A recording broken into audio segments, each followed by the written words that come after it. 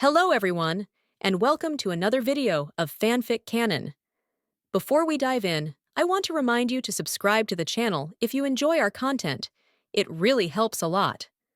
Also, don't forget to share your thoughts in the comments section below. Let's get started. Under the night sky, beside the fire.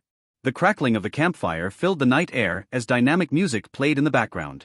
Amidst the warmth of the flames, Thor and Tony Stark found themselves engaged in an impromptu battle of dance. To say their moves were awkward would be an understatement.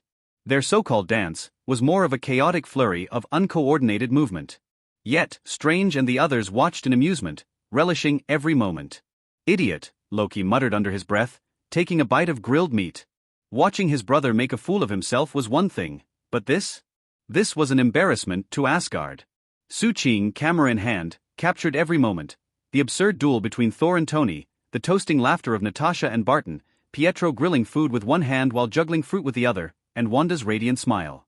Satisfied with his shots, Su-Ching used his administrator privileges to upload the photos to the answering chat room. At the same time, he tagged Steve Rogers and Bruce Banner, who were still responding to a question in the chat. Bruce Banner, "Hulk is not a disease. This looks great. I wish I could be there, but I can't return yet." Steve Rogers, the little prince who wants to dance with her. "This atmosphere reminds me of my Howling Commandos. 70 years ago, we had nights like this, but I still haven't fully recovered from my coma, so I can't join just yet." Su-Ching, the man destined to escape the goddess of death. At Steve Rogers, "Don't worry, we'll be here when you return." At Bruce Banner, "Dr. Banner, you should come back. With S.H.I.E.L.D. and Nick Fury, we can sort things out with Ross." Nick Fury, "I really want to go to the moon on vacation. I was reviewing some files and missed most of the chat. But it's great to see you all bonding. Online interaction can never replace real-life gatherings." At Su-Ching, "Don't worry. I'll take care of Ross. Banner, come back. S.H.I.E.L.D. will handle everything." S.H.I.E.L.D. Special Clinic Room. Nick Fury sat in his office, reviewing the Avengers roster. A new name had been added, Su-Ching. The names still pending confirmation? Strange, Wanda, and Pietro. While they weren't powered individuals yet, they had the potential to become valuable assets. For now, they would be listed as candidates. Nick Fury, "I really want to go to the moon on vacation." At Bruce Banner, "Come back. S.H.I.E.L.D. will resolve things with Ross. It'll be a little tricky, but I guarantee Ross won't come after you anymore." Tony Stark, "She said she loves me 3000, man, that was a great dance session." At Bruce Banner, "If you don't trust Fury, I'll personally handle it. Come to Stark Industries. No one from Ross's team will dare touch you." As for S.H.I.E.L.D.? Forget it. Fury still hasn't cleaned up Hydra. Who knows if they'll track you the moment you step inside. Natasha Romanoff, "Stop fighting, I jumped off a cliff." I agree with Tony. Banner, "Stark Industries is the safest place for you. S.H.I.E.L.D. is still compromised." Also Tony, "That wasn't dancing. That was just tragic." Tony Stark, "She said she loves me 3000. The world dances in many ways, Nat. As long as we're happy, who cares how it looks?" Barton, "I can win a battle if I have arrows. Come back, Banner. Both Tony and Fury will have your back." A remote village on Earth. A dimly lit room. A flickering oil lamp on the table. A single, weak light bulb swayed from the ceiling. Bruce Banner sat in silence, staring at the chat screen. The warmth of his friend's words made him hesitate. But deep down he knew the truth. Bruce Banner, "Hulk is not a disease. Thank you, everyone. But I need more time. Here, I can stay calm. Until I have full control over the Hulk, I can't risk returning. If I do, I might become a danger to all of you."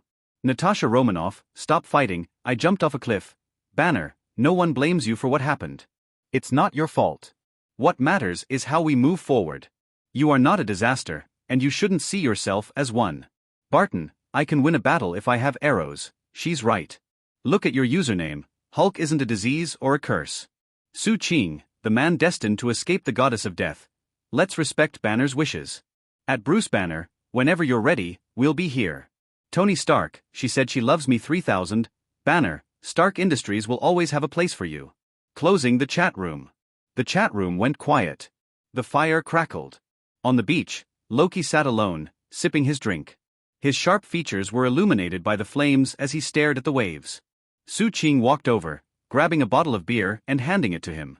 "Thanks," Loki muttered, taking a sip. "You feel out of place, don't you?" Su-Ching asked, watching the others laugh in the distance. Loki chuckled bitterly. I don't have Thor's naive charm. I don't know how to just belong. His green eyes flickered toward Su-Ching. And you look at me as if you know me. Like you've seen my fate. Su-Ching smiled but said nothing.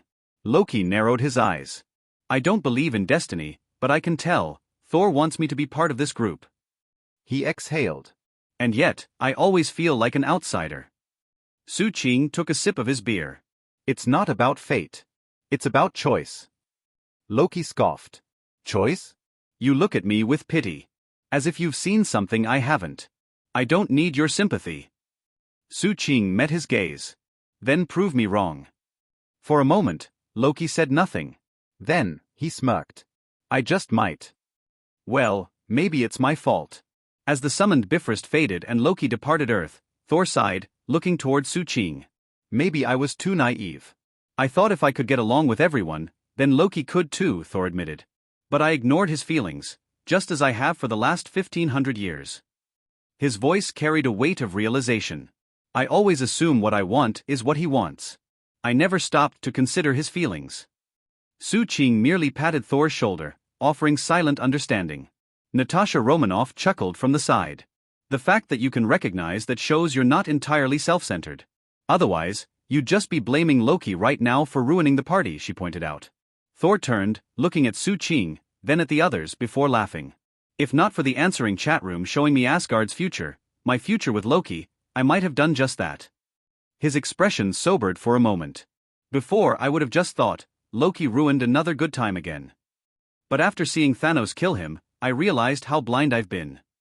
Then, stretching out on the beach with his hands behind his head, Thor gazed at the starry sky. Enough of that.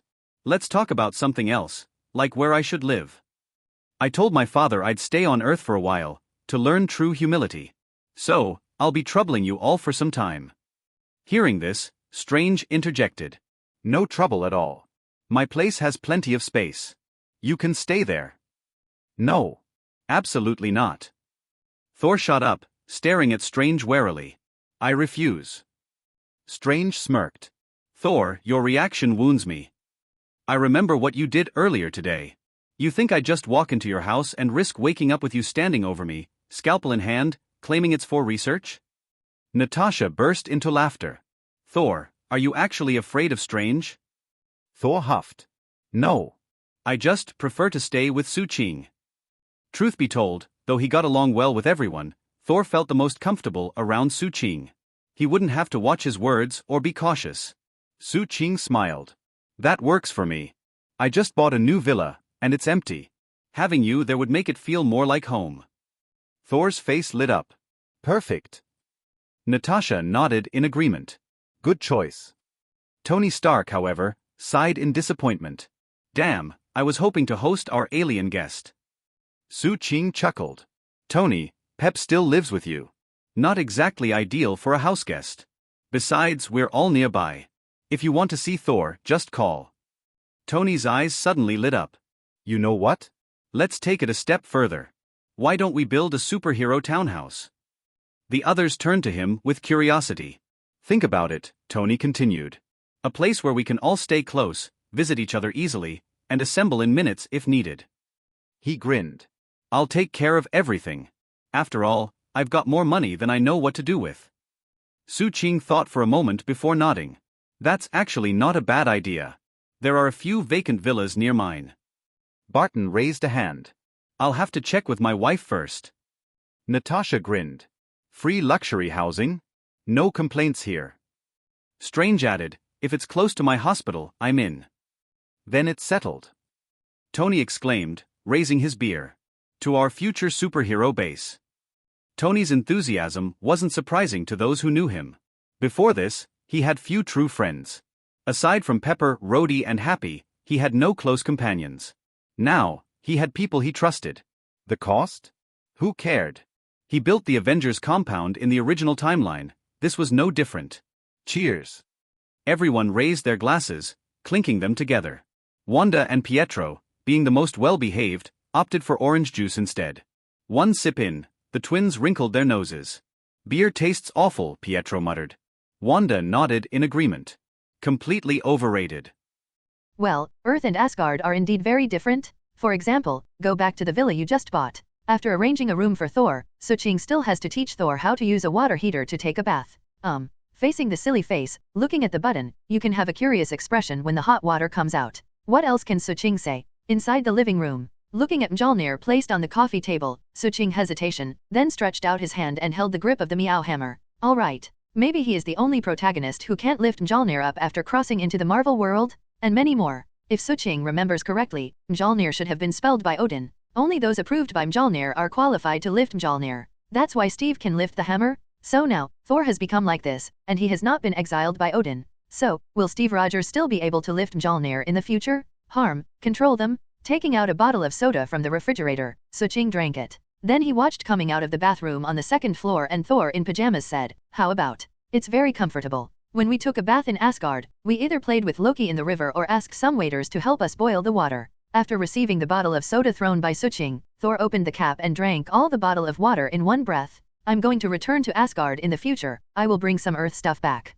For example, the water heater, and the computer you just mentioned. Especially the water heater you just mentioned. My mother will definitely like it very much." Sitting carelessly on the sofa, Thor looked at Suching and said with a smile, "Forget about the computer, you Asgard don't have internet, but you can bring some water heaters or something back with you /carrot. Leaning on the sofa, looking at the Meow hammer on the table, Suching asked curiously, "Aside from you, can others not lift Mjolnir?" "Not really." Hearing Suching suddenly mentioning the Meow hammer on the table, Thor suddenly laughed. "This hammer is a symbol of my status, and it was given to me by my father and king. When he was young, he held me with one hand. When Loki came to Mjolnir, he told me that neither I nor Loki are born kings. Perhaps it is an incentive, but I am not the only one who can lift Mjolnir. People who are strong enough to be able to lift this hammer, and those who can be recognized by Mjolnir, can lift this hammer." Speaking of Mjolnir, Thor paused for a while, and then suddenly asked Suching, "So, in our answer chat room, behind my name is the sad fat man who lost the hammer. This suffix, plus the fragments we saw about the future, seems to really mean that I lost this hammer, and the weapon became an axe. You said, why did I lose this hammer? I lost the hammer's approval in the future and couldn't lift Mjolnir. Or was the hammer destroyed?" Hearing Thor's question, Suching leaned on the sofa, thought about it, and then said, "I think it is the latter. After all, you are the second prince of Asgard. This hammer is your weapon. Adding you now, much better than the previous impulse and recklessness. So as long as you don't rebel against Asgard, then you should not lose the qualification to use this hammer." In the future clips played in the answering chat room, although Hela appeared, the Dusk of the Gods appeared. But it didn't appear. Hela crushed Mjolnir's picture, so Suching naturally couldn't tell him this. Roar. Hearing Suching said this, Thor was obviously relieved, and then laughed, "Although this result is a bit unacceptable, but as long as it is not for me to lose any of the Mjolnir hammer, I lose the qualification to use it. I will protect it carefully. For me, it is very important." Hearing Thor say so, Suching nodded gently. Just now Thor also said that as long as he can get Mjolnir's approval, he can lift the hammer. So does it prove that even if Odin didn't exile Thor and deprive Thor of his supernatural power, then Steve can pick up the hammer in the future? Like Hela? You know, the last user of this Mjolnir was Hela? Just when the two people wanted to continue to say something, in the answering chat room, the rich mechanical sound of the system sounded again. "Attention members, the answer is about to start. Please be prepared." As the strong voice of the answering system sounded, the originally quiet answering chat room became active again. "Tony Stark, she said that she loves me 3,000 times. Wow, this time is just right. If it is a little later, I will have to explain the mathematical formula to Wanda and Pietro." Bruce Banner, "Hulk is not sick I thought. Today I can." "Tony, you will drink too much today, so I am going to talk about physics and chemistry to Wanda and Pietro alone." Tony Stark, she said that she loves me 3,000 times. How is it possible that Dr. Banner, Peebo strictly prohibits me from drinking too much? She didn't care about me much before, but since she became my girlfriend, she has been. I am not allowed to drink too much. Even for a few days of parties, each of us drank very little. The most important thing is to chat and increase some feelings. "Strange, I'm here to negotiate," I reported, but I saw Wanda and Pietro secretly drank a sip of beer, and then poured out the beer with their tongues out. "Wanda, I have the final say if Xijing Town is in chaos, Mono is good." It's just curiosity. Selling cute. "Petro, keep that damn bullet away from me at. Doctor, we are very concealed. How did you find it?" Natasha Romanoff, "Stop fighting." I jumped off the cliff at Wanda. "At your age is curious about drinks? Sister can understand, but if you want to drink, it will take a few years. Don't force you to drink until you are 21, but at least you have to be over 18. Wanda, I have the final say if Xijing is in chaos. Thank you sister. Petro, keep that damn bullet away from me at Natasha Romanoff. Sister, we won't be next time. Guaranteed. Suching, the man who the goddess of death is destined not to get at Natasha Romanoff, don't be so serious. In addition, At all, get ready to answer the question. This time I am also very curious about whose future clip is about. Nong, attention members, answering questions will now begin. With the sound of the system's mechanical sound, soon, the answering chat room began to be muted. The first screen to be played was in a remote village. Bruce Dr. Banner was wiped away by a little girl with worn-out money, begging Dr. Banner to save her family, but after following the little girl to an equally dilapidated house, she saw the little girl jump out of the window and escape without hesitation. Seeing this scene, Dr. Banner pursed his mouth, and then said as if he was joking, I should collect the money first. After that, I saw Natasha walking towards Dr. Banner. For someone who is far from stress, you actually choose to live in this kind of place. As he walked towards Dr. Banner, Natasha Romanoff had a smile on his face, as if he was saying that he did not have any malicious intentions like Dr. Banner. Looking at the widow sister who was only 5 steps away from him, Dr. Banner put down the worn-out backpack in his hand. Then he said to the widow sister, what I rely on is not just staying away from pressure? Then what are you relying on? More. The widow sister still had a smile on her face, and asked with a constant smile, for the widow sister, as long as she can talk, then she has 493 ways to persuade the Dr. Banner in front of her. Even if he couldn't even speak, Dr. Banner directly incarnates as Hulk. Facing the smile on the widow sister's face, Dr. Banner looked around while rubbing his hands and said, it led me to the suburbs, a smart decision. With that, Dr. Banner walked to the window and looked outside. At the moment it was pitch black. Can't help but say, I guess, I'm already surrounded. There is only you and me. Listening to Dr. Banner's words, the widow sister walked slowly to the table, trying not to stimulate Dr. Banner's emotions. What about the little girl just now? Did she become an agent at such a young age? Me too, when I was as old as her, I was in a worse situation than her. Facing Dr. Banner's question, the widow sister chose to say whatever she wanted, trying to make herself very sincere. Who are you? Walking to the other side of the table, Dr. Banner looked at the widow sister and asked directly. Natasha Romanoff, Natasha Romanoff. Then are you here to take my life? Ms. Romanoff? As far as I know, if you want to take my life, this is not something ordinary people can do. Looking at the widow sister, Dr. Banner said with a constant face, Ptfa, no, definitely not. I'm here on behalf of S.H.I.E.L.D. When the picture is played here, it stops directly, and then the second clip starts to play. In the second clip, that is a place that is slowly rising. It's as if it's been uprooted, and the place where it rises is about the size of an entire town. And in the rising town, the members of Avengers are fighting one after another with robots at this moment. At this moment, Dr. Banner, who had already transformed into Hulk, was constantly smashing against those robots. Those robots that look very solid, in front of Hulk's huge fists, seem so vulnerable. Hey, big guy, we almost won. Facing Dr. Banner, who kept smashing the surrounding robots, then clenched his fists and kicked a tire on the ground out of the air. Natasha Romanoff was covered in dust, but he came over with a cautious expression. Big guy, we can end this battle. Now, all we should do is transfer.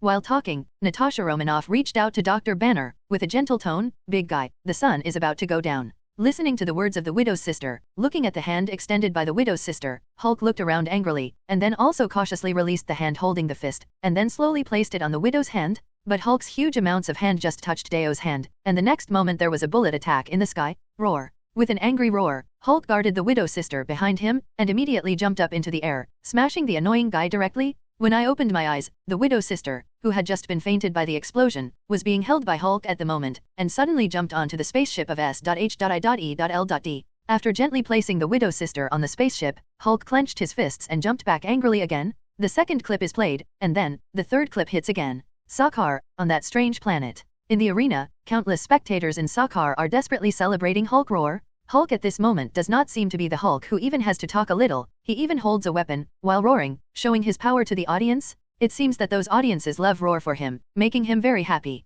Shredded coconut? On the other side of the arena, after seeing that his opponent was actually Hulk, wearing a helmet and holding a weapon, Thor immediately became excited about roar. Seeing Su'Er, who was very excited, the waves of Huon roar in the arena seemed to have stopped. Thor also turned around, facing Loki in a transparent glass box above the arena and shouted happily, Loki, take a look, who is this? Looking at the arena below through the glass, after seeing that Thor's opponent is actually Hulk, Loki quickly took 2 steps back subconsciously, murmuring that he had to leave here quickly. It's like, seeing Hulk, as if seeing some psychological shadow. Haha. Seeing this scene, Thor suddenly laughed happily, and at the same time shouted to the Sakaar audience around him, see? That guy is my friend, so we won't fight. After speaking, Thor put his guard down and walked towards Hulk, and while walking, he said happily, Hey, Banner, you know, during your disappearance, everyone missed you so much. Why did you come here? Knowing that we are looking for you, but... The voice hadn't fallen yet, and the unsuspecting Thor was directly knocked out by Hulk with a punch. Then, listening to the shouts of the audience from the originally silent duel arena again, Hulk also roared in response to the surroundings.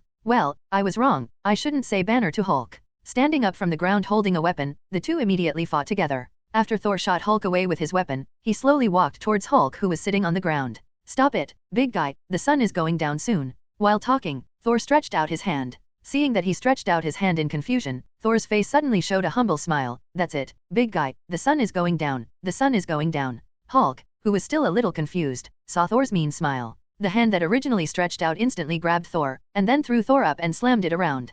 Pretty, this is it. Seeing this scene, Loki in the box suddenly excited roar, then turned his head and looked at Gao Tinzan. I like this picture so much. So, looking at the picture in the answering chat room, Thor turned his head and looked at Suching on the opposite sofa. Ahaha. Listening to Thor's dry laughter, Suching knew that this guy in front of him was hiding his embarrassment. Then he didn't puncture, but smiled and nodded. Yes, when I watched the video of me fighting death in the answering chat room, I was also a little embarrassed. Hearing Suching say this, Thor was a little relieved, and then he laughed a few times again. He touched his nose and looked at the next screen in the answering chat room. It would be nice if you were in Asgard at this time. At least it doesn't have to be so embarrassing, isn't it? In the answering chat room, the next clip continues to play. It's up. It's still Sakar. It's still the familiar one in front of the doorway at the corner of the street. You don't care about me at all, I said. As long as I transform into Hulk again, then I won't be able to change back anymore. Turning his head, a little agitated not to look at Thor. You don't care about me at all. You don't deserve to be my friend. Why? I definitely care about you, Banner, you are my friend. I don't like Hulk. He has been doing it all the time. I definitely like you the most. Is it? When Thor said this, Dr. Banner turned his head. Seeing Thor's sincere expression, Dr. Banner nodded. Thank you. The picture turns, on a spaceship. Looking at Bifrost, the giant wolf of Hela was threatening the people of Asgard. Dr. Banner took a deep breath, then turned to Valkyrie and said, Don't you always want to know who I am? You know it now. What are you talking about? Hearing what Dr. Banner said, Valkyrie frowned and asked suspiciously. You will know. He took a deep breath, as if he had made a decision, and then jumped up and jumped in the direction of Bifrost with a smile from the sky. Boom. Just as the wolf rushed towards Heldam, who was holding a long sword, and the Asgard people behind Heldam. With a loud bang, Dr. Banner fell directly onto Bifrost, rolling his eyes and lying there. This sudden scene frightened the giant wolf hurriedly braked on Bifrost. Accompanied by the squeaking sound, the giant wolf stopped his body on Bifrost, and then gently moved the creature in front of him with his claws. After seeing that there was no threat, he rushed towards the Asgard people next to the giant tooth. But as soon as he ran out of a few steps, Hulk pulled his tail directly, and then with a strong use, Hulk and the giant wolf fought together. At the end of the picture of the next moment finally appeared on the familiar Earth. Hey, man, it's nice to be able to fight with you again. Looking at the enemy ahead, Tony Stark shrugged. Thanks. Listening to Tony's words, Dr. Banner pursed his lips, and then tried hard to release Hulk. But after the neck seemed to turn green, Hulk was still reluctant to come out. Man, relax, don't let me lose face in front of this conjurer. Seeing how Dr. Banner worked hard, Tony Stark said. As the camera turned, Dr. Banner was constantly flapping his cheeks, and Hulk yelled roar out loud. Do not. In an instant, Dr. Banner's face changed to the green Hulk's face, and after a loud roar of no words, it changed back to Dr. Banner again. Falling to the ground, Dr. Banner was a little dazed. No? What's not? What do you mean by no? Hulk, I think we need to talk, Hulk. But this time, no matter how Dr. Banner roar calls Hulk, Hulk is still reluctant to show up. As the screen finished playing, the mechanical sound of the answering system rang again. Ask a question. In the picture, why Hulk is not willing to come out. Option 1, Hulk will let Dr. Banner come out to fight when he uses him. When he doesn't use it, he will be treated as a disease, and he is angry at the idea of eradicating him forever. Option 2, Hulk thinks he is not an opponent of the enemy Ebony Maw, so he is unwilling to fight out in fear of the enemy. Option 3, Hulk hates the Earth, so he doesn't want to fight for the Earth. For flowers, 0. Every member has 30 minutes to answer questions and discuss questions. After the time is over, if no one chooses to answer, then the system will randomly designate one person to answer. If you answer the wrong question, you will be deducted including but not limited to lifespan, wealth, ability, etc. As the voice of the system fell, the mute state of the answering chat room was lifted. Bruce Banner, Hulk is not sick. Why do I feel a little embarrassed? Obviously, the clips about your future are either handsome battle scenes, or use tactics to get what you want. It's just me. Is there such a trace of embarrassment? Thor, the sad fat man who has lost the hammer. I am also a little embarrassed. In addition, Dr. Banner, please believe that I really like you. After all, I have only come to Earth on the first day, and I have never seen Hulk. And we talked for a long time too, didn't we? Steve Rogers, the little prince who wants to dance with her. May I ask, how powerful is Hulk? Dr. Banner, do you understand this? Bruce Banner, Hulk is not sick actually, I don't know too well. I only know that as long as I get angry or emotional, Hulk will come out. Research, or sink into the bottom of the sea in an airtight jar. But they all failed without exception, even with some more powerful weapons. Suching, the man that the goddess of death is destined not to get Hulk should be very strong. It is not difficult to see from the scene of the battlefield fighting Thor. Although the weapon Thor used at that time was not Mjolnir. Nick Fury, I really want to go to the moon for vacation. I agree with Sue's point of view. I have observed Dr. Banner for a long time. Don't mind Dr. Banner. This is my duty. Anyone who is dangerous to the Earth is in me or it is within S.H.I.E.L.D.'s observation. It can be said that Hulk is a very powerful existence I have seen, at least in the Avengers I planned. Hulk is one of the absolute combat powers. As for whether it is the most powerful, I'm not sure. After all, I don't know much about Sue's strength. At Suching, Sue, can you talk about your current true strength? I only know that in the future your strength will be strong enough to fight the god of death. And how strong are you now? Looking at the answer chat room, Nick Fury asked himself. For a while, Suching didn't know how to answer. How strong he is. Suching also doesn't know about this. Second order undead magic, death replacement, self-healing, teleport, flight, and Natasha Romanoff's fighting and gun skill packs. So all these add up, although I don't know how strong I am now, but at least, the members of the first generation of Avengers should not pose too much threat to themselves. Even if it is Sue-Er and Hulk, Suching thinks that these two people are not too threatening to him. Well, they can't kill them by themselves, and they can't kill themselves either. As for who wins and who loses, you only know if you really have played a game. As for the future, 49/7, it is estimated that in the future, Suching believes that after the passage of time and constantly answering questions, in the future, he can definitely play against them. Suching, the man who the goddess of death is destined not to get Nick, I don't know how strong I am now. Natasha Romanoff, don't fight, I jumped off the cliff. This is indeed the case. Without an absolute reference, a person can't tell how strong he is even if his ability is large. Barton, I can win the battle. It's like when I was in a circus when I was a kid. I always thought that my bow and arrow skills were very weak, and I could only attack the target, but compared with other people, even the archery masters ended up. Is it the same as being challenged by me and failed? Thor, the sad fat man who lost the hammer. Maybe so, but what is a circus? I know horses, and my father's mount is an 8-legged steed. Strange, I'm here to negotiate, huh? An 8-legged horse? What kind of structure is that? In mythology, there really is an animal like a horse with 8 hooves. Thor, the sad fat man who has lost his hammer. There is indeed. Strange, my father Odin's mount is indeed an 8-legged horse, but don't even think about researching and dissecting it. Strange, I'm here to negotiate. I'm curious, and I'm in neurology, but after all, I want to go up a little bit more insight, silly, and wait for the next time you return to Asgard. I will give you a camera. How about you help me take pictures of your Asgard animals? Excited. Thor, the sad fat man who has lost the hammer. The camera? Is it the thing that so took pictures of our party and put it in the answering chat room?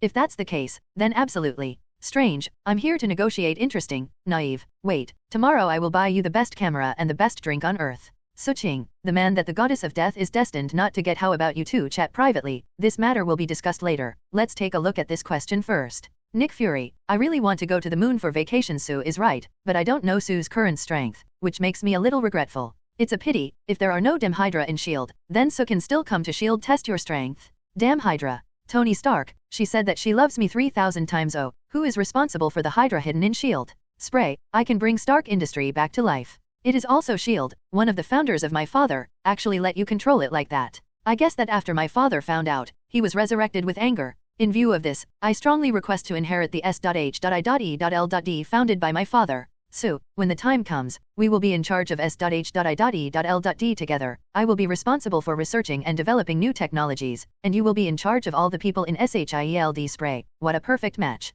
Natasha Romanoff, stop fighting, I jump off the cliff. Barton, I can win the battle if I have one. Nick Fury, I really want to go to the moon on vacation. Tony, can you stop it? Steve Rogers, the little prince who wants to dance with her. Well, if Tony and Sue are in charge of S.H.I.E.L.D., then maybe I can lead the members of the S.H.I.E.L.D. action team to clean up all Hydra. Nick Fury, I really want to go to the moon on vacation. Where is S.H.I.E.L.D.? As simple as you think? Can you please stop playing S.H.I.E.L.D.? Pay attention to everyone. And the captain, after you wake up, the S.H.I.E.L.D. action team will be yours sooner or later. Face cover, headache. Tony Stark, she said that she loves me 3,000 times. Just kidding. What are you doing so seriously? Tan hand, Steve Rogers, the little prince who wants to dance with her. Yes, Nick, you have no sense of humor at all. You don't really think that I have any thoughts about S.H.I.E.L.D. Nick Fury, I really want to go to the moon on vacation. I think Sue is right. Let's take a look at this question and analyze these clips about the future. This is the only way we can predict the future?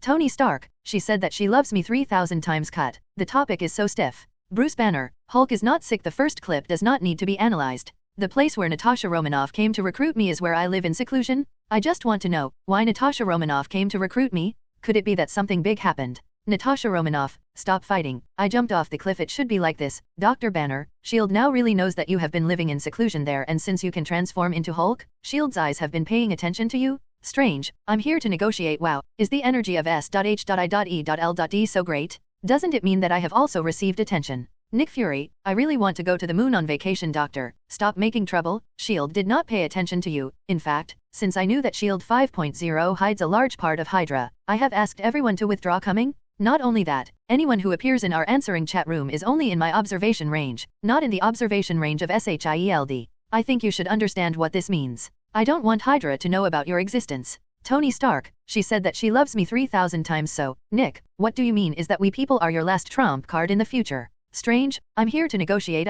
Should I be happy now or should I feel disappointed? S.H.I.E.L.D. didn't pay attention to me, spurting, complex mood. Nick Fury, I really want to go to the moon on vacation, not my last hole card, but the Earth, the last hole card. Nick Fury, I really want to go to the moon for vacation. So, Dr. Banner, as I said, please don't mind S.H.I.E.L.D.'s investigation of your location. Come, also for when the Earth is in danger, we can find you the first time. Bruce Banner, Hulk is not sick. Well, besides saying that I understand, what else can I say? In fact, I was psychologically prepared for the things that were discovered. But I'm very curious, you found me in the clip. Why did Natasha Romanoff recruit me? Is it because the Earth is about to face powerful enemies? Is it because of those robots in the second clip? Natasha Romanoff, stop fighting. I jumped off the cliff. I'm not sure, but the first segment and the second segment seem to be connected. For example, I recruited you because a group of robots wanted to destroy the Earth. Then we formed a team to fight those robots together. Didn't the second clip also play the video about those robot attacks? Barton, I can win the battle, so what we should pay attention to now should be the specific location of the second clip, where is the small town that is rising into the sky. 23. Once we know in advance, then we can make a lot of preparations. Looking at the speeches of the members in the answering chat room, it is obvious that everyone has misunderstood. Natasha Romanoff recruited Dr. Banner. It was the first time that the first generation Avengers assembled, and the enemy they faced was Loki. And the second clip, playing the clip of the rising town, is the battle between Sokovia and Ultron. However, the first clip to recruit Dr. Banner and the second clip to connect, it really seems to be because of one thing. So other people consider these two fragments to be one thing, and it is understandable. Wanda, I have the final say if the chaos in Zijing town is not Sokovia, Sister Natasha Romanoff. In the second clip, the small town that is rising is Sokovia. Petro, keep that damn bullet away from me. That's right, it is indeed Sokovia there. Wanda and I are very familiar with it. Natasha Romanoff, stop fighting. I jumped off the cliff. Sokovia? It turned out to be there. Is there any hidden robot created by Hydra? Apart from Hydra, I can't imagine anyone with such a great ability to create so many robots. Nick Fury, want to go on a moon vacation? I remember Wanda and Pietro. It was Hill who destroyed the Hydra base in Sokovia and rescued them.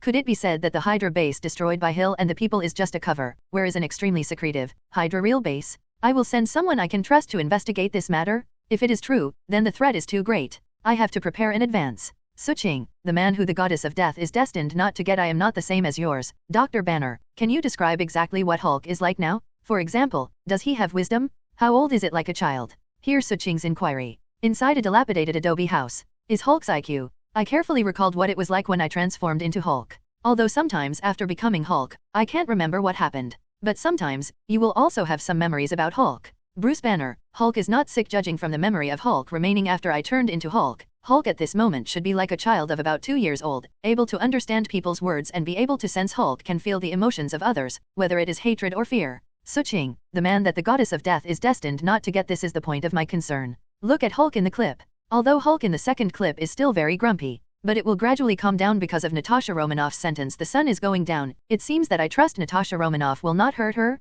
Then fast forward to the third clip. The screenshot of the arena is sent to the answering chat room. Suching, the man who the goddess of death is destined not to get. You see, Hulk is obviously accepting the love of those aliens of different colors, and seems to still like the scene of those aliens celebrating roar for him. For this reason, he is even willing to fight Thor. As for the fourth scene, the chat between Dr. Banner and Thor, think about what we have watched. Thor's future footage, one of the scenes is that he and Hulk say that he likes Hulk and doesn't like Dr. Banner. So is it Thor, the sad fat man who lost the hammer? Well, Sue, can you not take me? It's embarrassing. On the one hand, I told Hulk that I liked him and didn't like Dr. Banner, and turned his head and said to Dr. Banner again, let me go, let's pass this scene, okay. Natasha Romanoff, stop fighting. I jump off the cliff. Don't make trouble. Listen to Sue continue. Tony Stark, she said that she loves me 3,000 times. I see. So, are you trying to say that Hulk's IQ is evolving? Suching, the man who the goddess of death is destined not to get. Yes, Tony, this is what I want to say. From what Dr. Banner said just now, Hulk's current IQ is like a 2-year-old kid.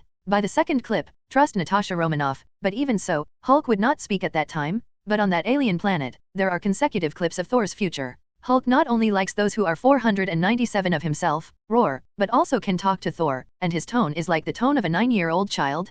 Can this prove that Hulk is also slowly growing over time? Don't forget the words that Dr. Banner said to Thor in Alien. In the past, he and Hulk held the steering wheel in one hand, but now, Hulk controls the steering wheel and threw Dr. Banner into the trunk. And Dr. Banner also said that as long as Hulk appears again, then he will probably not come back. So, connecting the two clips, Dr. Banner, maybe this question is extremely important to you. Maybe you should really change your mindset to face Hulk. Otherwise, I can't imagine that once Hulk really grows up one day, then it may really be a disaster. In the late 4th period of Avengers Alliance, Bruce Banner and Hulk became one entity. Hulk's body, Dr. Banner's soul. Although Dr. Banner said, this is a reconciliation between him and Hulk. But in that way, maybe neither Dr. Banner nor Hulk can accept it. Perhaps, they should have a better solution. Not a person who has lost his normal appearance, and a person who has lost his soul. In fact, sometimes, Hulk is simple and cute. Oh my god. Looking at Suching's words in the answering chat room, Dr. Banner suddenly felt shuddering. If you think about it, Hulk is at most the IQ of a 2-year-old child, and can only distinguish the most basic fears and disgusts. But looking at the future clips, Hulk who has a naive voice, but can have a normal conversation with Thor. And when I thought that I would be replaced by Hulk, Dr. Banner suddenly felt that the whole person was not good. Bruce Banner, Hulk is not sick if it's true, it's really like Suyu said, then this is horrible. I can't imagine what will happen once I am replaced by Hulk. Does that also prove I will die? No wonder I can't die. Is this Hulk's plan? No, I feel that the whole person is a bit bad now, I don't know what I should do. Natasha Romanoff, stop fighting, I jump off the cliff, calm down. Dr. Banner, things are not at their worst yet. Nick Fury, I really want to go on a moon holiday. Natasha Romanoff is right, Dr. Banner, we still have a lot of time to solve this problem. Don't forget, in the following clips, no matter how you let him out, Hulk is unwilling to come out. Suching, the man that the goddess of death is destined not to get. Dr. Banner, this is just a guess. Although Hulk's IQ has been increasing, many years have passed during this period. So don't worry about it now. Hearing what everyone said, Dr. Banner originally thought that the whole person was a bit bad, so he calmed down slowly. Just thinking that he would be replaced by Hulk in the future, Dr. Banner still felt that his hands seemed to tremble.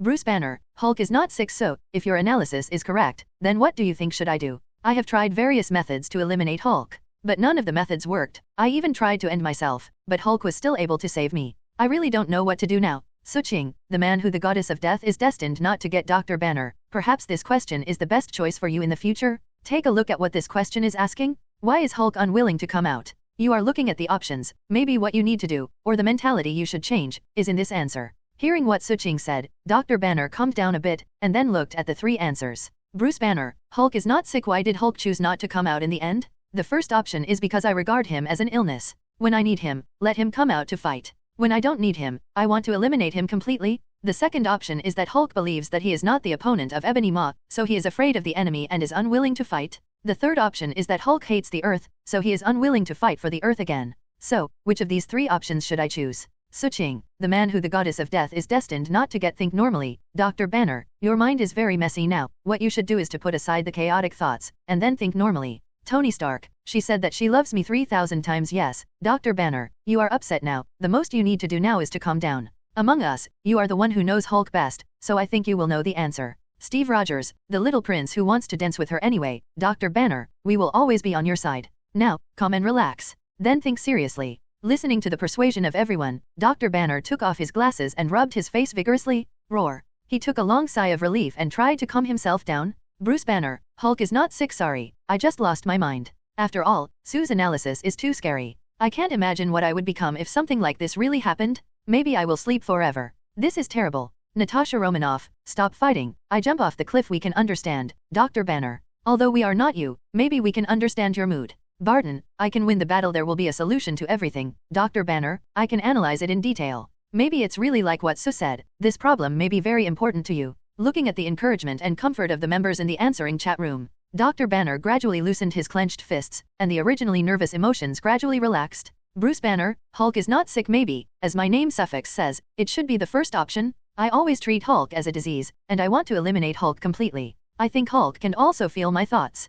Perhaps this is the real reason. Seriously, I have never really tried to understand Hulk. I always take the idea of suppressing Hulk and destroying Hulk. Maybe, as Sue said, this question is very important to me, I should change my mind. Bruce Banner, Hulk is not sick. The third option may also be correct, because I don't think anyone on the earth will like Hulk, thinking that Hulk is just smashing and ruining everywhere. Even wherever you go, you will bring disaster wherever you go. So maybe it is precisely because the earth hates him that Hulk, Mono Zhao, feels sad and will leave the earth. After all, just like Sue said, Hulk also has an IQ, and he is slowly growing. So when he is cursed, disgusted, hated, and feared by countless people, he will be as sad as a child, and then start to hate the earth and don't want to fight for it. Having said this, Dr. Banner sighed, brought the glasses back again. This is the first time he has taken Hulk seriously and positively. This is also the first time that he no longer looks at Hulk with that kind of disgust and fear. To be honest, Dr. Banner never thought that he would look at things from Hulk's standpoint. After all, since the Gamma incident, Dr. Banner has begun to hate Hulk,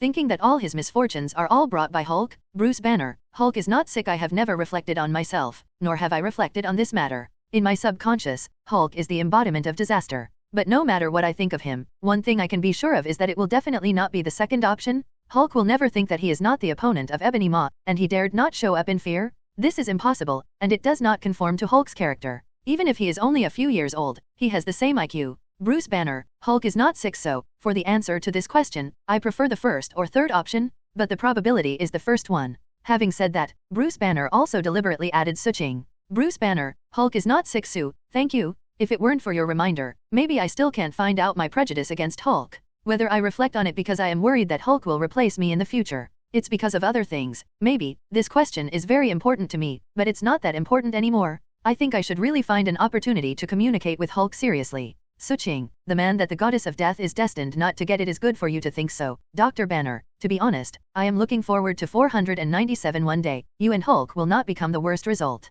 With a few words from others, you can change a person's deep-rooted thoughts. Is this possible? Definitely is impossible. Even the most powerful lobbyist can't change a person's long-standing prejudice. But what if this incident threatens his own future, even his life? Then maybe he will really start to seriously reflect on whether there is a problem with his own ideas or practices. Just like Dr. Bruce Banner at this moment, after knowing that one day in the future, maybe Hulk will replace him. Dr. Banner is terrified, really terrified, but it couldn't solve Hulk. Therefore, under this premise, Dr. Banner felt that maybe he should really communicate with Hulk and have a good talk. Even if you can't get the best result, at least, you can't get to the end where Hulk can replace yourself. Natasha Romanoff, stop fighting. I jumped off the cliff. Dr. Banner, if you can think of it this way, really, it's really not easy. After all, this happened to you, and we can't achieve the so-called empathy? But, I believe you will reach an agreement with Hulk. Strange, I'm here to negotiate. That's right, Dr. Banner, there is nothing that can't be solved by serious negotiation. Just look at the suffix of my name. Thor, the sad fat man who lost the hammer. It's like me and Loki, although he always plays with me and always takes pleasure in pranks.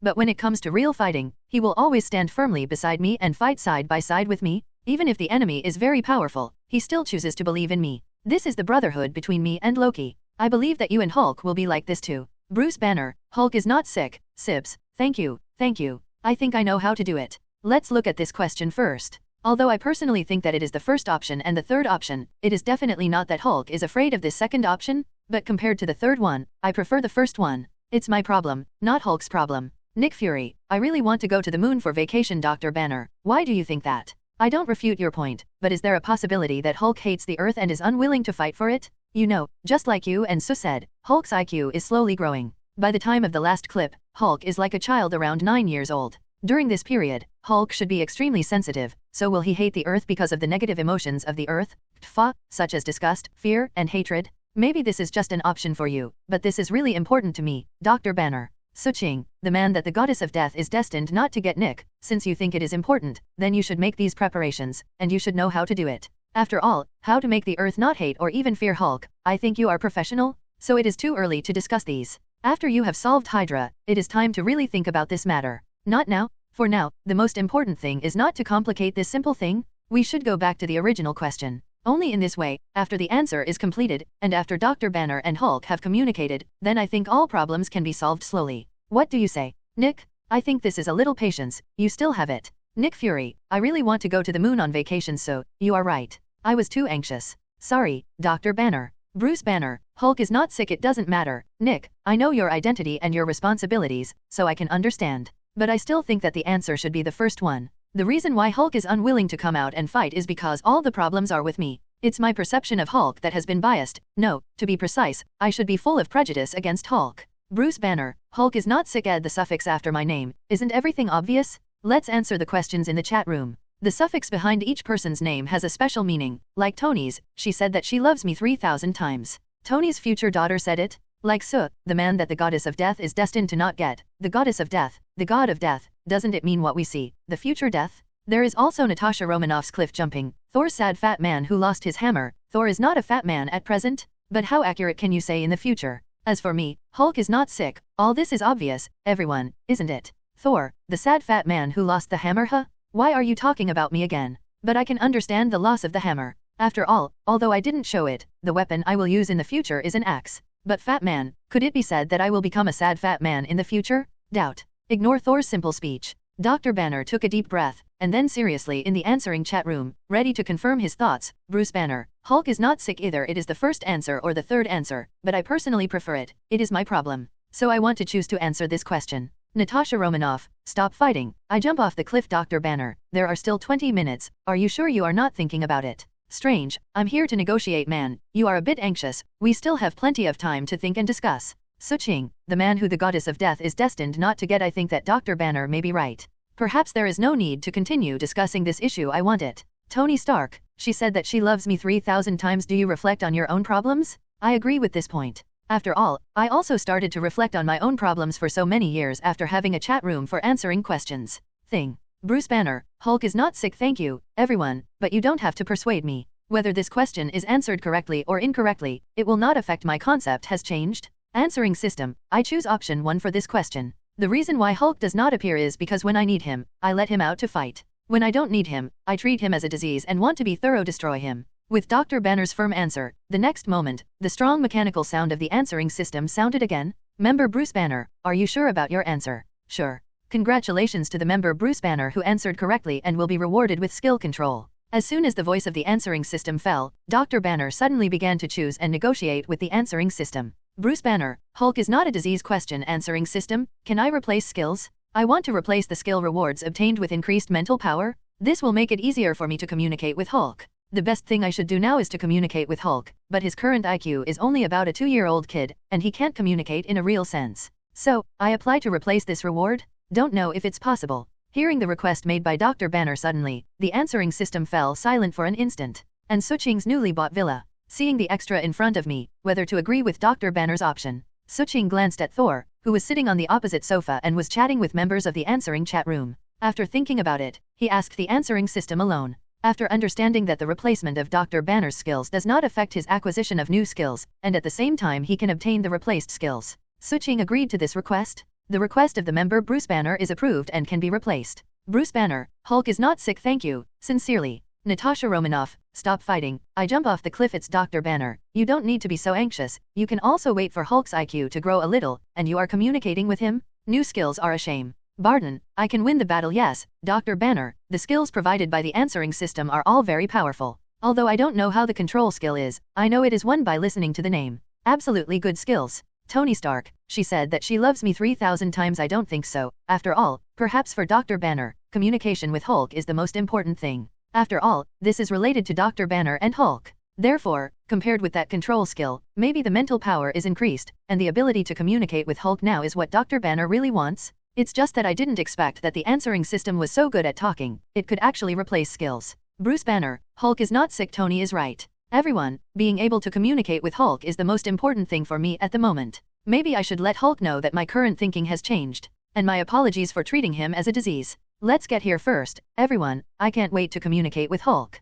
Natasha Romanoff, stop fighting. I jump off the cliff. Well, I wish you all the best, Dr. Banner. Strange, I'm here to negotiate. Come on, Dr. Banner, I believe you can successfully communicate with Hulk. Tony Stark, she said that she loves me 3,000 times. Come on, buddy. Besides, I have taken up your course today, and it will be just 2 hours to teach Wanda and Petroto some mathematical formulas. Look for flowers, 0. At Wanda, are you ready with paper and pen? Let's start class right away. Strange, I'm here to negotiate my poor 2 younger brothers and sisters, but tomorrow it's my turn to tell them. Bruce Banner, Hulk is not sick. I will give you today's class. Tomorrow it will be Strange. Tony, you will give me the time period from 8 to 9 the day after tomorrow. I will make it up for Wanda. Pietro. Wanda, Pietro, cover your face. Go back to the room. System, continue to upgrade the skill of undead magic. Looking at his own system panel, Suching directly issued commands to the system. Dr. Banner chose to replace the control skills with mental power enhancement, so he also gained 10 times the spiritual power. When the system sent the mental power enhancement skill over, Suqing felt that his mind had never been so clear at this moment.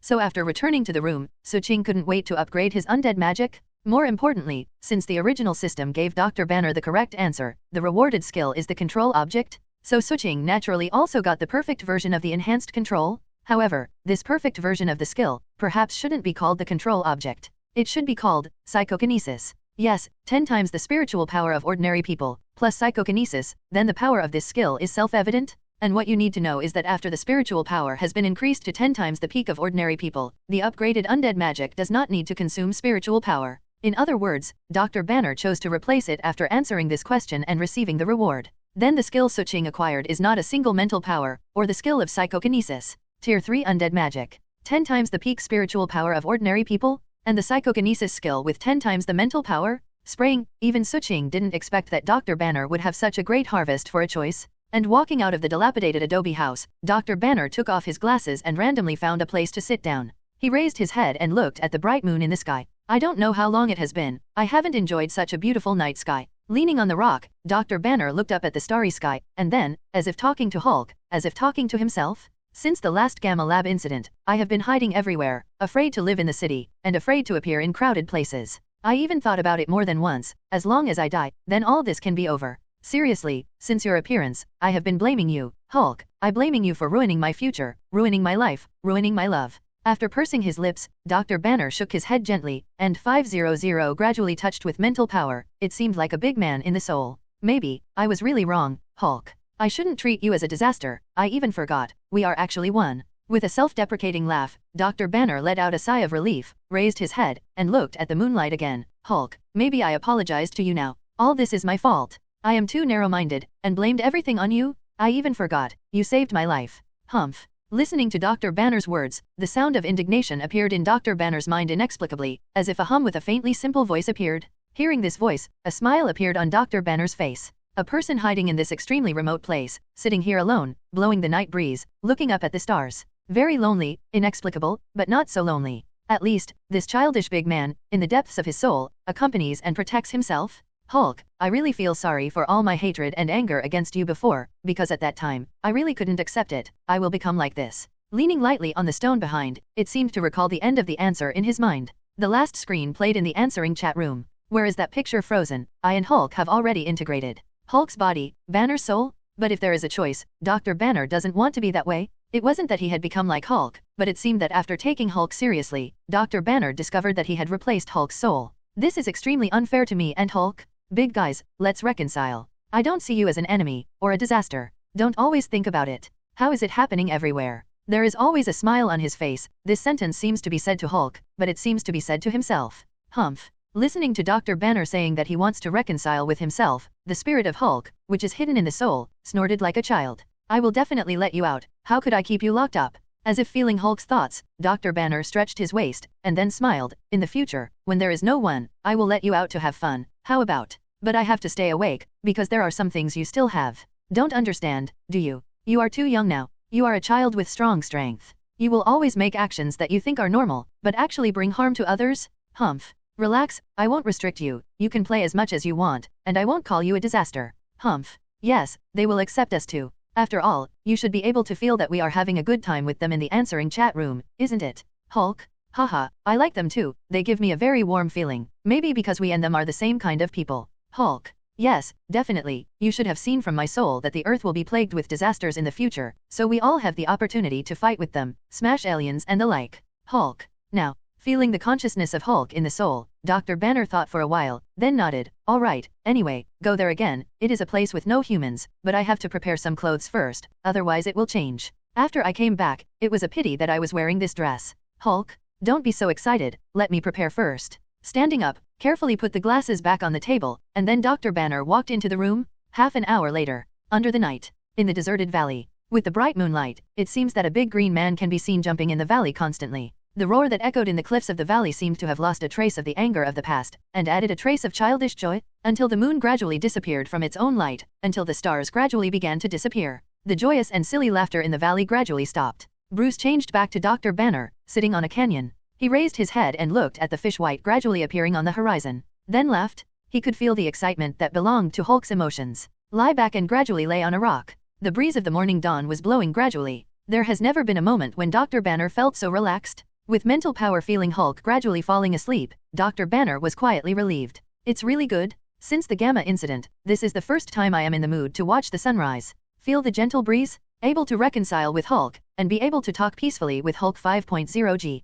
This feeling is unprecedented. The anger and worries in the past seem to disappear overnight. Inexplicably, in the answering chat room, the way I and Hulk are integrating appeared in my mind. Maybe this time, this kind of thing won't happen again. After all, if you do that, everything seems to be perfect, but in fact, it is unfair to yourself and Hulk. Hulk, like a few years old, thinks of his jumping in the valley and the silly laughter. Dr. Banner didn't know it, a smile appeared on his face. The long roar let out a stale air, and the sun gradually rose from the horizon. Dr. Banner narrowed his eyes unconsciously. This world is actually quite beautiful, isn't it? Only, the little skeletons you summoned are fine. Look at the rows of skeleton warriors standing in the courtyard of the villa. Thor held the hammer, looked at Suching and said in admiration, although I can't feel the energy of these skeletons, they seem to be a little bit powerful. Listening to Thor's admiration, Suching pulled over a chair and sat down. The peak combat power of normal people. The most important thing is that these fighters can launch a brazen charge according to my orders, and they are not afraid of death at all, is the most important. Yes. Hearing Suching's words, Thor immediately nodded in agreement. For a fighter, the strength may be part of it, but more importantly, he must have the spirit of not fearing death.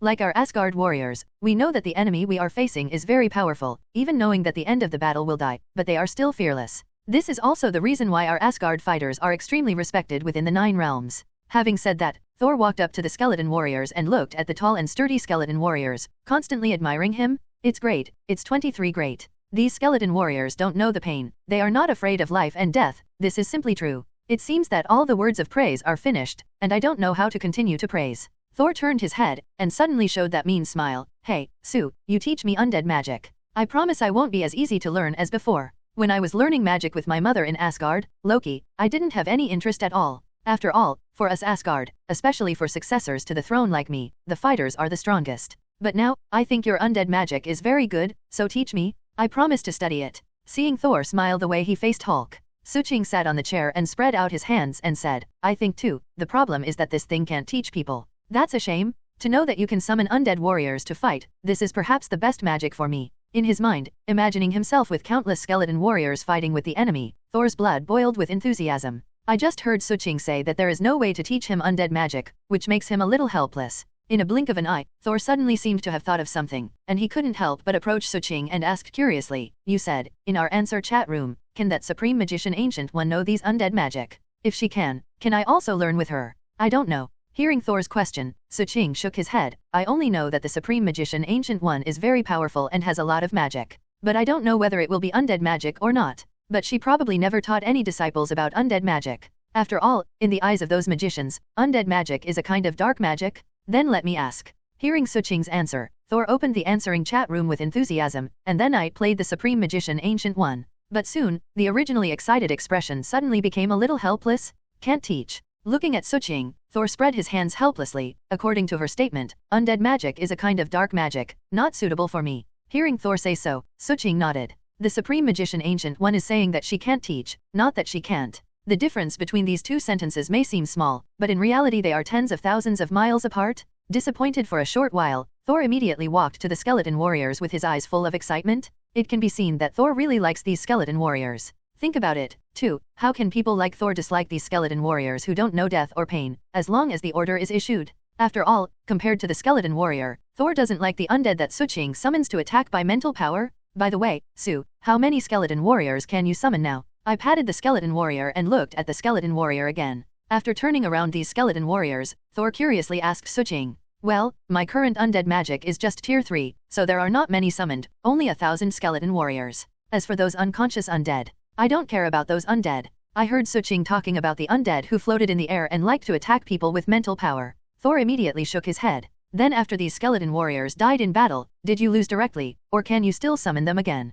Definitely can be summoned again. Seeing Thor's curious question, Suching spread his hands. After all these skeleton warriors are eliminated by the enemy, I can still continue to summon. As long as I have sufficient mental power and sufficient magic, then I can continue to summon these warriors. Until all my mental power is exhausted, or the magic factor is exhausted. The reason why the number is 1000 is because according to my current magic level, only 500 can summon 1000 at a time. Hearing Suching's words, Thor nodded suddenly. I don't know if he really understood it. Just looking at Thor's love for the skeleton warrior, Suching said directly, if you want them to be your sparring partners, then you can play with them for a while. If it is destroyed, it will be destroyed, I don't care. Anyway, I don't live in the surroundings of my villa. Don't worry about scaring others. Listening to Suching's generous words, Thor's eyes suddenly became cold, just about to stretch out his hand to summon Mjolnir on the side. But after thinking about it, he put his hand down. Taking a few steps back, Thor clapped his hands, and then said excitedly at the skeleton warriors, come on, let's have a fight. Looking at Thor with a look of excitement, the unconscious skeleton warrior stood there all the time, without any movement at all,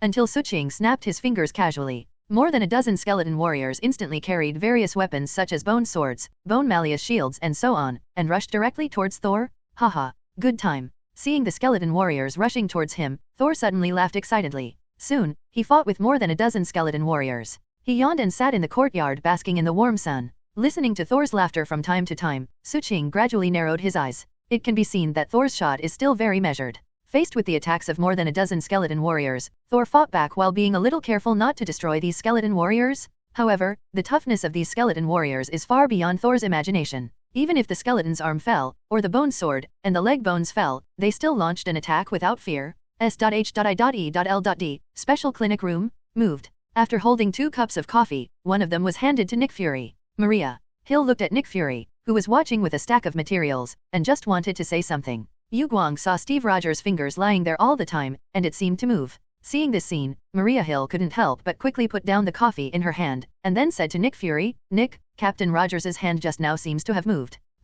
Hearing Hill's words, Nick Fury immediately put down the information in his hand and ignored the coffee in his hand, and then strode to Steve Rogers' hospital bed. Are you sure you just saw that Captain Rogers did it manually? Looking at Steve Rogers with his eyes closed and a serene face, Nick Fury asked Maria Hill, who was a little excited. I'm sure I read it right. At this moment, Maria Hill is extremely excited. Although the expression is still like an iceberg, it is not difficult to hear from the voice. At this moment, she is a little excited. Yes, Nick and Fury know that Steve Rogers is still alive. He even talked with Steve Rogers on many topics in the answering chat room. But Hill doesn't know. You know, this is Steve Rogers, the legendary Captain America, the legendary hero who lives up to his reputation. Like Hill and the others, or to their generation, which one did not grow up listening to the story of Steve Rogers? There is another little girl who has never dreaming of marrying this legendary hero. Is there another little boy who has never fought alongside this legendary hero in his dream? It can be said that Steve Rogers has long become an idol and hero in the hearts of countless people of their generation. Now, after seeing Steve Rogers' hand move lightly, she can really wake up. How could Maria Hill not be excited?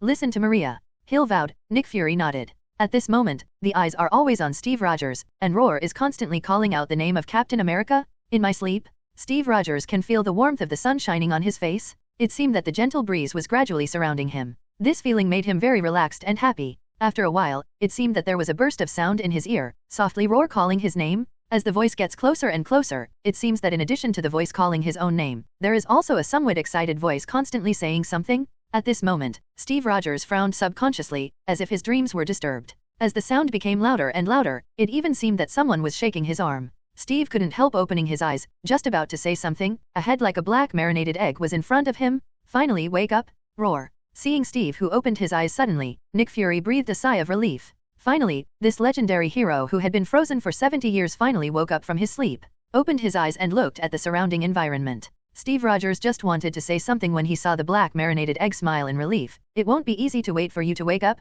Captain Rogers. But thank goodness, in half a month, you finally woke up. This is S.H.I.E.L.D. Special Treatment Room. You are Nick Fury, right? Definitely, you must know that I have put down some of the work of S.H.I.E.L.D. and kept you here for half a month. Hearing what Steve Rogers said, Nick Fury replied with a smile. The dialogue between the two people seems to be quite normal, and there is nothing wrong with it. But Hill on the side felt a little pity for a moment. No, this is a person who has been sleeping in ice for 70 years. Should he have a problem when he wakes up? Moreover, how did he know that this is the S.H.I.E.L.D. Special Treatment Room? No, it should be said, how did he know S.H.I.E.L.D.? You must know that when he drove a fighter plane into the Glacier River, Mr. Howard Stark had not established S.H.I.E.L.D. So how did he know the name of S.H.I.E.L.D.? Moreover, Nick Fury's name was called out with just one mouthful, and listening to the conversation between the two people, it seemed that there was no sense of strangeness. Maria Hill suddenly felt that there seemed to be some problems with her own cognition. How can this be? looked at the handsome face of Steve Rogers, then looked at Nick Fury.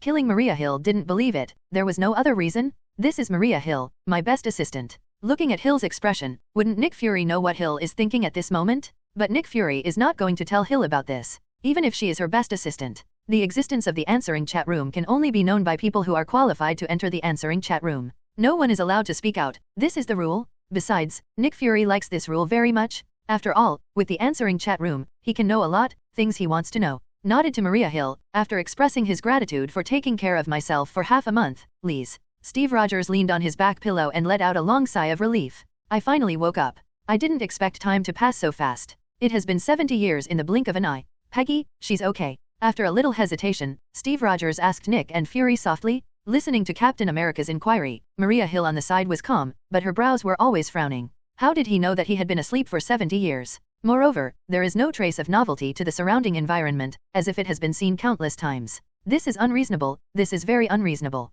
Things are definitely not that simple. Taking a look at Nick, Fury, Maria Hill knew that now is not a good opportunity to ask. However, it is really curious. Sir, Steve Rogers is already sober. S.H.I.E.L.D. in Alexander Pierce's office. Looking at Alexander Pierce in front of him, Sitwell reported cautiously. In fact, from the moment Nick Fury sent someone to find Steve Rogers, all the people he used were people he trusted. Even the security personnel are controlled by Phil Coulson. You must know that he is not a member of the S.H.I.E.L.D. operation group. If only this is the case, it makes sense, but among those whom he trusts so much, there is not even one of us. So that we just know now, Steve Rogers has awake. As for what kind of situation he is now, and whether he has the fighting power of 70 years ago, we don't know anything. Listening to Sitwell, Alexander, and Pierce waved their hands indifferently. So what? An outdated guy, nothing to care about. Even if he still has the fighting power of the year, how can it be? The current era is not his era at that time. What's more, as long as the Insight plan can be implemented smoothly, then even if there are 100 Steve Rogers, 500 will not stop us.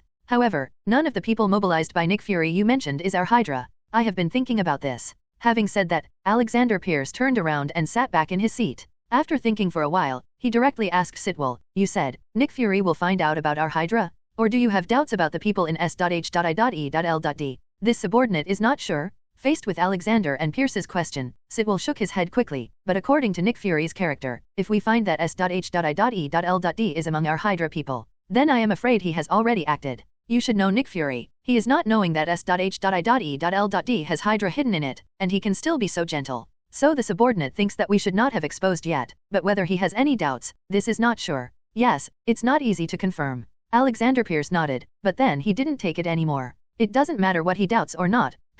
In his heart, I am the person he trusts most, and even after he found Steve Rogers, he was the first to notify me. Forget about this, let people speed up the construction and implementation of the Insight plan. Red Skull John, the goal that Mr. Schmidt did not complete back then must be completed by us. Yes, sir. If it is not in S.H.I.E.L.D., then Sitwell will inevitably be High Roar Hydra Hail at this moment. But, after all, this is SHIELD. After watching Sitwell leave, Alexander Pierce picked up a stack of papers from the table and looked at it. The Sokovia Hydra base was destroyed some time ago. Not only that base, but also the distribution bases on the outskirts of the city of Angel, were inexplicably destroyed from the inside. Looking at the briefing sent back by his subordinates, it probably meant that the Hydra members of the branch base could not bear the long-term suppression, and they rebelled? Alexander and Pierce always sneered at this statement. Since when, Hydra people will be so unbearable? However, after the incident, I sent a person to inspect it and found that it was indeed not compromised by external forces. In other words, large-scale battles really took place from inside the base. Although the specific situation is unknown, forget it. As long as it wasn't discovered by Nick Fury and sent someone to destroy it, he thinks he can accept this loss. It's just a pity that in the early 10 years, nearly $3 billion was spent. All the scientific research results and data were destroyed. Damn, the current Hydra members are really not as good as one generation. At the same time, S.H.I.E.L.D. Special Treatment Room. Steve, it's hard to imagine that your current physical fitness is actually frozen for nearly 70 years. Look at the data recorded after the test. Nick Fury said with some admiration. I don't know, but it may be because it has been in the ice cube for nearly 70 years. Hearing Nick Fury's admiration, Steve Rogers shook his head. Although I have been in the answering chat room for a long time, I have learned about the world 70 years later, and often read Suching using the administrator's authority. Send over some modern information from Nick Fury. However, the world learned from the data files and the world seen with my own eyes are still somewhat different after all. Very novel, everything is very novel to Steve Rogers. Even mobile phones, televisions, and computers, I have read it on the data, and even learned it according to the explanations on the qualifications.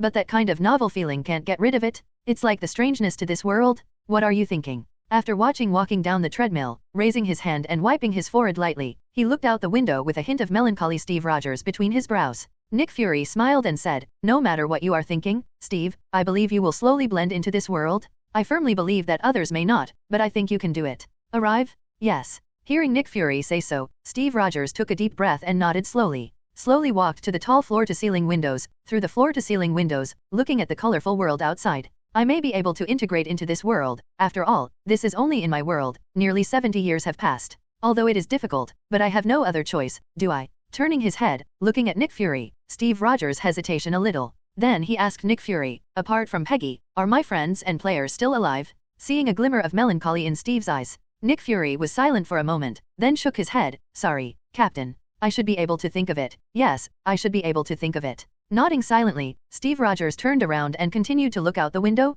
Behind him, Nick Fury put down the information in his hand and also became silent. There are some things that I can't tell him yet, although he is a person worthy of his respect. But that person, his former best friend, was the one who killed Tony's parents. Nick Fury knows the news that Winter Soldier Bucky Barnes is still alive. The answer is yes. In the original Captain America, the Winter Soldier, the widow once said that she had fought against the Winter Soldier. In Captain America 3, when Tony Stark finished watching the video and asked Steve Rogers if he knew that Bucky was the one who killed his parents, Steve Rogers gave a definite answer. Where did his answer come from? I certainly didn't know it from Captain America, the Winter Soldier. After all, even Bucky himself didn't know it, or he didn't remember it. So there is only one explanation, and that is Nick Fury, who actually knew that Bucky was still alive and had killed Tony's parents. Steve Rogers must also come from him to know this thing, even if the original Nick Fury didn't know that Winter Soldier was controlled by Hydra. In fact, from the standpoint of Steve Rogers in Captain America 3, Bucky is his only best friend. When he has nothing, he still has Bucky. And Bucky is controlled by Hydra, and he doesn't even have his own ideas.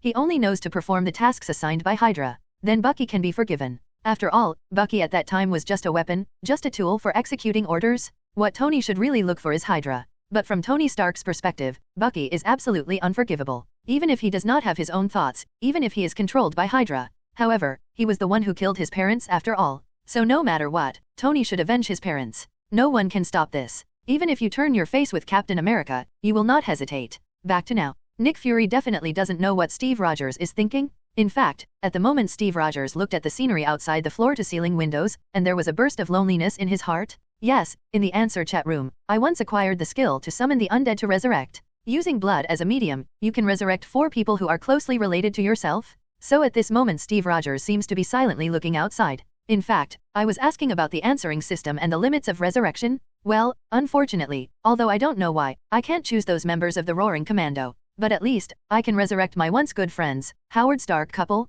even if I don't know him, Howard's wife. But this can be regarded as the greatest consolation for myself. At least, I can resurrect the Howard Stark couple. It's just why, when I asked Bucky, the answering system gave answers that couldn't be found. Could it be that Bucky is still alive? Looking at Steve Rogers in deep thought, Nick Fury frowned, thinking that he was sad because he heard himself say that all his friends of the same age are no longer in this world. So I just wanted to come forward to persuade, but I heard a ringing of the phone. Pick up a specific mobile phone. After the answering chat room appeared, this mobile phone deliberately reapplied. Those who can know this number are only a few people in the answering chat room. Even Hill doesn't know it. After answering the phone, I heard Tony Stark's triumphant voice ringing on the other end of the phone. Listening to the words of Tony Stark on the other side of the phone, after Nick Fury was silent for a moment, he slowly nodded and said, "I see." Hanging up, Nick Fury stepped forward and patted Steve Rogers on the shoulder. "What's wrong?" Steve Rogers, who was sober from his contemplation, looked at Nick Fury beside him, and asked, "I originally wanted to prepare a place for you to live, and to prepare everything you need for life, but it seems that I don't need to worry about these.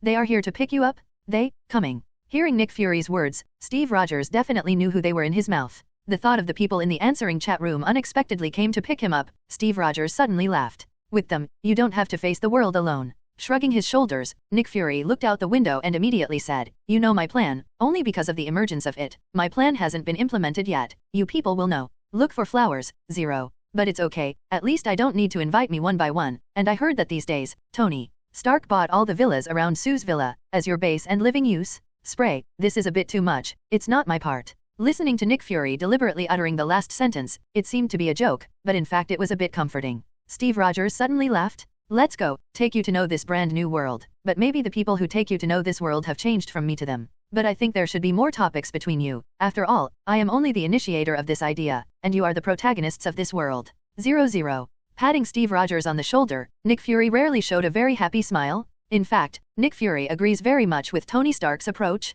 Although Avengers has not been officially established, although the world has not really faced the alien attack seen in the answer chat room, but these people were formed in advance to connect with each other and make each other more familiar. This is for Nick. As far as Fury is concerned, it is what he wants to see most. There is nothing more suitable than feelings as these, the bond between the future superhero of this world. Perhaps, Nick Fury guessed, Tony should think so too. After all, judging from the pictures of the future in the answering chat room, perhaps these people are partners who will fight together in the future. Well, there may be many new people joining in the future, but now, they are the real team. With a confused expression on his face, he followed Nick Fury to personally send Steve Rogers away from the S.H.I.E.L.D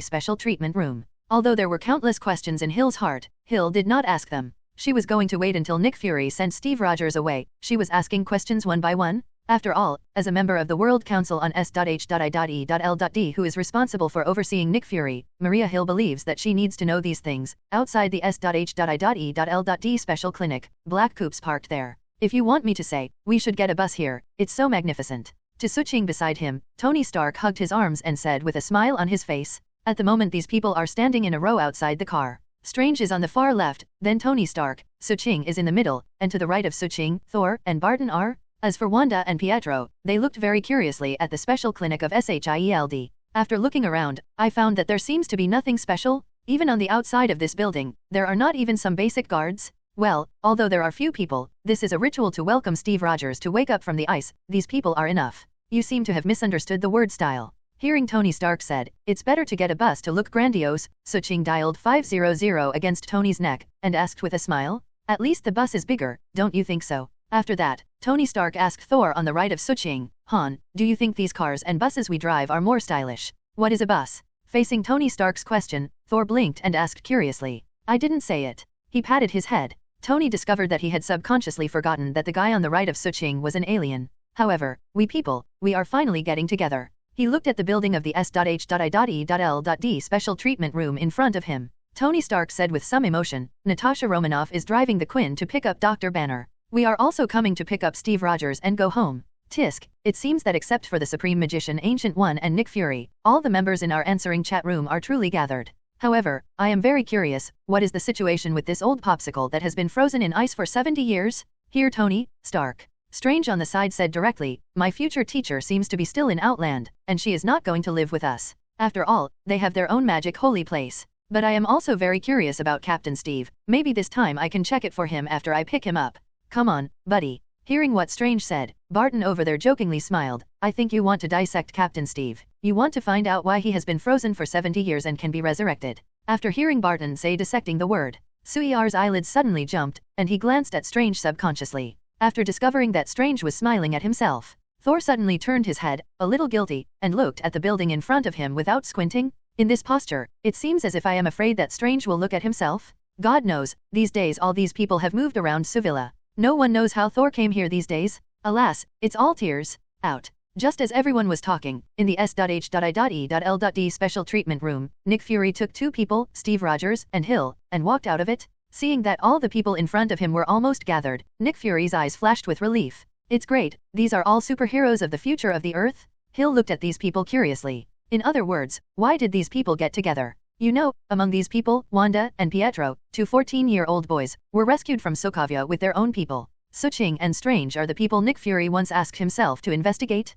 Hawkeye of Barton, SHIELD. Although Natasha Romanoff is not there, I am afraid she should be one of these people too. Plus the guy with the hammer, the armor, and the red cloak. So, what is the situation? Hill didn't understand, but he didn't ask. Because she saw that among this group of people, Suching, who was standing in the middle, came over first. Yes, this is not the first time Avengers have met. It's the first time that the members of the answering chat room actually met in addition to the Supreme Magician Ancient One. As the only administrator of the answering chat room, Suching naturally represents everyone, stepping forward to welcome the return of one of the members, Steve Rogers. Looking at the two people who hugged gently, Hill was still silent at the moment, but he listened carefully to the conversation between the two. Finally willing to wake up? You know the last offline party, you and Dr. Banner didn't come, but you missed a lot. But it doesn't matter. Natasha Romanoff went to pick up Dr. Banner. This time, we people have prepared a welcome ceremony for you and Dr. Banner. I think you will like it.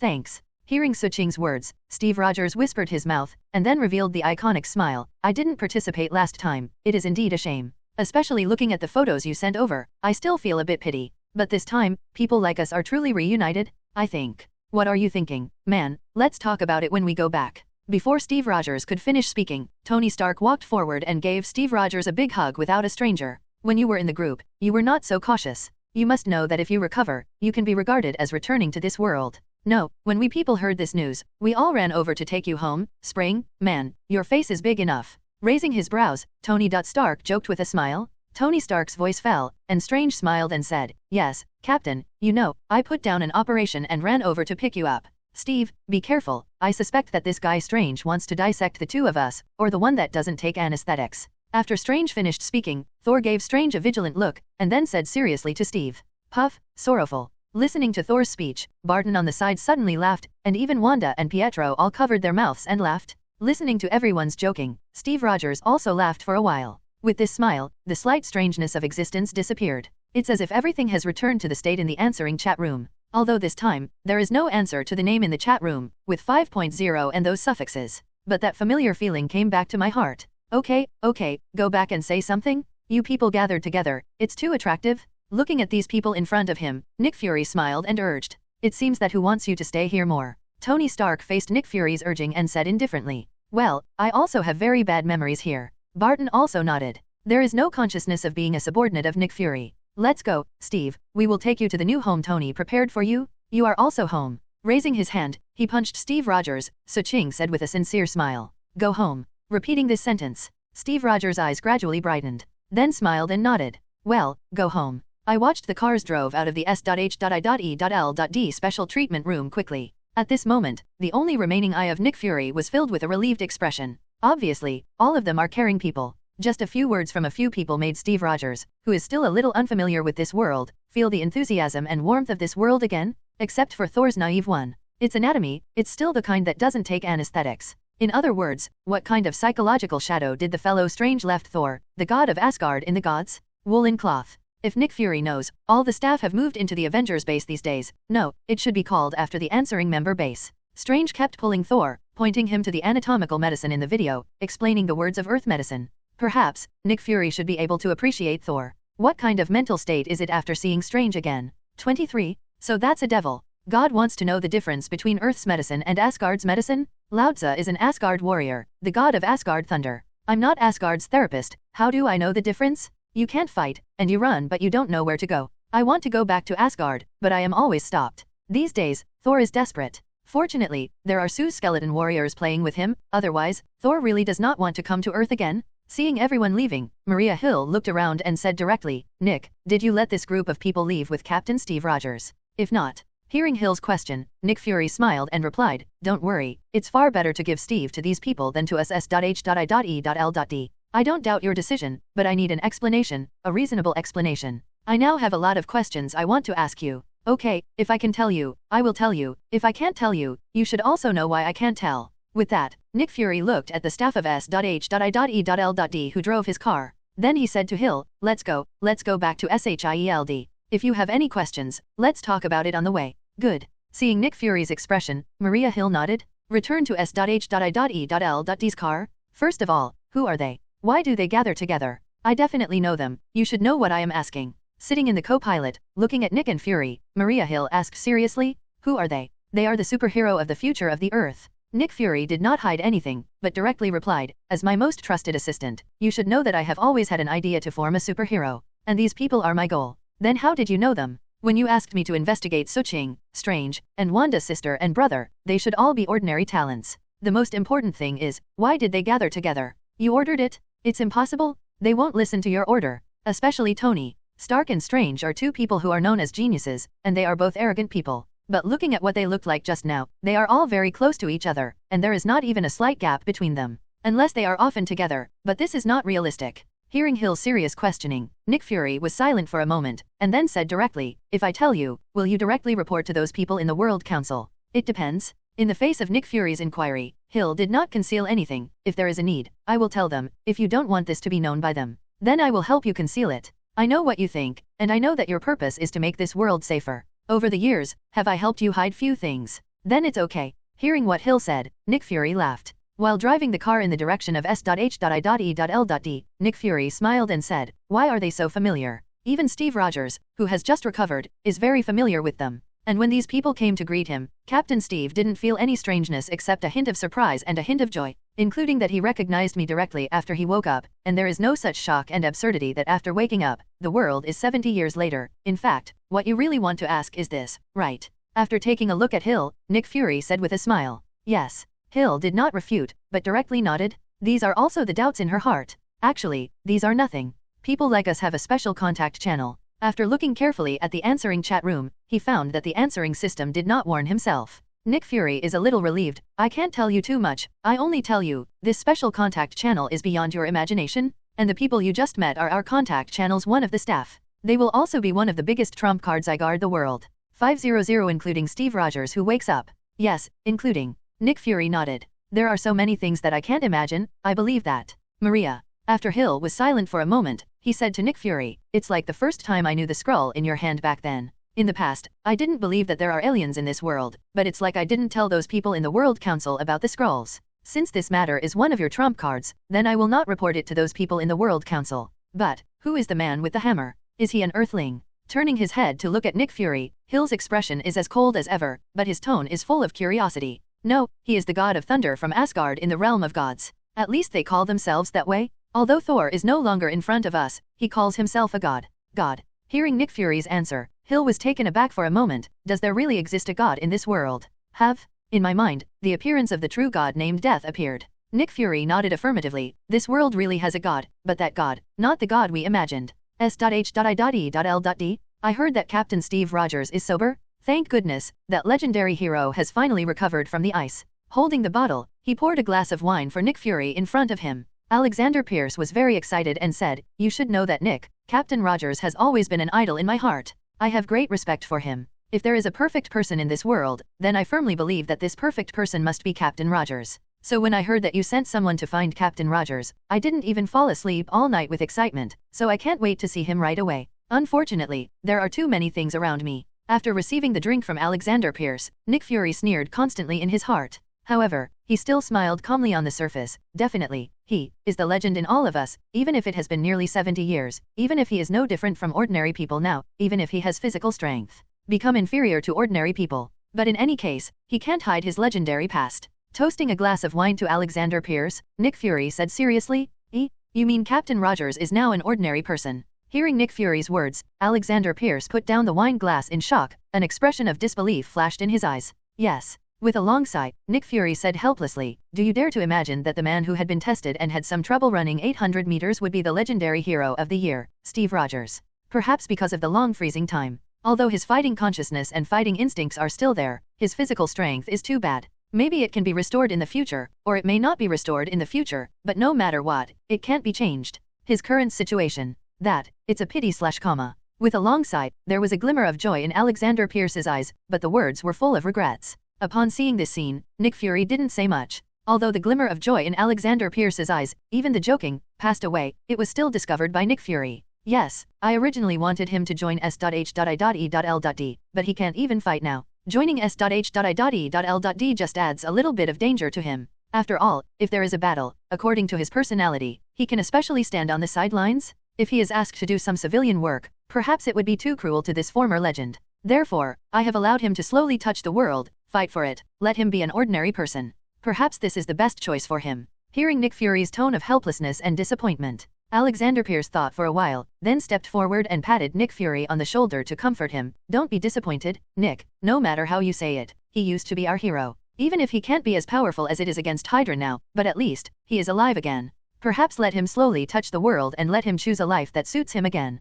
This is the most fair for him. We can't ask too much." Looking at Alexander and Pierce's real pad expressions, Nick and Fury nodded. Raising his hand, rubbing his cheeks vigorously, he immediately took the wine glass on the table and drank it. "I'm going to work. These days I originally thought that S.H.I.E.L.D. could have a powerful helper, but it's a pity. Forget it, let him live a stable life in this life. It seems that the safety of this world depends on us people." Seeing Nick Fury standing up and preparing to leave, Alexander Pierce nodded with a smile. After Nick Fury left, Alexander Pierce picked up his wine glass and walked slowly to the tall French windows. As if celebrating in the distance, I toasted the wine glass to the sky, and then drank the wine in one go. Mr. Schmidt, have you seen it? Although your old opponent has recovered from the ice cubes, he has turned into a useless person inferior to ordinary people. I am afraid this will make him very unacceptable. In addition, he has to face this world nearly 70 years later. Haha, I am afraid he is now confused and can't wait to be frozen again, and will never wake up. Haha, Mr. Schmidt, don't worry, after the Insight project is fully developed, when Hydra is on the top of the world again, I will use the life of Steve Rogers to pay tribute to our entire Hydra. With a smile on his face, these words seem to be addressed to the Red Skull John Schmidt. But it seems to be talking to myself? Even after knowing that a Steve Rogers has recovered, he simply cannot fight against Hydra in SHIELD. But he was still worried? After all, that is Captain America Steve Rogers, their strongest enemy ever. But now, I think of Nick Fury's disappointed expression. Alexander Pierce was excited? For Hydra, is there anything more exciting than Steve Rogers becoming a useless person? Dante, listen to him, I tell you, this guy is too cruel. Looking at Strange, at the moment they are arranging drinks with Suching, Tony Stark. Thor sat next to Steve Rogers and said quietly, since Strange moved in these days, he has been pulling me to watch medical videos of anatomy every day, and he also explained to me some medical theories that I didn't understand at all. I always feel that this guy has a problem with his head, so since you have been asleep for 70 years, I guess he will definitely look at you? I looked at Strange vigilantly and found that Strange didn't notice this side. Lee's good. Thor quietly breathed a sigh of relief, knowing that when Strange looked at himself and Steve laughing just now, Thor felt a little bit in his heart. This is a feeling I have never felt in more than 1,500 years. Medical theory? Studying medicine can't save Asgard? For Steve and Rogers, Thor really likes it. You must know that even in Asgard, this is a real fighter. I didn't take Mjolnir, and the battle with Steve Rogers was very enjoyable. This is the real fighter. Therefore, Thor doesn't mind telling the horror of that devil guy to the guy he really recognizes in front of him. After all, everyone said that Strange was joking with himself. Only oneself can feel that the guy Strange really wants to have a knife on himself. Grandson? Humph, I'm not silly, seeing Thor whispering over there while pointing at Strange and saying something. Suching smiled and threw 2 bottles of wine over there, and then smiled at Tony Stark beside him and asked, Stark Industry, did you give it to Peepo? Hearing Suching's question, he picked up the wine and touched Suching lightly. Tony shrugged his shoulders and smiled, you know, man, I'm not suitable for managing Stark Industry. According to my personality, if I were to manage the Stark Industry, I am afraid that there would be a big problem, you know? After the two of us planned the I Am Iron Man incident, the stock price of Stark Industries is now constantly soaring, even more than the previous highest price. Now, as long as you find a new direction for Stark Industry, then Stark Industry will inevitably surpass before. Congratulations? Hearing Tony's words, Suching smiled and touched the wine bottle with him. Unexpectedly, after all, when the two of us were making this plan, didn't we take everything into consideration? Blinking his right eye at Suching, Tony Stark touched the bottle, and then drank. Putting down the drink in his hand, Tony Stark glanced at the people in the room, and then smiled at Suching, new clean energy. My current thinking is that 503 Stark Industries is not researching weapons, but turning to new clean energy. This is also good for the planet, isn't it? More importantly, I was taught a lesson by my father 2 days ago.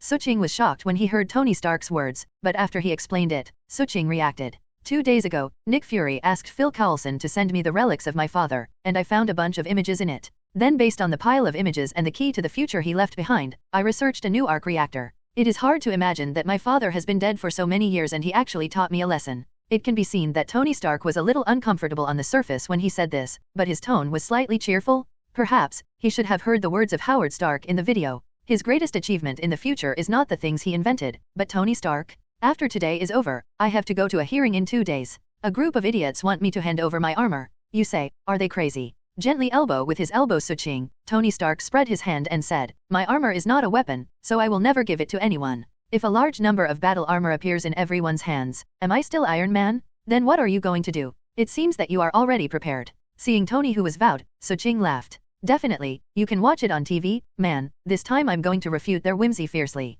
Touched Suching with the wine bottle, Tony Stark looked eager to try. Beside, I said, how did you fool Han into that way? Listening to Thor and Steve whispering over there, Barton asked helplessly and curiously. How could I know? Hearing Barton's question, Strange was also a little helpless. After we moved here these days, as a doctor, a genius doctor, I want to know that some extraterrestrial medicine is normal. So these days I took him to discuss what is the difference between the medicine of the Earth and the medicine of Asgard, who knows that Asgard has no anatomy. Their therapists are very magical, and that kind of treatment is almost unheard of. Even the cradle of regeneration that Dr. Helen Zhao wants to create with nanotechnology is not so peculiar. Taking a look at Thor, Strange smacked his lips with a sense of reluctance. If I have a chance, maybe I should go to Asgard. I think if I can go there, I'm afraid my medicine won. Pfah, there will be an earth-shaking change. Learning is endless. Strange looked at Barton and said with a smile, your learning is endless, but you will be vigilant enough to be vigilant. That's right. After all, he has just arrived on the Earth for more than half a month, and he still doesn't know much about the Earth. Glancing at Thor over there, Barton laughed. As soon as the voice fell, the sound of the Kunstile machine suddenly came from outside the villa. Hearing this voice, everyone put down the drinks in their hands and walked outside. When I came outside, I saw a Kun-type aircraft slowly landing, and then Natasha Romanoff walked down with a somewhat cramped Dr. Banner. Looking at the people coming by, Natasha Romanoff smiled and raised his eyebrows. No, Dr. Banner was brought back by me? This time, all of us are gathered together. What you said seems to be arresting Dr. Banner back. Listening to Natasha Romanoff's words, Tony Stark laughed and teased. And Suching, looking at the somewhat restrained Dr. Banner, then smiled and stretched out his hand. Welcome to you, Dr. Banner, don't feel restrained. This is the base of the answering chat room, and it is also a member of all of our answering chat rooms. We're together. In the future, you can live here with peace of mind. As for Ross's affairs, Nick Fury has already used the name of S.H.I.E.L.D. to help you solve it. Seeing Suching's hand stretched over, Dr. Banner pursed his mouth, then stretched out his hand and shook Suching together. Thank you. Members of the answering chat room, help each other. You helped me today, and I will help you tomorrow. You can solve any problems you encounter, and this is the reason why we agreed when Tony proposed the answering member base. After all, no one can guarantee that they will not encounter any difficulties, will they? Let's go in and talk. Take Dr. Banner and walk towards the villa. Listening to the people around you enthusiastically call roar. Originally because of the first meeting, Dr. Banner, who was still a little unfamiliar, gradually relaxed. At the same time, moved away. Pinching the neck of the guy in front of me, Ivan held a toothpick in his mouth and asked vaguely, I caught you just to hear you say about Tony Stark moving away? Tell me, where did he move, and how strong is his defense? Tell me all, I promise I won't kill you. Carrying the hapless guy in front of him, Ivan asked with a smile. Seeing Ivan's somewhat horrifying smile, an inexplicable shuddering feeling surged in this poor fellow's heart. Everyone knows that the future of the Earth is full of dangers. Holding a wine glass and looking at the people around him in a circle, Suching was saying a toast. In the answering chat room, all of us have seen all kinds of dangers. For example, the small town that lifted off and finally exploded, such as the Ebony Maw, and the Thanos, even the death. I don't know, after we people know this in advance, then the future we see will change because of this. But no matter what, I believe that no matter how much the future changes, there is still one thing that remains the same, and that is everyone here.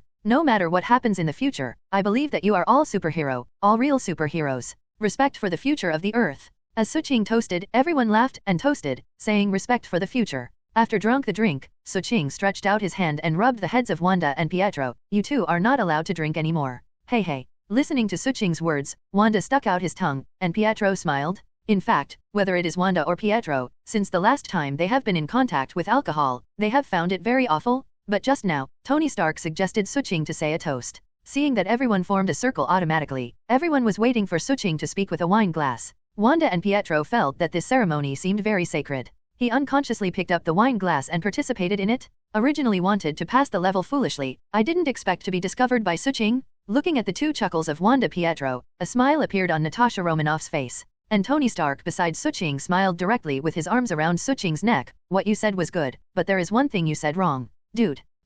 Hearing Tony Stark's words, Suching turned his head and smiled and asked, is that point wrong? Not only Suching was curious, but everyone else looked at Tony Stark curiously. You didn't count yourself in. Released his arms around Suching, Tony Stark spread his hands, turned his head and looked at the crowd and said, you just heard it, this guy didn't count himself in. Tisk, you said, if the Earth encounters aliens in the future, we people are fighting desperately for the Earth, can you let So stay alone and watch the excitement? How is it possible? I said, how do I feel that something is wrong there? So, you made this idea. Don't think about it. Hearing Tony's words, Strange on the side picked up a bottle of wine and filled Suching's glass. Man, you are the only manager of our answering chat room, and the manager of our answering chat base. We fight, you watch the excitement, how can this make sense? Are you right, naive? Turning his head to look at Thor, Strange asked. Well, that's right. After having a drink with Suching, and then the two people drank the drinks, Thor said, as long as this guy Strange doesn't pull me to discuss those things I don't understand, then what does he say? I think you can agree.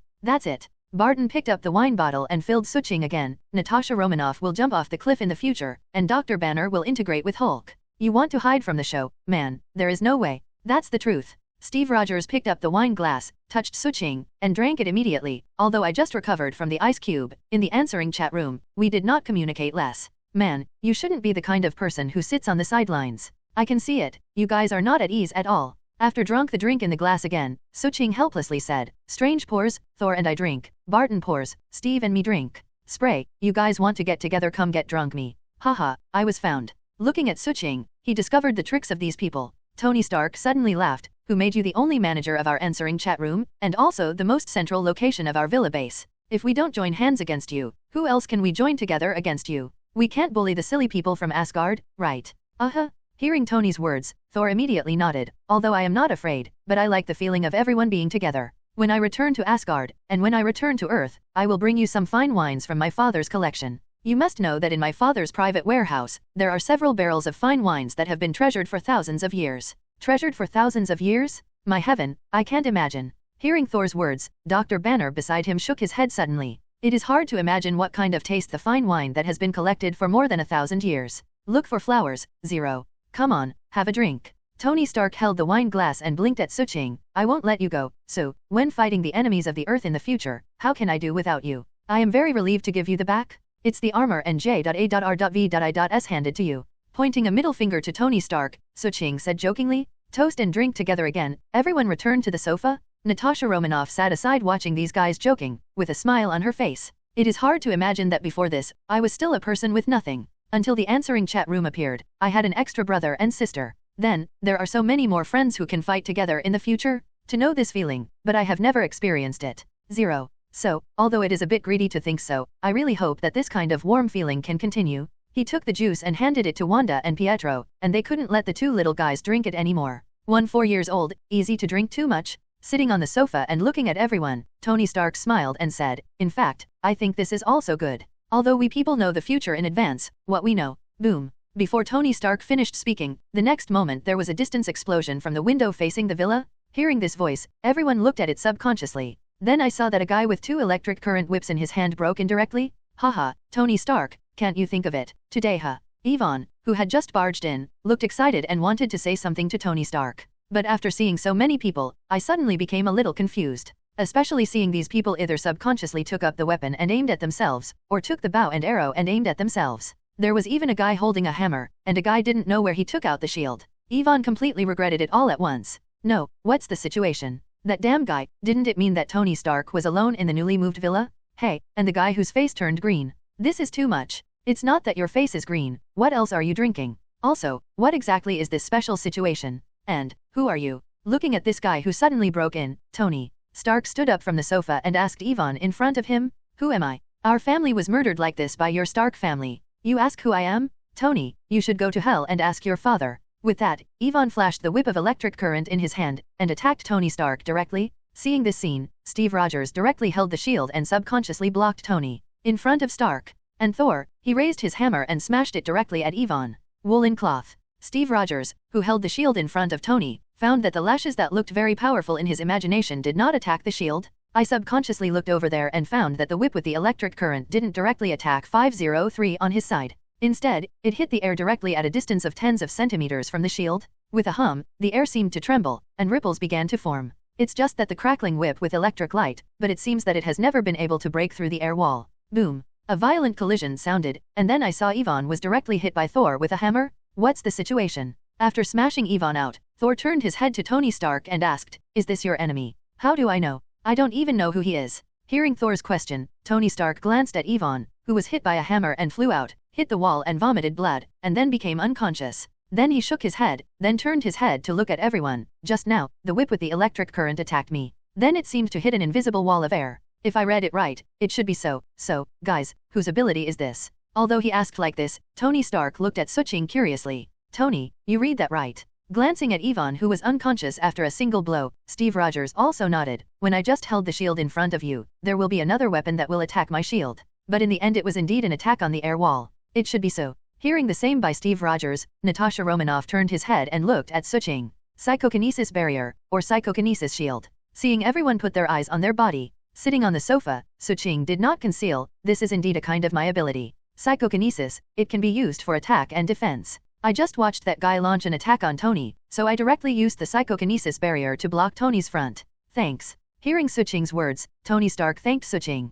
He immediately turned his head to look at Ivan, who was lying unconscious over there, and he couldn't help but spread his hand out. How did I find out that there seems to be me in the whole world, or an enemy of my family? I don't even know this guy. However, his weapon is quite peculiar. It should also be the power provided by the energy of the arc reactor. I didn't expect that in this world, besides me, there is a second person who can make it. Looking at Ivan, who fell to the ground and passed out, Tony Stark exclaimed, "If you want to know who he is, then just give it to me."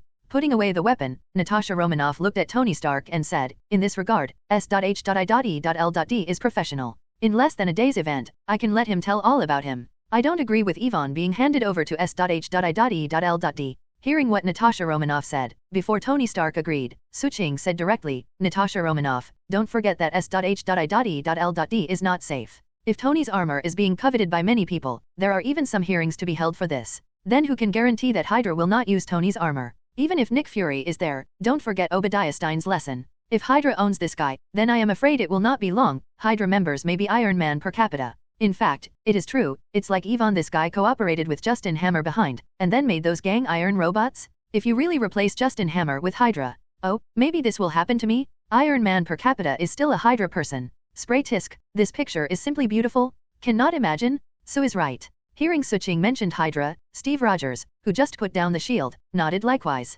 "Although I don't know how capable Hydra of this era is, but it can hide in SHIELD. This also shows that their strength should not be underestimated. If this guy can really make Tony's armor, even if it's just the shining energy, maybe according to Hydra's ability, this will enable all Hydra people to have armor? Then what to do?" Listening to the words of Suching and Steve Rogers, Barton said with a smile, "You can't just lock him up, or just, I have a suitable candidate." Hearing what the crowd said, I glanced at Ivan, who fell on the ground. Tony Stark said, "I have a friend named Rod, and his background is not simple. Although he cannot be handed over to the group of people behind Luo directly, at least, he can use his ability to send this guy to the island prison." Speaking of this, Tony Stark suddenly frowned, "But before that, I have to investigate clearly, who is this guy who attacked me? In addition, maybe my suitcase-style armor should continue to be updated. Otherwise, if you encounter an attack, it would be too much trouble without the armor 5.0. You can never be by my side all the time." Looking at everyone, Tony Stark suddenly smiled. Then let it follow. Hearing Tony's words, Suching thought for a while, and then raised his hand slightly. The next moment a tall, burly skeleton warrior with a handheld bone sword appeared beside Tony Stark.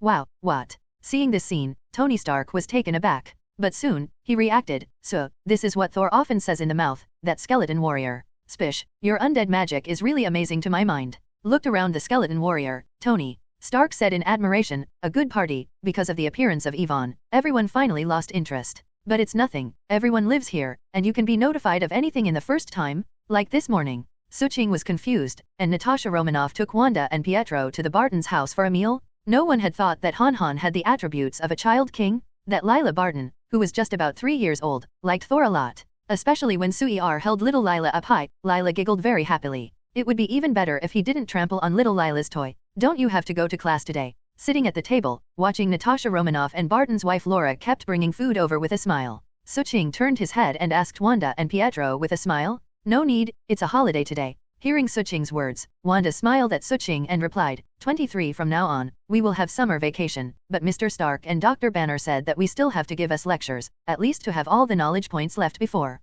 Phil." Wanda's voice fell, and Pietro wailed, "Don't they have to work? This is summer vacation. Dr. Banner has 2 hours of lecture in the morning. In the afternoon, Mr. Stark has 2 hours of lecture. The most overwhelming thing is that Mr. Strange also said that in the evening, when he has time, he will give us a lecture, because Wanda and I are recognized by Ancient One Magician, his future junior and junior sisters. It makes no sense that Mr. Stark and Dr. Banner are giving lectures to us. He who is a senior brother, won't give us lectures." As he said, Pietro covered his face with his hands, and looked at Suching with a look of lovelessness. "Can't we let us experience the happiness of the holiday? Contented, kid?" Raising his hand and tapping Pietro's head gently, Suching smiled and said, "You know, whether it is Dr. Banner, Tony, or Strange, they are all geniuses. Do you know how many people out there want to be taught by them? Boy, listen to their teaching. Maybe in the future, your 2 names will resound all over the world. But it's really tired."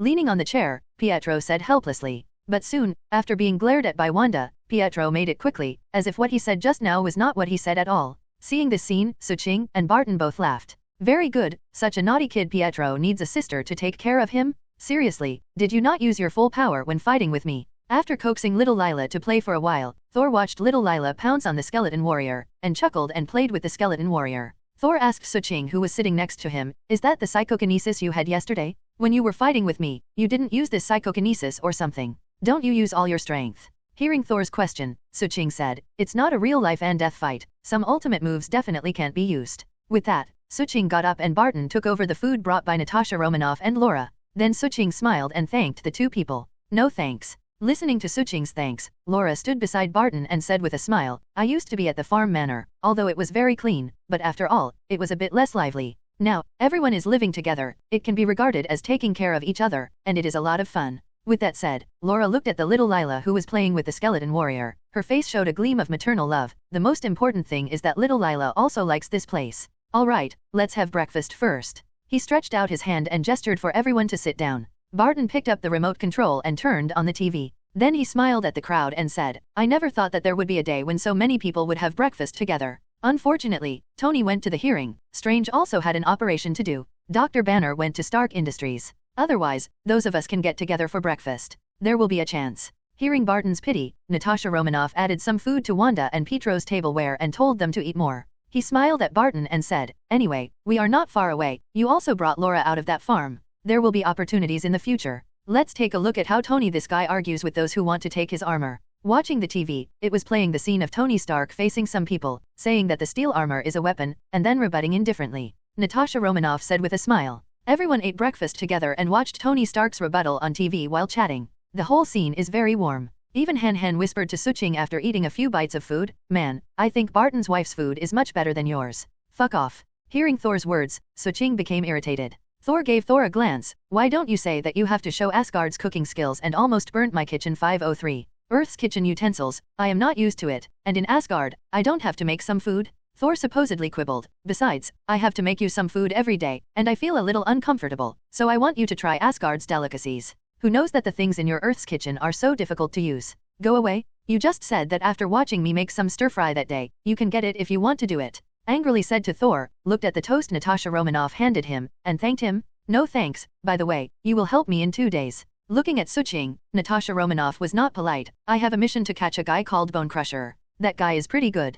I originally planned to take Barton, but let Barton accompany his wife and daughter one by one. Can you help me? No problem. Hearing what Natasha Romanoff said, Suching nodded indifferently. Bonebreaker, I have never heard of it. Take me one. Hearing the conversation between Suching and Natasha Romanoff, Thor immediately moved his head and smiled slyly. It's been a long time since I fought seriously. I think my bones are rusty. Attention members, a new round of answering questions is about to begin. After breakfast, when everyone was chatting, the mechanical sound of the system suddenly sounded in the answering chat room. Hearing the mechanical sound of this system, everyone looked at each other and sat down on a sofa in a tacit understanding. Wait for the system to start playing the clip? Tony Stark, she said that she loves me 3,000 times. Wow, do you want to start the answer again? Fortunately, my hearing is over. If you see me on the TV, you refute them that they can't even speak. Does it look like it? Haha. Suching, the man that the goddess of death is destined not to get. I saw it. I also saw the fat guy, cursing at you. Steve Rogers, the little prince who wants to dance with her. It's really not as good as One Generation, at least in my time, this kind of thing has never happened. Barton, I can win the battle. Come on, Captain, in your era, with Mr. Howard Stark joining, how could that group of people look at others? Tony Stark, she said that she loves me 3,000 times. Barton is right. When it comes to inventing weapons and the like, my dad is a lot ahead of everyone. Natasha Romanoff, stop fighting. I jumped off the cliff. Tony, you missed Laura's breakfast. It was your loss? We ate very sweet. Bruce Banner, Hulk is not sick. Yeah, I didn't catch up, but the office and research room that Tony prepared for me at Stark Industries was really great. Nick Fury, I really want to go on a moon holiday. So, guys, you guys are really living together, right? Also, Natasha Romanoff, Barton, when will you two come to work? Also, Captain Rogers, I told the leader of Hydra, Alexander Pierce, that your recovery is not as strong as an ordinary person, so don't wear it for help. At least until I have not figured out how many members Hydra has, we can't touch them. If they can't be cleaned up with the momentum of thunder, so that they are ready to continue to hide, then it will be very difficult to find them next time. Thor, the sad fat man who has lost the hammer. Thunder? I am familiar with this. I am Asgard Thor. Under the attack of thunder, all enemies will be turned into ashes. Suching, the man who the goddess of death is destined not to get. Han. Natasha Romanoff, stop fighting. I jumped off the cliff. In addition, Nick, in 2 days I will let Sue accompany me on the mission of the Bonebreaker. Barton is also with his family, so we won't go to S.H.I.E.L.D. Since knowing that S.H.I.E.L.D. has the existence of Hydra, I feel a little unacceptable. If you know, I thought S.H.I.E.L.D. would be my belonging. Treat it as my only home. Suching, the man who the goddess of death is destined not to get the answer base is your home. Wanda, I have the final say if Zijingjin is in chaos. Sue is right, sister, Pietro and I are your family. Pietro, keep that damn bullet away from me. Yes, sister, you still have us. Natasha Romanoff, stop fighting. I jump off the cliff at Wanda, really good. Tony Stark, she said that she loves me 3,000 times. Natasha Romanoff, just like Sue said, the answering alliance base is your home, your attribution. Besides, why hasn't the system started to play the clips? Not even forbidden. Suching, the man who the goddess of death is destined not to get. I don't know. Strange, I'm here to negotiate I guess. Are you waiting for me? My operation will be over in 2 minutes. I guess it should be waiting for me. Suching, the man who the goddess of death is destined not to get. It is possible. After all, every time you answer a question, everyone is in a quiet stage. Even if the Ancient One magician is outside the domain, you can participate in the answer or watch these questions. Fragments. But now it is clear that Strange is busy, and maybe this is the reason. Also, Strange, do the surgery well, don't be distracted. Strange, I'm here to negotiate. Wow, my face is really great, even the answering system is waiting for me, haha. Besides, rest assured, it is an ordinary operation, I close my eyes can be done. Trust me. Tony Stark, she said that she loves me 3,000 times. If I get sick in the future, I will never find this half-hearted guy to help me treat me during the operation. Barton, I can win the battle if I have it. Me too. Wanda, I have the final say if the chaos in Zijingjin is not chaos. Future brothers, I and Pietro will cheer for you. Strange, I'm here to negotiate really good, don't you see, this is my future junior brother and sister? Proud, Pietro, keep that damn bullet away from me. Brother, can the evening class be cancelled? Strange, I'm here to negotiate. No. Pietro : Tony Stark, she said that she loves me 3,000 times. Sir, your skeleton warrior frightened Peebo today, haha, but after knowing that you sent it to protect us, Peebo also has some. Don't worry, Harpy feels a little unhappy. After all, it is his job to protect me. In addition, I put on a layer of clothing for the skeleton warrior, and then used objects to decorate it into a real person, spraying it. If ordinary people don't look carefully, they will definitely not find it. It is a skeleton warrior. Barton, I can win the battle. This is a good idea. Sue also sent a few skeleton warriors to my wife Laura and my daughter Lila. According to your idea, Tony, this way, when they go out shopping, they don't have to worry about being in danger. So, for materials and the like, please ask, Li Xiao, and I, please. Tony Stark, she said that she loves me 3,000 times. Don't worry, leave it to me. Barton, I promise to make those skeleton warriors unrecognizable by others. Nick Fury, I really want to go to the moon on vacation. Skeleton warrior? Sue, can you? Suching, the man who the goddess of death is destined not to get. Yes, 2,000,001. A group of 10, 5 groups are available for sale. Nick Fury, I really want to go to the moon on vacation. Spray, let's go to 5 sets first. Tony Stark, she said that she loves me 3,000 times. A big dog? Order. Barton, I can win the battle. Jongmu, if you say 5 groups, just go to 5 groups. What? My family's skeleton warrior who protects Laura and children is free? Oh, that's all right. Thank you, Sue. Nick Fury, I really want to go to the moon holiday. Enough for you guys. Members, please be prepared. The answering questions will now officially begin. As everyone chatted and time passed, after Strange finished the operation, the answering system announced that the answering officially started. After the answering chat room was silenced by all members, everyone imagined that the future screen did not appear directly. First of all, the entire screen is first black. Then a sound filled with magnetic sound slowly sounded in the unplayed picture. The flow of time is like a new life, but everything is like a reincarnation. As this voice sounded, everyone in the answering alliance base looked at Suching. Hearing this voice, Suching was also taken aback. Because, isn't this really your own voice? Co-authoring myself as an administrator has become a voiceover to announce the scene. This system has to give itself processing capital. When everyone heard this voice, they hadn't waited to ask Suching. The next moment, the fragment began to appear slowly. First of all, it was Strange that caught everyone's eyes. Strange in the picture is infinitely beautiful at the moment. Not only is he hailed as a genius in the medical field, but he is also proud and conceited. Living in a mansion, driving a luxury car, and carrying a famous watch, he is like an extremely successful upper-class person. The opening fragments show the luxury of Strange's life. But the next second, Strange in the picture was driving the car on a rainy night. While 507 was chatting with his assistant Billy about the next patient, while looking down at the x-ray picture of the patient sent by the assistant, accidentally, the car ran directly into the car next to it, and then the out-of-control car broke the guardrail and rolled over from the highway. In the real-world hospital? Wow. Strange, who had just finished the operation and returned to his office, couldn't help frowning after seeing this scene. Although this is only a fragment of the future, seeing himself in the picture actually had such a big car accident,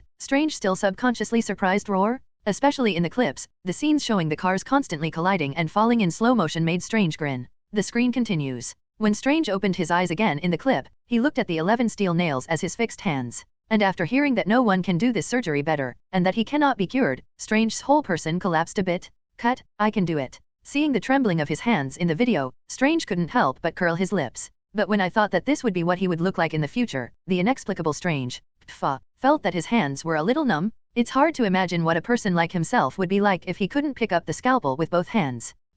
Don't have to think about Strange, the picture that continues to play has already given the future. In the clip, Strange is constantly treating and constantly rehabilitating, but his hands cannot be really healed. In the operation after operation, the world is looking for the best doctor again and again. But after always in vain, Strange completely abandoned himself, especially those hands that could hold the scalpel steadily. At this moment, even when he can't hold the scalpel, Strange feels that his life is over. Under self-defeating, Strange will use angry and vicious language to push out their lives again and again by all those who care about him, until the end. After hearing about a man with a broken spine and withered legs, he stood up again. As if seeing the hope of a new life, the wizards of Strand found that person, then came to the Camartage holy place, and found the supreme magician Ancient One. Then I started learning magic in the Camartage holy place. From the very beginning, I couldn't learn even the simplest magic. In the end, all kinds of magic can be mastered very skillfully. Even the supreme magician Ancient One praised him. He was a disciple with outstanding magical abilities, and he was also the one with the most abilities among the supreme magician of all generations. The screen stops playing. The next moment is on the streets of New York. Strange, who has turned into Doctor Strange, is fighting Ebony Maw. At the beginning of the picture, the two people used magic to fight very well, and then Strange was controlled by Ebony Maw and flew towards the battleship. Watching Strange was captured by Ebony Maw, little Spider-Man Peter Parker and Tony Stark went to the rescue, and then went to Titan together. On Titan, Strange first sat cross-legged, his head constantly swaying to look at the future. Then, with Peter Parker, Iron Man Tony, and the members of Guardians of Galaxy led by the true father Worried Star, fight against Thanos. Then, Thanos, who was already under control, could win as long as he grabbed Infinity Gauntlet. As a result, Thanos was woken up by seeing Ju's fist. After that, Thanos gave a beating to the crowd. Seeing that Tony was about to be killed by Thanos, in order to save Tony, it was also because of seeing the future. Strange helplessly handed over Time Gem. The picture stops, and the third clip appears again. On a strange street. Seeing Dormammu coming with the dark dimension, Doctor Strange turned his head and looked at the king beside him. After playing the small ones, the people behind them are here again. Dormammu, Spray, Lord of Darkness, if you can't stop him, I'm afraid the entire earth will be swallowed by darkness. Then what can you do? Upon hearing Strange's words, Wong frowned and asked, although this is the responsibility of the Supreme Magician in the past, according to my current strength, what can I do? Unless the teacher is still there. If the teacher is still there, then a mere Dormammu is nothing at all. Although that was the case, Strange started to be blessed by the magic cloak. Flew towards the Dormammu domain that slowly descended into the sky, entering the domain of Dormammu, looking at the colorful planets one after another. They have now become ruins in the dark domain of Dormammu. Strange found a place directly and landed. The picture stopped abruptly at this moment. Then the sound of the system sounded again. Attention members, at the beginning of the answer, may I ask Doctor Strange, in what way did you stop Dormammu in the end? Option 1, use magic to light up the dark dimension, and then make Dormammu helpless to withdraw from the earth. Option 2, use the time gem guarded by the Supreme Magician of the past to trap yourself and Dormammu in the same time dimension, and finally let Dormammu reluctantly quit. Option 3, after failing the battle with Dormammu, Doctor Strange asks for help from the previous Supreme Magician Ancient One and knocks Dormammu back. Attention all members, you have 30 minutes for discussion. After the time is over, if no one answers, then the system will randomly designate one person to answer. Those who mistyped the question will be deducted including but not limited to lifespan, wealth, ability, life, etc. As the voice of the system fell, the mute state was solved in the answering chat room. Listening to this question, Suching glanced at the people who were still immersed in the gorgeous magic just now, and shook his head subconsciously. Yes, it's the second time. This is the second time that the answering system has carried out malicious editing. Yes, this is another malicious clip of the answering system. The clips played in this way are connected, as if Strange first gave infinite gems to Thanos, and then returned to Earth to fight Dormammu, but in fact, according to the timeline, Dormammu was just the first big monster Doctor Strange encountered, although it was said that Dormammu was rubbed away with Time Gem. But don't worry, Strange is still on a fixed timeline and has died countless times. You know that it is difficult to do this for anyone. Even if you know, you will be resurrected. However, after the system's editing and playback, it became that Strange first handed over the time gem, and then when facing Dormammu, he said to the king that he couldn't beat it.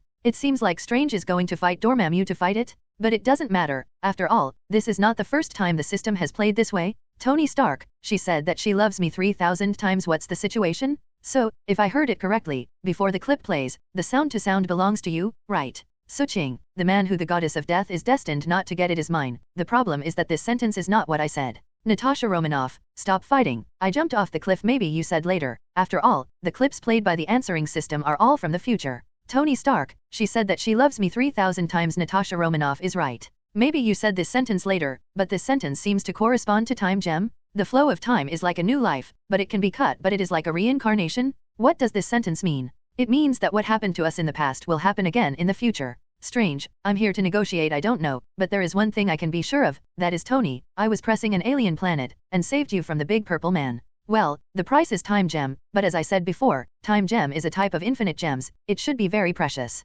Teacher, are you there? Supreme Magician Ancient One, died from special effects too expensive. I have been there all the time. Time gem is the item guarded by the Supreme Magician of our past generations, and every Supreme Magician swears to protect it with his life. In other words, time gem is sometimes more important than our lives. Tony Stark, she said that she loves me 3,000 times. I have to protect something with my life, and then in order to save me, I finally lost it. Spray. Strange, man, I accept your love. Strange, I'm here to negotiate. Forget it for now, Tony, that's what I will do in the future. I can't ask you to owe me a favor because of what I haven't done yet. This is not right of. However, I will have a car accident in the future, and I will be injured so badly. Oh my god, it makes me scary to think about it. You must know that for me, if I really can't pick up the scalpel, then I will be a useless person, and this life will be ruined. Therefore, from now on, I won't drive the car so fast to kill me, and I won't make phone calls while driving. Fear. Supreme Magician Ancient One, died from special effects too expensive. Stephen, even if there is no such car accident, you will have other accidents. Strange, I'm here to negotiate. Teacher, don't scare me, really. Suching, the man who the goddess of death is destined not to get the flow of time is like a new life, but everything is like a reincarnation? So, strange, maybe everything is destined. Strange, I'm here to negotiate. Then I will quit my job now and go find a teacher to learn magic. Maybe this can be avoided. Supreme Magician Ancient One, died from special effects too expensive. Not yet time. Strange, even if you look for me now, you can't find it. Even if you already know Kamartaj holy place from the video, where is it? Barton, I can win the battle. Ancient One Magician, do you mean that you have to wait for Strange to be in a car accident, or other changes and accidents, to have a chance to find you? Supreme Magician Ancient One, died from special effects too expensive. People who tease time will eventually be teased by time, and everything is not yet in time. Real world? Looking at the speech of his future teacher, Strange suddenly smiled bitterly. No, after I have to use my hands, can I learn magic? For flowers, 0. This condition is too harsh. Isn't it possible that you can't keep your hands intact? Looking at his hands, Strange suddenly felt helpless. No wonder the last time in the answering chat room, I asked my future teacher, this Supreme Magician, can I go to her directly? In the end, she said it was not yet time. When will it be? Now Strange knows it. Ugh. Thinking of this, Strange sighed. Suddenly, do you want to learn magic? It made him a little hesitation. Yes, the current status, but let him already have everything? So if I learn magic in the future, do I have to give up everything I have? Originally, Strange hadn't thought about it so much. He thought he could become a magician while continuing his current job. But now it seems that I have to abandon it? To be honest, Strange is really unwilling to give up his current life. After all, these are 200% of the efforts he has made, and they are all obtained by his own desperation. I just gave up, I really can't bear it. However, when I think of so many dangers on the Earth in the future, I have the opportunity to become a superhero to save the Earth. Strange is a little hesitation again. No one has never imagined that one day he will become a hero who will save the world. To be in a dilemma in the world, in the panic of all people. He descended from the sky and completely wiped out all enemies? Then accept the love and worship of countless people? This is in every boy's beautiful dream? But, as time went on, this dream gradually did not know where it was lost. Now, I have this opportunity, but the price is to give up everything I have? So, is this dream still worth it? Thinking of this, Strange suddenly smiled bitterly. It's really hard to choose. But if all this is like what the teacher in the future said, it is already doomed. Still a little unwilling. And Strange, I'm here to negotiate no matter what. This is something that will happen in the future.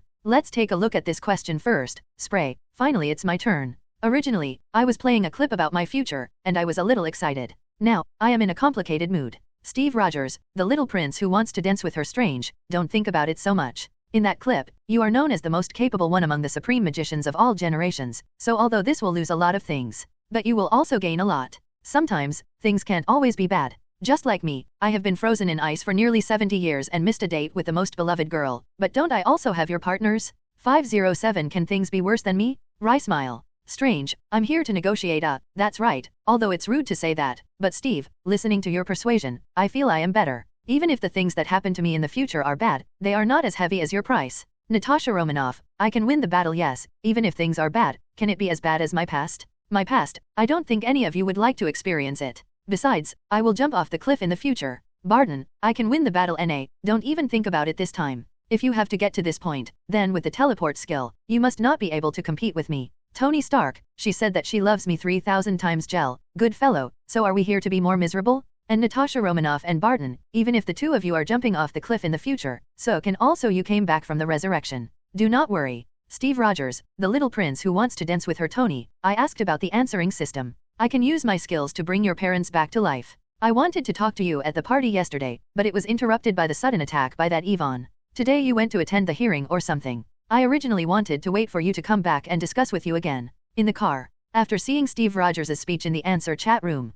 Tony Stark, who was paralyzed in the back seat, straightened his body, his hands trembled a little, and even roar started to suck. Really, my parents can actually be resurrected? After knowing that Suching and Steve Rogers have acquired this skill, Tony Stark once thought about asking them to revive their parents. But when I think that my parents have passed away for so many years, if they can't be resurrected, wouldn't they be embarrassing them? Especially when Sue doesn't know his parents yet, don't even think about it, it must be extremely difficult. And Steve has just recovered from the ice. Even if I really long for them to resurrect their parents, I can't ask them, so Tony has been enduring it, even if he sees the relic left by his father. Knowing that I had blamed my father for so many years, it was wrong to think that his father's love for him was far less than him. When I heard my father say that the most proud achievement of his life is himself, Tony has an urge to cry. There is a strong urge to find Suching or Steve to let them revive their parents, but reason has allowed him to suppress this emotion to death. Even if I had a temper and didn't say goodbye to them seriously, it was the most regrettable thing in my life. But now, after seeing Steve say that after he was able to resurrect his parents, Tony Stark could no longer control his emotions. Tony, what's the matter with you? Peepo, who was sitting on the side, looked at Tony who had been slumped in the back seat and seemed to be emptying himself. Suddenly sat up, tears gradually filled his eyes. For a while, Peepo was a little at a loss, carefully picked up a tissue and handed it over, and then said softly, Tony, are you okay? Fine. He took a deep breath and rubbed his cheeks vigorously. Tony Stark smiled at Peepo, I just thought of something exciting. After speaking, Tony Stark immediately said to Happy who was driving the car, Happy, go to the base of my newly purchased villa as fast as possible. As soon as the voice fell, it seemed as if he had thought of something. Tony Stark said quickly, you don't have to go as fast as you can, just at normal speed, safety first dash. Okay. Hearing Tony's words, Happy driving the car nodded. The policeman sat in the co-pilot, looking like a dummy-like skeleton warrior. Happy curled his lips, and then hurried towards the answering alliance base. Answer the questions in the chat room. Steve Rogers' words not only made Tony Stark excited, but even the others were a little shocked. Natasha Romanoff, stop fighting, I jumped off the cliff really? Steve, can you really resurrect Tony's parents? Oh my god, this is incredible. Barton, I can win the battle, it is really shocking enough. So, you are an undead magician, can you do this? Suching, the man who the goddess of death is destined not to get, to be honest, I can't do it, at least my current level can't do it. I can indeed resurrect some people who have passed away, but at least the elapsed time cannot be too long. After all, I am now a tier 3 undead magician. Maybe as my level increases, I should be able to do this. Nick Fury, I really want to go on a moon holiday. Steve, are you sure what you said in 5.0 is true? If it is true, then this matter should not be anxious for the time being, at least it cannot be the resurrection of Mr. Howard and his wife immediately. Tony Stark, she said that she loves me 3,000 times. What do you mean? Nick Fury, what do you mean by this sentence? I need a reasonable explanation. Seeing Nick Fury's speech, Tony Stark suddenly felt angry. It's finally hard for someone to resurrect his parents. What do you mean by blocking here? Nick Fury, I really want to go to the moon for vacation. Tony, calm down. I know you are very excited after hearing the news, but have you thought about something? Resurrecting Mr. Howard Stark and Ms. Maria now is not that simple. Faced with Tony Stark's anger, Nick Fury can understand. After all, if you think from the perspective of Tony Stark, even Nick Fury will be very angry. But, after all, I can't think of this thing so simply. After all, as the leader of S.H.I.E.L.D., you have to think about the overall situation. Nick Fury, I really want to go to the moon for vacation. Tony, have you ever thought about the consequences if Mr. Howard and his wife are resurrected at this time? First of all, let's not say whether Mr. Howard Stark and Ms. Maria can accept this new era. Even if they can accept it, have you considered their identity? Don't forget, for S.H.I.E.L.D., Mr. Howard Stark is one of the 3 founders. It can be said that S.H.I.E.L.D. was founded by him. Nick Fury, if S.H.I.E.L.D. is safe now, then there is absolutely no problem with resurrecting Mr. Howard and his wife. But don't forget, S.H.I.E.L.D. is no longer the S.H.I.E.L.D. it used to be. 23 I don't know when it started, S.H.I.E.L.D. has long become the warming warehouse of Hydra, especially when we still don't know how many people we can trust in S.H.I.E.L.D. and how many Hydra people are there. If at this time, the Wade couple reappeared in this world, what would happen? I think the answer is self-evident. Nick Fury, Tony, I know that after you reconciled with Mr. Howard in your heart, you are full of guilt and miss for them. Even not having time to say goodbye because of anger is one of the biggest regrets in your life. But don't forget, Tony, if it is said that 70 years ago, the most hated person in Hydra was Captain Steve Rogers. So after the establishment of S.H.I.E.L.D., what these people hate most is Mr. Howard. After all, the responsibility of S.H.I.E.L.D. is to destroy all Hydra. Nick Fury, I know that Hydra exists in SHIELD. I also have a great responsibility. I never shirk this point. But, before eliminating Hydra, once Mr. Howard appeared, then Hydra will desperately want to get rid of Mr. Howard. Tony, you don't understand. What does your father mean to S.H.I.E.L.D? In the car, he was excited when he heard that Steve said he could resurrect his parents. And Tony Stark was very angry when he saw Nick Fury say that he did not approve of resurrecting his parents. At this moment, after watching Nick Fury's speech, he gradually leaned on the seat with some anticipation. He didn't know that Nick Fury was right. It's just the news that his parents can be resurrected, and for Tony, the surprise is too big. Raising his hand, he rubbed his cheek vigorously. After a long while, Tony Stark breathed a sigh of relief. Tony Stark, she said that she loves me 3,000 times. Okay, Nick, you succeeded in persuading me. Maybe you are right, now is not the best time to resurrect my parents. Damn Hydra. I will get rid of them all sooner or later. Nick Fury, I really want to go on a moon holiday. Tony, I'm glad you can think so. It seems that your sanity has returned. Suching, the man who the goddess of death is destined not to get. By the way, are you messing up if you care? In fact, there is nothing to resurrect Mr. Howard Mr. and Mrs. Stark now. Tony Stark, she said that she loves me 3,000 times. Huh? Sue, what do you mean? Come on. Tony Stark, whose hopes were gradually fading in his heart, suddenly rekindled a glimmer of hope after seeing Suching's speech in the answering chat room. If it was just because of Nick Fury, let Tony know that now is not the best time to resurrect his parents. So forcibly buried the excitement in the heart, then now, Suching's speech at this moment, undoubtedly gave Tony Stark a new hope.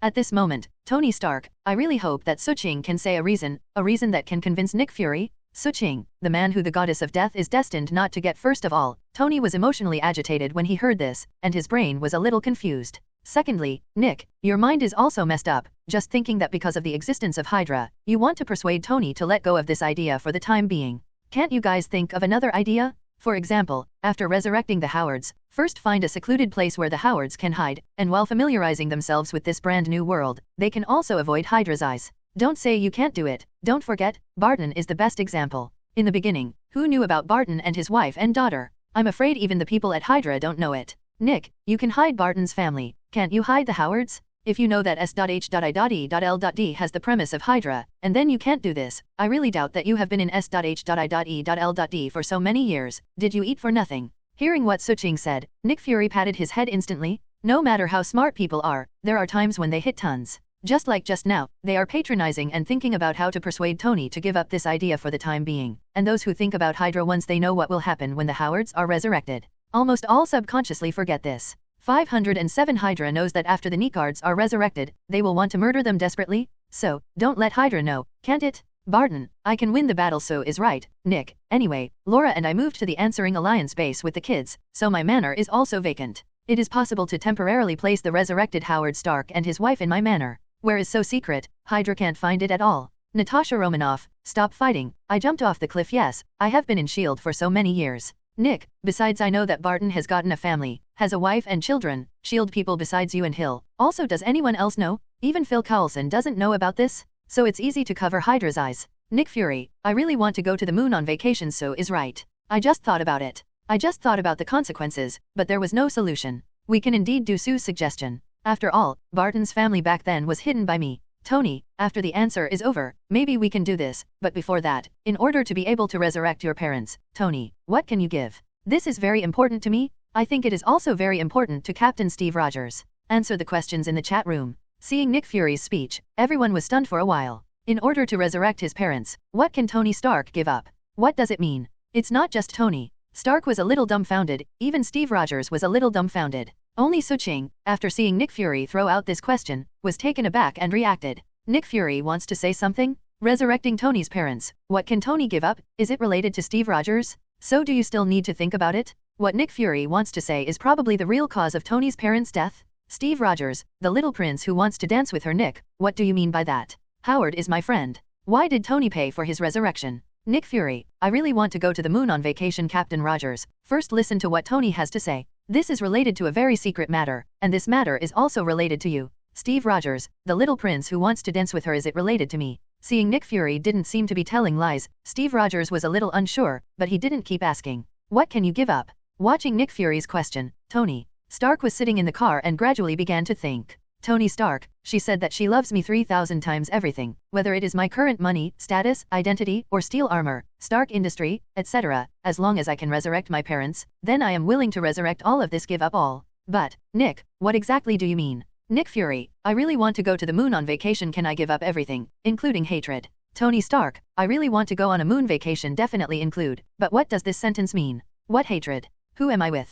The dead Obadistan, or the Yvonne who attacked me? Nick Fury, I really want to go to the moon on vacation. That's okay, Tony, since you are willing to give up everything, including hatred, in order to be able to resurrect your parents, then there is no problem. I will give you the truth about this matter, which is related to a secret of SHIELD. After the answer is over and Mr. Howard and his wife are resurrected, including Captain Steve Rogers, I will tell you the same. Believe me, this is not a condition. I just don't want to see you hate each other in the future because of this matter, even torn apart. Tony Stark, she said that she loves me 3,000 times. What makes it so mysterious? Can we still hate each other? What a joke. If Steve can resurrect my parents, I am grateful that he is too late. Steve Rogers, the little prince who wants to dance with her. I don't quite understand it, and it's about me. Howard was not married when I was frozen. Natasha Romanoff, stop fighting. I jumped off the cliff. Nick is like this. We have been used to it for so many years. He is always mysterious, but no one can help it. After all, he knows too much. Barton, I can win the battle. That's right. Let's answer the questions first. After finishing the questions, I drive the Quinn machine to take Captain Steve and Tony to my farm.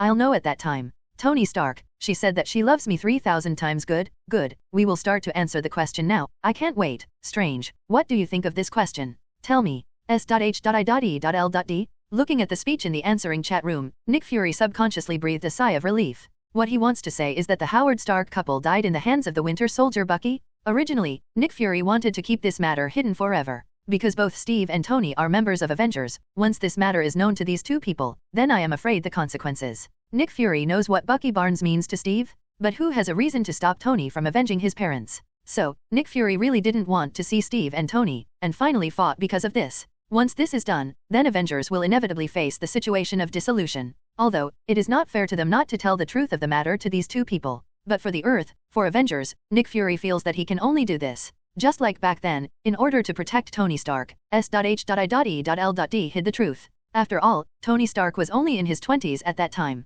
Once he knows the truth of the matter, then I am afraid he will not live long. Even if there are people with S.H.I.E.L.D. to protect, it's just that this concealment has been for so many years. So that now, Steve Rogers has recovered from the frozen state, and even the Howards can be resurrected. In the past, who would dare to imagine such a thing? But now that the Nord Stark couple can be resurrected by Steve Rogers, then, Nick Fury believes that after he tells this matter, he can also save their relationship. With a long sigh, Nick Fury leaned on the chair and stared at the answering chat room, but in his mouth, he kept chanting /snake. Strange, Tony, I just asked about the Supreme Magician, Time Gem. The Supreme Magician also said that it was guarded by the Supreme Magician of all generations. However, Time Gem has a function, not only can see the past and the future, but also can reverse time and accelerate things like that. But in the clip, in order to save you from Thanos, Li Xiao, I gave the Time Gem to Thanos. Wait, the Time Gem is guarded by the Supreme Magician in the past, but the Time Gem in the screen is on my body? That is to say, I will become the next Supreme Magician in the future?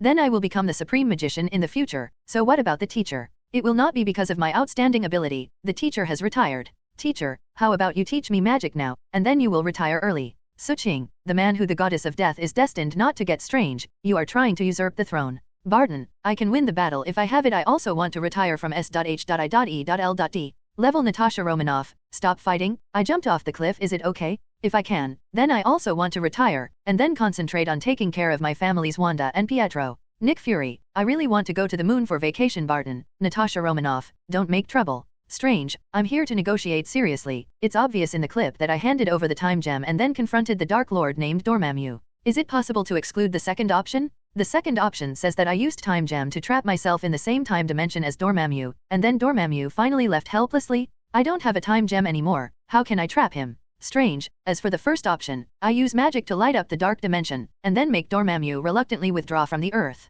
I think there is such a possibility. As for the third option, my battle with Dormammu failed, and I asked for help from the previous Supreme Magician to fight Dormammu back. I remember the teacher said in the answering chat room before that if she is on the Earth, then Dormammu, dream monsters, and the like will not dare to come to Earth at all. So, can I also exclude this option? Thor, the sad fat man who lost the hammer. I just watched the video seriously. In the video, Strange, you said, you are not his opponent, unless the teacher is still there. If the teacher is still there, then that's it. 507 This proves that your teacher, the respectable Ancient One magician, is not on Earth. Definitely, it is uncertain whether he is still alive. But one thing, can this sentence be understood as, Ancient One magician is not on the Earth, and you can't ask for help? Then you can only fight Dormammu by yourself. Natasha Romanoff, stop fighting, I jumped off the cliff, hee hee. Silly, don't you be silly today. I started to analyze it seriously. Barton, I can win the battle, Han, great. And this time, I was on Sahan's side, and I think his analysis makes sense. The third option is to ask for help from the previous Supreme Magician Ancient One. It is impossible. Han, nice job. Thor, the sad fat man who lost the hammer, that is, don't forget that I am the god of Asgard thunder. I usually don't like analysis. Thunder a face. Tony Stark, she said that she loves me 3,000 times. Steve Rogers, the little prince who wants to dance with her. If we follow the analysis of Strange and Han, then there is only one answer left. But I always feel that it should not be that simple, right? Bruce Banner, Hulk is not sick. I also think it doesn't seem to be that simple. But that big head, Dormammu, is quite frightening. Hulk just wanted to come out to fight. I comforted him and went back. Looking at the analysis of the people in the answering chat room, Strange reported it and nodded immediately. What they said is reasonable. After all, if you follow your own analysis, there is only one answer left. But will this future video really be that simple? Strange, I'm here to negotiate at Suching. You haven't spoken all the time. What do you think? Suching, the man who the goddess of death is destined not to get. I am also thinking about this question. Strange in the clip said that he is not Dormammu's opponent. If it is really like the one in the first answer, Strange finally lights up the dark dimension and makes Dormammu reluctantly withdraw. Then he still needs to talk to the king and say that he is not Dormammu's opponent. Natasha Romanoff, stop fighting. I jump off the cliff, Sue. What you said is right, but if you say so, isn't there a correct answer to this question? Tony Stark, she said that she loves me 3,000 times. Yes, time gem is gone. The second option is eliminated. Strange said that he is not Dormammu's opponent, and the first option is eliminated. Ancient One magician is not on the Earth and cannot be rescued. The third option is to rule out. In this way, there will still be the correct answer. Supreme Magician Ancient One died from special effects too expensive. What you have said makes sense, and I have never wanted to answer questions, because the emergence of this answer system may be that these superheroes have changed more. The only way to be strong. I am happy to see you're stronger. After all, the stronger you are, the safer the future Earth will be. However, sometimes, you have overlooked a problem. Pay attention to the suffix of your name. Hearing the words of the Supreme Magician Ancient One, which is equivalent to a reminder, Strange and the others, also one after another, looked at the suffix of the name again. Strange, I'm here to negotiate. The suffix of my name is negotiation. Is the answer to this question that I want to negotiate with that Dormammu? But there is no option. Tony Stark, she said that she loves me 3,000 times. The meaning of Ancient One Magician, does it mean the suffix of her name?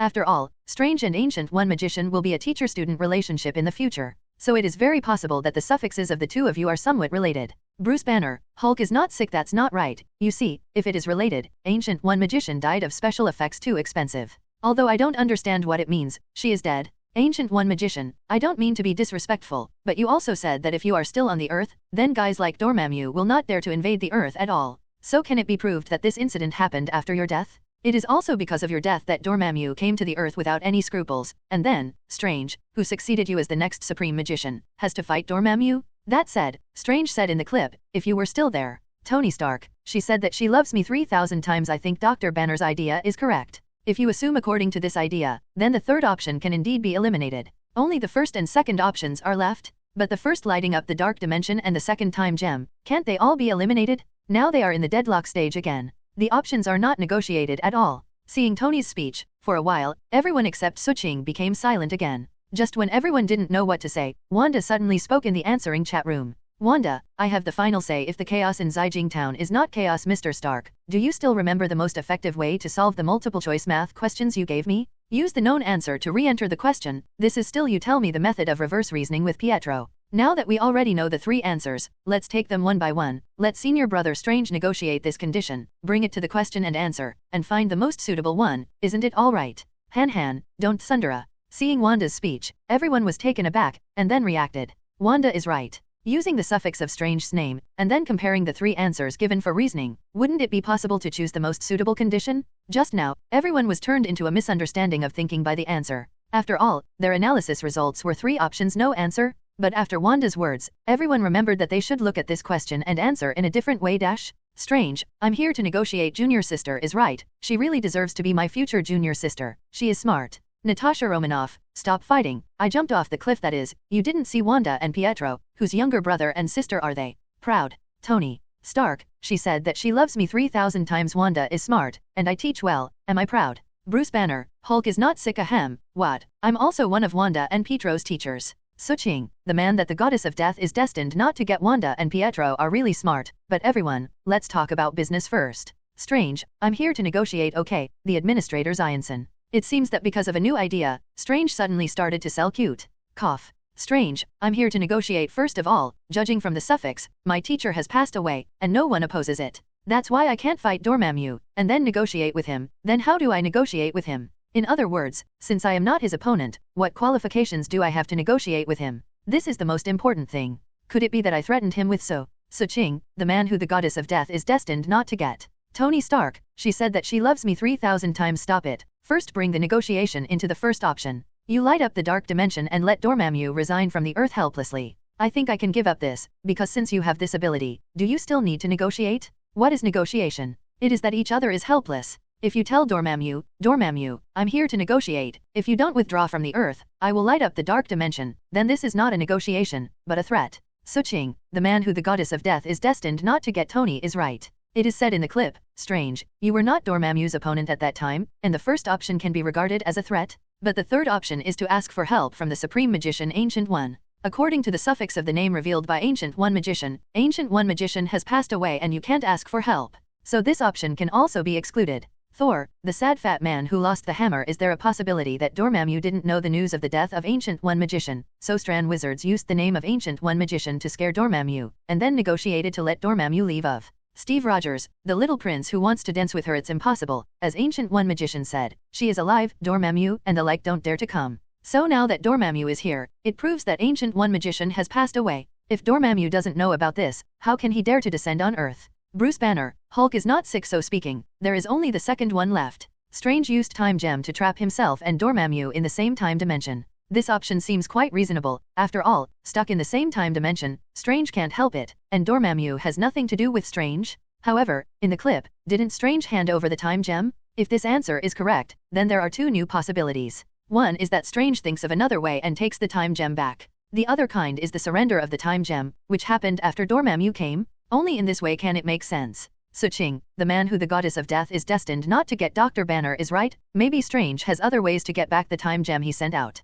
After all, Ancient One Magician once said that time gem is something that the Supreme Magician of the past has spent his life to protect, so I agree with what Dr. Banner said. Well, just treat it as if you don't know the future. Anyway, in the early stage, I would never know the future. Help the members in the answering chat room analyze the correct answers and send out some wrong options. Suching likes this kind of work. Look for flowers, 0. After all, every time a member gets a correct answer, the rewards they get are the perfect version of skills. In this way, it seems that the members in the answering chat room are all calling themselves. Well, that's the truth. Come on, everyone, workers. Strange, I'm here to negotiate. Originally, I was more inclined to the first answer, and even wanted to answer the first answer directly. But Dr. Banner, Sue, and Tony have all analyzed reason. It's right to think about it. How can a smart person like me directly hand over the time gem without being able to get it back? You know, I'm also a genius. Naturally, I won't live up to the responsibility of the Supreme Magician of all generations. 0. Looking at Strange's speech in the answering chat room, the Supreme Magician Ancient One, who came back from outside the domain, smiled and shook his head. However, Strange is indeed the one with the highest potential ability among the Supreme Magicians of all generations. That said, there is nothing wrong with it. Strange, I'm here to negotiate the answering system. I will answer this question. I choose to believe in my friends. Choose the second option. Use the time gem guarded by the Supreme Magician of the past. Trapped me and Dormammu in the same time dimension, and finally let Dormammu resign from the earth. Hearing Strange's answer, the mechanical sound of the answering system sounded again. Is the member Strange sure of the answer you answered? Strange, I'm here to negotiate. Okay. Congratulations to the member Strange to get back to the right. We'll get the bonus skill Swordsmanship Mastery. As the system's voice fell, before everyone could say anything, the answering chat room was muted again, and then the clip began to play again. Everyone is used to this kind of thing. After the answer is correct, the system will play the answer to the question. Therefore, this time everyone is also very curious about how Strange used Time Gem to negotiate with the Lord of the Dark Dimension, Dormammu. Well, the ability of Time Gem makes them more curious. And, Dormammu, I'm here to negotiate. Boom. Dormammu, I'm here. Woolen cloth. Dormammu, I am. Woolen cloth.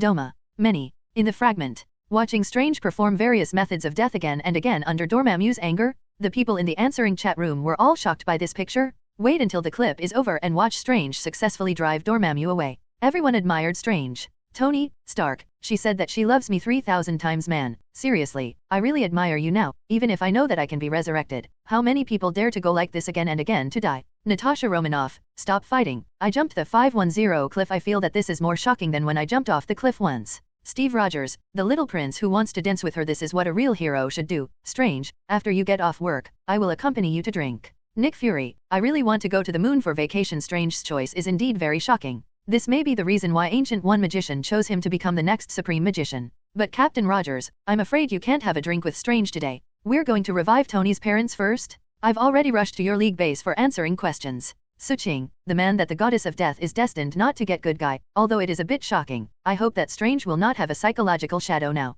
Strange, I'm here to negotiate for a long time. I thought that negotiation was using superb speech skills, but I didn't expect it to be very life-consuming. My god. In the real world. Strange rubbed his cheek speechlessly. Who would have thought that the suffix of his name actually has this meaning? When I think of myself in the dark realm of Dormammu, after dying again and again, Strange feels that his head is a little numb. However, after thinking about Time Gem, Strange suddenly laughed again. Is the Time Gem so powerful? Doesn't it mean that you will never die after you own the Time Gem? Whenever you are about to die, you will pass the time back and forth. Gosh. With a double slap, Strange forced himself to forget about Dormammu in the dark realm. I keep thinking about Time Gem in my mind.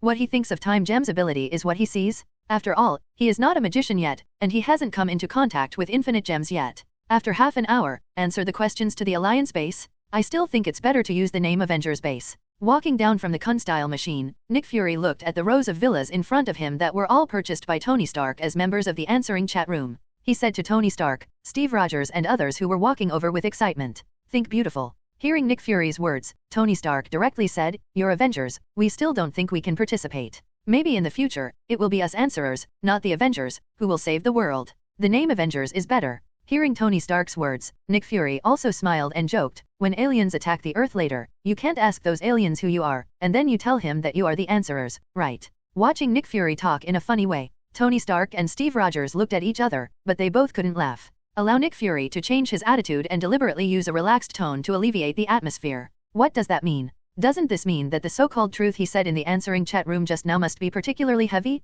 Even if two people are so heavy that they are psychologically prepared, he will find it difficult for them to accept it. That's why I deliberately used this tone to ease the atmosphere. Seeing Tony and Steve gradually getting a little dignified expression, Nick Fury also put away a smile. "Barton, take us to your farm." Secretly sighed, Nick Fury returned to the usual expressionless face. "Good." Hearing Nick Fury's words, Barton nodded, and then walked towards the cab of the Quinn machine. "So, do you want to go and have a look with me?" Watching Steve Rogers also board the Quinn, Tony Stark, who just wanted to go to the Kunstyle machine, suddenly turned his head, and subconsciously looked at Suching next to him. "I always feel that this matter will change and make me a little unacceptable. So." Before Tony Stark finished speaking, Nick and Fury directly interrupted, "Trust me, Tony, the less people know about this matter, the better. After all, this is related to you and Captain Steve Rogers. It will even be related to the entire revenge. Will your entire alliance of respondents be divided in the future? All right. I wanted to find someone I trusted the most to accompany myself. At least after hearing the so-called unacceptable truth, I could still have a partner." But after hearing Nick Fury's words, Tony Stark nodded. "Tony, Suke is going to help me today." I can see that Tony Stark's inner emotions are extremely complicated at this moment. On the one hand, I am excited because my parents are about to be resurrected, and on the other, I am worried about the so-called unacceptable truth and ambitious. Natasha Romanoff took a step forward with a smile, and directly took Suching's arm and smiled. "He is going to help me perform a task. You don't want to see it. I haven't waited until I jumped off the cliff. Need to be resurrected by so. Well, I accept this reason." Hearing Natasha Romanoff say this, Tony Stark took a deep breath, and then smiled on 5.0, "Don't worry, is there anything I can't accept? You know, I'm Tony Stark. Wait for my return." Blinking at Suching, and then bidding farewell to the puzzled Pabo, he directly stepped onto the Kunstyle machine. I don't know if this sentence is being said to Suching, or is being said to myself. Watching the Kunstyle aircraft slowly take off, Natasha Romanoff, who has been holding Suching's arm, let go. "Suching, trust me, so, you'd better not get involved in this matter." Although I don't know what Nick Fury wants to tell these two people, it is obvious that if Tony's parents really can't resurrect, then this answer may make the two of them break directly. Looking at the people around him, Natasha Romanoff whispered to Suching, No, you take me one. Looking at Suching and Natasha Romanoff, Thor sat on the sofa and said boredly, I have been on Earth for more than a month. I don't know what I should do except fight with the skeleton warriors every day. If this continues, my bones will be rusty, and finally there will be battles, so take me. You don't even bother to leave. Who lets you out? Seeing Thor's hopeful eyes, Suching leaned on the sofa and laughed directly. I have said, let you go out for a walk, and I have all the casual clothes ready for you. It's because you don't want to go out. What can we do? And you tell me, in this nearly a month, you went out once and got lost? Fortunately, we got it back for you. Well, if you think it's really boring, then go find a girlfriend. Looking at Thor, Suching thought for a while, and then said seriously, really, Thor, if you want to have a sense of belonging on the earth, then you really should find a girlfriend. Hearing Suching's words, Thor froze for a moment, and then his eyes were a little dodging, and after 23, he shook his head constantly. Forget it, I've been in Asgard for over 1,500 years and it's been pretty good. It's a matter of finding a girlfriend. Don't worry. And girlfriends are too troublesome. You have to know that my remaining lifespan is more than 3,000 years, and the lifespan of ordinary people on the earth is only 100 years. No way, no way. Wait a minute. Looking at Thor, who had some evasive eyes, Suching sat up from the sofa. Your tone is a little guilty, buddy. Tell me, what's the situation? Nothing, nothing. Seeing Suching's serious questioning, Thor immediately shook his head constantly. Hey, Sue, we should go now. Natasha Romanoff also walked in at this time, and then smiled at Suching. Go early and return early. Try to get rid of that guy early. Looking at Natasha Romanoff, who had changed his battle costume, Thor immediately changed the subject. Take me, Natasha Romanoff, so always said that there are many people and strength, and in the face of battle, you can always trust the thunder from Asgard. God. Huh? What's the situation? Looking at Thor, who was looking forward to him, and still belittled his eyes to himself, Natasha Romanoff asked Suching, do not know. He shook his head and stood up from the sofa. When I told Thor to find a girlfriend, his eyes were a little dodge. There must be a problem. Do you remember the last time he had to go out by himself and ended up lost? Thing. Definitely, it was Tony who let J.A.R.V.I.S find Thor through some monitoring. Hearing Suching's question, Natasha Romanoff nodded. I guess it was after he got lost that time, something we didn't know happened. You mean? Nodded thoughtfully, Natasha Romanoff looked at Thor. Okay, buddy, two things. Hey, it's okay. I just talked for a while, but in fact, there is nothing. Seeing that Thor was about to talk about Zyala's mouth, he quickly began to return to the original topic. Okay, you can go if you want. Anyway, if you make a move, we can make it easier. Natasha Romanoff thought for a while, then nodded and said, hey. Seeing Natasha Romanoff agree to take himself on the mission, Thor immediately turned his eyes to Suching triumphantly. Man, this time let you see my true strength. I already knew your strength. Seeing Thor's somewhat proud expression, Suching spread his hands, but didn't say anything. The Kun-style aircraft took off, and then flew toward the place where the mission was to be performed this time. Looking at the flying Kun-style machine, Dr. Banner, who rushed back from Stark Industries, turned around and smiled at Wanda and Pietro. Let's go, it's all mine this afternoon.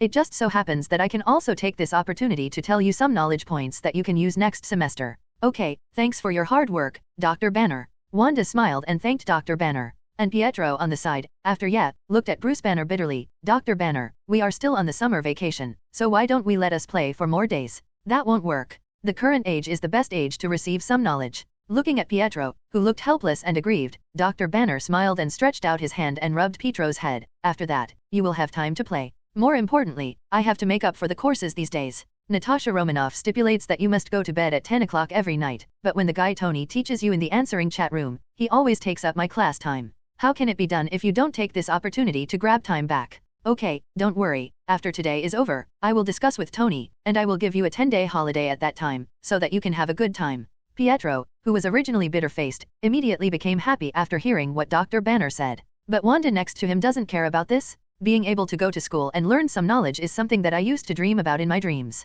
Yee, what is this guy? On the back of the container. Looking at an ordinary human, a half-mechanically modified body 510, Thor suddenly glanced at the bone crusher in surprise. Immediately turned around and looked at Suching. So, fortunately you are not like this. Odin is here. How did he change his body like this? It's related to Hydra's experiment. Listening to Thor's words, after Natasha Romanoff put the weapon on, he said, it is precisely because of this that Nick Fury wants to catch alive. At least some information about Hydra and some secret bases must be asked. Guys, who does this guy give to? Looking at the machine that was even modified, with an automatic weapon, Natasha Romanoff turned to look at Suching and Thor and asked, give it to me? Before Suching could speak, Thor immediately looked at the bone crusher and the people behind him with excitement. It's been a long time since I fought the enemy. Give this guy to me, so, you can't grab me. And the guys behind him, these enemies are all mine. Speaking, before Suching could answer, Thor took the hammer and jumped directly from the container. Ugh, Seeing this scene, Suching smiled helplessly. Okay, since Thor takes the initiative to ask for the battle, then leave it to him. After speaking, Suching directly Natasha Romanoff, a teleport directly from the container more than 10 meters high to the ground. Faced with 3 people who suddenly appeared. The bonebreakers who were trading in some commodities were taken aback for a moment, and dozens of guys immediately took up their weapons and attacked the 3 Suching. Suddenly, countless bullets flew towards the 3 people like a rain of fire. But before the bullets flew to Suching's side, they saw Suching stretch out his hand. The next moment those bullets fell to the ground like they hit an invisible air wall. This skill is still easy to use. If I have this skill, then I don't have to worry about it. Listening to the sound of the ping-pong-pong bullets falling on the ground, Natasha Romanoff stood beside Suching, then spread his hands and smiled. So, when we first met, you told me that you were an ordinary person. It is indeed an ordinary person. Seeing these guys in front of them saw this scene, they were all a little stunned. Suching removed the psychokinesis barrier, and then smiled at Natasha Romanoff. These people are my opponents, so, you can't compete with me. While talking, Thor leaped high with a hammer, and then a bolt of lightning struck the people. Bang! The lightning fell, a violent explosion sounded, and several hapless guys were directly blown out by the lightning. Court death. Looking at Thor who had just landed from the air, the Bone Crusher seemed fearless in his heart. One jumped directly to Thor's side, raised his semi-mechanical arm, and smashed it directly at Thor. That's what I mean. According to our investigation, it may be because of the transformation. There is no fear in the brain of this Bone Crusher. Looking at the Bone Crusher who fought Thor in an instant, Natasha Romanoff said to Suching, "Those little guys are going to run, catch them all, or can you let them go?" Seeing in their hearts, the originally powerful Bone Crusher was actually suppressed by the guy who held a hammer and used thunder and lightning. Suddenly, many young people even wanted to turn around and escape.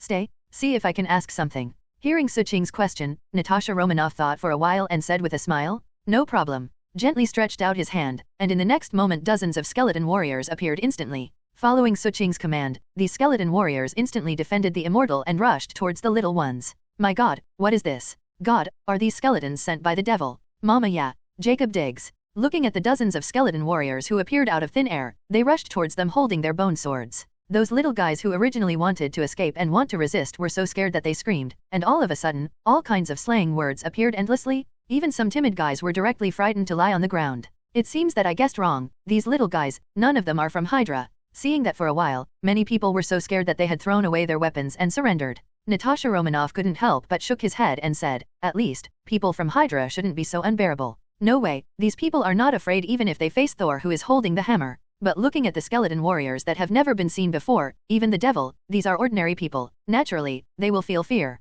So, didn't you just say that all these people will be handed over to me? You don't speak credibility. Seeing that it was almost a face-to-face, all those little guys threw away their weapons and knelt on the ground and surrendered. Thor was fighting with the Bonebreaker, and he said sorrowfully to Suching, "God is creditworthy." Listening to Thor's voice of grief and anger, robbing the mobs is like robbing his girlfriend. Suching suddenly laughed, "It's you who are too slow, Thor, a Bonebreaker. You can't handle it. If you take action, these people will have run away long ago. But are you sure you can deal with this guy? If you can't solve it, then just leave it to me." Seeing Thor and the Bonebreaker who are constantly fighting, Suching smiled deliberately. "Who said I can't solve it?" Hearing Suching deliberately agitated himself, Thor was even able to fight while learning that Suching put a middle finger at Suching like Tony and the others did. Seeing this scene, Natasha Romanoff was immediately amused. Han came to the earth for a month, but I have learned from you. Watching the play while holding his arms, Natasha Romanoff joked while watching Suching. In fact, this is the first time Natasha Romanoff felt that the task would be so easy. That's right, driving a Kun-type machine here, and then you don't have to worry about anything, even the task can be completed at any time. The guy Thor is obviously deliberately waterproofing, and most people think that the Bonebreaker is very powerful. In front of Thor, it is completely vulnerable. Natasha Romanoff didn't think that this time the task would be so simple. I have notified the nearby S.H.I.E.L.D members that they have rushed over here. They are all people whom Nick Fury trusts, and don't worry anyway, let Han play slowly. Leaning on the container, looking at Thor, he didn't even dare to use his full strength, as if he was afraid of breaking this toy he knew newly. Natasha Romanoff said with a smile, "Asshole?" It seemed that he felt the deliberate retraction of the hammer holding the hammer in front of him, and seemed to be afraid of hurting himself. The Bonebreaker suddenly became furious. Especially after listening to the two people over there chatting, they didn't put themselves in the eye, they were even talking and laughing. After evading Suiar's punch, the Bonebreaker actually turned around and rushed in the direction of Suching and the others. "Hey, half-mechanical guy, your opponent is me? Don't run." Seeing a turnaround, the Bonebreaker actually rushed towards Suching's direction. Thor suddenly became a little anxious, "So, don't kill, I haven't moved enough." Facing Thor's call, what can Suching do? Anyway, the person S.H.I.E.L.D Nick Fury trusts hasn't come over yet, let Thor play slowly. Thinking of this, Suqing lost his place in a teleportation, Lida's. Appearing again, he came directly in front of the Bonebreaker. Seeing Suqing who suddenly appeared in front of him, the Bonebreaker was obviously taken aback, and before he could react, Suqing kicked him back to Thor's side. Hey, good job? Seeing the Bone Crusher who flied back again, Thor suddenly smiled on his face. Symphony guy, your opponent is me. Give you a piece of advice, don't go in that direction. I'm afraid that Su can't control his strength and beat you to death with a punch. Then there is nothing to play, be obedient. He flew to Thor again, and the Bone Crusher fell on the ground, listening to Thor's sincere tone, as if he was coaxing a child. Suddenly, the Bonebreaker who fell to the ground was full of grief and anger in his heart. When did you start? This famous and frightening Bone Crusher was actually regarded as children by these people. This is so annoying. Asgard, Odin's private library. After weighing the bottle in his hand, Loki nodded slightly satisfied. It's really because I didn't come back on the earth, and I actually passed Heldam and asked me to give him wine. With a helpless smile, Loki turned and left the private library. As soon as he walked out of the private vault, his eyes fell on Asgard's warehouse where some treasures were stored. After thinking about it, Loki walked directly to the treasure house, Bifrost Terminal. How is Thor on Earth? With his hands back, Odin looked at Heldam who was kneeling on the ground in front of him, first asked him to get up, and then asked with a smile. You know what Thor said to himself before leaving Asgard, but he was relieved for a long time. Odin can tell if Thor is from the heart or just talking nonsense. Finally, this son of my own is finally sensible. Now, there is nothing more important than the birth of a qualified king in Asgard. Even if you are now in an eternal sleep, what can you do? At least, his son is already more than half a qualified king. For the rest, he needs to ascend the throne, and then slowly adapt to 510. The king of God, Thor has a very good life on Earth, and based on my observations these days, Thor has lost his previous impulse, arrogance, and recklessness. Even when facing the people on Earth, there is no arrogance of being a god. It is hard to imagine that Thor would become like this. You know, in the past, he used to call himself Asgard Thor for people in the 9 realms, but now, he is more like a person to face the people in the 9 realms. Creatures. Perhaps as you said, Thor really already has a qualified king mind at this moment? It's just what? Upon hearing Heldam's words, Odin asked with a smile. For Heldam's evaluation, Odin was extremely happy at the moment. Impulsive, arrogant, reckless, vanity, this is my previous evaluation of Thor? Now, these comments seem to be slowly disappearing from Thor, so Odin at this moment is very satisfied. Although, I don't know what Thor is because of, it will suddenly change. But, no matter what the reason is, it doesn't matter anymore.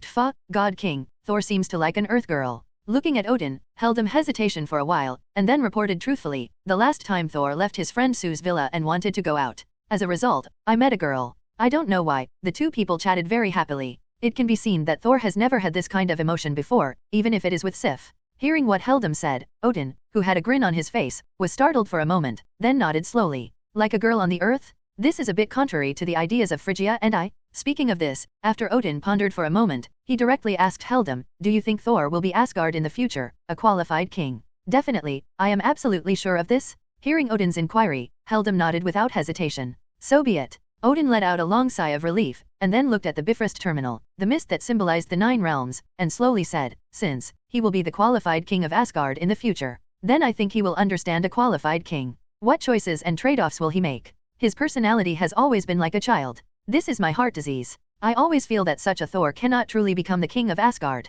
But now, he has finally grown a lot, and we can't force him to understand all about it. Just halfway through the conversation, it seemed as if he had sensed something. Odin suddenly turned his head and looked in the direction of Asgard's treasure house. You continue to watch here. Wave to Heldam. Odin immediately turned around and walked in the direction of Asgard. Cut, he is still not convinced. On the Kunstyle machine. Thinking of the cyborg bone crusher that was taken away, Thor hummed with a hammer. What is wrong with him? As a qualified fighter, if you lose, you lose. If you lose, you must admit. After the big deal, you will become stronger. Don't you have to win the battle again? What else did I say was a sudden attack? Where did I have a sudden attack? I fought him head on, and with this, I didn't even use half of my true strength. Sitting next to Suqing, Thor said without thinking. Yes, after Phil Coulson came with someone, Suqing and others handed the Bonebreaker to Phil Coulson. Originally, Saul, who had won the battle, was very excited, and even shouted Heldam to the sky to let him send a message to Loki. Let Loki bring 2 bottles of fine wine from his father Odin's treasure house. But I heard that the bone crusher who was taken away said that he was not convinced. Thor first attacked, and then used a hammer to make him fall to the ground and unable to get up. He didn't lose. This made Thor suddenly want to fight him. It was Suqing who stopped Thor. After all, I and others want to catch the Bonebreaker, not just 1 point. If it hadn't been for too long, Thor hadn't really moved his bones or something.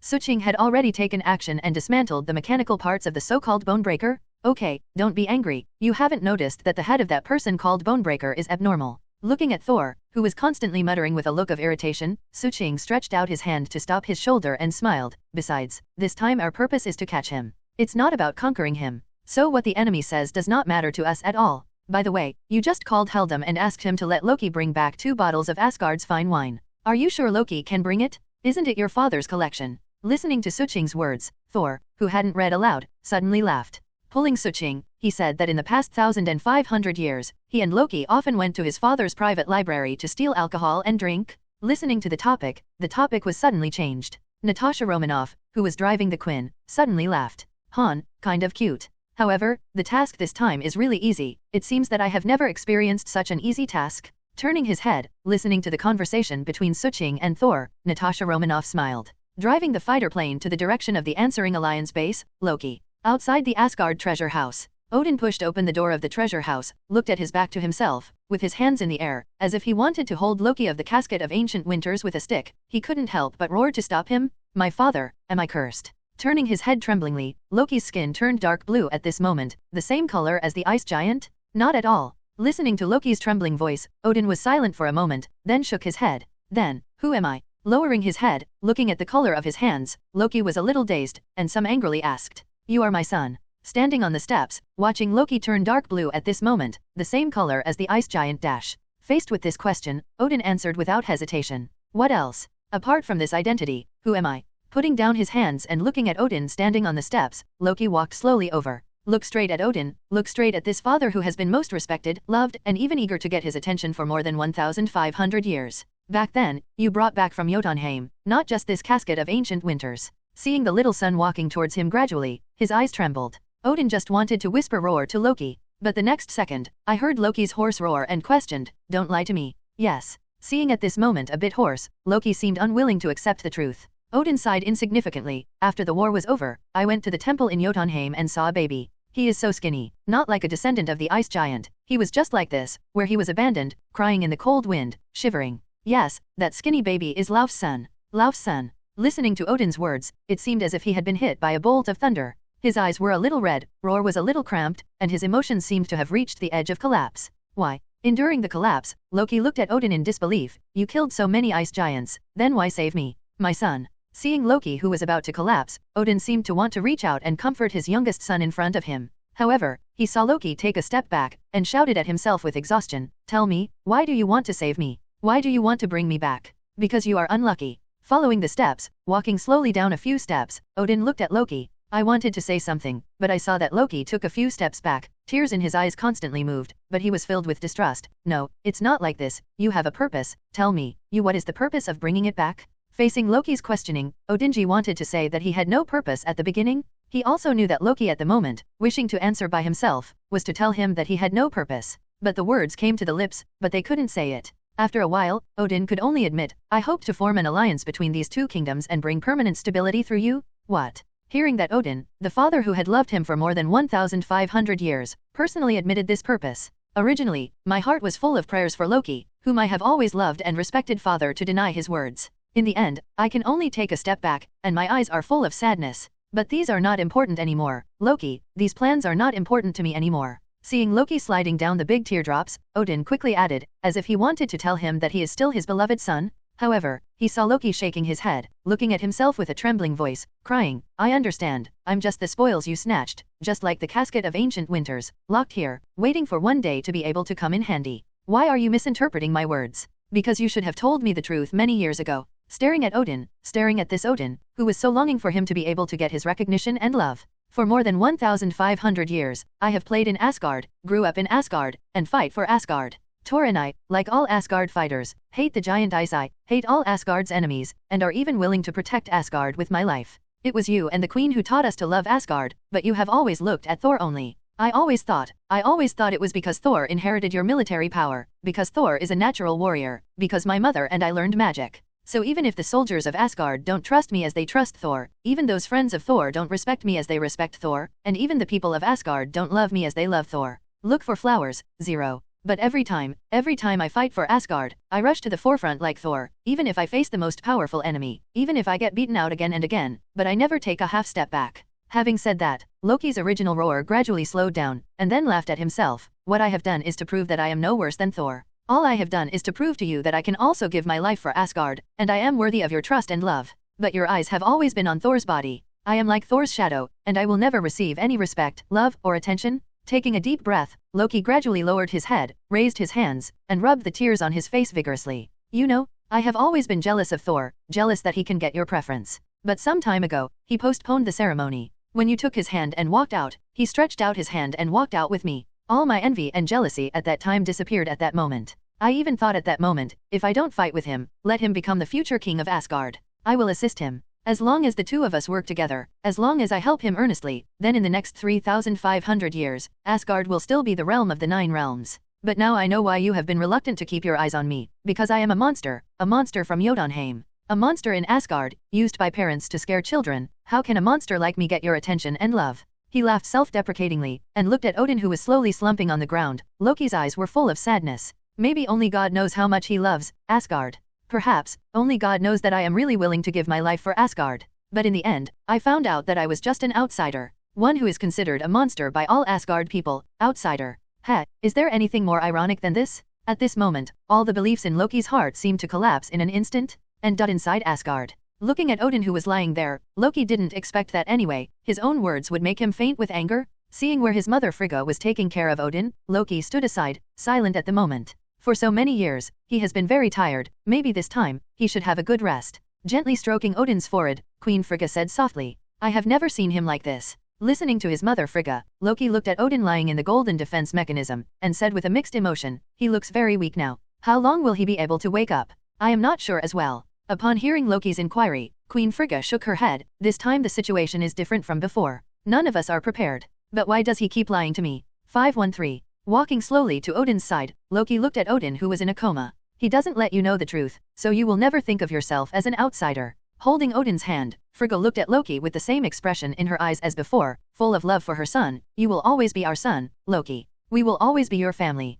Family? Listening to Frigga's words, Thor nodded slowly. I see. Standing up, he glanced at Odin who was lying here unconscious. Loki clenched his fists, and then said to Phrygia, I will prove it. Loki. Looking at Loki who was about to get up and leave, Frigga stopped him. After Loki turned around, he saw Frigga handing over the weapon that originally belonged to Odin, the Eternal Spear. Mother. Looking at the Eternal Gun handed over, Loki was taken aback for a moment, and then looked at Frigga. I wanted to say something, but I saw Frigga's face full of trust and a kind smile. During your father's coma, you temporarily took over the throne of Asgard and exercise your father's rights. Thor is on Earth and is learning how to grow at this moment. I know that he is already very good now. I also know that the truth of some things makes it difficult for you to accept for a while, but I am willing to trust you as before. My child, you must remember that you will always be the Prince of Asgard. You will always be my favorite son of Phrygia. Looking at the Eternal Gun handed to me, listening to the gentle and kind voice of my mother. For a while, Loki didn't notice it, and his hands that took the Eternal Spear were a little trembling. I understand. I also know what I should do.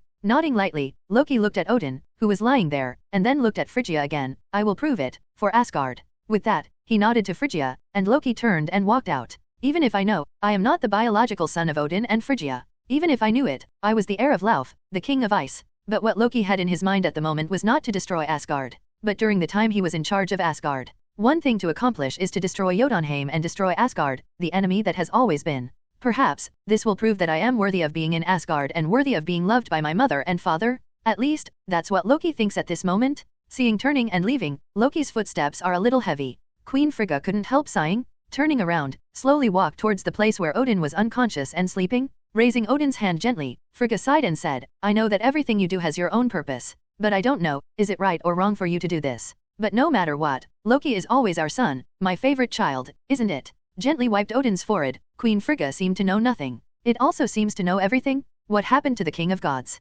Bifrost Terminal. Seeing Loki walking over with the gun of eternity, Heldam asked. Still in a coma, my mother asked me to temporarily become the king of Asgard and exercise my rights as a king. Looking at Heldam, Loki said. Then next, what are you going to do? Hearing Loki's words, Heldam nodded. I want to prove that my love for Asgard is no worse than Thor. After a moment of silence, Loki raised his head and looked at Heldam. Now, as a king, I give you an order. Holding the eternal gun, Loki's eyes seemed to flash with determination. From now on, no one is allowed to leave Asgard and go to Earth without my order. From now on, without my order, Thor cannot return to Asgard until I complete this matter completely. Facing Loki giving orders to himself as a king. Although Heldam wondered why Loki did not allow Thor to return to Asgard, he still knelt on one knee and followed the king's instructions. Send me to the earth in a while, the guy Thor asked me to bring 2 bottles of wine over. Looking at Heldum who stood up, Loki showed a smile on his face. It just so happens, I also see how he's doing on the earth. As long as it doesn't disturb my plan, he can do whatever he wants. Clear. Listening to Loki's words, Heldum nodded gently. For the order given by Loki just now, not to let Thor return to Asgard.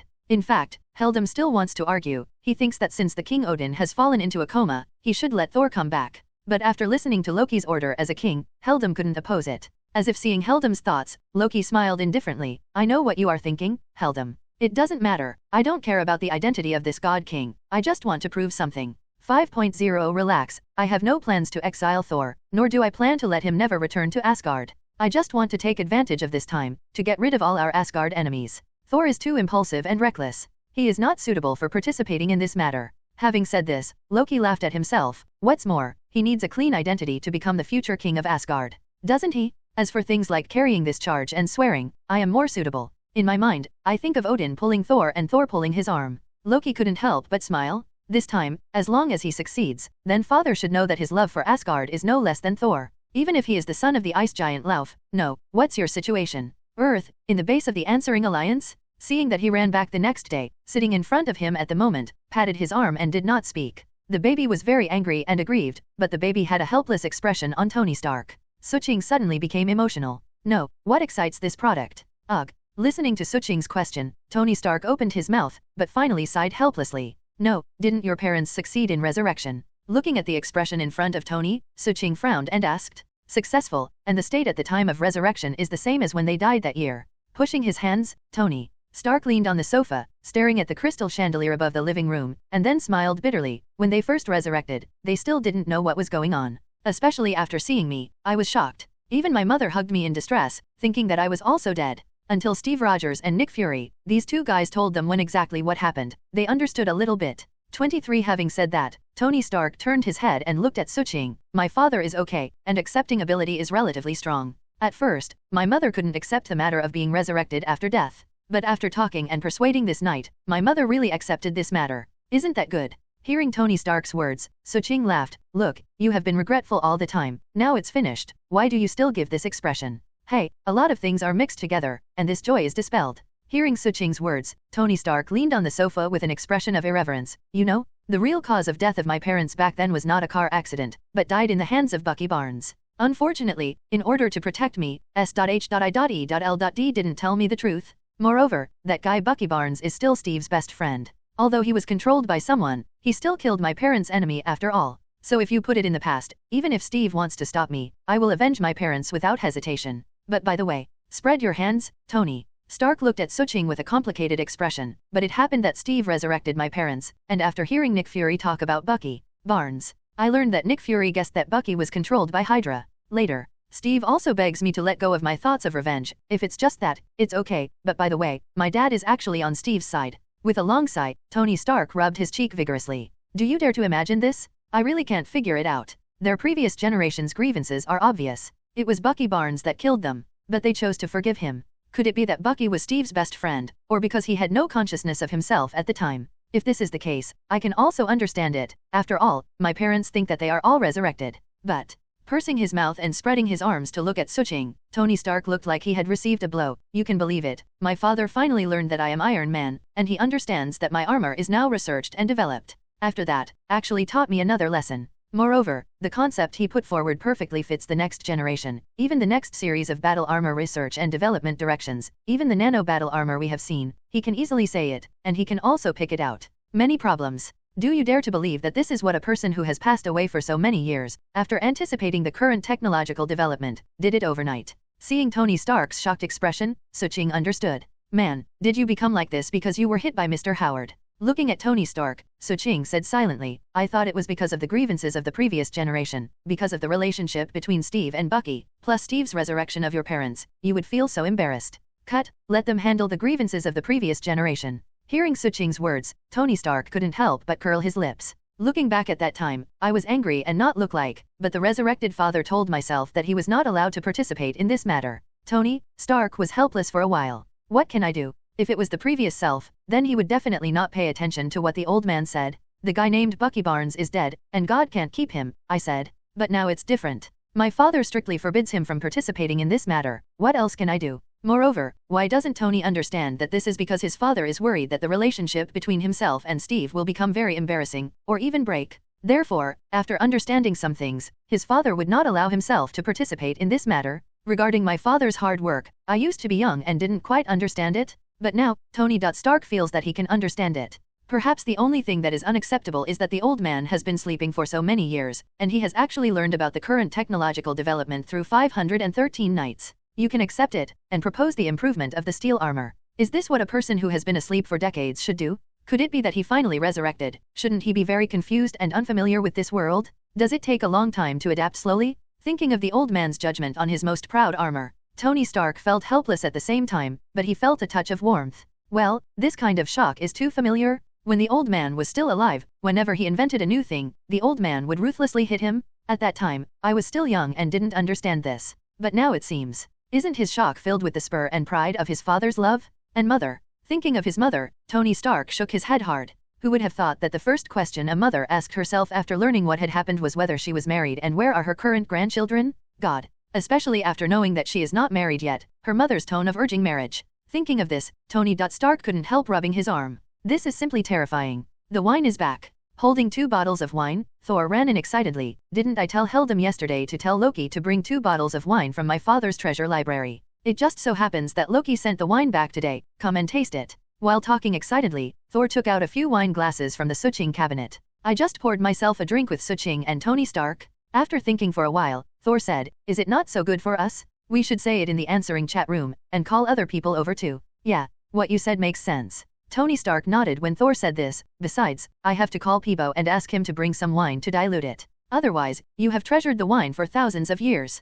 People will get drunk. Then I will inform the others. Tony, you let Peebo bring the wine? Hearing Tony's words, Suching directly opened the answering chat room. Suching, the man that the goddess of death is destined not to get at all members, everyone. Thor asked Loki to bring 2 bottles of wine from Asgard. Would you like to come over for a few drinks? Nick Fury, I really want to go to the moon for vacation Asgard, the wine of God's domain. Unfortunately, I am in S.H.I.E.L.D. and can't make it. Strange, I'm here to negotiate. I still have an operation to start, so I can't go back, so, save me some. Steve Rogers, the little prince who wants to dance with her. Thank you, I am on the farm, and I am chatting and drinking with the Howards, so I will not participate. Let us 3 who are abandoned by this era have a chat together. Click it. In addition, Sue, if I can leave a little bit for Howard and I to taste, it would be the best. I am very curious about Thor's often saying that the wine has been treasured for thousands of years. Tony Stark, she said that she loves me 3,000 times. So, Steve, are you trying to get my father drunk to death? That is a wine that has been treasured for more than 1,000 years. I have to ask Peebo to bring it over. Dilute the bottle of wine. Steve Rogers, the little prince who wants to dance with her. I'm sorry Tony, Tony Stark, she said that she loves me 3,000 times. No need to apologize to me. 1 yard goes to 1 yard, no matter what the situation. Steve, I also want to thank you, at least, you brought my parents back to life. As for Bucky Barnes, I won't forgive him, but that's all. After all, my father has spoken, I can't help but listen. Steve Rogers, the little prince who wants to dance with her. Tony, thank you. Knowing that this is the best result, Steve Rogers definitely won't force Tony, and can forgive Bucky. Natasha Romanoff, stop fighting. I jumped off the cliff. I'll be there soon. Besides, Tony, Steve, what's the situation with the 2 of you? Why do one apologize and the other thank you? Nick Fury, I really want to go to the moon on vacation. This may be the best result, at least much better than the worst result I imagined. Tony Stark, she said that she loves me 3,000 times. Cut. Nick, you have to be careful. After all, my father is resurrected. After Hydra is completely eradicated, maybe my father will remove you from S.H.I.E.L.D. Catch up on the position. After all, one of the founders of S.H.I.E.L.D., but my father, Nick Fury, I really want to go to the moon on vacation. Haha, don't worry about this, Tony. If Mr. Howard is familiar with the world and after Hydra is completely eradicated, if he wants to take charge of S.H.I.E.L.D., then I am willing to let him out of my place. In addition, due to the fact that Hydra is hidden in S.H.I.E.L.D., I have an unshirkable responsibility. Maybe I will give up this position at that time? I originally planned to hand it over to Hill, or Phil Coulson, or even Captain Steve, but now it seems, who else is more suitable than Mr. Howard Stark? Barton, I can win the battle, so, in a while, my boss will be replaced. So Tony, can you discuss with Mr. Howard and raise my level? You know I have a wife and children, and I need to support my family. After all, no one is as big-hearted as Nick. Actually, where was Sue yesterday? I spent 100 million to buy 5 groups of skeleton warriors? Spray that is 100 million, enough for my entire life. Nick Fury, ahem, Barton, skeleton warriors are available, and they are one of our best soldiers to deal with Hydra, so some money should be spent, and there is no need to wait for Mr. Howard to move into SHIELD. I can now raise the level of you and Natasha Romanoff. In addition, the monthly salary for Captain Steve can also be doubled. Barton, I can win the battle if I have it, thank you, boss. It's a pity that the godfather of my next child is already Sue, otherwise you'd better forget it. Nick Fury. Bruce Banner, Hulk is not sick, wait for a while, I will assign homework for Wanda and Pietro, and I will come soon. Pietro, keep that damn bullet away from me, don't, wailing. Wanda, I have the final say if the chaos in Zijing Town is not chaos. Dr. Banner, please do less layout, please. Tony Stark, she said that she loves me 3,000 times. Poor Wanda and Pietro, rest assured, I will give you 10 days off, you can have fun for these 10 days. Natasha Romanoff, stop fighting, I jump off the cliff. Dr. Banner has decided to teach Wanda and Pietro for 10 consecutive days. So Tony, you'd better discuss it with Dr. Banner. Otherwise, if you let him go for 10 days, he will talk about 10 days, and there is still a strange staring at him. My two lovely brothers and sisters, there will be no vacation for just 1 day. Wanda, I have the final say if Zijingen is in chaos. Hee. Sister is the best. Tony Stark, she said that she loves me 3,000 times. Okay, leave this to me, but I don't care today, I'll come over for a drink. Except Wanda and Pietro. Pietro. Half an hour later, the Answering Alliance base, in Suching's villa. Hey, let me tell you, Sue, at the time my mother asked me what I said, I regretted it. How could I like men? Also, I like me very much. That daughter. Especially when she said that when she loved me 3,000 times, I couldn't wait for Lee Dihao, to give birth to her with Pibo, but I'm not ready yet. Hiccups, I'm not ready to get married yet. Don't you know, the feeling of being shrouded in the shadow of marriage urging by your mother is simply horrible. He put his arms around Suching's neck, no matter what Suching tried hard to push his head out. Tony Stark stared, drunk, and talked to Suching.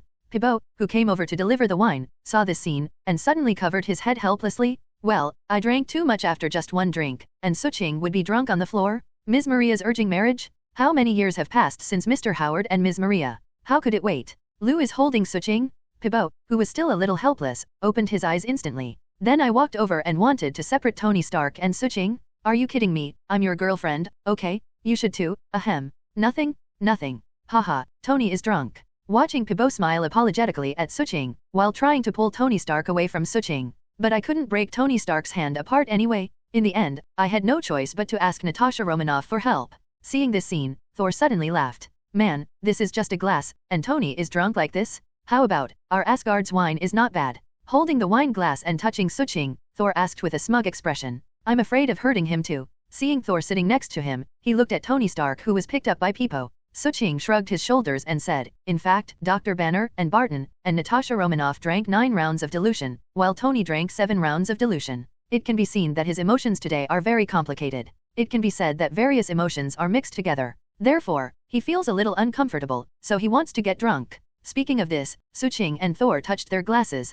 then smiled. Do you think that besides 513 by our side, does he dare to get drunk in other places? This is true. Natasha Romanoff also came over with a wine glass, and then sat beside Suching. I also listened to Nick Fury talking about Tony and Steve. So I can understand Tony's feelings now. He said he didn't blame Steve, it has nothing to do with Steve, but once grudges appear, you need to slowly make up for it. In fact, we should all be able to feel that Tony values and trusts us people very much, and likes to be with us. But, who can be to blame for some things? Maybe this is fate. Fate? I don't believe in destiny. Hearing Natasha Romanoff's words, Thor, who was sitting on Suching's left, shook his head and said, I always believe that the strong are qualified to change their own destiny. Even if I saw various clips about the future in the answering chat room, I believe that I can change. So, what do you think? Looking at Suching with the wine glass, Thor asked seriously. Looking at Thor with sincere and firm eyes, Suching thought for a while, but did not answer the question directly, but toasted and laughed. The passage of time is like a new life, but everything is like a reincarnation. Is it a gift of fate or a curse of fate?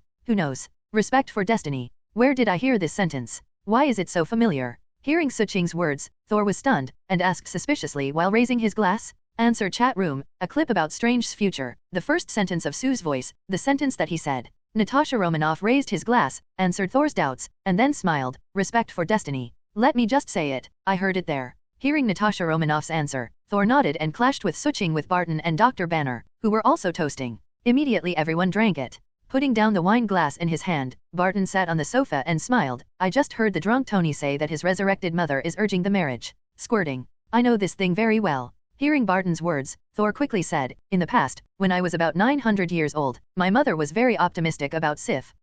Sif is one of my playmates since childhood. So my mother has always wanted to match me and Sif together, and even for a long period of time, she urged me and Sif every day to cultivate a relationship, let us be together and so on. I'm so annoyed, but there is nothing I can do. In the end, I can only helplessly carry Loki to conquer the rebellious affairs of Warnerheim, CDFA. Where did I hide for a while? Having said that, Thor turned his head to look at Suching. Have you been urged to marry by such a horrible situation? Hearing Thor's inquiry, Suching was shocked, then slowly shook his head. In this world, I have no parents, no family, no relatives, nothing. So naturally I don't have the experience of being urged to marry. Looking at Thor, Suching shrugged, then smiled. You still have us. Listening to Suching's tone, Natasha Romanoff patted Suching lightly with his hand. Everyone here, whether in the past or in the future, will almost experience some unfortunate things. I don't know why, maybe God doesn't like seeing a perfect person. But it doesn't matter, at least we still have each other, don't we? Anyway, in the future we will all be fighting together, so that we will never be alone. To all of us,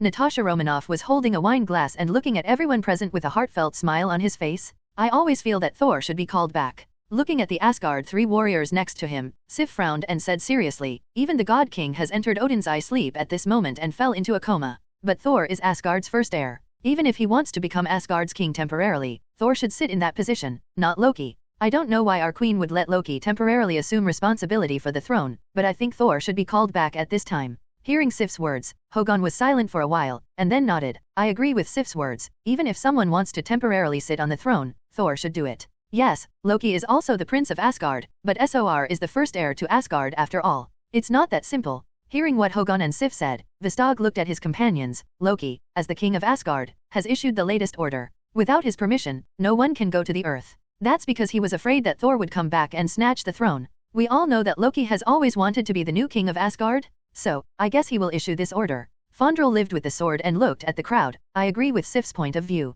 Listening to Fondrel's words, the other two looked at Vistog together. Then what can I say? 3-1. Seeing the 3 companions look at him, Vistog can only helplessly stretch his hands and say, but, how are we going to the earth? You know, without Bifrost and Heldam, we would have no way to enter the earth. Early morning. His head hurts. Clutching his head and walking out of the bedroom, Tony Stark looked at Peepo, who was sitting in the living room and watching the TV, and said, I seemed to drank too much yesterday. Not only did you drink too much, but you also held so to death, don't let go. Watching Tony Stark walked out and sat beside him. Peepo stood up speechlessly and walked to the kitchen, then came over with a glass of milk and handed it to Tony. Holding so to death and not letting go. After receiving the milk, Tony Stark was shocked, and then asked Peepo cautiously, I didn't say anything that shouldn't be said yesterday?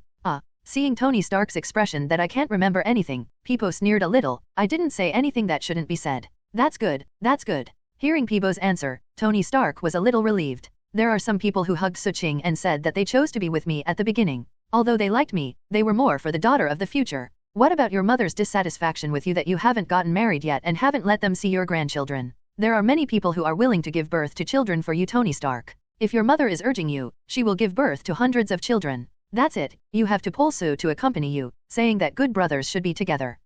Listening to Peebo's words, the corners of Tony Stark's mouth were constantly twitching, especially when he heard Peebo's somewhat joking and cold voice. Tony hurriedly held Peebo's hand and said sincerely, Peebo, you have to believe that I was too drunk yesterday, and those are all drunks. Can't take it seriously. Yeah, you're great, Tony. Stark drank too much. After drinking, he said something that he wouldn't normally say. My assistant dared to take it seriously. Turning his head away from Tony Stark, Peebo snorted softly. Hearing Peebo say this, if you don't know that Peebo is angry, then Tony is really an idiot. I'm just drunk, Peebo, don't take it seriously. You know, in my heart, those people outside are incomparable to you. Even if I want a daughter, I have to be with you. You are the mother of my future child. How can I go to someone outside? And you have to believe that I am with you because I really like you, not because you are the mother of my future daughter. This is very important. After all, this is like a causal problem. There is a cause and an effect. Seeing Tony Stark's anxious expression, Peebo sighed. Then he turned around and looked at Tony, with a tone of judo at the moment. Tony, I don't want you to stop drinking, nor am I angry with you.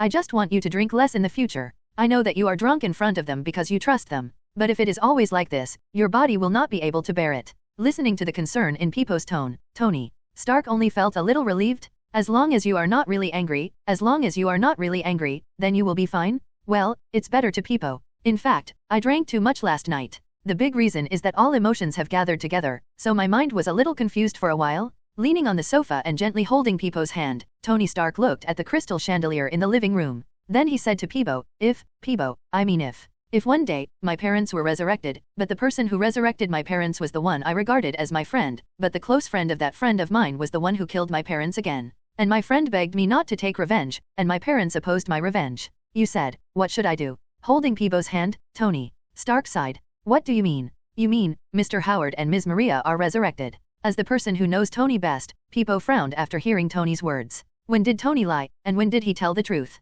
Peebo knows this incomparably. Only, the resurrection of the people who have passed away is too unbelievable? If he didn't know Tony himself, then Peebo would definitely think that this is Tony deliberately looking for excuses to change the subject with himself, and many more. Recalling yesterday, when Tony was drunk, talking about his mother's marriage urging and other things. Look for flowers, 0. Is it true that everything is true? Before Peebo could think about it, Tony sighed and prepared to tell Peebo what happened. There is no way to hide Peebo about the resurrection of his parents. After all, as his girlfriend and the mother of his future daughter, Tony feels that Peebo has the right to know about the resurrection of his parents. Definitely, you can't say everything, you must hide some things. So, the skeleton warrior is upgrade. Standing by Suching's side, Thor curiously looked at the few skeleton warriors in front of him, and then curiously asked Suching, it is indeed possible, but if you summon a tier 2 skeleton warrior, then 10 skeleton warriors will be consumed correspondingly. In the villa garden, Suching waved his hand and lifted the skeleton warrior in front of him. Then he said to Thor, I can even directly summon tier 3 skeleton warriors, but correspondingly, there will be 100 fewer skeleton warriors summoned.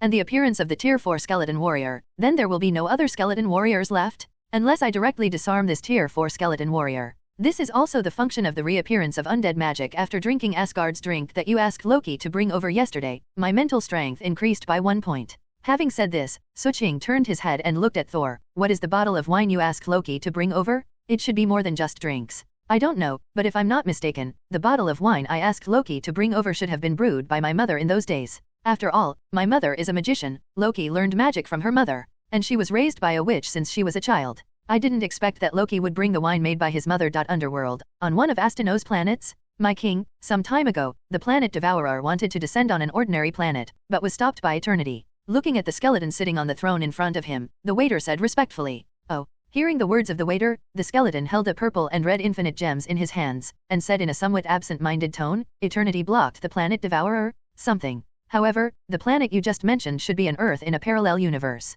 The subordinates don't know. Only know that after Eternity blocked the planet Devourer and Eternity had a big quarrel, but in the end Eternity gave the planet Devourer something, so the planet Devourer gave up landing on that planet. Listening to the question of the skeleton on the throne, the attendant May 17 quickly replied, that is the Earth without a doubt. Throw the purple and red gems into the sky, and then stretched out his hand to catch it. Death looked at this infinite gems, and then smiled. I know that Eternity has always cared very much. In the parallel universe he created, there is the existence called the Earth. Even, he has a subordinate who has been passed down as the Supreme Magician, O Supreme. Speaking of this title, there was obviously a trace of contempt in the tone of Death. Although I don't know why Eternal cares about that little Earth so much, but it doesn't matter, I will know sooner or later. With that said, Death stood up, and then walked towards the outside of the palace. Coming outside, looking at this planet of Astino that belonged to him, the voice of Death was faintly cold. I even forgot, tens of thousands of years ago, it's time for me to descend on this planet. I haven't been to this planet for nearly 10,000 years. I still remember how beautiful this planet was at that time.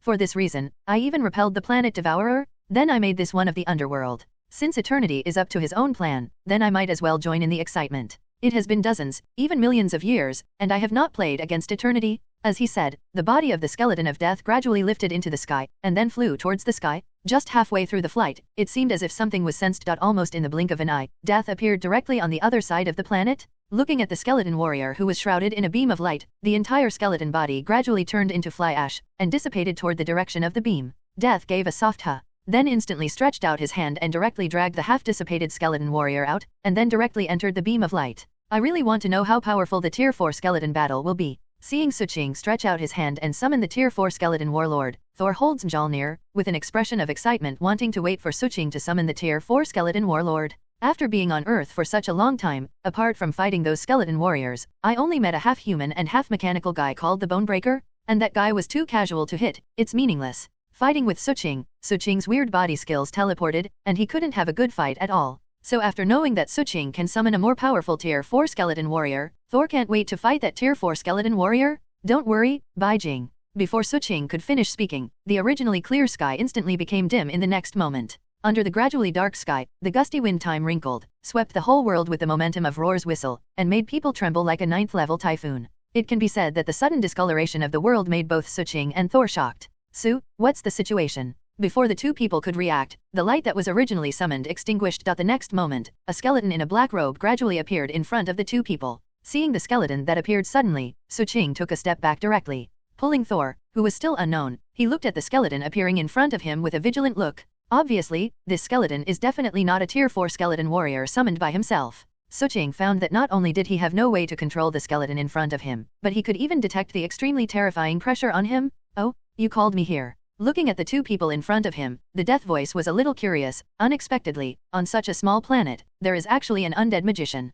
It's just that you, the undead magician, seem to be different from other undead magicians. While talking, the death that was originally in the state of a skeleton gradually took off the black robe on his head, and the skeleton gradually became a very beautiful, even a little glamorous beauty. Hiss. Seeing this scene, whether it was Suching or Thor, both of them gasped in an instant. Nima. Isn't this in the answering chat room, the one I have seen, ruined the death of dozens of planets very casually? Depend on. How did he summon death? Even if you give Suching 100 heads, you can't imagine that you can summon a tier 4 skeleton warrior at will, and you can actually summon the death of one of the ancient gods? What a joke? And Supreme Magician Ancient One didn't say that. Even if you are summoned to a multi-skeleton warrior, summoned to a multi-undead, will you not be discovered by death? Now this situation is more than just being discovered by death. This has already summoned the Lord? Looking at the way you two look like you know me. Gently step forward, the next moment the world will change. It was originally in the summer season, but at this moment, it is like a cold winter, making people feel cold. The 5.0 stopped Thor next to him, and Suching stood in front of Thor.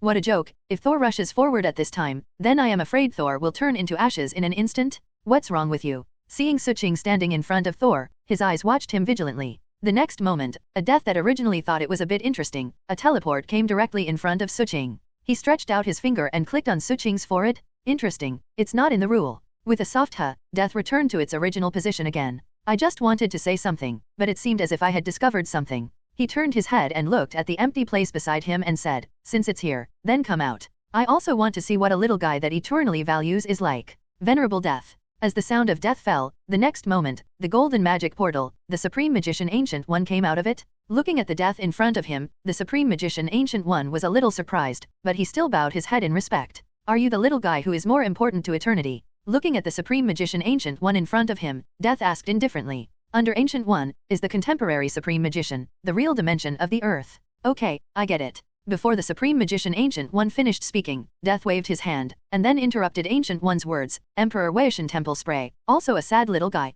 but it's okay. After you die, I will call Eternal Roar and let you enter the underworld and get shelter. Thank you, Venerable Death. Perhaps it is knowing what will happen after I die. So after hearing the words of Death, the Supreme Magician Ancient One expressed his gratitude. Don't thank me, I'm just a little curious about this little guy. Looking at Su-23 Ching in front of him, the corner of Death's mouth slightly curled up. I don't know how many billions of years I have lived. I have never seen anyone outside of the rule. Unexpectedly, I actually saw it here today. No wonder eternity. Little guy, are you willing to enter the underworld with me? Looking at Suching, Death asked with a smile on his face, entering my underworld, you can get things you can't imagine. For example, not old, immortal, not hurt, immortal, how about? Listening to the promise of Death, Suching frowned slightly. I just wanted to say something, but when I saw Death, my brows were also frowned for an instant, and then I looked into the sky. Don't talk nonsense. Do you think I am afraid of you if I haven't played against you for hundreds of thousands of years, or millions of years? In the quiet voice, there was a trace of dignity. Facing the sky, Death seemed to be talking to someone.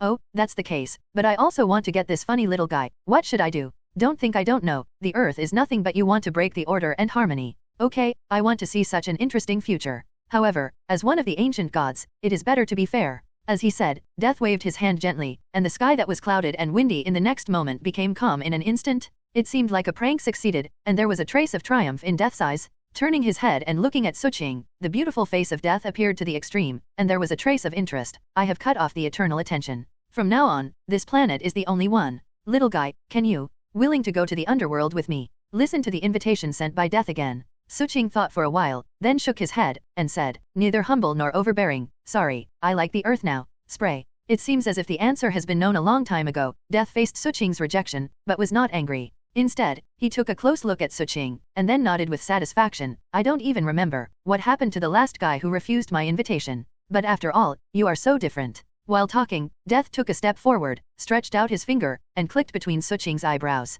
An extremely huge force of death, following the fingers of death, rushed towards Suqing's body frantically. Before Suqing, even before the Supreme Magician Ancient One could react, Death retracted his finger. No matter how strong chaos force is, it still depends on its users, and the force of death is really a pity. I really want to tie you to the underworld. After finishing speaking, he didn't care about Death, turned around and looked at the Supreme Magician Ancient One. Take out your time gem. Listening to Death, this is not like a request, but more like a command. The Supreme Magician Ancient One thought for a while, then opened the Eye of Agamotto, and then passed the time gem over. After so many years, it is still a broken and defective product? It seems that Eternal also does not want to resurrect Nemesis? It is like the seventh one, always with me. Looking at the time gem handed over by the Supreme Magician Ancient One, a look of disdain flashed in Death's eyes. Then he returned the time gem to the Supreme Magician Ancient One again. Death glanced at Suqing, then smiled. Goodbye, little guy, I hope the next time we meet, you will change your mind. What I want to get, I have never failed to get it. After speaking, Death turned around, and immediately dissipated before everyone's eyes in the next moment. After watching Death disappear, even the Supreme Magician Ancient One subconsciously breathed a sigh of relief. I just wanted to say something, but Death appeared again. Forgot to say, little guy, next time you want to use your special undead magic to summon a skeleton warrior, just use it directly. If one day, you face an absolute dying situation, and use the power of death I give you to integrate undead magic, then I will appear. However, if you want me to help, you have to pay some price. Blinking at Suqing, Death smiled with a hint of charm. This time completely disappeared on the earth. After waiting for a while, it was discovered that the Death did not come back again.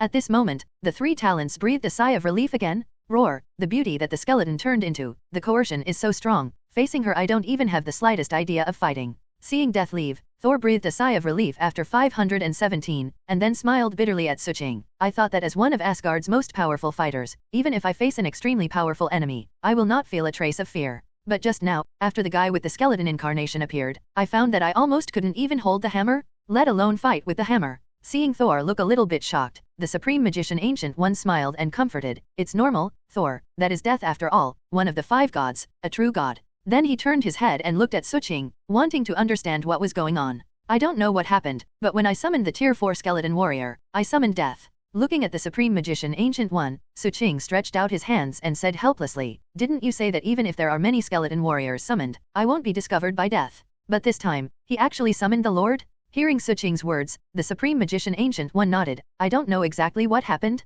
According to the rule and order, you really can't summon the ancient death god. Perhaps, something happened that we don't know, but what's more important right now is that the ancient god who just died, sent a trace of death power to you? Do you think there is something wrong with you now? Underworld, Astino planet. My king, you are back. Seeing the death returning to the palace, the waiter lowered his head and did not dare to look directly at the death at the moment. Although I don't know why, death has changed back to what it was before. But the last time I saw such a beautiful face was hundreds of thousands of years ago. Moreover, even a woman of her own, seeing the beautiful face of death, will have an amazing feeling. I found an interesting little guy. This is the only one I have seen such an interesting little guy in hundreds of millions of years. Unfortunately, I have reached an agreement with Eternal, not to tie this little guy into our underworld. With that said, Death gently threw the purple and red gems in his hand into the air, and then slowly caught it. But one thing, I think Eternity is doing well, that is, the infinite gems that Nemesis has transformed, constantly split out, so that in every universe, there is the existence of infinite gems. In this way, it is impossible for Nemesis to resurrect. Looking at the self-jewel in his hand, there was a smile on the beautiful expression of death. My king, do you need a subordinate to take action? Hearing the words of death, the waiter still lowered his head, but said to death, if you find that Earthling is interesting and you can't do it yourself, then your subordinates can bring the person back to you. Need not? Hearing what the waiter said, Death slowly shook his head. Although the 5 of us don't care about rules and even create rules, we still need to abide by some ancient rules. This is called order. The reason why I am interested in the little guy who is less than a few dozen years old is because I discovered that he will have ability challenges in the future and break the order. This is interesting. You must know that Eternity, and even Infinity, have recreated order. The first time they took action, Nemesis was born in order to stop them. The second shot, as a result, countless parallel universes almost collapsed, and new gods were born to stop them. So this time, there was finally a funny little guy who was not in the order, but was able to affect the people in the order. I want to see what his future will become. As he said, the eyes of the goddess of death shone like a jewel. If the rule of all spirits can really be rebuilt, then I would like to be able to participate. After all, these hundreds of millions of years are really boring. Thinking of the power of death that he gave him, Death smiled. Nothing is wrong. Stretching out his hand, looking at the palm of his palm, the force of death circulates like a whirlpool. Suching shook his head and said to the Supreme Magician Ancient One, this force is very domineering, and very powerful. However, as if it was born to me, I can control this force of death at will. The voice fell, and as Suching's mind moved, the next moment a faint strand of death power like a strand of hair was instantly examined, and it directly blasted the opposite wall several meters high into pieces. After using it, there is no reduction in the total amount. After feeling the force of death, Suching put it away, and then smiled at the Supreme Magician Ancient One. So, this time, due to a blunder, I summoned death. I also earned it. It's fine if I am innocent to your health. Hearing what Suching said, the Supreme Magician Ancient One was a little relieved. Although I don't know what the ancient god wants to do, it is obvious that he seems to see something in your future. Since it's not a disaster, let's do it for the time being. Your strength becomes stronger, which is also a good thing for the earth. Speaking of this, the Supreme Magician Ancient One suddenly laughed. Remember when I saw a clip about your future in the answering chat room? At that time, I was a little surprised watching the scene of you fighting this ancient death god. After all, there are some things that I can't observe even if I use time gem. But think about your name suffix in the answering chat room, maybe this has something to do with the future. Having said this, the Supreme Magician Ancient One looked at Suiar next to Suching, and then softly comforted, don't feel the tears, maybe in the distant future, the things you worry about now will no longer exist. I can understand the frustration that you, as one of Asgard's most powerful fighters, did not dare to take action when facing the death of the ancient god. But this is human nature. I believe that your future will definitely become stronger. At that time, maybe you won't be the same as you are now. Hearing the comfort of the Supreme Magician Ancient One, I kept lowering my head, with self-blaming Thor in his heart, a little ashamed of his cowardice, and then slowly raised his head. In the future, will I really become stronger? Definitely, there is no doubt about it. When do you really understand? You are Thor, not. Halfway through the conversation, Ancient One did not continue. That's right, it's better for Odin to teach him these things, not himself. After watching Ancient One Magician smile at the two people, he turned and left, disappearing in front of the two people. Thor, who had been clenching his fist, suddenly punched himself angrily. Next time I will never allow myself to be so timid, even if it is to face the so-called true gods. Looking at Suching, Thor said very seriously, I believe you. Patting Thor on the shoulder, Suching knew that for Thor, he didn't dare to take up a hammer to fight. It was more painful than losing his life. After all, the habit in Asgard has always been martial arts. To put it bluntly, you can lose in battle, but you can't lose face. Asgard's fighters can die, but they have to dare to fight. Otherwise, they are not worthy of being called an Asgard. God's domain, Asgard, Bifrost. So what happened? Looking at the earth below, it disappeared without a trace in an instant, and I couldn't even find the earth. Suddenly, Heldam panicked directly. Lidazeo? What's a joke? Thor is still on earth. If the earth disappears at this time, then what will Thor do? I turned my head and looked at the three warriors Sif and Asgard who have been asking themselves to let them into the earth since this morning. Thinking of Loki's command in his mind, Heldam gritted his teeth and then said, be prepared, I will send you to the earth now. Remember, after arriving on the earth, no matter what happens, bring Thor back immediately. Before the three people could speak, the Bifrost transmission channel opened directly, teleporting the four people to the location of Thor before the earth disappeared. It's also a coincidence that after the four people have just been teleported, Earth and Thor have appeared in front of Heldam again. Seeing this scene, Heldam was stunned for an instant. It is too late to send the four people back. This is fate. Looking at the reappearing Earth, Heldam instantly smiled bitterly. Thor? Just as Suching and Thor were talking, the light of Asgard Bifrost above the sky instantly fell in front of the two people. Soon, the three warriors Sif and Asgard walked out directly. Sif, why are you here? Originally, Thor, who was not so emotional, suddenly became excited after seeing the three warriors Sif and Asgard, these four playmates from childhood to childhood. After running up to hug them, Thor took them and introduced to Suching. Su, let me introduce to you. This is Sif. This is our Asgard three warriors. They are all my good friends. Listening to Thor's excited introduction, Sif and others nodded to Suching, and then said hurriedly to Thor, Thor, Asgard has an accident. The King of God has entered Odin's sleep at this moment, and Loki is in charge of Asgard. What? Thor, who was still excited, suddenly disappeared after hearing Sif's words. You said, my father fell into Odin's sleep. Yes. Seeing Thor did not grasp the point of his words, Sif once again said to Thor, now the entire Asgard is under Loki's control, so Thor, you must go back 517. Seeing Sif's serious eyes, Thor nodded, since my father has fallen into Odin's sleep, then I must go back. As one of Asgard's most powerful fighters, once a foreign enemy invades Asgard at this time, then I must take this responsibility. As he said, Thor turned his head and looked at Suching. So, my father is now in Odin's sleep. If Jotunheim or Warnerium's people know about it, then Asgard is in danger. So, no problem. Anyway, I have nothing to do on the earth. Before you save the earth, let me save Asgard for you. Seeing Thor staring at himself, Suching shrugged and said without paying attention. In fact, from the conversation just now, you can hear that Thor and Sif are not talking about the same thing.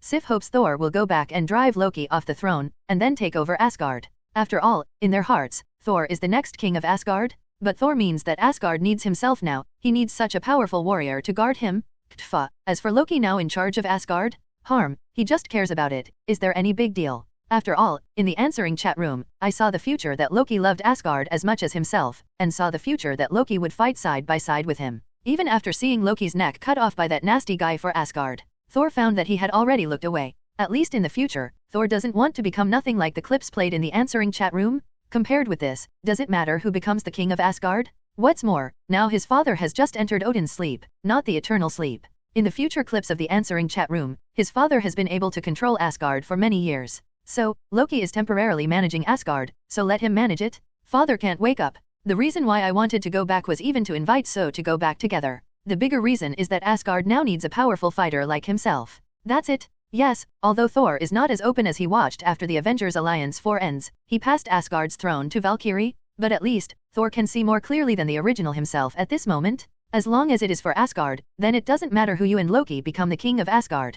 Just like when I was a child, my father said, I and Loki are both born kings. As long as his younger brother is not chopped off by Thanos in the future, Asgard will not be destroyed, and he will not become nothing like in the future clips. So what can you do if you cede the throne to him? Seeing Thor's face black and chuckle, he held Suching's arm with his hand, as if he was afraid of Suching's remorse. Both Sif and Asgard 3 warriors all gave Suching a surprised look. They didn't know. The people in front of them looked helpless and said that since they agreed, they won't regret it. They must accompany him to Asgard. What is his ability to make Thor value so much? But forget it. Now that Thor has determined, so be it. Maybe this earthling really has a very powerful strength. Only now, they find that they can't understand Thor more and more. Asgard, within Asgard? Ugh. Listening to the Asgard soldiers, reporting to themselves that Sif and the others have gone to Earth, Loki sighed helplessly. Again, compared to Thor, they never trust themselves. Never? Even if their mother handed over the eternal spear to herself, they would not care about the order she gave as the king of Asgard. If they are investigated seriously, then they have violated the order of the king of Asgard, which is equivalent to rebelling against Asgard.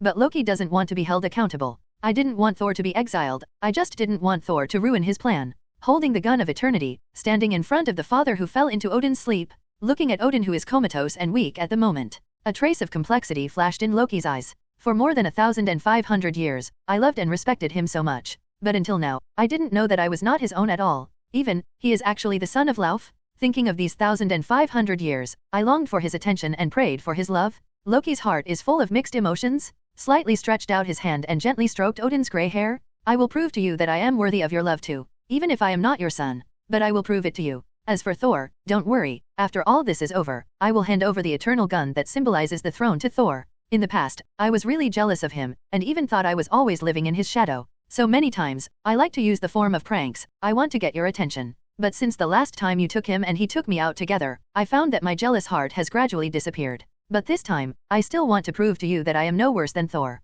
You take a good rest, when you wake up again, all the enemies of Asgard will eventually disappear. After speaking, Loki gradually stood up, thinking of his plan in his mind, and then shook his head slightly. It seems that Lauf has to bring a few more people over. At least, you have to resist Thor for some time, Asgard, Bifrost. Welcome to God's domain, brother, this is my home. Standing on Bifrost, Thor looked at Suching and said with excitement, every time I come back from another planet, I feel very excited. I like this feeling. That's because this is your home. Seeing Thor with a look of excitement, Suching shrugged his shoulders. Answer the questions in the chat room. Natasha Romanoff, stop fighting, I jump off the cliff, is this Asgard? Not to mention anything else, this bridge is still pretty. Tony Stark, she said that she loves me 3,000 times. Wow, I am even more curious now, that teleportation magic. Boy, what is the principle? Bruce Banner, Hulk is not sick. I am also very curious about the principle of Bifrost's teleportation magic, but about magic, maybe Strange will learn it with Ancient One Magician in the future after the meeting. Can tell us, maybe we can study these magics? Maybe there will be some new discoveries? Tony Stark, she said that she loves me 3,000 times. Yeah, I almost forgot.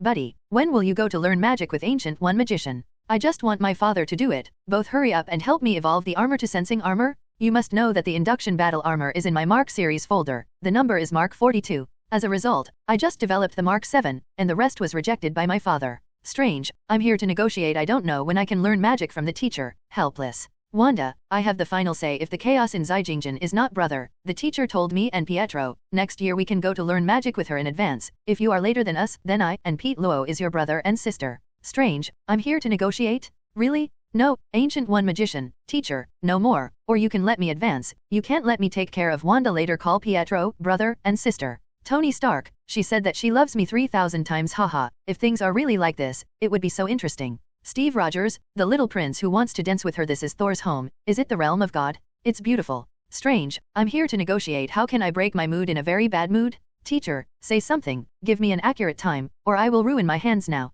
Strange, I'm here to negotiate. Teacher, take a look at me. Teacher, are you there? Just say something before you. Strange, I'm here to negotiate. Teacher, are you still alive? Teacher, Supreme Magician Ancient One, died from special effects too expensive. Strange, shut up, don't swipe the screen. Barton, I can win the battle. Good guy, because of Wanda's words. Strange is a little panicked. Strange, I'm here to negotiate. Can I not panic? I will call Wanda and Pietro to be brothers and sisters. My goodness, teacher, you Supreme Magician Ancient One, died from special effects too expensive. I am currently working on some things in Outland, and I will find you in a while. Strange. Strange, I'm here to negotiate. That's good, it scares me to death. I thought I was going to call two 14-year-old guys senior brother and senior sister. Looking at the speech in the answering chat room, Thor blinked at Suching. In fact, after Suching came to Asgard, Thor asked Suching to start a third view live broadcast. After all, I have to let my friends know Asgard, don't they? Well, let's go and see my father first. To be honest, my father fell into Odin's sleep. I am still a little worried, although I know he won't.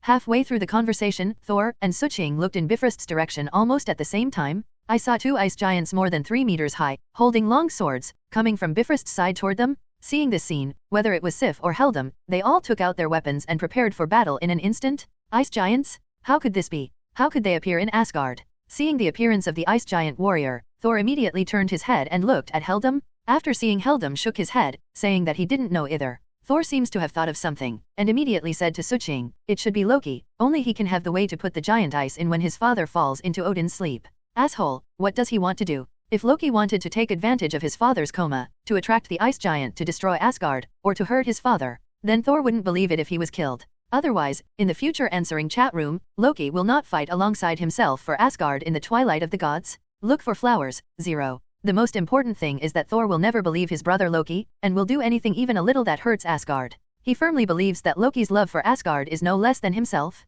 This is your Asgard's enemy. Turning his head to look at Thor with a serious face, Suching asked with a smile. Yes, Jotunheim and our Asgard have always been hostile, even if my father agreed with them not to fight, but Jotunheim and even the King of Icelauf have always wanted to destroy Asgard and Casket of Ancient Winters. Having said this, Thor seemed to have thought of something, and immediately said to Suching, man, if I guess correctly, I know what Loki wants to do. No, this will cause 2 Star Wars, I must stop him. Go. Hearing Thor's words, Suching patted Thor on the shoulder, and then smiled. The 2 ice giants are relatively tall, so leave it to me. You brought me to Asgard, isn't it just for this purpose? Thanks. Hearing Suching's words, Thor nodded immediately. Having been with Suching for nearly a month and a half, Thor knows Suching ability. There are just 2 ice fighters from Jotunheim. They are not Suching's opponents at all. It's not the time to be polite, so after nodding to Suching, Thor grabbed the hammer and flew directly in the direction of Asgard. Who of you lend me the long sword? Looking at the opposite of Bifrost, the 2 ice giants are walking towards this side. Suching turned his head, looked at the 3 warriors Sif and Asgard, and asked immediately, use mine. Hearing Suching's words, Vistog took a step forward, and then offered his long sword to Suching with both hands. You were invited by Thor to come to our Asgard as a guest. You are our Asgard guest. As guests, we shouldn't have let you fight for us, but since Thor trusts you, then we naturally have nothing to say. But if you let you fight for our Asgard empty-handed, then this is our rudeness. We would rather die empty-handed than do anything that would harm Asgard's face. Offering his long sword hands to Suching, Vistog said very seriously, answer the questions in the chat room. Seeing this scene, almost everyone was excited. They either knew each other's strengths, or they had fought side by side like Natasha Romanoff and Barton. But apart from Thor, these people have never seen Suching make a move. Even if Tony and Stark were once rescued by Sue in that restaurant, they still don't know what Suching's real strength is. So when I saw Suching receiving the sword, he immediately boiled. Natasha Romanoff, stop fighting. I jump off the cliff. Is Sue finally going to make a move? God, you know, in the past, Sue always lied to me that he was an ordinary person. This time, I can finally see how strong he is. Barton, I can win the battle. Watch the same. I only know that Sue is very strong, but I don't know his fighting methods and various abilities. I know that Sue is an undead magician. Steve Rogers, the little prince who wants to dance with her. May 17. Shouldn't the undead magician be a magician? Shouldn't magician be the magic wand? Tony Stark, she said that she loves me 3,000 times. The last time Sue rescued me in the restaurant, he showed great strength. So Sue is not only a magician, but also a warrior. Strange, I'm here to negotiate, Captain. The magician may not all have magic wands. You read too many novels? At least I asked the teacher. The teacher said that although the magician will use some magic thing, but you don't need a magic wand. Nick Fury, I really want to go to the moon on holiday. Don't bother you guys, watch Sue's performance. Fortunately, the Third View live broadcast has been opened, otherwise we will not see Sue's action until now, can you believe it? Asgard, Bifrost? He looked at Vostok, who was serious, and offered his long sword with both hands. Suching was not polite, and after nodding, he took the long sword over. After holding a sword flower at random, Suching laughed and said, although it is a little light, it is considered a good hand. Hearing Suching's words, Vostok was obviously taken aback. You must know that this long sword seems light,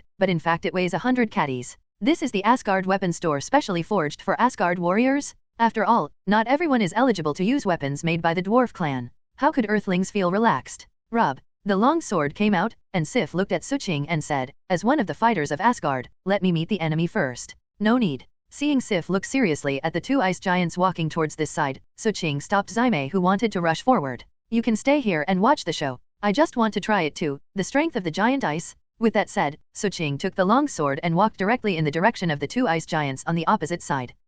Will this Earthling be a little bit bigger? Looking at Suching, he didn't care. It seemed that he didn't seem to be serious before fighting. Hogan curiously asked Sif next to him. I don't know, but this Earthling in front of me is definitely not that simple. Hearing Hogan's words, Vostok shook his head. As one of the three warriors of Asgard, you know, my strength is greater than all of you, but he still feels lighter with my sword. You say, will it be an ordinary person? Just look at it and you'll find out. Sif looked relaxed, as if he didn't put the two tall ice giants in his eyes at all. Suching. Then he opened his mouth and said, how can someone who can be seen by Thor be an ordinary person? He is stronger than you, and he is much stronger. Heldam, who had never spoken on the side, heard the conversation between Sif and the other three people, and said directly, come on Bifrost. The two ice giants looked at the sword and walked towards them. Suching, who didn't seem to put them in his eyes, suddenly picked up the giant's sword and speeded up the attack. The two long swords suddenly swung, and they slashed directly at Suching. Looking at the ice giant carrying a long sword nearly 2 meters long, he attacked him. Suching didn't care. When the long sword was about to smash in front of him, it was almost an instant that Suching disappeared in front of two people.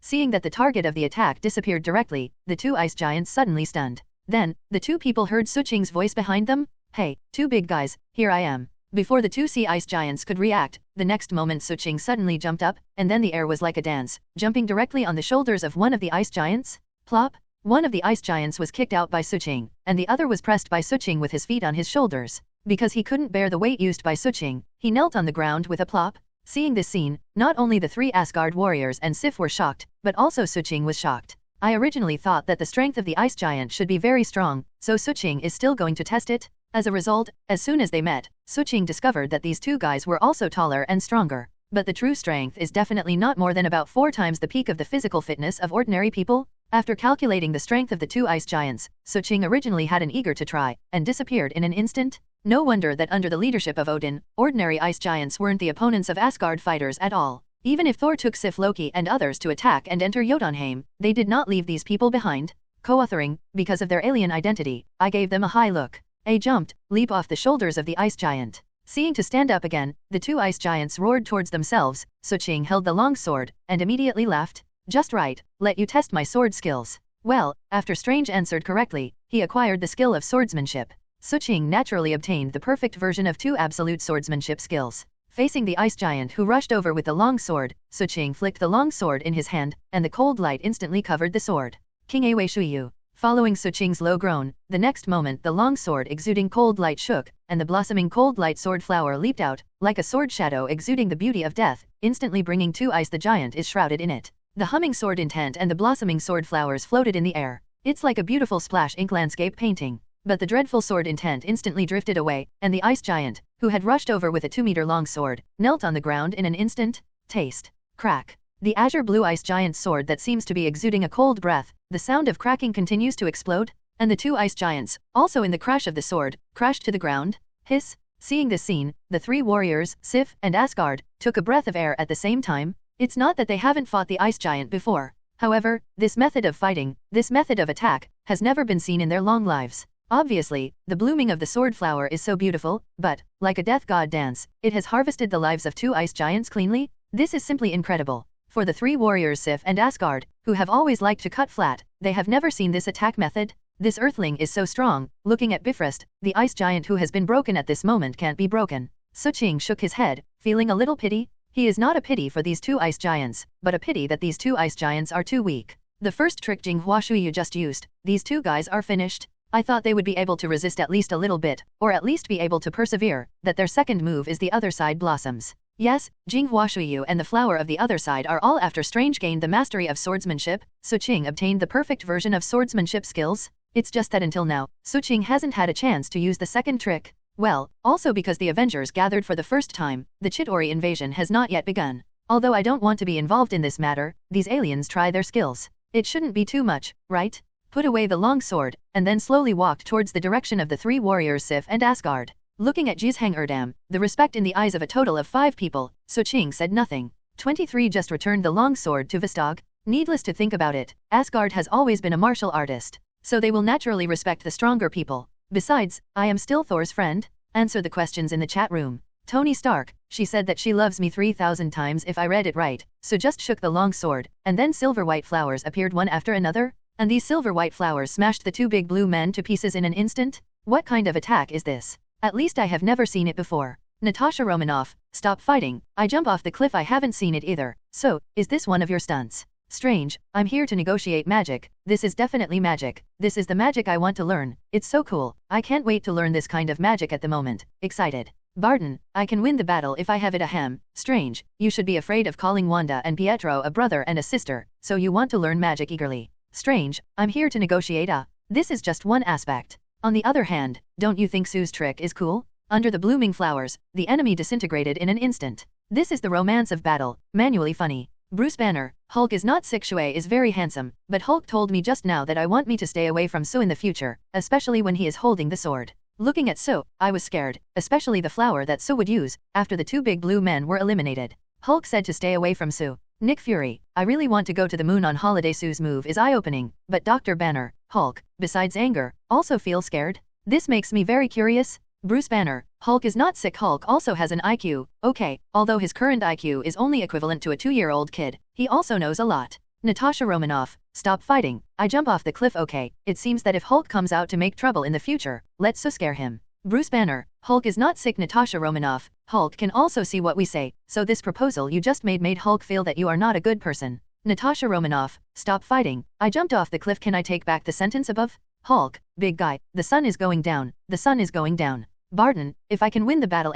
Why did I think of Sor's mean smile when I heard this? Asgard, inside Asgard? Originally, the place where Odin was in a coma and training, at this moment, the door and the wall were already surrounded by a layer of ice. At this moment, Lauf, the king of ice, stood in front of Odin and gently opened the closed eye of Odin. Odin, I didn't expect you to have this day. I heard that you can still see and hear everything happening around you. How I hope this thing is true. Because then you will know that the one who killed you is Jotunheim, the king of ice. Lauf. As the voice fell, an ice blade slowly appeared in Lauf's hand, just when Lauf raised his hand holding the ice blade and wanted to pierce it hard. In the next moment, Loki, holding the Eternal Spear, directly used the energy of the Eternal Spear to knock Lauf away. Looking at Lauf, who was hit and fell to the ground and was seriously injured because he was not prepared, Loki said solemnly, and the one who killed you was Prince Asgard, son of Odin, Loki. Looking at Loki, who betrayed the promise he had made, Lauf, who fell to the ground, raised his head hard, as if he wanted to say something, but Loki didn't give him this opportunity, once again using the energy that eternity only grabs, turning Lauf directly into golden ashes.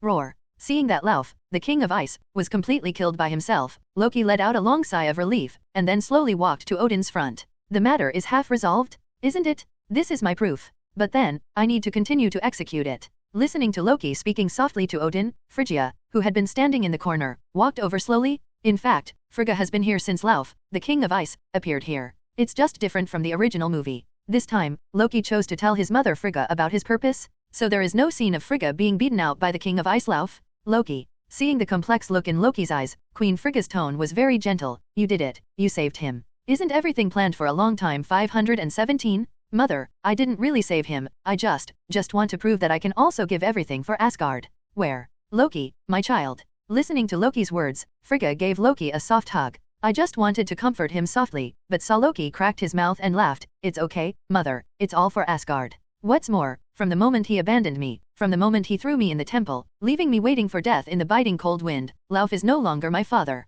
So it's okay, me. With a split mouth and a slight smile, Loki wanted to say something to Phrygia. But the next moment, Thor, carrying a hammer, flew in directly. Loki, you are late, my brother. Seeing Thor flying in, Loki holding the eternal gun laughed. Don't stop what I want to do next, wait until I have done all of this. Thor, I will symbolize the eternal identity of the throne. The gun, leave it to you. I don't want to compete with you for the throne, I just want to prove myself to my father. So, my brother, don't stop me, please. I will return the throne to you. Hearing Loki's words, Thor took a step forward, and Roar called Loki just now. But seeing Loki immediately took a step back, staring at him, with a hint of pleading in his tone. Just once, my brother, this is the only chance I can prove myself to my father. I know, I used to play tricks on you, and always liked pranks, but this time, please trust me. I will give you the throne, so. Before Loki could finish, he looked at Thor, who had just taken a step back, and suddenly smiled and put down Mjolnir in his hand. Loki, who originally wanted to say something, was stunned when he saw Thor's behavior. What Mjolnir stands for, Loki knows very well.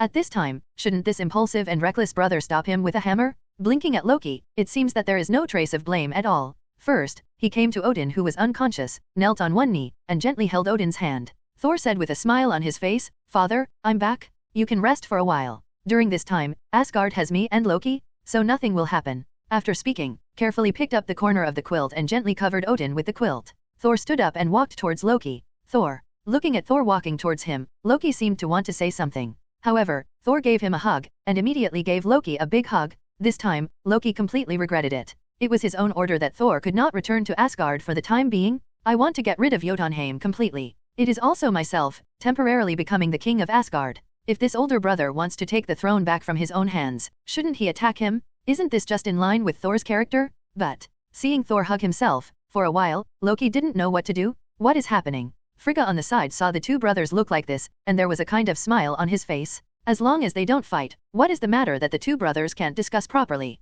This is what brothers should do, isn't it?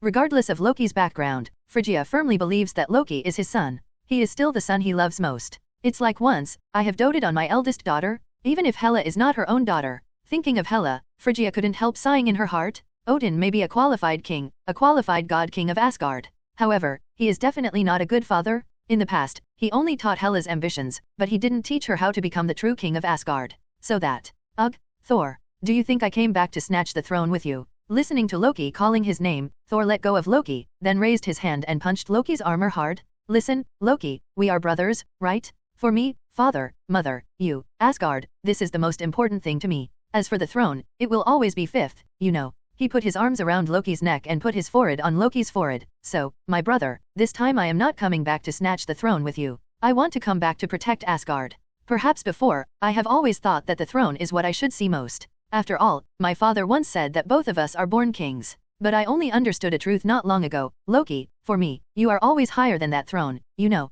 Listening to Thor's extremely sincere words, Loki was shocked, and then his eyes gradually turned red. He took a step back with a smile, and looked at Thor with his hands open. Wow, my brother, you make me a little bit confused. You said, my weight in your heart is always higher than this throne, right? Looking at Thor, Loki's eyes were slightly red, but he asked with an elegant smile, yes. Listening to Loki's question, Thor nodded without hesitation. Then, if I am not, Loki. Before Loki could finish speaking, Frigga hurriedly asked to interrupt Loki. In Frigga's opinion, what Thor said from the heart just now, this is what a qualified brother should have. The icy throne will never have the feelings between family members, and the feelings between brothers are more important. Although, what Thor just said may make Odin dislike it. But as a mother, I am extremely happy. But as Loki took a step back and opened his arms, as the person who loves Loki the most and knows Loki the best, how can Frigga not know what Loki wants to say? So before Loki could finish speaking, Phrygia hurriedly interrupted, trying to stop him from continuing. It is okay, mother. There was still an elegant smile on his face, but his voice was trembling.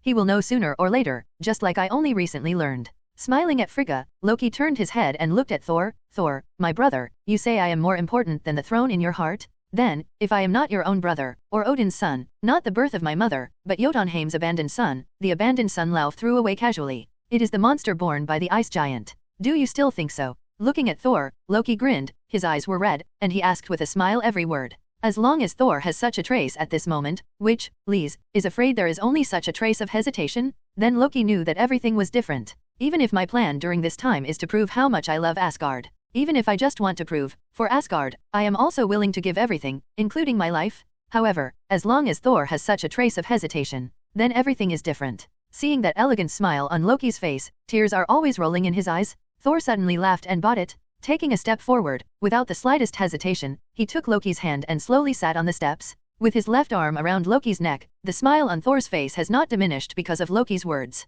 Seeing this scene, Frigga gently covered her mouth, her eyes filled with relief. Finally, my naughty, impulsive, and reckless son has finally grown up. Ha, what do you want to say? Sitting on the steps, looking at Thor, who was holding his neck, Loki smiled and asked, do you think I'm talking nonsense? I can tell you that what I just said is the truth. I am not you at all. Are these important? Before Loki could finish speaking, Thor patted Loki on the shoulder and said with emotion, we have lived together for more than 1,500 years, played together for more than 1,500 years, and fought together for more than 1,500 years. Yes, for so many years, you have stabbed me in the back more than once, and ridiculed me more than once, but I always feel that this is what brothers should do. Perhaps for a long period of time, I always ignore your feelings and always think that Asgard's throne should be inherited by me by nature. But Loki, it doesn't matter anymore. Looking at Loki, Thor raised his hand and patted Loki's head gently. No matter what happens, we are always brothers, and you are always my foolish, naughty brother. Understand? It's like I'm willing to die for Asgard. I believe you are just like me. So, even if you are not born to your parents, how can this be? Is our brotherhood for more than 1,500 years fake? Or is it fake that you love Asgard as much as I do? Definitely not 520. Hearing Thor's words, Loki raised his hand, wiped the tears in his eyes, and then grinned. I love Asgard so much, and even willing to give my life for it. This is not enough. He shook Loki's shoulders vigorously. Thor laughed. So, we are brothers, and nothing can be changed at this point. Loki, forget your life experience, forget the unpleasant things. I don't know how many years my father can hold on, although I hope my father can live forever and support Asgard. But this day of eternal sleep will eventually come, Loki. At that time, Asgard will need to rely on our two brothers for support. Reaching out, Mjolnir, who had just been placed on the ground, flew into Thor's hands again. Picking up Mjolnir, Thor placed it between the two. Father said back then that both of us are born kings, so Loki, if the two of us join hands, then the glory of Asgard will inevitably shine in the 9 realms. As for the throne, it doesn't matter. Laughing and stretching out his hand, Thor looked at Loki, his eyes full of seriousness. We will always walk side by side and fight for Asgard side by side. Then, we will meet our unprecedented strong enemy. Even if the enemy of Asgard in the future is not something we can imagine. But I believe that as long as we join hands, nothing can stop us from protecting Asgard. For this, I am willing to pay the price of my life. Seeing Thor's hand stretched over, Loki was silent for a moment, then slowly put his hand on Thor's hand. Seeing this scene, Phrygia on the side wiped away the tears from her face with satisfaction. Nothing can make the two brothers live in harmony, and it makes Frigga, a mother, happy and peaceful. Although Loki is not his own biological son, but for more than 1,500 years, he has been his most beloved youngest son. Watching Thor grow up, watching that the two brothers didn't fight because of this, and there was no separation between them. Even after Thor's words, the relationship between the two brothers is better than before. At this moment, Queen Frigga is just like other mothers, and she is extremely happy in her heart. Even if she is allowed to die now, she feels that she can leave Asgard with a smile and enter the River of Heroes. Haha. Seeing Loki's choice, Thor laughed happily. That's right, Loki, we are both princes of Asgard. Both are the sons of Odin and Frigga. So, stop complaining about yourself because of your life experience. Take out the nobility and elegance that we belong to as Prince Asgard.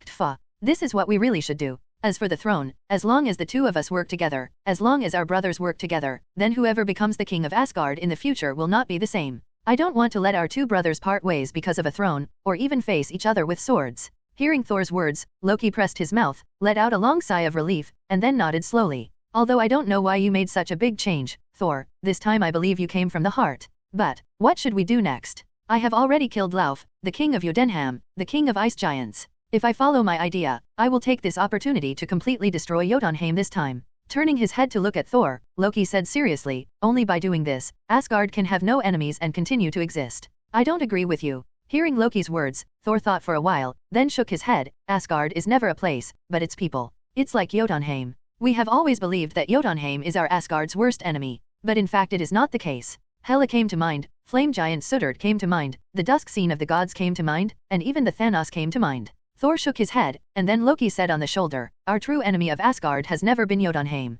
Maybe the Ice King Lauf has a slight threat to our Asgard. But now that you have killed him, then there is no problem. As for the other ice giants in Jotunheim, without their treasure, casket of ancient winters, they can't pose any threat at all. Our true enemy hasn't come yet. Having said this, Thor sighed with emotion, then took Loki's hand and pulled it up from the steps. Go, I will take you to meet my best friend on Earth. He has also come to Asgard. With that, Thor nodded to his mother, then pulled Loki around and left Asgard. Seeing Thor take Loki away, the smile on Queen Frigga's face is still not subtracted. Gently walked in front of Odin and looked at Odin, who was in a coma. Frigga held Odin's hand and said softly with a smile, "Odin, you just heard, did our two sons have a conversation? I am really happy for you. Our son, who has finally grown up, knows what is most precious. Don't worry, what happened to you and Cure will never happen to our two sons." Members, please be aware that due to the deviation of the world line, the suffix names of all members will be changed. Members, please note that after the suffix title is changed, the members in the answering chat room can choose the original title or the new title. After the new suffix is sent, new members will join the answering chat room.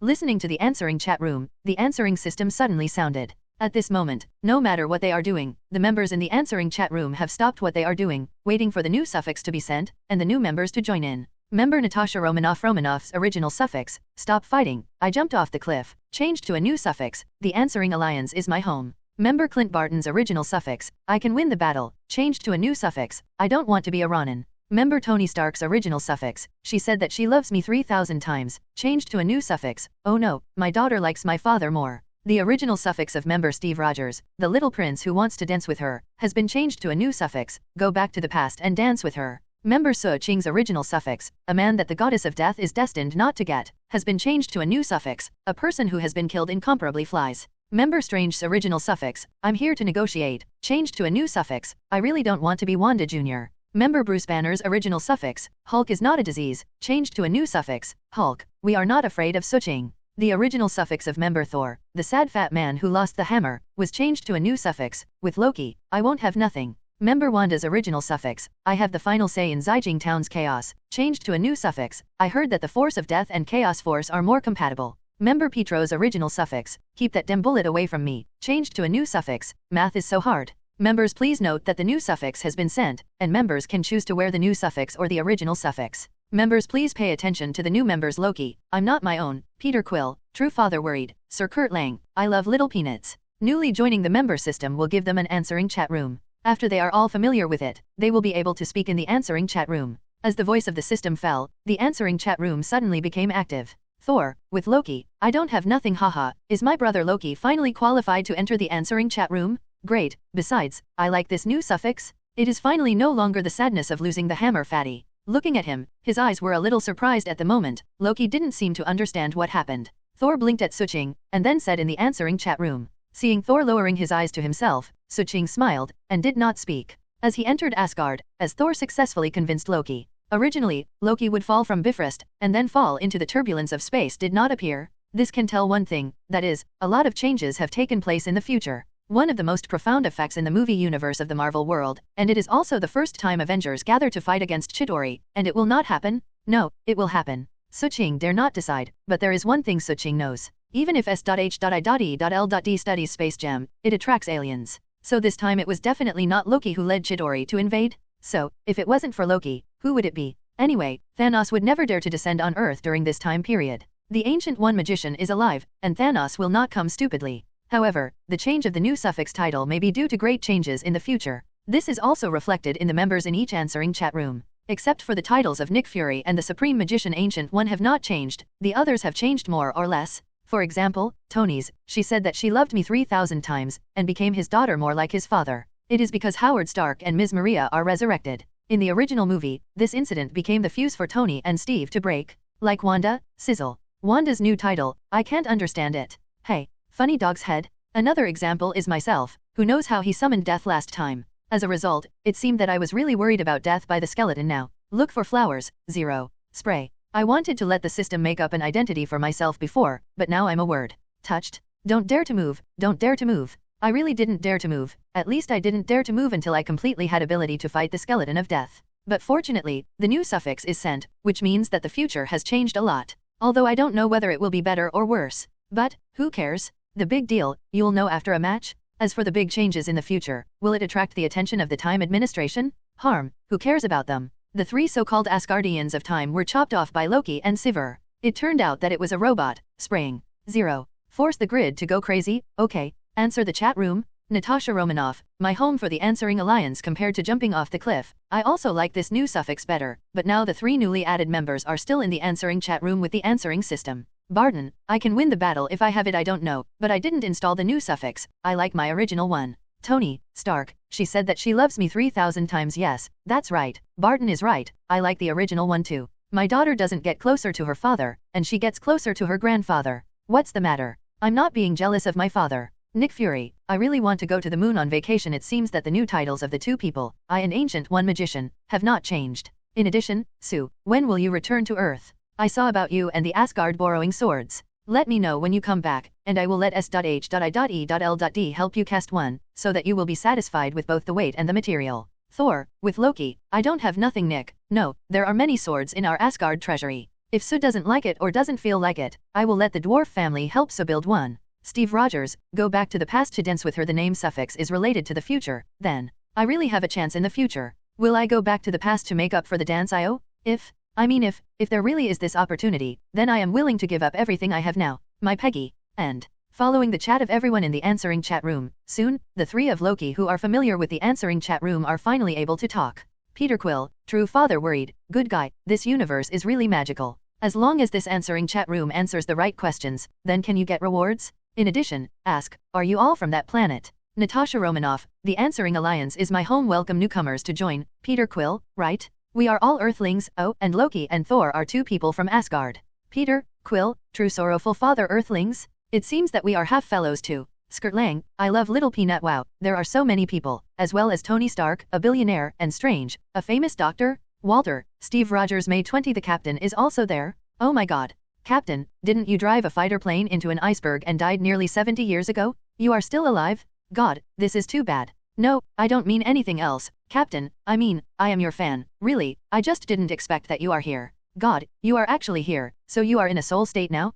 It shouldn't be said to be a soul state, Captain. I mean, Natasha Romanoff, the Answering League is my home. Hey, Kurt, can you calm down? Sir Kurt Lang, I love Xiao Peanut. I'm sorry, I'm so excited. After all, it's hard to imagine that the captain is here. Oh my god. Peter Quill, true father worried. Captain, died 70 years ago? What do you mean? Kurt Lang, you mean, people who died 70 years ago are still alive? Steve Rogers, oh, I remember. When I was young, my mother seemed to often talk to me about Captain Steve Rogers, and my mother was also a fan of Captain America? Oh my god, isn't he dead? In fact, Peter Quill's mother is indeed a fan of Captain America? From the comic book about Captain America in front of her hospital bed, Steve Rogers, go back in time to dance with her. Thank you, but I am still alive. It should be said that it hasn't been long since I recovered from the ice cubes. Sri Kurt Lang, is it? Since you know me, then you should also be a human being on Earth. Skirt Lang, I love Little Peanut. Yes, the captain, I am a pure Earthling. There are aliens in this world? I just realized that I just saw that the captain is also too excited. In addition, you can call me Kurt, or Lang. The suffix after my name, I love Peanut, and Peanut is my daughter's name. Very cute. Nick Fury, I really want to go to the moon on vacation. Kurt, where are you now? Introduce myself, I am the director of SHIELD. So please feel free to tell me where you are. I will not send someone to follow or monitor you, but I need to know where you are, and those who can appear here have a lot to do with the future of the Earth. So I don't want to find your people when I need it in the future. Kurt Lang, I love Little Peanut. I'm in prison now. Natasha Romanoff, the Answering Alliance is my home.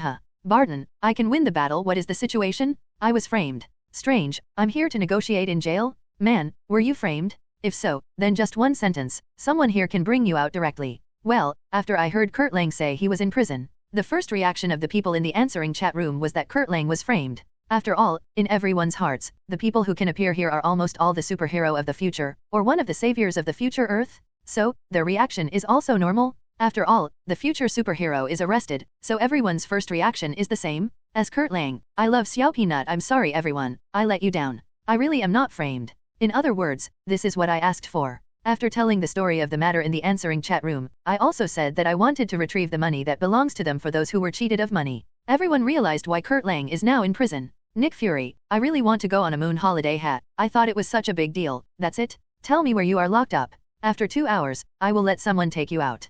Kurt Lang, I love Little Peanut. Really? Thank you. Barton, if I can win the battle, this is a good thing. No matter what, it's not a big deal compared to what we used to be. By the way, Sue and Thor, and the newly joined Loki, why don't they say anything? Suching, the person who is extremely greedy by death. I was watching a show in Asgard. As for what scene I watched, it was Loki's neck choking, Thor pretending to be dead. Do you want to see it? If you want to see it, I just directly open the Third View live broadcast. Thor, with Loki, I don't have nothing. Wait, Sue, don't do this. Loki, come out and say a trick to everyone. Roar. Loki, I'm not my oh no, Thor, you should have told me about the answering chat room a long time ago. Oh yes, you can't say yes to others. I said how big your recent changes are? From a reckless, impulsive, and arrogant bastard who wanted to be the next king of Asgard, he became a considerate guy. I am afraid that before this, you have seen a lot of things about our Asgard in the future, right? In addition, can I change the suffix after my name? Change it to the god of lies and jokes. Peter Quill, true father-worried person. Yes, can I change this suffix? I am Stardew 5.0, not a father-worried person. Thor, with Loki, I don't have nothing ahem. What? Loki, the suffix cannot be changed, at least until the new suffix is issued. The original suffix cannot be changed or cancelled. The suffix is related to everyone. Also, don't say that we are gods. In the answering chat room, we have seen the real god. You see Sue's suffix, he has witnessed it with his own eyes, one of the real ancient gods, the coming of death. I was there at that time, when death fell on the earth. Seriously, I am not afraid of you ridicule. Facing the guy who died, I didn't even have the courage to take Mjolnir and fight. 1. Skirtlang, I love little peanut Walt. Not only are there aliens, but the dead can also be resurrected. There really are gods in this world? God, this is incredible. Attention members, the answer is about to begin. Just in the answering chat room, when everyone was chatting, the strong mechanical sound of the system sounded again. Listening to the sound of the answering system, the people who have been familiar with it for a long time are naturally engrossed in preparing to watch the future clips to answer the questions. And the 3 newly added people in the answering chat room, before they could react, the answering chat room directly turned on the state of all members mute. Every time before the answering starts, the answering system will play some future clips. Looking at Loki next to him, Thor explained directly, watch these future clips, maybe the answer is hidden in the clips to be played. As long as you get the correct answer, you can get some good rewards. Listening to what he said, Loki nodded slightly. Then I am ready to watch the upcoming video seriously. With the mute status of all members turned on, the next moment, the answering chat room will begin to play future clips. First, there was a dark scene, and then a voiceover gradually sounded. The gift of destiny has made countless people happy, but who knows that behind this joy, in fact, it has long been marked with a price. Listening to this voiceover, Loki subconsciously looked at Suching who was sitting aside. Although this is the second meeting between himself and Suching, Loki can still hear it, and this is properly Suching's voice. 23. Harm, don't think so much. As the only administrator in our answering chat room, the answering system will use Sue's voice as the answering question. Definitely, this may also be what Su Future said, and then it was used by the answering system, don't think so much. Seeing Loki turned his head and looked at Suching, Thor explained to Loki. Hearing Thor's explanation, Loki nodded in understanding. The only administrator? Interesting. As Suching's voice fell, the next moment was gradually played. First of all, it was a very fierce battle. One side was the Asgard warrior led by Odin, and the other side was the ice giant of Jotunheim. Looking at this scene, whether it was Thor or Loki, they all reacted in the first place, which should have been more than 1,500 years ago. His father Odin led the battle between the Asgard warrior and the ice giant. Just when the two people were preparing to watch the battle with great interest, the picture accelerated rapidly, and the battle was taken away by a stroke. It was Odin who came to the temple of Jotunheim and took the casket of ancient winters away. Seeing this scene, Loki clenched his fists subconsciously. And Thor also raised his hand and gently pinched Loki's shoulder. Both of them understand that this baby is Loki? Perhaps this question is about Loki? In the picture, as Odin gently picked up the crying baby, gradually, the dark blue skin slowly turned into the color of a normal baby. As soon as the screen turns, Odin is holding Thor, who is about 8 years old, in one hand, and Loki of the same file size in the other. Sitting on the steps, Odin told the two children about the glorious tradition of Asgard. Everything seemed very peaceful. I don't know how long it took, and the picture gradually accelerated. In front of the Mjolnir, Odin said to the two children, they are all born kings. As soon as the picture turned, Suiar, who was half a file size, was playing in Asgard. As a result, after seeing a snake on the ground, he ran and picked it up with excitement. Just as Thor, with a look of excitement, was about to pick up the snake banged and turned into Loki. Unprepared, Suiar was so excited that he was stabbed directly by Loki. Seeing this clip, Thor couldn't help but squeeze Loki's shoulder. Trust me, I didn't want to kill Thor at the time, otherwise the knife would not be in his abdomen, but a fatal place. Watching Suching and Thor both look at him at the same time, Loki shrugged, and then smiled at two people. Besides, before this clip, Thor was on the training ground and gave me a good beating. As for the reason, it's because my mother and I learned magic. He thinks that Asgard's warriors should use weapons to fight against the enemy, instead of hiding behind and using magic. So with this pretext, he said that he wanted to wake me up, so he pressed me to the ground and beat me. Looking at Suching, Thor shrugged his shoulders. Ahem. Hearing Loki's explanation, Thor subconsciously coughed a few times before Suching could say anything. Then he scratched his head and said with a silly smile, I didn't understand this at the time. I think we are brothers, so you should fight against the enemy with absolute strength instead of learning magic and use some tricks like me. Category? I know, so I just want to tell you that even if my force is not as powerful as you, I can still use these conspiracies and tricks you think, and use magic that you don't like to solve you 10,000 times. Listening to Thor's explanation, Loki said with a chuckle, cut. Listening to Loki's words, Thor couldn't help but curl his lips, then blinked at Suching. Okay, keep watching? I'm really curious about what happened between you. Seeing Thor, who was a little embarrassed, Suching smiled and relieved. When the clip flashed, it came to the story of the two grown-up. On this day, Thor and Loki are two people. Odin rewarded Mjolnir to Sor, and gave him the godhead of the god of thunder, and Loki, he was given the godhead of Asgard Vulcan. Looking at holding Mjolnir, Thor, with a look of excitement, accepts roar from the crowd and applauds. Loki on the side looked like a small transparent, standing there without anyone paying attention. Especially when I saw my brother who grew up together, surrounded by countless people, surrounded by 3 warriors, Sif, Heldam, and Asgard, who grew up together as a companion, who on roar. At this moment, Loki's face is full of loss. The picture turns, inside Asgard, Loki begged his father Odin to change himself to a godhead. The godhead of Vulcan made him unable to use his ability. However, Odin was refuted, and angrily pushed Loki out. Seeing this scene, Loki clenched his fists subconsciously. Loki. Seeing Loki's unwilling and disappointed expression in the screen, Thor just wanted to comfort him. But after Loki walked out sadly with his head down, Odin sat on the throne, sighing helplessly. I know this is very unfair to Loki, Frigga. Even the godhead of Vulcan will prevent him from exerting even half of his strength. Looking at Loki's lost back, Odin was holding the gun of eternity, his expression full of guilt. But, I have no choice, don't I? Once he has given him the godhead of the god of ice that he desires most, even other ordinary godheads, once the power of the godhead works, then he will know his true 520 identity. Holding Phrygia's hand, Odin's only remaining eye at this moment is full of vicissitudes of life. Even if it prevents him from possessing strong strength, I don't want to see what happened to him after knowing his true identity. From childhood to adulthood, Loki's mind is very heavy. Once let him know that he is the son of the ice giant Lauf, then he will think that he is an outsider. Frigga, I have long regarded him as my son. From the first time he called my father, I gave up making him a bridge between Asgard and Jotunheim. I only hope that he can grow up healthily and can steadily spend the 5,000 years of life that Godhead brings him. This is enough. Having said that, Odin held the eternal gun firmly and said firmly, from today, I will focus on cultivating Thor.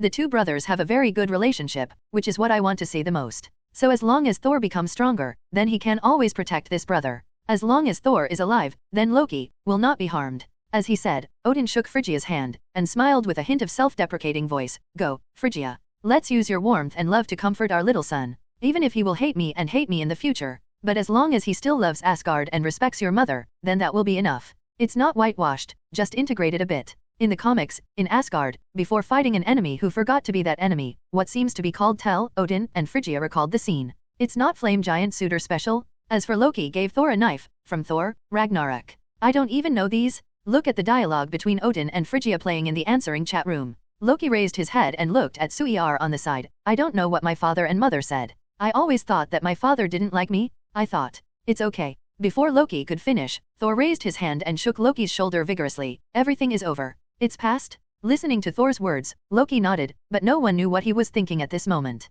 On the side, Suching, who has not spoken, has been observing Loki. In fact, from the clip played Loki's disappointment and angrily leaving, and then after the conversation between Odin and Phrygia. When listening to Odin's words, Loki kept tears in his eyes, but tried to keep it from falling. If you didn't know that Loki is not the kind of crying person, I am afraid Suching would think that Loki is a little tear bag. The picture continues, and the next clip is the picture of Asgard, who has been studying together with Thor for more than 1,500 years, growing together, playing together, and fighting together. It's just that every time, the one who is loved by Roar and the one who is surrounded is always the triumphant Thor after victory. And Loki, like a little transparent, is never recognized and paid attention. Even if it is Sif, Vistag, Heldam, and others who have grown up together since childhood, they will always look at Thor. Especially when fighting a powerful enemy with Asgard, Thor was blown away, and Loki desperately saved Thor. But after the final victory, everyone is still happy for Thor and Roar. Even Odin admires Thor. Obviously it was because of oneself that was able to defeat the mighty Fresta. But in the face of my own merits, I have always longed for the trust and beloved father, but he didn't care about it. He even ignored Loki's desire to be praised, even if there was only one expression of praise, and turned his head to praise Thor's bravery. At that moment, the lost expression on Loki's face was beyond words. Gradually, as time passed, listening to everyone's appreciation for Thor, watching their embrace of Thor, Loki seems to have been familiar with it for a long time, and every time he stood by with a wine glass, watching all this, from the first loss, to not feeling angry, to watching all this peacefully. It seems that destiny/order oneself, let oneself show an indifferent look, faintly makes people feel a little distressed. Loki. Looking at these clips, Thor felt a little flustered in his heart inexplicably. Especially when I saw the clip, I raised my glass and listened to the admiring people around me, laughing constantly proudly. On the side, Loki was leaning on the pillar alone, holding a wine glass and drinking himself. A little lonely, Thor pursed his mouth and turned his head to want to say something to Loki, but he couldn't say anything when he reached his lips. Thor doesn't know what he should say. He pretends that he cares about Loki very much, and he cares about this brother who grew up with him and played together. But now it seems that after every victory in the battle, I think this is his most beautiful and proud time.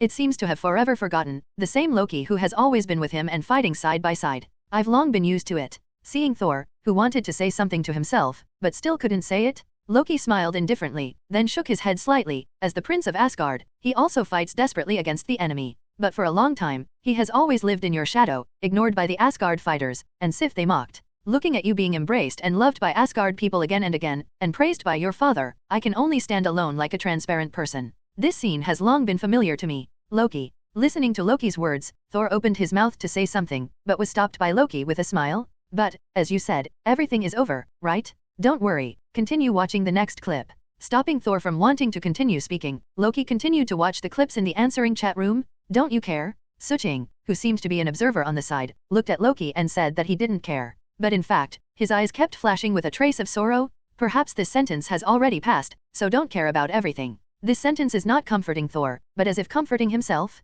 The fragment continues. When in Asgard, when Odin announced in front of all Asgard citizens that Thor would inherit his position and become the crown prince of Asgard, the huge amounts of ceremony will be held in half a month. Loki, who originally thought that he could look at all of this calmly, couldn't bear a trace of astonishment and a trace of loss on his face at this moment, especially looking at Thor, who is holding Mjolnir triumphantly. This time, no matter how Loki concealed it, the jealousy was still unable to escape. Slowly lowered his head to prevent everyone from discovering his expression. It's just that the sorrow and grief of these 1,500 years, neglect, it seems that in an instant, it burst out with a drop of tears. Clenching his fists tightly, Loki looked at Suiar who was constantly accepting roar over there, as if he had made a decision. As the crowd gradually dispersed, Loki returned to his residence like a child, grinning. The smile was full of pride, but when the fists were clenched, the tables, chairs and benches in the room were flying around in an instant. Everyone saw that there was a trace of madness and unwillingness in Loki's eyes. Asterisk canonization ceremony? Ha, my brother, I will give you an unforgettable canonization ceremony.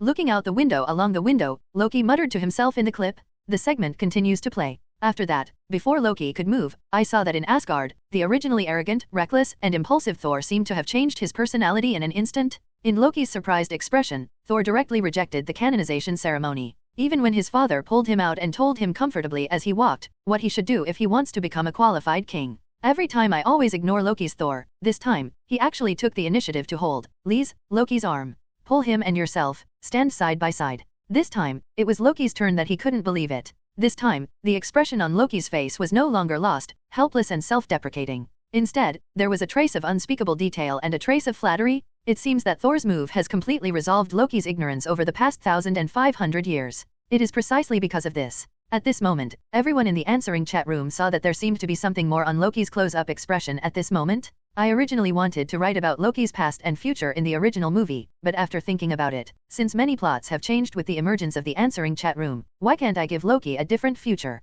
Some of the original ones, Xiao Ba will still write them, but this time, there will definitely be many more different things, to ensure the precision. CAI? As mentioned earlier, in the movie universe, Xiao Ba's favorite has always been Loki. The fragment continues. In the picture, at this moment, people like Tony Stark and Natasha Romanoff are very familiar. Watching the sky full of aliens flying out of the wormhole from the sky, watching countless Chitauri continue to attack the ground. Suddenly, the flames of the explosion continued to resound, and countless people and wolves rushed on the ground. The flames blazed into the sky, beneath the ruined walls. The whole scene is like the end of the world. In the sky, a thunder smashed down extremely fast, and then I saw Suiar carrying Mjolnir, fighting with the aliens. Soon, Tony wearing battle armor, Captain America holding a shield, Dr. Banner transformed into Hulk and others began to fight back against those ugly aliens. As the Avengers and aliens are constantly fighting, Loki stands side by side with an alien in armor on the street. Ha, these earthly ants are really stubborn. Loki, go and get rid of those earthlings. After you completely get rid of these damn ants, my great master will give you the earth. At that time, you can become the king of the earth. Puff, 520. Before the alien could finish speaking, two knives pierced the alien's body instantly.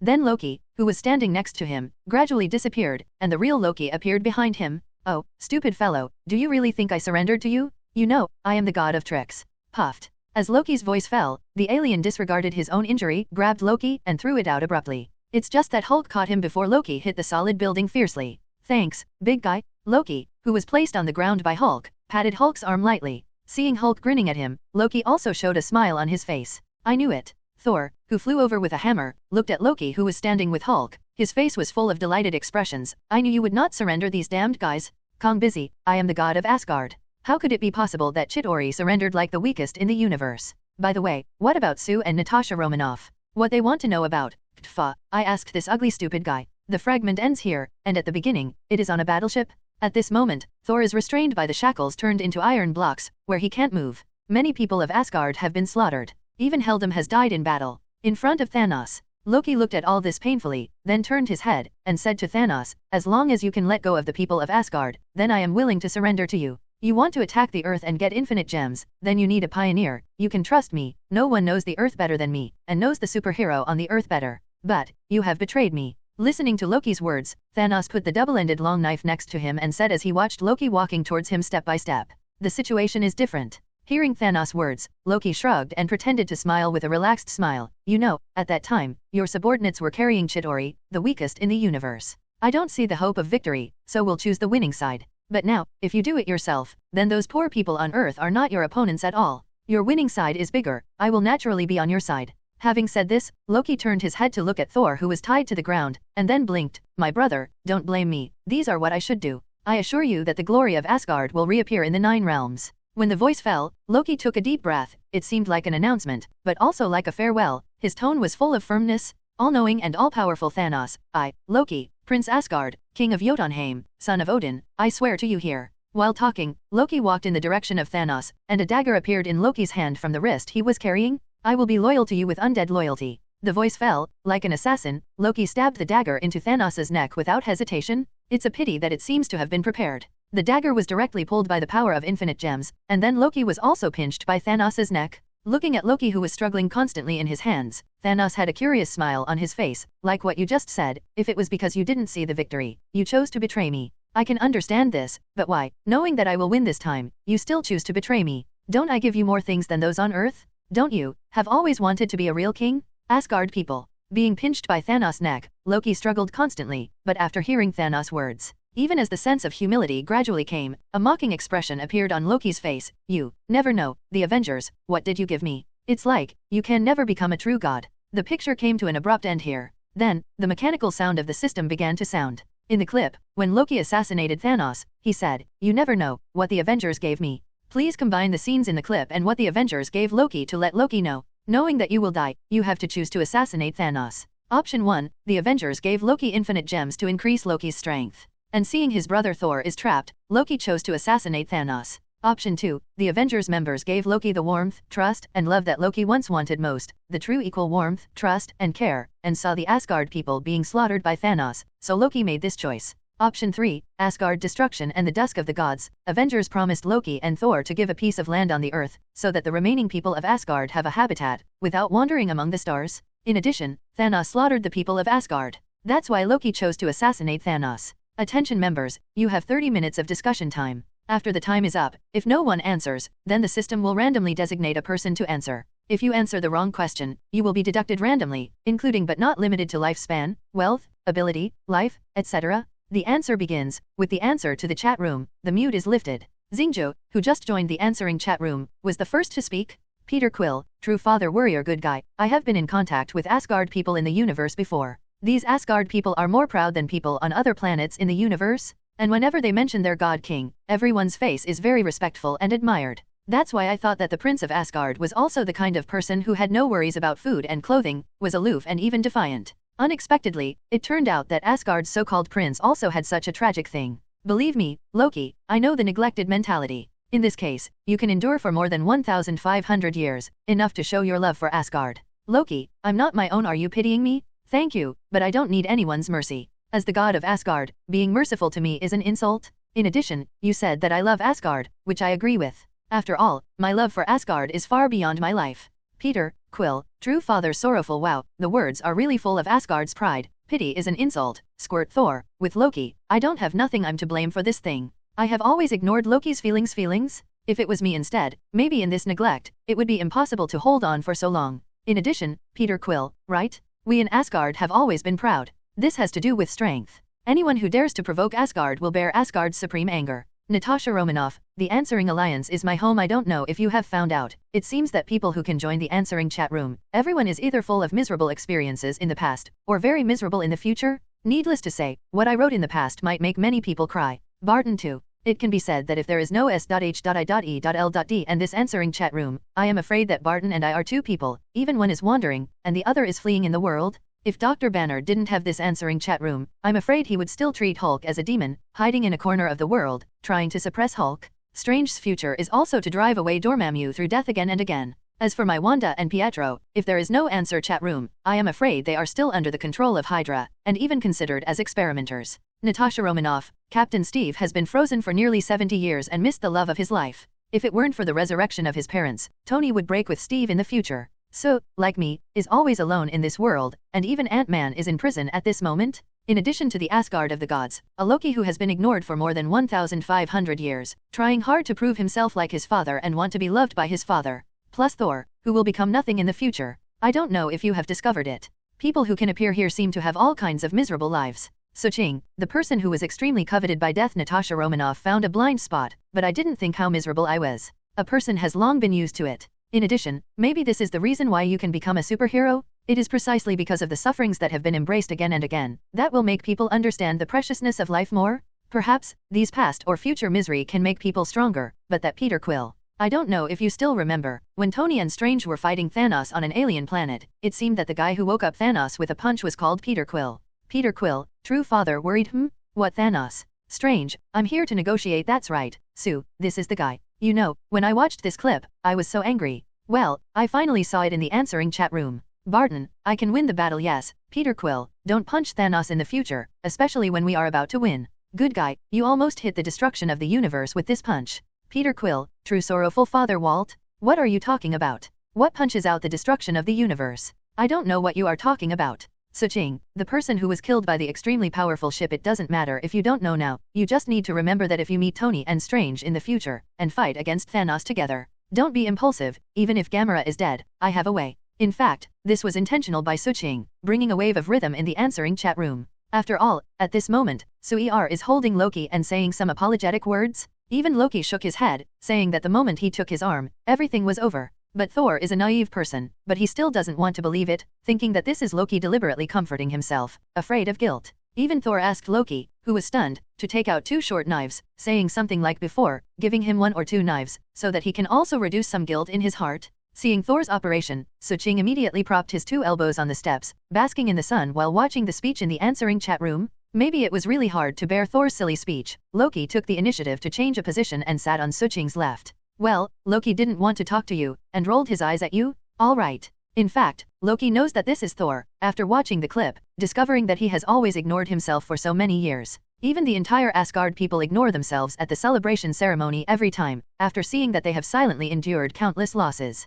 I feel extremely guilty and want to make up for myself. But this naive person doesn't know how to make up for himself, so he wants to let himself give him a knife or something? Joke? No wonder Sue always subconsciously refers to Roar Thor as silly. It's really a silly. Not far away. What's the situation? The 3 warriors Sif and Asgard stood side by side. Seeing that the 3 people are almost exactly the same, they are all supporting their bodies with their elbows, as if lying halfway down, lying on the steps outside Asgard. Thor was constantly nagging, and even snatched 2 Loki daggers. For a while, none of the 4 people knew what was going on. No, in the current situation, shouldn't it be sure fighting Loki to take the throne back?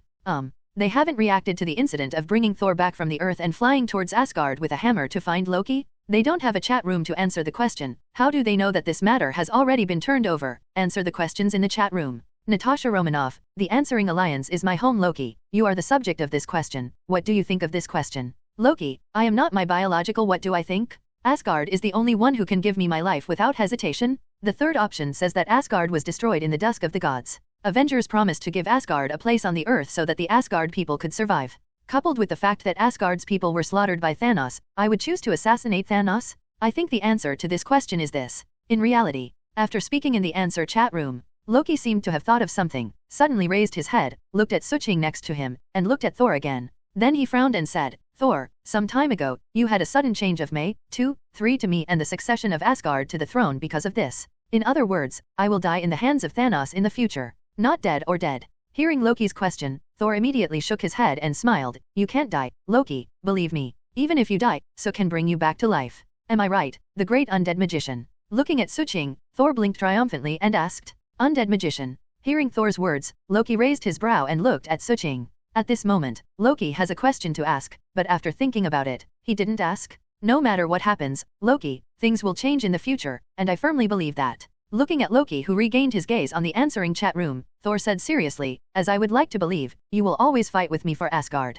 Maybe your future is doomed before there is an answering chat room, but after having an answering chat room, after we see a certain time segment about the future, then, I believe everything can be changed. Looking at Loki next to Suching, Thor said seriously, Hey, is this why you gave up the throne? But it's okay, I want to know what the future we have changed after we have all seen the future. Shaking his head, Loki refocused his eyes on the answer chat room, listened to Thor and Loki's conversation. In fact, Suching really wants to say that Loki's future has already undergone earth-shaking changes. You need to know that Loki was the Avengers 1, the leader of the battle with Chitauri, but now, the one who led Chitauri to invade the Earth has changed from Loki to General Corvus Glaive under Thanos. Answer the questions in the chat room. Barton, I can win the battle is the third option? That's right, after all, just like Thor once told us, he is willing to give his life for Asgard. So if Loki assassinated Thanos for this, it also makes sense. Tony Stark, she said that she loves me 3,000 times. It's not that simple, right? If it's really just that, then why do you have to focus on Loki's constant neglect in the past several times in the clip you just played?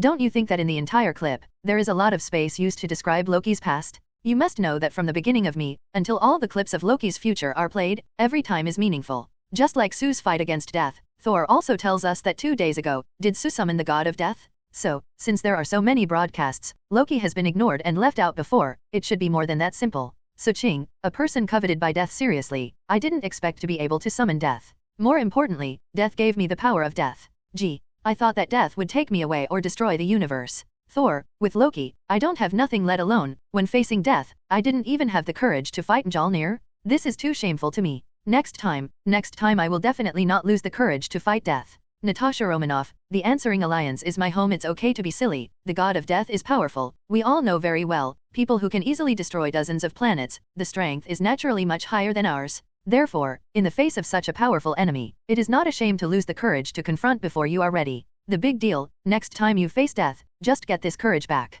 Nick Fury, I really want to go to the moon for vacation. Natasha Romanoff is right, Thor, there is no need to worry about a gaffe. The real strong will never choose to grit his teeth in the face of a strong enemy. But after losing his courage, he can still find this courage back. This is the most important. Steve Rogers, go back in time and dance with her. That's right, Thor, it's no big deal. Next time I face the gods, I will fight with you. Peter Quill, the true father of the sorrowful person, is dead. A god? There really are gods in this world? I have always thought that the gods believed by the people on Earth are a kind of spiritual sustenance. It is a kind of existence that treats powerful aliens as gods, just like people from other planets in the universe, and treats Asgard people as gods. Loki, I'm not my own Asgard. Anyone who has a godhead will be called a god. But Thor, when you talk about death, I just remember, we Asgard, don't we have a god of death? I remember that among the 9 realms, there are underworlds. Thor, with Loki, I don't have nothing. The 5.0 god of death? Yes, we Asgard has the goddess of death, our sister, Hela. She is sealed in the underworld. Loki, I'm not my biological sister.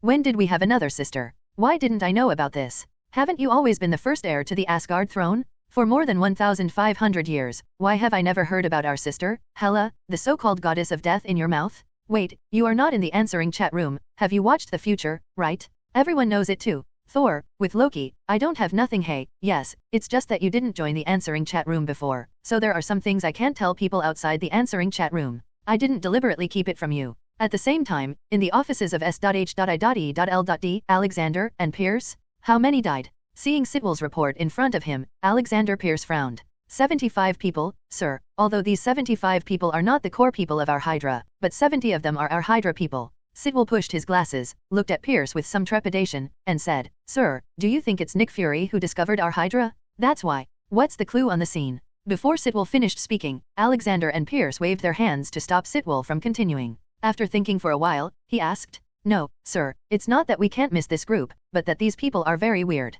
Huh? Weird? Tell me, what a weird method. I heard Sitwell say that this time more than 70 people died tragically, but the group of people who shot is very strange, which makes Alexander Pierce more guess. In fact, from the first person to the present, among the 75 people who have lost a total of, it is not that they did not fight back and struggle, it is just that they did not win, and they lost their lives. But in addition to 75 people, there are 3 survivors. According to these 3 survivors, they directly launched a counterattack when they were attacked. Moreover, some unconventional weapons were used to save their lives, but even so, after the people who attacked them were blown to death, when they checked the scene, they found very strangely that, except for some dirt and clothing, among those who attacked them killed by the explosion, there was not even a trace of a person, not even a single bone was left. Water. Hearing Sitwell's report, Alexander and Pierce frowned. You mean, after the on-site inspection, the assailants who were killed had nothing left except some dirt and clothing? Yes, sir. Sitwell nodded and said, because of this, it makes people feel a little weird. After all, even if the explosion is complete, it is impossible to blow the enemy into ashes. Even the ashes can be inspected, but our people were sent out for inspection in the first time, only to find that there was really nothing at the scene. It's as if it is clean, nothing has appeared before. So, I was wondering if it was Nick Fury who did it. After all, these people who died, except for a few, are all from Hydra. After a moment of silence, Alexander Pierce looked at the documents on the table and shook his head slowly. It can't be him. Although we lost so many people all at once, if Nick and Fury let people take the shot, they would definitely not be able to leave a weird scene. After all, I am also in SHIELD. If S.H.I.E.L.D. really has this kind of ability and technology, then would I not know? With that, Alexander and Pierce stood up and walked slowly to the tall French window. Looking at the scenery outside the window, Pierce frowned constantly. I have some suspicions. Gentlemen. Looking at the scenery outside the window, Alexander Pierce said with a heavy tone, do you still remember the aim headed by Murdoch that split from our Hydra back then? Hearing what Alexander and Pierce said, Sitwell thought for a while, and then nodded. You mean, that was originally our Hydra technology department, but the concept was different, so under the leadership of Murdoch, it was separated from us. Group of people. Yes? Alexander Pierce sighed, and then said, the group of people specializes in researching and developing some technologies, so if it were them, it might be possible to do it. After all, none of us knows how many methods they have developed that we don't know. Perhaps this time, they are reminding me that they want to tell me that their thinking was correct back then. Having said this, Alexander Pierce, who was still sighing, suddenly laughed, turned around and looked at Sitwell and said, apart from them, who else can clearly distinguish the Hydra members we are hiding in S.H.I.E.L.D? Apart from them, who is still worried about the Insight Plan? Think our Hydra Insight Plan is unrealistic. Then sir, if it is really them, then what should we do now? Listening to Alexander Pierce's disdain, Sitwell asked quickly, hide this thing. After thinking for a while, Alex Stupid Pierce said, at least, Nick Fury can't find Murdoch and the others. Otherwise, our identities will be exposed. Forget it, I'm afraid he already knows this matter now. I'll go to Nick Fury myself for a while. During this time, let Nick Fury look at the Steve who has just recovered from the ice. On Rogers. Inside the office of S.H.I.E.L.D, Nick and Fury, sitting on the chair, watching the conversation in the answer chat room 523. After thinking about it, Nick Fury still directly started searching. The name is correct, it's Alex Fool. Nick Fury, I really want to go to the moon on vacation, so, do you have any extra skeleton warriors in your hand? Sell me 10 sets. The price is good to discuss. Those who use skeleton warriors against Hydra, let alone, it's pretty easy to use, at least Alexander Pierce can't doubt us. After all, after the death of the skeleton warrior, he didn't even leave the skeleton, and disappeared. Suching, a person coveted by death. Yes, according to the last price, it is still 2 million each, a set of 10, and 5 sets of sale. 10 groups is 200 million. But don't worry about this, let's solve this problem first. After Loki's problem is solved, I will return to Earth. Well, for another 10 groups of skeleton warriors sold to Nick Fury. Harm, it's nothing. According to Suching's current undead magic level, 100 skeleton warriors are very relaxed. And these 100 skeleton warriors still don't consume the total sum summoned by themselves. It can be said that even if these 100 skeleton warriors are sold to Nick and Fury, when they need skeleton warriors, they can summon 1,000 skeleton warriors to fight for themselves in an instant. As for tier 4 skeleton warlords. Harm, it shouldn't call death this time, right? Asgard? Trust me, Loki. I know you have always been smart since you were a kid, but there are some things you see more one-sidedly. Looking at Loki, Thor said seriously, in the answering chat room for so long, the only thing I have learned is to listen to everyone's opinions. Although there are some things that I think are correct, but when everyone thinks that there are other options or other conditions for this matter, then maybe our thinking is a bit biased. Hearing Thor's words, Loki looked at Thor and then laughed. Turning his head to look at Suching, Loki smiled and asked, I didn't see it. He has actually learned to think after such a long time on the earth? Did you teach him? I don't have one. Hearing Loki's question, Suching put his hands behind his head, squinting his eyes to experience the warmth brought by the sun. Then smiled and replied, Han Han is learning to think. This is a very good thing, isn't it? Actually, Thor is not really that reckless, just based on his strength. He always thinks that some things can be solved with a hammer, and there is no need to think. That's why you think Thor is a little silly, and Lu Zhang is arrogant and impulsive. But in fact, since that time, after seeing the destruction of Asgard and seeing you being cut off by Thanos, he realized that some things really can't be solved by holding Mjolnir. Turning his head slightly, looking at Loki, the smile on Suching's face never diminished. Loki, you never know how much Thor cares about you. Even for you, he is willing to give up the throne. Perhaps it is like the suffix in the answering chat room, as long as there is you, he will not have nothing. Aha. Hearing Suching say this, Thor on the side constantly nodded in agreement. These words are the most stupid he doesn't know how to say, but what Suching said is exactly what he wants to express. Listening to Suching's words, he looked at Thor who was grinning and nodding his head like a silly smile. Loki was silent for a moment, then nodded slightly, maybe, but Thor, do you really think that the option is the second answer? Not the third, /. It should not be the third one, how can I say? Scratching his head, Thor gently stabbed Suching. I don't know how to say it. A lot of ideas but I don't know where to start. Watching Thor blink and stare at himself, Suching shook his head speechlessly, and then said, look at the third option, Asgard destroys the battle with the dusk of the gods. So Avengers promised to give you a piece of land. Let the Asgard people who have lost their homes have a place to live. There is no need to wander in the interstellar space, plus Thanos to slaughter the people of Asgard, so you will make this choice.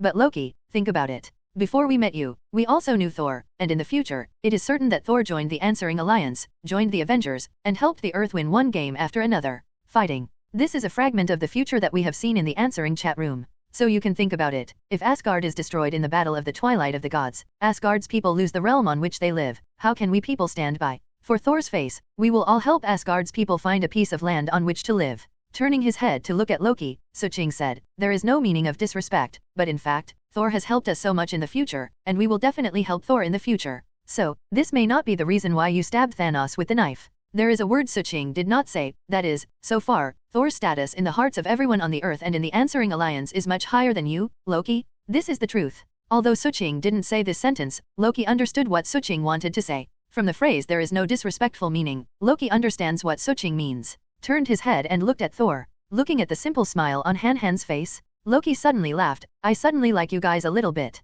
What's the meaning? Listening to Loki suddenly popping out this sentence, Thor asked Loki a little unclearly. Regarding Thor's regret, Loki didn't explain. Instead, he smiled and asked Suching, in other words, is the second option true? It should be like this. Suching nodded, lying comfortably on the steps of Asgard. He knows what Loki just said suddenly. What does it mean to like you people a little bit? After all, the question is what Avengers gave Loki. The second option is to give Loki the warmth, trust, care, and equality that Loki desires most. You should know that the clips played before the question are all ignored and ignored by Loki again and again in Asgard. Therefore, if this answer is correct, then Loki will tell Suching that he starts to like himself. After all, what Loki has always pursued is to get the love of Thor, the people of Asgard, the trust of Asgard fighters, and the equal treatment of himself and Thor by his father Odin. Looking at Thor who still doesn't understand, Suching and himself are talking. Loki also lay beside Suching, learning that Suching put his hands behind his head. Squinting his eyes to realize the warmth brought by the sun, Loki suddenly asked Suching, how can I join you?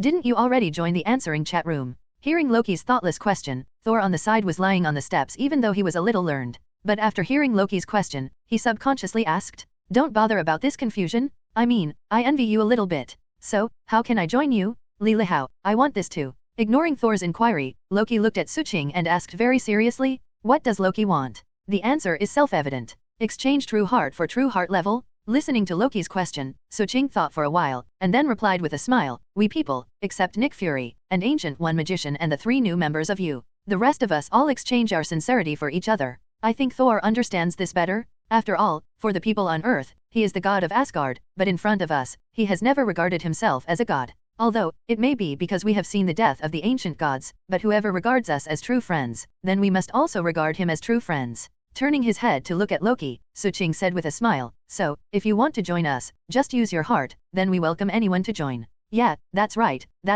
so is right, exchange sincerity for sincerity, this is the most correct way to treat friends. Perhaps he understood what Suching said, or perhaps he was always in his own unique brain circuit. So after Suching finished speaking, Thor immediately said to Loki, true. After repeating Suching's words, Loki looked at the shining sun in the sky, and then laughed at himself, I don't know, do I have these? For so many years, I always like to play jokes, betrayal, and pranks. Only alone? When do you think that people like us are your friends, then you will really join us. Before Loki finished speaking, Suching smiled and interrupted directly. There are no complicated rituals, and no harsh conditions. The reason why these people in the Answering Alliance can gather together is not just relying on the existence of the Answering chat room. Definitely, I don't deny that these people in the Answering Alliance are not friends of life and death before they have experienced life and death side by side in the true sense. But you ask Thor if he is willing to stand on our side before facing a particularly powerful enemy, even if he will fail. Even if the final outcome is 527 a tragedy. Hearing Suching's words, Thor laughed without even thinking about it. Isn't there so many future clips in the answer chat room?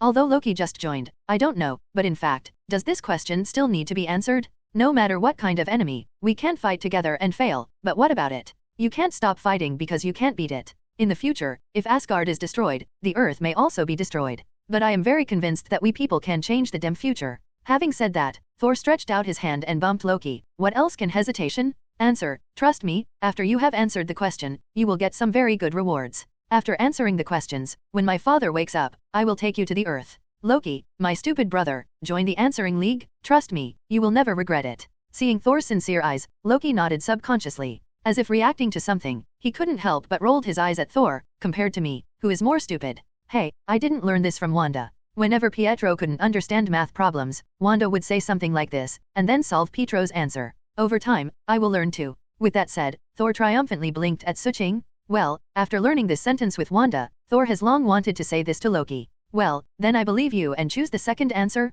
If this question is correct, maybe I really should go to Earth. Looking at Suching, Loki said seriously. Come to Earth, it's good, at least Sol has found one on Earth. Before Suching could finish speaking, Thor hurriedly stretched out his hand to interrupt Suching's words. Then he looked at Loki with a suspicious look. Thor said with a dry smile, hey, nothing, not sure yet, it was after I lost that time. I met someone who had a very good chat, ahem. Let's answer first. Question. Looking at Thor's expression, Loki shook his head helplessly, and then set his eyes in the answering chat room. Loki, I am not my own answering system. I answer this question myself and choose the second option. The reason why I stabbed that sword like Thanos is because the Avengers gave warmth, trust, respect, and I saw that Thanos slaughtered my Asgard people. Member Loki, are you sure of your answer? Listening to the voice of the question answering system, Loki directly confirmed his answer without hesitation.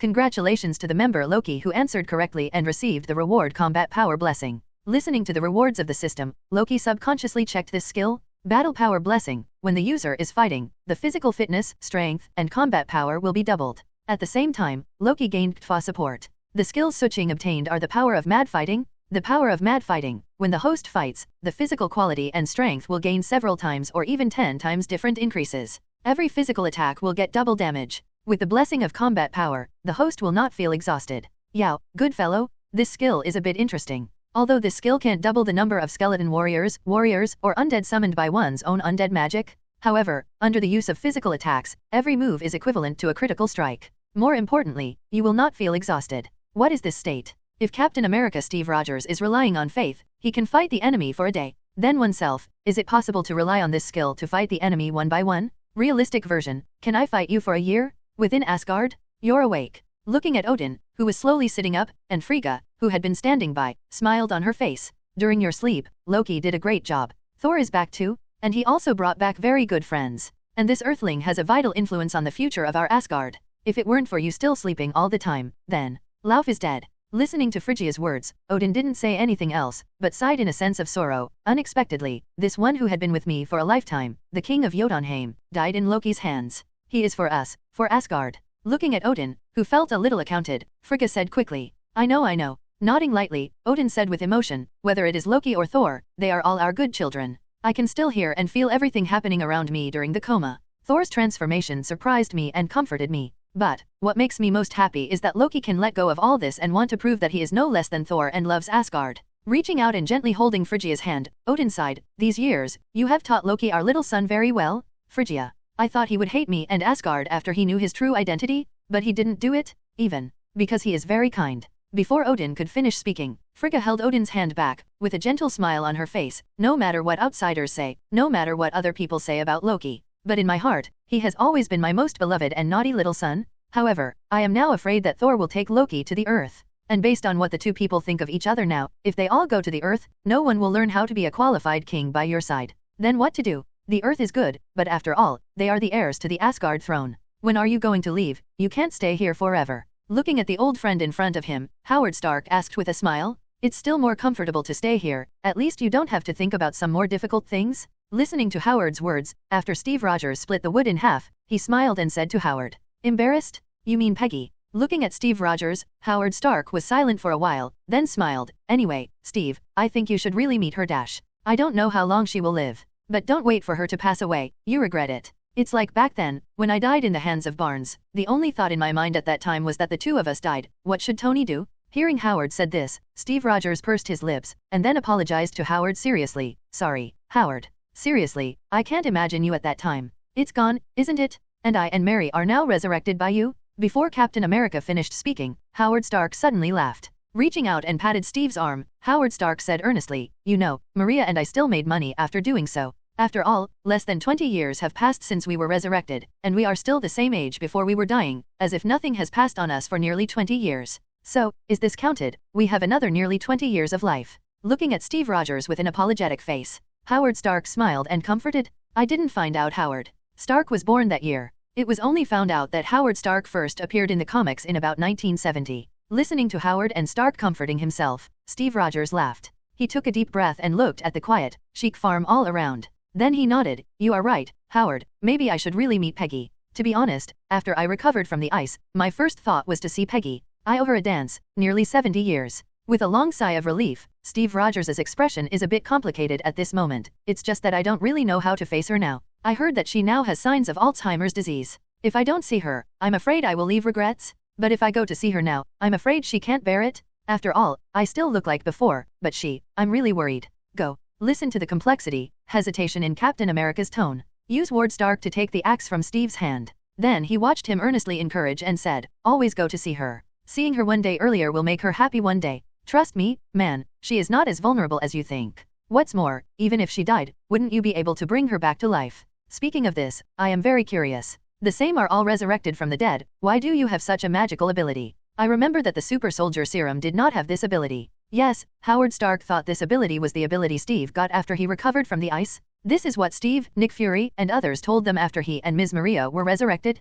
Do not disclose the existence of the answering chat room like people outside the answering chat room. This point, every member is very abiding. After Hydra is completely cleaned up, Maria and I will be able to reappear. But before that, I have to develop a new Mark series armor for Tony that brat. What do you think he thinks? He actually wants to use a suitcase like a suitcase, and when there is danger, he will use the suitcase armor to transform directly. Since I have thought of this, can't I spread my thinking and develop a higher level? Even the same sensor is okay. Some helplessly shook his head. Howard Stark seemed to be complaining, but in fact it was more like complimenting his own son. Forget it, I'll help him upgrade the armor and equipment while studying how to use nanotechnology to develop the armor. Anyway, I have nothing to do during this period of time. If it wasn't for the technology of the year that restricted me, Look for flowers, 0. Seeing and talking, he began to boast of Howard in disguise. Steve Rogers laughed too. Although, this sentence is indeed more true. After all, in the heart of Steve Rogers, Howard is indeed a genius limited by the times. At the same time, within S.H.I.E.L.D. Nick, it looks like you are very busy during this time.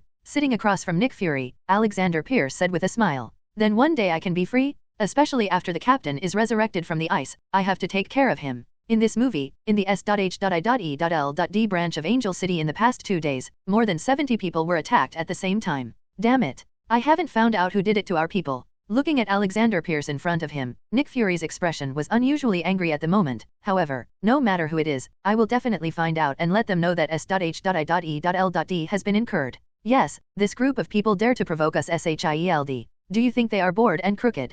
Picking up the bottle in front of him, Alexander Pierce poured a glass of wine for Nick Fury. Then he smiled and said, "Do you need my help? You know, I also have some weight on the World Council. Since you are busy with S.H.I.E.L.D. On the one hand, you still need to take care of Captain Rogers and investigate this matter. No matter how much energy a person has, sooner or later he will be exhausted. Why, leave this to me." Listening to Alexander Pierce's words, Nick Fury frowned, and then nodded. "All right, I'm really a little duplication awkward by myself. Since you want to help, this is really great." Leaning on the chair, Nick Fury pinched his eyebrows, looking very tired. "This time is really busy for me. Fortunately, you can still share the burden for me. By the way, do you have any guesses who did this thing? After all, you are the previous director of our SHIELD. I think you should have some guesses." Watching Alexander Pierce, Nick Fury tentatively asked. And listening to Nick Fury's temptation, Alexander Pierce thought for a while, then shook his head and said, "To be honest, I don't know. People who can do something to our s.h.i.e.l.d. Really, I can't even imagine who it will be. But I still said that, no matter who it is, as long as we shoot at the people of our SHIELD, then we will definitely trace it to the end. Then do as you said. Looking at Alexander Pierce with a serious face, Nick Fury smiled and nodded. After Alexander Pierce left, Nick Fury, who had a smile on his face, disappeared at this moment. Hill, do you think this is something Alexander Pierce discovered, or is it trying to us? I don't know. Hearing Nick Fury's question, Maria Hill shook her head, but looking at what he said just now, he wants to take over the investigation of these 75 people. Then I think he should know. It's wrong, or it's a misunderstanding. Otherwise, I wouldn't want to take this matter from you. Obviously, he does not want you to investigate this matter, as if he is afraid that you will find some cobweb horse trails. Having said that, Maria Hill put down the information in her hand, turned her head to look at Nick Fury and said, I thought you would not help but punch him in the face. I really want to do this. Hearing Hill's words, Nick Fury snorted coldly, since I knew that he is Hydra, every time I meet him, I want to punch him in the face more than once. He used to be the person I trusted the most, and I was even willing to forget it for him. Let's not talk about it. Shaking his head, Nick Fury stood up and walked to the floor-to-ceiling window. Looking at the scenery outside, Nick Fury couldn't help but clenched his fists. You think, if I grab all the Hydra members that have been investigated now, then it's not time. Before Nick Fury finished speaking, Maria Hill directly vetoed. Now do it on them, then S.H.I.E.L.D. will probably cause chaos immediately. Especially we don't know how many people are still hidden by them. The more I investigate, the more I feel scared. Who would have thought that just a branch of S.H.I.E.L.D. would hide so many Hydra? But Nick, you were impulsive this time, although you used the skeleton warrior purchased from So to eradicate the Hydra members from the Angel City. But have you ever thought about it, once things happen? I know, I was impulsive. Didn't wait for Maria. After Hill finished speaking, Nick Fury looked at the white clouds outside the window, and then sighed with his fists. I can't wait to get rid of all the Hydra in S.H.I.E.L.D. immediately. This bunch of damn things, when I saw that list 2 days ago, really, Hill, I couldn't hold it back. Heh. Shaking his head mockingly, Nick Fury turned and looked at Hill. I never imagined that I would have an impulsive day. Be patient, Nick. As Nick Fury's assistant, Maria Hill knows Nick Fury very well. I know how much he values S.H.I.E.L.D. and how angry he was when he saw the submitted list. People always make some mistakes. Even if it is Nick Fury, who is known as the king of specials, it will be the same. After all, he is a man, not a god. As long as it is a human being, there will be times when it gets dazzled by anger. Fortunately, this incident attracted Alexander Pierce's attention, but it did not arouse his suspicion. Although I don't know why Alexander Pierce didn't even doubt that Nick Fury did this, but this is already the best result. Well, at this moment, Maria Hill is also willing to call Alexander Pierce a fool. In fact, I don't know if that guy lost his mind after handing over S.H.I.E.L.D. to Nick Fury. If it is anyone, I am afraid that S.H.I.E.L.D. has long since become a snake shield. And so many years of laying the groundwork, I'm afraid it's long ago. Forget it, I don't want these things. Let them continue to investigate. Shaking his head, Nick Fury is ready to return to his place. Just sitting down on the chair, Nick Fury's cell phone suddenly rang. Picked up the phone and listened to the report coming from the other end of the phone. Nick Fury's face suddenly became serious. In the answering alliance base, in the deep and melodious music, everyone sat on the sofa, looking at Loki with a wine glass, singing Asgard's ballads in front of them. In the stormy black mountains, I wander alone. In the endless white glacier, I walk forward. There is a beautiful girl in the orchard, she hums softly, when will you go home? As the music turned, the original lyrical song suddenly became cheerful. When will you go home? When will you go home? When will you go home? When will you go home? As Loki sang happily, watching everyone raise their hands. Soon, Thor on the side immediately followed Loki to sing happily. From the Loki TV series, Loki sings to Hillway on the train. Looking at the cheerful Asgard brothers, although everyone can't sing, they still raise the glass in their hands, happily conforming. The whole atmosphere of welcoming Loki to join is very lively. Wow. After a long sigh of relief, after singing this Asgard ballad, Loki raised his glass and looked at everyone with a smile. It's been a long time since I sang this song. When I was young, my mother taught me to sing. Whenever I was left out, I would sing this song by myself. Looking at everyone, the smile on Loki's face was very bright at this moment. You all know what I was like in the past. With a light gesture with his right hand, Loki shrugged his shoulders and said, if it is really like the question asked, then maybe this will be my best home. Looking at everyone, Loki said seriously, 5.0. Haha, definitely my brother. Hearing Loki's words, Thor grabbed Loki's shoulders. Trust me, there are all people who are worthy of being friends. You don't understand this when you just joined, but believe me, after a long time, you will get to know these people. Come on, let's raise our glasses and welcome my brother, Loki, to join us. Holding Loki's shoulders, Thor raised his glasses to everyone. Suching followed the crowd to raise the wine glass, but his eyes turned to Jane Foster, who was sitting on the other side, with Thor in his eyes. Squirting, is this the self-repair of the Fate line? Who dares to imagine that after Thor was lost the last time, the person he met would be Jane Foster? Oh, it's really fate? Perhaps, because she will be the future female Thor. As everyone was celebrating, the phones of Natasha Romanoff and Barton rang at the same time. Picked up the phone and looked at the text message sent on the phone. Natasha Romanoff and Barton looked at each other immediately. What's wrong? Looking at the movements of Natasha Romanoff and Barton, Suching, who just put down the glass, smiled and asked, could it be that something happened again? You really got it right, Sue. Hearing Suching's words, the others also looked at Natasha Romanoff and Barton. Putting down the phone, Natasha Romanoff smiled helplessly. It's better for you to continue. Barton and I have a job again. In fact, although Barton and I are members of the Answering Alliance, we are also SHIELD now, so. Shaking the phone towards the crowd, Natasha Romanoff looked at Suching and smiled. Wanda and Pietro will trouble you to help me watch it. I don't know what happened this time. Nick Fury actually used an urgent code word? In the whisper, it seems to have said something about Tesseract. No problem, if you need help, please contact us at 23. Hearing Natasha Romanoff's words, Suching nodded. You know, we people are willing to save you and Barton at any time. Thanks. After giving a hug to Suching, Natasha Romanoff looked at everyone and smiled. The two of us have left first. Do you want to continue? Sue, my wife Laura and daughter have also been taken care of by you.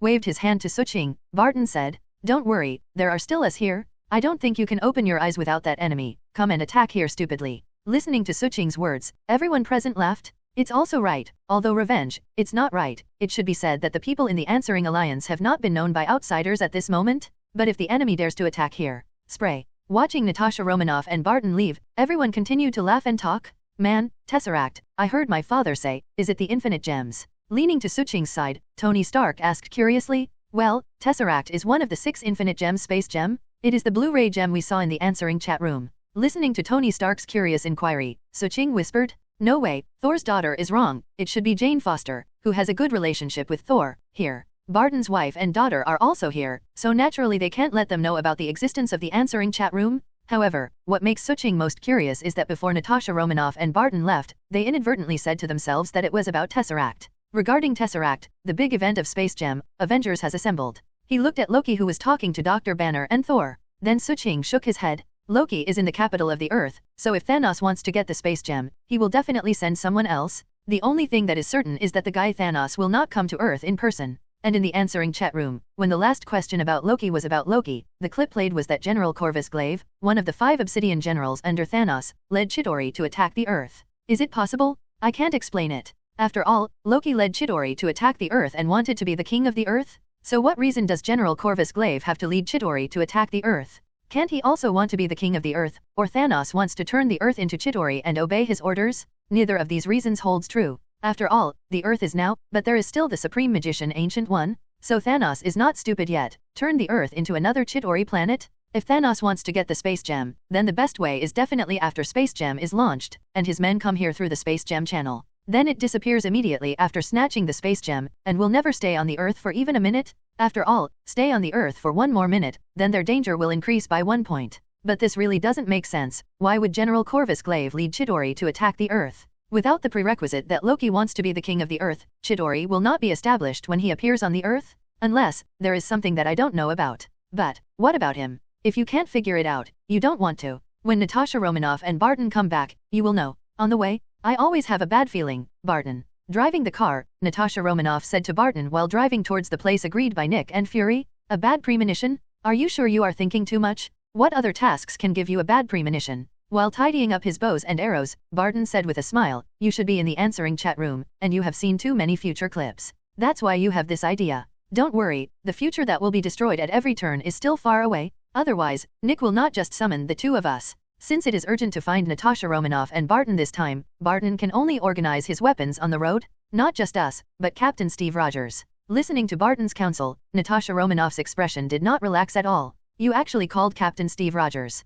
Barton was stunned, and then he thought for a while and said, if this is the case, would you want to restore Captain Steve Rogers 527? After all, after he recovered from the ice cube, he has never participated in a real battle. So this time, Nick wants to call Captain Steve over, just to get Steve back into combat. And the 2 of us are there to prevent the captain from not fighting for nearly 70 years, and as a protective existence. You really dare to think about it. Hearing Barton's words, Natasha Romanoff suddenly smiled speechlessly. But Barton, I really envy you. You can think about everything in the best direction. Unlike me, many times, I like to think about the worst. That's because the past of the 2 of us is different. After finishing the bow and arrow, Barton sat in the co-pilot and looked at the receding street view outside the window. Then he smiled and said, I know your past very well, N.A. If you don't think about the worst aspect of anything, then maybe you already have it, but I am different. The past experience is different, resulting in a different way of thinking when encountering things. I can understand you. However, things have to be considered on the positive side, right? Hope so? Hearing Barton's words, Natasha Romanoff shrugged and said, I hope this time, you are right.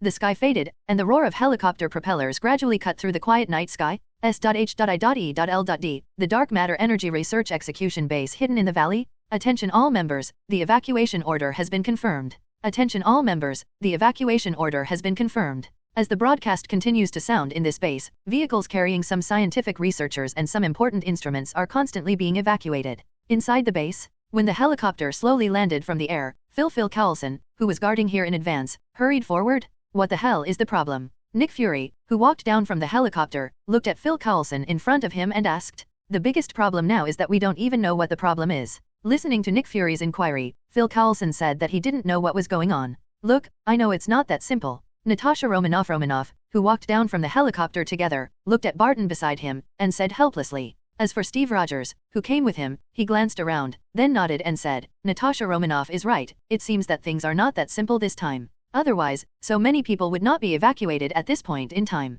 Let's go, don't stand outside, let's go and see what happened. Turning his head, Nick Fury watched Steve, Natasha Romanoff, and Barton discussing, then shook his head and said directly, follow Nick Fury towards the base building. Entering the base, Steve Rogers looked around, and then smiled. This is the first time I have come to the base of S.H.I.E.L.D. in the true sense of the word. You know, since I recovered from the ice, I haven't even been to your Trident mansion. Reached out and pressed the elevator button. Listening to Steve and Rogers, Nick Fury smiled and said, if there is no Hydra, then I will directly send you to the Trident building. This S.H.I.E.L.D. headquarters reports and carrot. But at this moment, S.H.I.E.L.D. is full of Hydra, and I can't even tell who I can trust and who is from Hydra. In addition, I said with Alexander Pierce that you are not recovering well. Not only are you extremely confused about this world, but your physical fitness is even worse than that of an ordinary person. If you are invited to enter S.H.I.E.L.D. at this time, wouldn't it be a direct exposure? As the elevator arrived and everyone walked in and nodded, Nick and Fury continued, if there is no Hydra, Steve, do you think you can run? I have already let you lead the S.H.I.E.L.D. action team. Maybe. Hearing Nick Fury's words, Steve Rogers shrugged his shoulders and smiled. However, for the S.H.I.E.L.D. you control, Howard does not blame you for the hiding of Hydra. In fact, according to Howard, perhaps when they recruited Dr. Zola, they directly reignited the lead that Hydra had previously extinguished. So, the Hydra you worry about right now is just the mistake they made at the time. It's fine without blaming me, but to be honest, Hydra is hidden in S.H.I.E.L.D. It is my responsibility. After all, who made me the real controller of S.H.I.E.L.D. Listening to Captain America, Nick Fury sighed and said seriously. Phil Coulson, standing on the side in the elevator, always keeps his eyes on Steve Rogers, known as the absolute iron powder of Captain America. After knowing that Steve Rogers was found in the frozen place, I was extremely excited. And when he knew that after he recovered from the frozen state, if not because he had to guard this place, if it weren't for Nick Fury's order, the people of S.H.I.E.L.D. are not allowed to interfere with Steve Rogers' normal life. Then I am afraid I have already taken those treasured cards and went to Captain America for autographs, and many more. Thinking of this, Phil Coulson looked at his boss Nick Fury, and looked at his idol Steve Rogers. Then a weird thought rose in my heart. After Captain Rogers recovers, someone must take care of it. After all, he has been asleep for 70 years, and he will definitely be very confused about this world. So if there is no one to take care of it, maybe something will happen. Even if you don't need special care, at least you have to send someone to watch it. What if something happened? If this is the case, then who did the S.H.I.E.L.D. order not allow to disturb Captain Steve Rogers' life? Somewhat suspiciously, he glanced at his boss Nick Fury. It wouldn't be because Nick knew that he was the most loyal fan of Captain America, so he gave himself a special order. Not to mention, the more Phil Coulson thinks this way, the more it makes sense. After all, besides myself, the one who wants to meet Captain Steve Rogers most is the Hydra group. I can't. Nick Fury is an order for Hydra. Before Phil Coulson could think about it, the elevator door opened directly. After getting out of the elevator, Nick Fury led Steve and Natasha Romanoff toward the laboratory, while asking Phil Coulson next to him, tell me about the specific situation here. Listening to Nick Fury's question, Phil Coulson suppressed the guess in his heart. It's like this. 4 hours ago, Dr. Selvig detected a burst of energy from Tesseract. You must know that Dr. Selvig was not testing at the time, and, Lee Lazeo, he was not there either. In the laboratory. As he walked towards the laboratory, Nick Fury frowned and said, Since he didn't test it, were there anyone else in the laboratory patrolling? According to the monitoring, no one has been in contact with Tesseract, so Dr. Selviger guessed that it should be a burst of energy from the Rubik's Cube itself. Hearing Phil Coulson's answer, Nick Fury nodded. Barton, I originally planned to arrange for you to come here to guard Tesseract some time ago, so that no one will come into contact with Tesseract. But at that time you people just got together, and you moved with them to the Answering Alliance base. So I didn't look for you. Now it seems that this is really a mistake, at least if you are watching, you should understand what happened. As he walked, Nick Fury shook his head and said, Nick, can you tell me what exactly is being researched here? Just like the text you sent me in a code word, this is for researching Tesseract.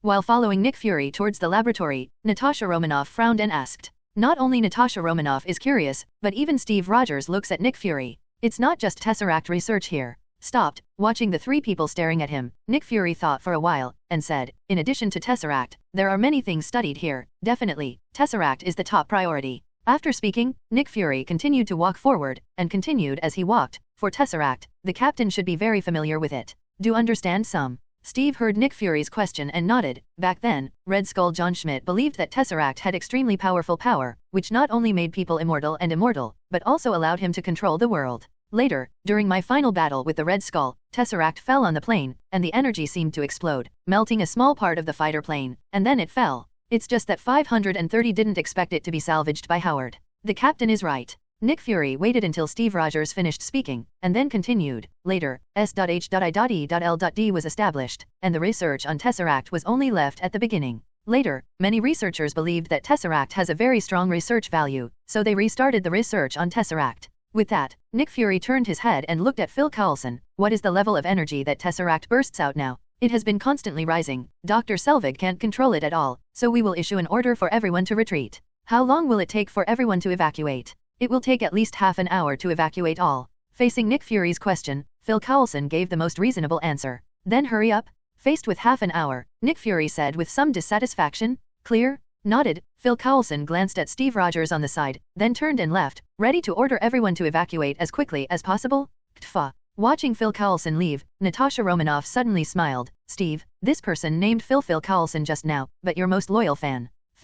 Facing Natasha Romanoff, Steve was taken aback, then nodded. I know what fans mean. As far as I know, he has a lot of your collector's edition cards. I thought that after seeing you again, he would let you sign those collector's edition cards. Barton on the side also said with a smile. Hill, who is next to Nick Fury, always wants to say something at this moment. Just because Captain America and Natasha Romanoff and Barton are here, she didn't tell these things. Are you worried? Looking at the laboratory not far ahead, Nick Fury suddenly said to Hill beside him, I know what you are thinking, but there will be a solution after all. The energy of Tesseract will not spread to destroy the entire Earth, so before that, Hill, go to evacuate the second stage prototype and ensure that all technology is taken away. Hearing Nick Fury's order, Hill just wanted to refute, but looking at which one of Nick Fury's remaining eyes, it seemed to be filled with certainty. Maria Hill nodded. Understood. Looking at Hill who turned and left, Steve Rogers suddenly said, what is the prototype of the second stage? What are you using Tesseract to study? Is it a weapon? Nick, Tesseract is the space gem, one of the 6 infinite gems, which so once told me.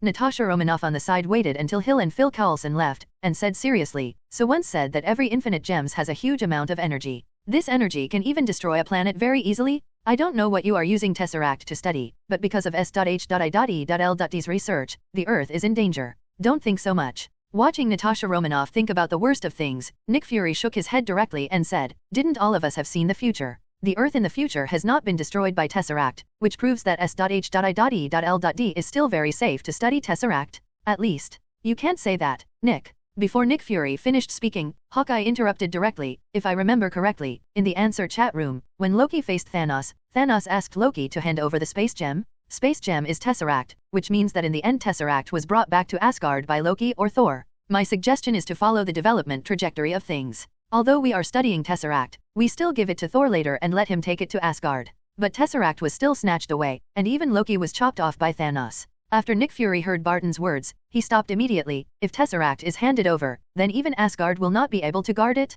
What should I do if Thanos snatches infinite gems? There are only 6 infinite gems in the universe. As you said, every infinite gems has the energy to easily push and destroy a planet, so if Thanos gets it, who knows what he will do. So, I don't agree. Let Loki and Thor bring Tesseract back to Asgard. After all, Tesseract is so powerful, shouldn't it be a trump card for the Earth? I don't agree with you. Hearing Nick Fury say this, Steve Rogers on the side also shook his head. Nick, have you ever thought about it? Asgard is many times stronger than our Earth. Then even Asgard couldn't protect the space gem from being robbed, even Asgard's people were slaughtered by Thanos, and Loki was choked off by Thanos. So, the Earth is weaker than Asgard. What ability can protect Tesseract? In fact, the best way is to completely destroy Tesseract. Looking at Nick Fury and Natasha Romanoff, Barton, Steve Rogers said seriously, we can't let Thor and Loki take Tesseract away, and we can't transfer all the danger to Asgard. Whether it is between friends or other, knowing this future, but still handing over Tesseract to them, this is not fair to Thor, Loki, and Asgard. We can't let them resist the killing and danger for us,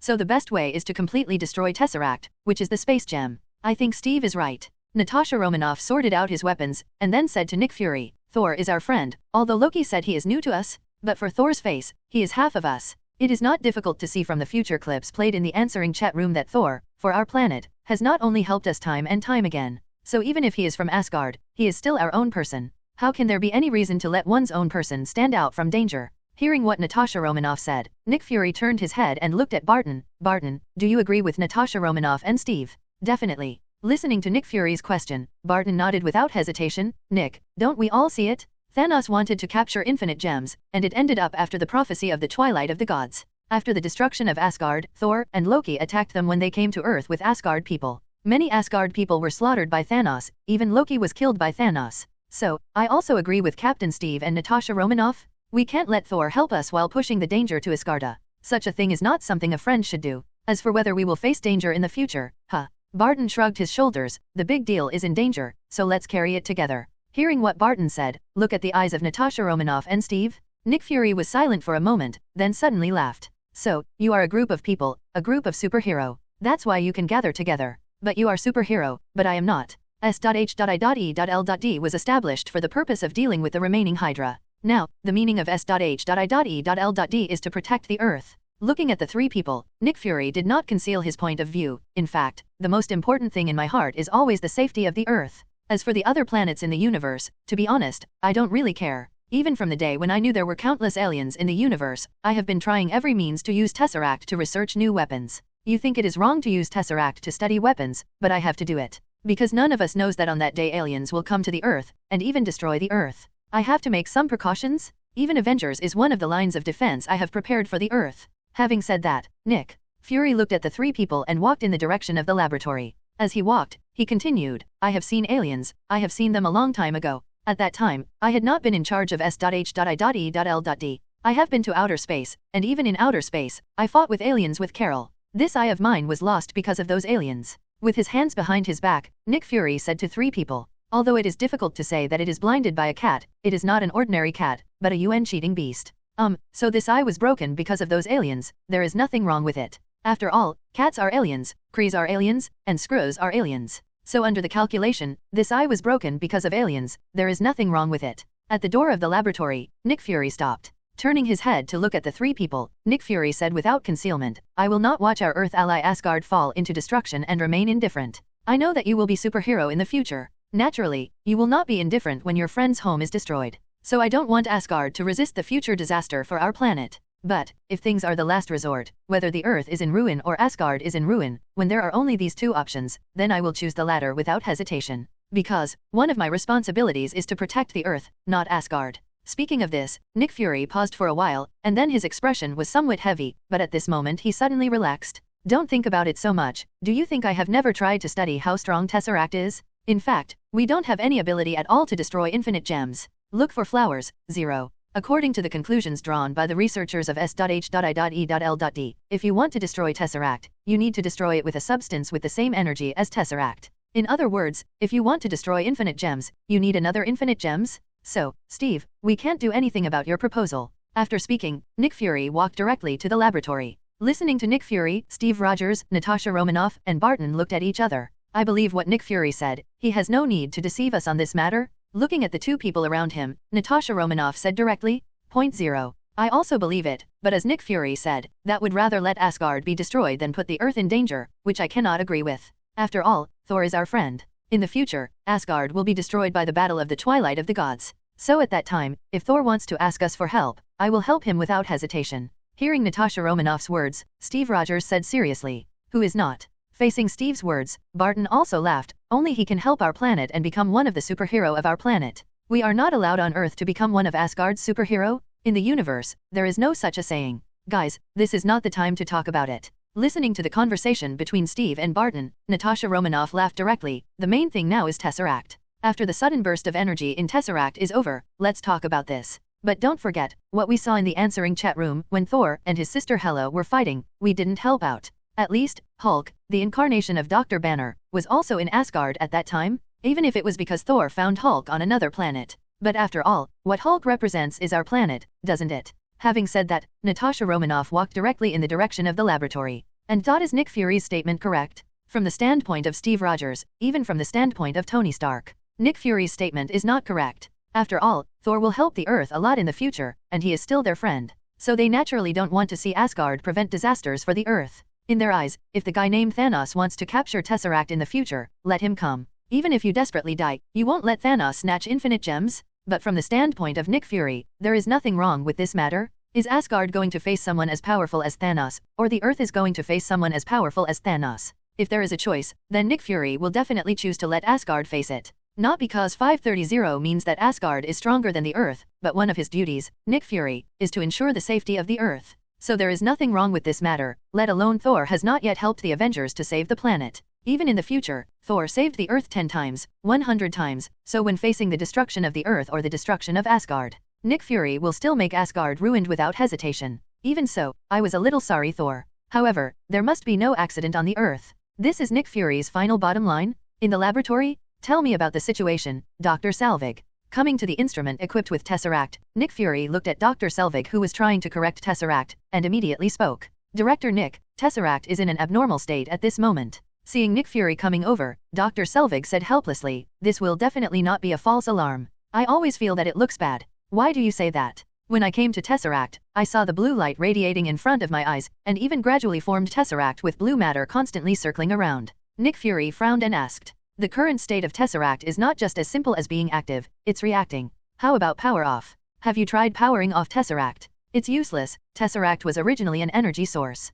We tried to cut it off, but it would restart itself. Having said that, Dr. Selvig came to the computer and just wanted to tell Nick Fury some data. I heard Nick Fury speak, isn't this exactly what we need? Doctor, aren't we trying to get energy from the universe? You are right, but the problem now is that we have no control. My calculations have not been completely completed, and Tesseract is still emitting interference and some radiation. But it doesn't matter, it's all low-frequency gamma. After hearing Dr. Selvig said that it was just some mecha energy, I wonder if Hulk was thought of. Nick Fury shook his head, then these are some problems. Behind? Captain, was Tesseract so active in your day? Looking at the Tesseract placed on the instrument, the light blue substance is continuously surrounding it at this moment. Barton asked Steve Rogers beside him. It doesn't seem to be. Hearing Barton's words, Steve Rogers shook his head. In the beginning, Tesseract was not like this. I just don't know if the Hydra group led by Red Skull experienced such an active Tesseract when they were studying Tesseract. Later, when I was fighting with the Red Skull, I remember that the Red Skull was given by the energy erupted by Tesseract. Oh yes, that guy is not dead, on the planet where you and Natasha Romanoff jumped off the cliff. Steve Rogers shrugged and expressed regret that Red Skull did not really die, although, after he was resurrected from the ice cube, he was much better than before. Not only did I meet so many friends in the answering chat room, but I even resurrected my old friends Howard and his wife. However, it is not that the more familiar people of your own time, the better. For example, the guy Red Skull John Schmidt. Listen, they say that energy is constantly rising. On the side, Natasha Romanoff interrupted the conversation between the two people, and then asked Barton, didn't Sue say that Tesseract is the space gem? If the energy of space gem is constantly rising, what impact will it bring? It will open another door? Hearing Natasha Romanoff's words, Barton replied without hesitation, S.H.I.E.L.D. was originally using the energy of Tesseract to extract energy to the other end of the universe. So can it be said that Tesseract is a door connecting the Earth and an unknown corner of the universe? If it's a door, then it doesn't make sense, it can only be opened from one end. Oops. As Barton's voice fell, the next moment Tesseract's energy began to spread, and the entire base began to tremble. The light blue material energy that CAI originally had around Tesseract gradually began to spread to the surroundings at this moment. Seeing this scene, Natasha Romanoff immediately took out the weapon, and Steve Rogers also subconsciously held the shield in his hand. As the energy of Tesseract began to gather rapidly, a blue beam instantly flew out in another direction in the laboratory. After the blue beam radiated more than 10 meters, it seemed to be solidified in the air, and then a gap gradually began to form in the air. As the gap gets bigger and bigger, everyone seems to be able to see the countless bright stars behind the gap. Oops. Seeing this scene, Barton immediately stepped forward and pulled Nick Fury onto the pillar next to him. And Steve 5.0 Rogers also directly raised the shield, protecting himself and Natasha Romanoff behind the shield. Puff. As everyone just prepared for defense, the gap that opened in the air in the next moment banged and exploded. As the explosion sounded, the energy of Space Jam began to spread directly to the entire laboratory. Although it did not cause any harm to anyone, the energy of the explosion directly destroyed the Tesseract instrument. Even the ground has a long crack. As the energy of the Space Jam gradually disappeared, everyone saw the original space gap caused by the Space Jam. At this moment, a guy holding a scepter gradually appeared in front of everyone. It's him. Seeing the person holding the scepter appear, Natasha Romanoff immediately said to Steve and Barton beside him, "Get ready to fight." Who is the person teleported by infinite gems? Not only Natasha Romanoff knows, but Barton, Steve Rogers, and even Nick Fury knows everyone. Isn't this the guy who led Chidori to attack the Earth and was stabbed by Loki in the previous question? Hey, ugly guy, put down the spear in your hand. Looking in front of him, under Thanos who was teleported by Space Gem, General Corvus Glaive, one of the 5 Obsidian generals, Natasha Romanoff raised his weapon and said, "Stupid Earthlings." Listening to Natasha Romanoff's call, General Corvus Glaive took a step forward, "Kneel down, you ant-like guys, dedicate your Space Gem to my great master, and then submit to my master. Perhaps, he will kindly let you make a living. Otherwise, you stupid Earthlings will be crushed to death like ants. I don't agree with your view." Natasha Romanoff raised his weapon and looked at General Corvus Glaive. There was no trace of fear in his eyes. "If your master is as powerful as you said, why doesn't he dare to come to Earth himself? Or is he afraid of the existence of our planet's supreme magician? Presumptuous." Hearing Natasha Romanoff's words, General Corvus Glaive was suddenly furious, and he lifted the psychic scepter in his hand, and a beam of light directly attacked Natasha Romanoff. Seeing this scene, Steve Rogers held the shield in front of Natasha in an instant. The Mind Scepter's beam hits the shield and is instantly destroyed. On the side, Barton, who was already prepared with a bow and arrow in his hand, pulled the bow and arrow away without hesitation. The sharp arrow almost attacked the head of General Corvus Glaive at the same time. Feeling that the arrow that seemed to cut through the air was attacking his head, General Corvus Glaive took the Mind Scepter and shot the arrow directly.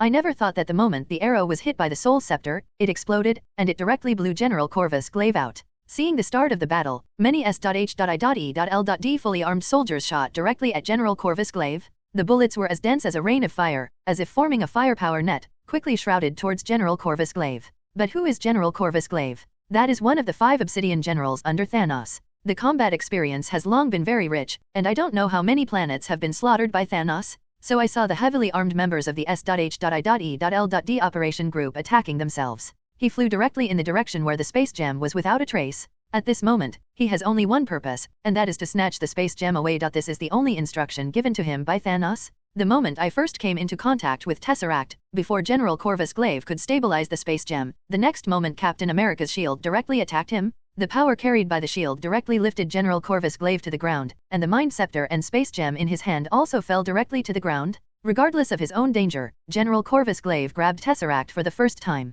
He was also about to turn around and pick up the Soul Scepter, and an arrow that pierced the air was nailed in front of him instantly. Boom! The arrow that exploded once again lifted General Corvus Glaive away. Before he got up, Steve Rogers, who had already rushed over, punched him in the head. General Corvus Glaive may be more powerful, but in the movie, it has been weakened a lot. Especially after he didn't take it this time, after the hand of the War Blade lodged with his soul. Not to mention the battle with the fantasy world when you want to snatch the Mind Gem in the movie. Even at this moment, fighting against Captain America holding a shield seems a little different. No way, you must know that originally, during the Wakanda War, General Corvus Glaive did not appear at the beginning, but when Wanda left Vision and came to the battlefield, General Corvus Glaive invaded the laboratory and launched an attack. When Captain America came to support, he still had the upper hand despite his hand-to-hand combat after being defeated. But now, he is guarding Tesseract with one hand, and with the other hand resisting the attacks of Captain America's fist and shield. He naturally looks a little embarrassed. On the plus side, Barton and Natasha Romanoff continued to use bullets and arrows at General Corvus Glaive. At this moment, General Corvus Glaive is constantly beating. Boom! Looking at General Corvus Glaive who was kicked out, Natasha Romanoff ran forward for the first time and picked up the Soul Scepter. General Corvus Glaive saw that the Soul Scepter was snatched away, and wanted to recover it, but was once again blocked by Steve Rogers holding the shield. Asshole, you stupid Earthlings are all damned. I was repeatedly blocked. I thought that the task this time was very simple. It was to face some Earthlings like ants and snatch the Space Gem away, but I never thought that although I grabbed the Space Gem, my Soul Scepter was lost. The furious General Corvus Glaive just wanted to rush over, but he looked at Steve Rogers and the members of Barton and SHIELD. I don't know what I thought of. General Corvus Glaive took a step back, staring at the people like Captain America, and said with a dark look, "You people, you will definitely pay for everything you do." After speaking, General Corvus Glaive held the space gem and wanted to teleport away directly. He wants to run. Natasha Romanoff, who was always paying attention to General Corvus Glaive's actions, after seeing this scene, directly yelled to Steve and Barton. However, General Corvus Glaive, who owns the space gem, turned on Tesseract's teleport ability for the first time, and directly teleported 530 himself away.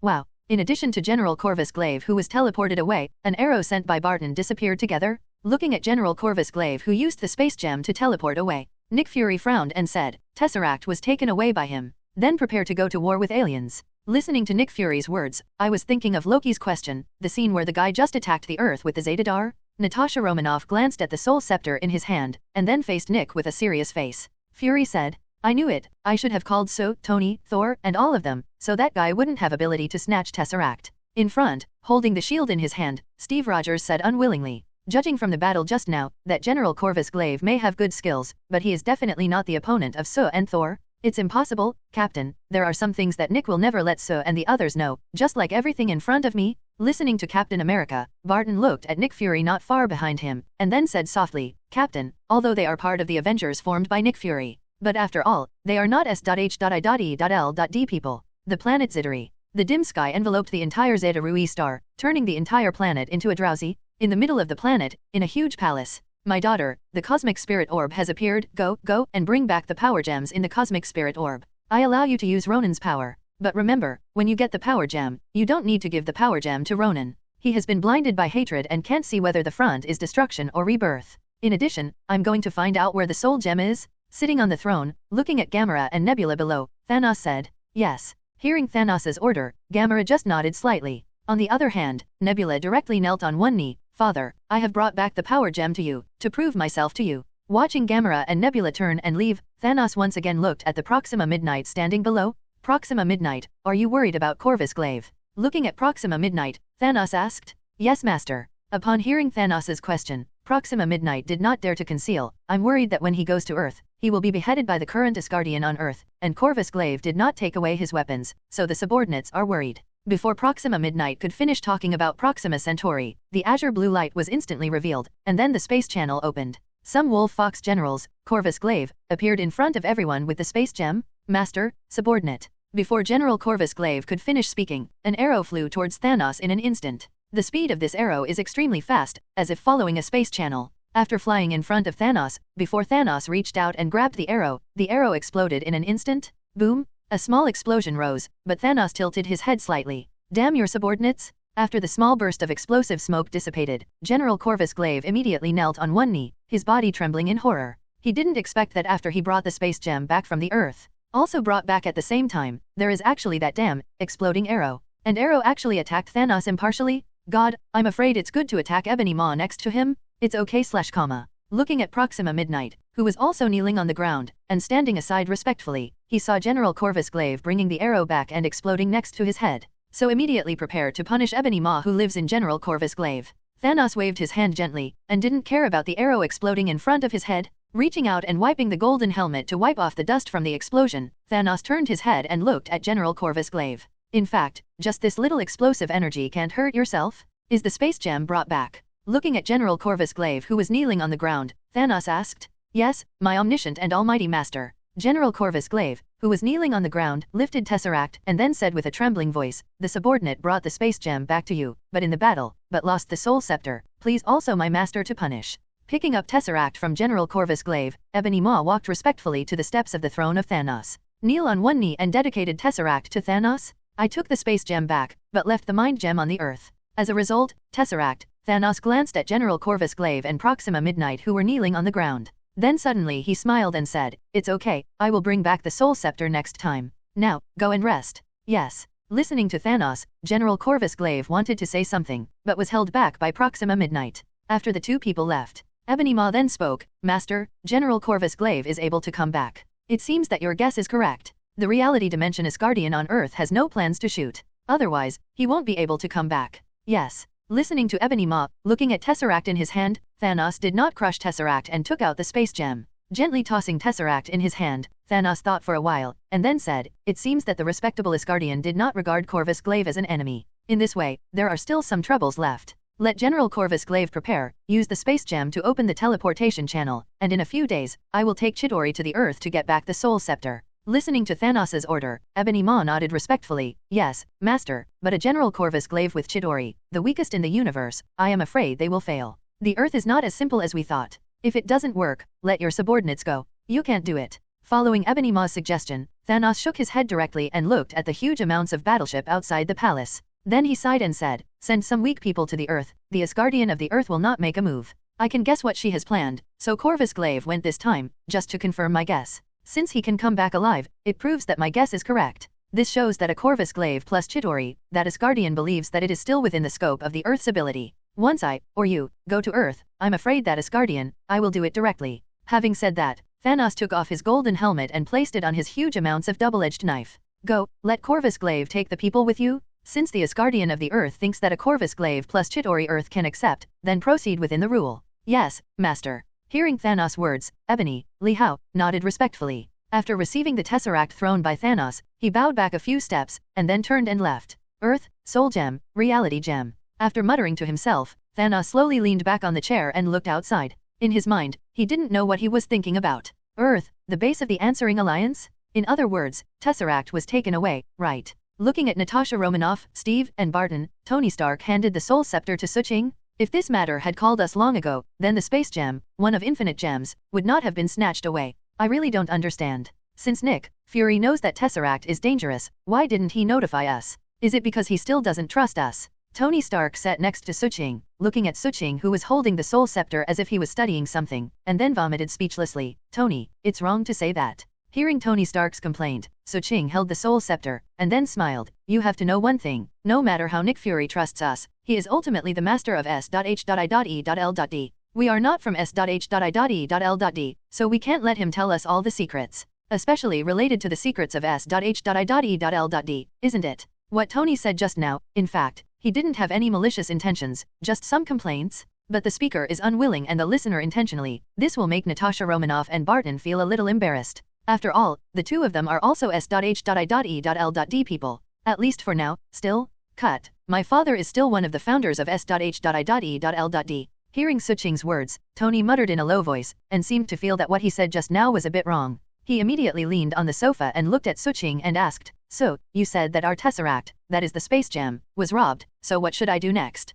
Hearing Suching's question, the other people in the room also looked at Suching. I don't know why, maybe it's because I'm used to it a long time ago, so after hearing Tony's question, everyone subconsciously looked at Suching. In fact, when the answering chat room appeared in 530, Suching still became the glue of the entire Answering Alliance during the period of unknowingly. Whether it is the relationship between Suching and Tony Stark, or with Natasha Romanoff, or even with Thor, Suching is extremely important in the Answering League. It can even be said that before not knowing it, Suching has become the invisible chain in the Answering Alliance, connecting all the superheroes present. In fact, this is not bad news. Everything has two sides, we can't just see the bad side. Holding the Soul Scepter in his hand, he watched everyone look at him. Suching thought about it for a while, and then said directly, first of all, we changed one for another. Although we lost the Space Gem, they also sent it the Mind Gem. The Mind Gem inlaid on this Mind Scepter is one of the 6 infinite gems. Secondly, and more importantly, don't forget the future we have seen. Thor, do you remember that after the prophecy of the Dusk of the Gods, when you led the people of Asgard to fly to the Earth on a battleship,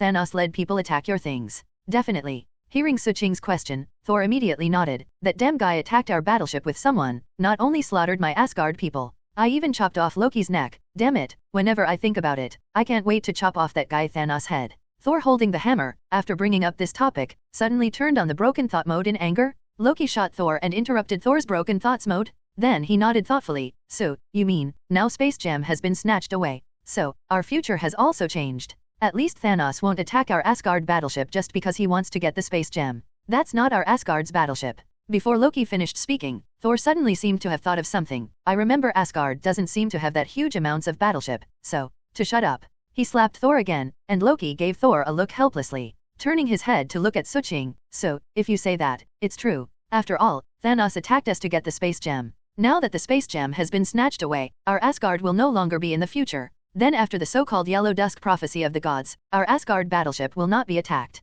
That said, it is a good thing, otherwise I think about that scene, I feel a little neck pain. Subconsciously shook his neck, Loki looked at everyone and said with a smile, if you follow Sue's words, that's a pretty good thing. Steve Rogers on the side heard the conversation between Suching and Loki, and then nodded. Then the space gem has been robbed, and Loki and SOR will not be attacked. They got the space gem, Ktfa, they wanted the most, and we got the mind gem too. Isn't that there is no need to worry about them invading the Earth again? It's not that simple, Steve, let's get ready to fight. Seeing Steve Rogers feel a little relaxed, Suching held the soul scepter and looked at the people and said, if that guy Thanos really gets the space gem, then just let it go, then forget it. But this is impossible, mind gem is in our hands, he will definitely send someone to attack the Earth again. Don't forget that we saw in the video about Loki's future, that Thanos is subordinate, but with a large number of aliens attacking the Earth. It's better to be prepared for the battle. This will be the first battle between our planet and the aliens. As I said, everything has two sides, so don't have any fluke in your heart. Hearing Suching's words, everyone was a little silent.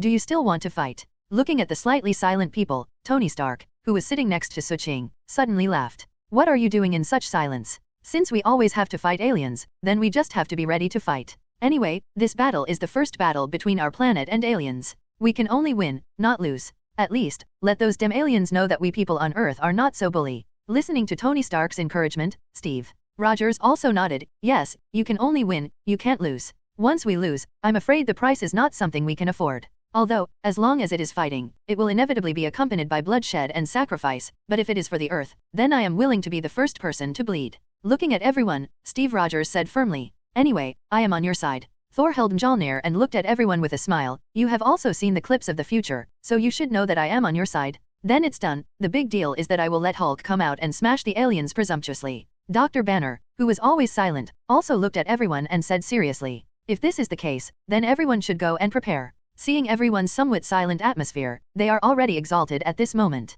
Suching smiled directly, just like Steve said, this battle can only be won, not lost. We can't afford to lose the battle. But I have always been optimistic, don't forget, our planet still has one of the most powerful cards that has not been used. If the Earth is really in danger of destruction, then as the Asgardian of the Earth, do you think that Ancient One Magician will stand by? It is estimated that if the Earth is really at risk of being destroyed, then Ancient One Magician has already taken action. So, if I'm not wrong, then the risk of the Earth facing alien attacks this time may be what Ancient One Magician would like to see, and even Ancient One Magician would think that this battle with aliens, it's just for people like us to practice hands. S.H.I.E.L.D. on the Sky Mothership.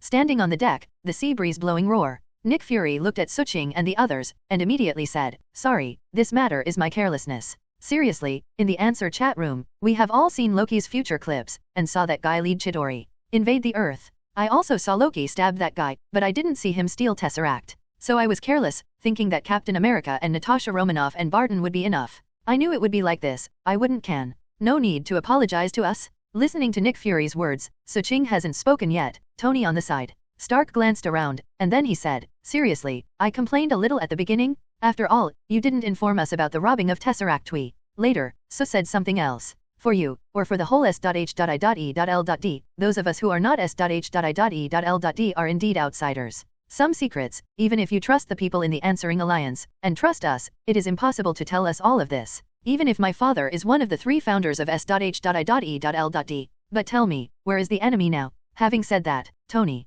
Stark pointed around, then pointed at himself and others. This time, after making such a big movement, he called us all over, so don't tell us that you haven't found the enemy's position. In fact, there is no. Here Tony. In the words of Stark, Nick Fury glanced at Suching and the others, then shook his head and said, or let's go in and talk about it. This aerospace carrier will take off soon. After a while, there will be no way Roar sucks here. Okay, it just so happens that I want to take a look too. How about your big toy? Hearing Nick Fury's words, Tony Stark nodded. As he walked inward, Suching looked at Tony with a little surprise. Stark, when did you talk so well? Hey, dispel his vigilance first. Hearing Suching's doubts, Tony Stark did not hide his thoughts, but took Suching's shoulders, pretending to be nonchalant, and whispered, he doesn't want us to know what S.H.I.E.L.D. is using Tesseract to study. But I was very curious, so I asked him to put down his vigilance first, and after entering inside, I will start some investigations. It should be too much. After all, he studied Tesseract first and summoned that guy from an alien planet? What else can there be besides weapons?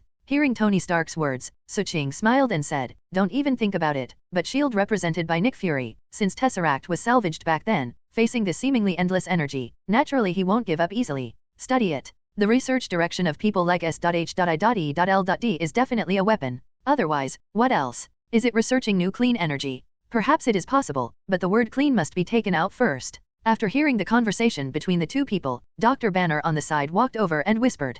Dr. Banner's words made Tony Stark suddenly laughed, causing Nick Fury in front to turn his head and look at everyone. No abnormality was found, so he continued to lead the crowd towards the inside of the Sky Mothership.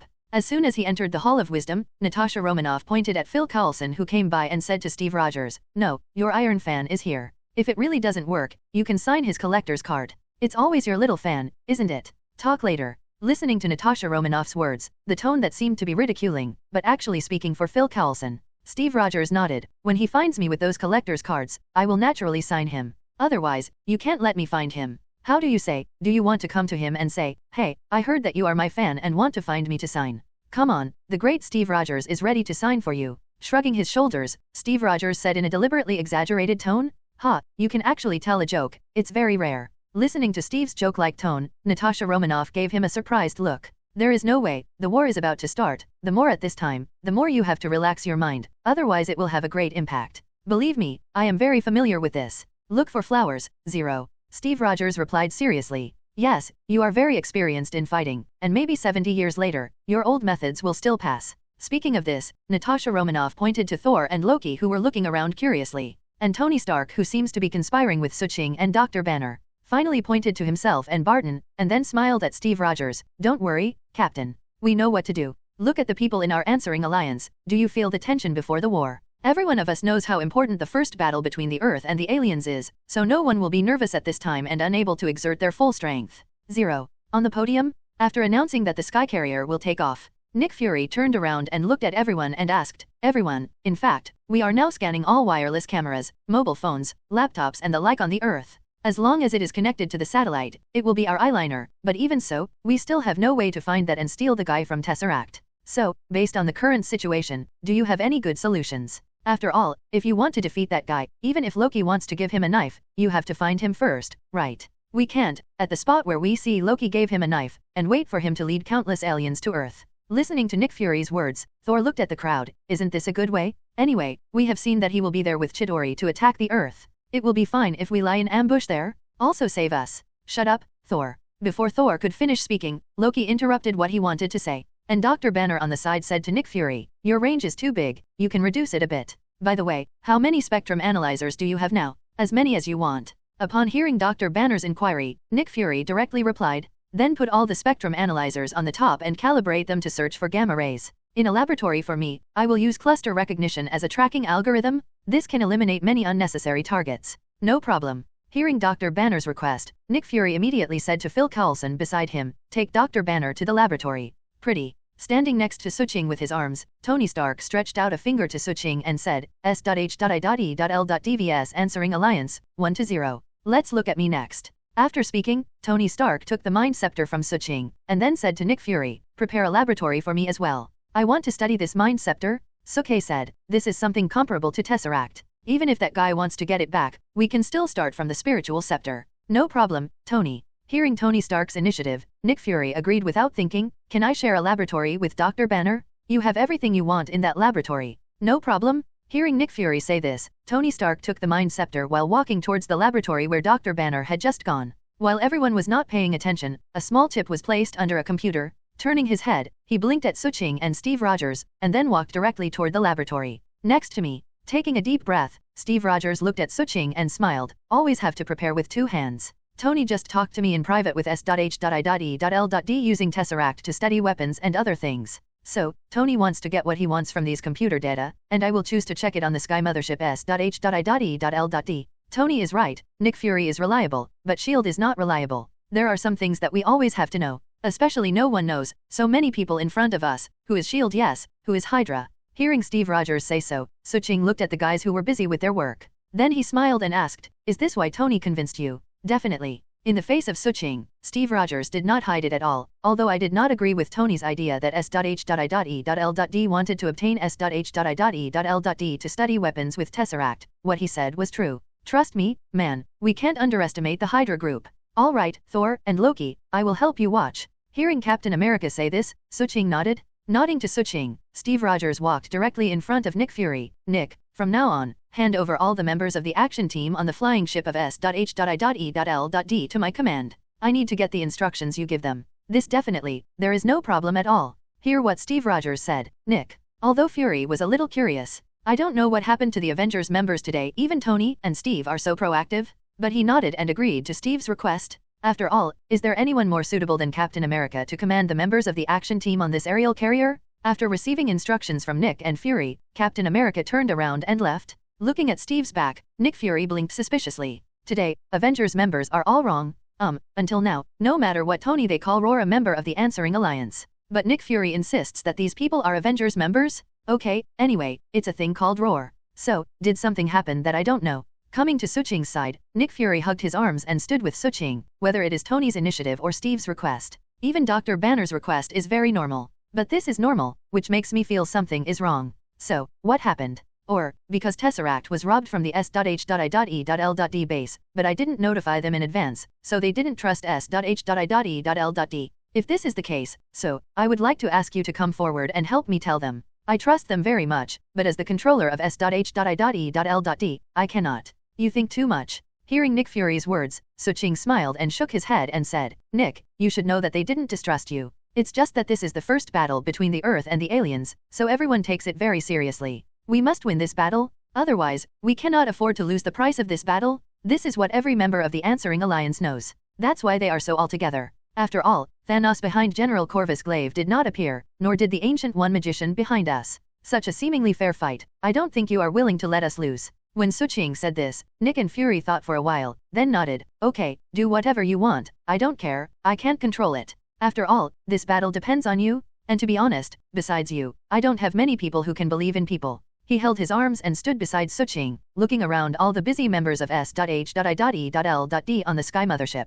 Nick Fury whispered softly, seriously, I don't know who these people in front of me are our own. This time, most of the people I selected overnight are those I trust, and the remaining small part is still on the suspect list, but I have no other choice now. You know, I was caught off guard by this incident. Although I saw it from Loki's future clips, I didn't expect the General Corvus Glaive in your mouth to come so quickly. I haven't had time to bring back people I trust from other places, and I have to leave some people watching at the Trident Building headquarters to prevent Hydra from taking this opportunity to send 5.0 lively. Damn it. Having said this, Nick Fury clenched his fists, and then let out a long sigh of relief. I trust you, Sue, I trust you very much, but I can only trust you unconditionally in Nick Fury's personal identity. I hope you can understand. Looking at Suching, Nick Fury said seriously. Faced with Nick Fury, it seemed to explain, but in fact, he changed another way to express his apologies for the incident that Tesseract was snatched away. Suching nodded gently, expressing understanding. Well, although I understand, Tony and the others are not willing to stop it. So, add Nick Fury's apologies for wiping around. Respondent Alliance vs SHIELD. 4-0, S.H.I.E.L.D. on the Sky Mothership. 3 belts and 1. Sorry. Pass. 4-9. Loki, when playing cards and fighting landlords, no magic is allowed. Seeing Loki throwing down the last 2 cards in his hand with a smile on his face, Thor suddenly exasperated roar roar. I don't use magic. Seeing Thor angry roar roar, Loki spread his hands and smiled. Does this know the brain? To play this kind of card, you need to rely on the brain. Then you come to explain to me, I have 4 sevens in my hand, you're straight from 4? Throwing out the 4 cards in his hand, Thor looked at Loki and said angrily. Then, maybe these cards are wrong. Facing Thor's question, Loki pursed his mouth, then smiled. Yes, it's the fault of these cards. I have 4 and 8 here too. Suching also put the cards in his hand on the table, looked at Loki in front of him and said with a smile. Wow, okay, I admit that this is what I made with magic, okay, the big deal is not for it, let's do it again. Looking at the 2 people in front of him, Luo23G smiled gracefully. Not far away, is this really good? Standing next to Nick Fury, looking at the 3 people playing cards not far away, Maria Hill asked helplessly. What else can I do? Faced with Hill's question, Nick Fury smiled indifferently. Anyway, the battle hasn't started yet, it's their freedom to do what they want. Don't say it's playing cards on S.H.I.E.L.D. Sky Mothership, even if they want to dance or have a party, I can't stop it. Who will let me invite them to deal with the aliens? Having said that, Nick Fury looked at the scenery outside the mothership and immediately said, in fact, this is also very good, which means that they don't care about the upcoming battle. Since they are confident that they can win the first battle with the aliens for the Earth, then let them play. The more tense you are before the battle, the less you can use your full strength. I heard Nick Fury say that. Maria Hill nodded non-committal. In the laboratory, Dr. Banner, what do you think is needed if you want to use Tesseract to open the space transmission channel? Looking at the screen of the computer in front of him, Tony Stark suddenly asked. Metal titanium. This kind of titanium can ensure that the portal made by Tesseract is open enough for those aliens to transmit it, and it can also be maintained for a long time. Upon hearing Tony Stark's inquiry, Bruce Banner replied directly, "You are right, Dr. Banner. In addition to metal iridium, some other stable materials are needed. But Dr. Banner, I don't think this is the problem." Picking up the dried blueberries on the table, Tony Stark ate a piece and handed it to Dr. Banner right away. "Look, after the General Corvus glaive in Sue's mouth took away Tesseract, which is the space gem, he used the space gem and disappeared directly in front of Steve and the others. This also means that they know how to use space gem. So since they know how to use it, is it possible to directly use the space gem to teleport a large number of aliens? Without using all the materials we know? I don't know." Hearing Tony Stark's question, Dr. Banner thought for a while, then shook his head and said, "I don't know too. Perhaps, the Supreme Magician Ancient One will know, but why are you asking this? I'm thinking, since they know how to use the space gem to escape and teleport, as long as they use the space gem to open a teleportation channel, won't a large number of aliens enter the Earth at any time? Then wanting to pursue Tesseract on Earth is a joke? Maybe those people are still in outer space at the moment?" Having said this, Tony Stark was silent for a while, then looked at Bruce Banner and said seriously, "Banner, if they can really use the space gem to send a large number of aliens over at any time, then we must take the space gem back, otherwise, we will be exhausted from now on, and we must always be prepared for any corner of the Earth where these aliens will appear." Seeing Tony Stark's worried expression, Dr. Banner thought for a while, then nodded, "Perhaps, we should ask about Ancient One Magician. After all, she is the one who knows infinite gems best, but you shouldn't worry so much. After all, the role of force is mutual, so I..." Having said that, Dr. Banner's words can't be said anymore. There are 6 infinite gems, each of which can destroy a planet. Such existence has exceeded all his previous cognition. Therefore, he is also worried that what he has learned before may not apply to infinite gems. "Let me ask? Otherwise I always feel a little uneasy." Shaking his head, Tony Stark directly opened the answer chat room, and I played the Supreme Magician Ancient Dash. Faced with Tony Stark's concerns, Supreme Magician also gave a good answer. Facing the answer given by Ancient One Magician, Tony was obviously relieved. The space gem can be teleported, but can it teleport countless aliens to Earth on a large scale? The answer should be yes, but the huge amount of energy that needs to be paid, there will even be some backlash? This is not something the average person can afford. For example, in Avengers Alliance 3, after Thanos obtained the space gem, he used the space gem to transfer himself from Titan directly to the Earth. 533 After obtaining the space gem, Loki teleported himself to the desert and opened a separate episode of Loki. Well, in the 5th episode, yesterday's Loki Smash Brothers and the alligator Loki are a fun surprise. But this is only a personal transmission, and the energy used is relatively small. If the space gem can really teleport large-scale aliens to the Earth, then why did the Obsidian under Thanos in Avengers Alliance 3 drive a spacecraft to the Earth through the atmosphere? That's right, Thanos actually used space gem to teleport himself and Ebony Maw and others after breaking Loki's neck. Also in Avengers Alliance 3, teleporting himself and Gamora in front of Star-Lord. But after obtaining the space gem from Thanos, there has never been even one event that teleported all large-scale aliens together. Well, so the specific situation is analyzed in detail. Ancient One Magician said yes, but it needs to withstand the backlash brought by the use of this huge energy. Maybe even Thanos can't bear this backlash? Who knows? In Ancient One Magician's words, Tony Stark's hanging heart gradually dropped. Since you are not always worried about aliens attacking the Earth in large numbers anytime, anywhere, what else do you have to worry about? Forget it this time. Since General Corvus Glaive took Chitauri to attack the Earth, it would be fine for them to beat him back. It happens to use the first battle between the Earth and the aliens to let people in the entire universe know that the Earth is not easy to mess with, and there is also the existence of the Avengers called the Answering Alliance. At the same time, on the S.H.I.E.L.D. mothership, seeing no one around, Steve Rogers pushed open a closed door forcefully, then walked in very quickly. As soon as he entered this place that looked like a warehouse, Steve Rogers immediately opened a box. Looking at the contents, he couldn't help but shook his head subconsciously. "Tony," I said, "the computer is still too slow compared to me." With that said, Steve Rogers picked up a second-stage prototype weapon, and then walked outside. "Nick, some traces of intrusion were found on the computer. If the guess is not wrong, the source should come from Tony Stacka." Looking at the things displayed on the computer screen, Hill said helplessly, "Look, this is the person you have worked so hard to find. Either they were playing cards, or they were talking about leading S.H.I.E.L.D. action team members, but actually didn't know where they were going. What's more, Tony and the others also used Tesseract as an excuse to find clues, but they were actually hacking S.H.I.E.L.D.'s computer to find something. You always make me trust them more, but the question now is, how should I trust them?" Yes, Maria Hill didn't trust people like Avengers when she first started. Needless to say, she knows her identity. The World Security Council sent over to help and supervise Nick and Fury. It was only because of following Nick Fury's orders and trusting Nick Fury that the news of Avengers' existence was not told to the World Council.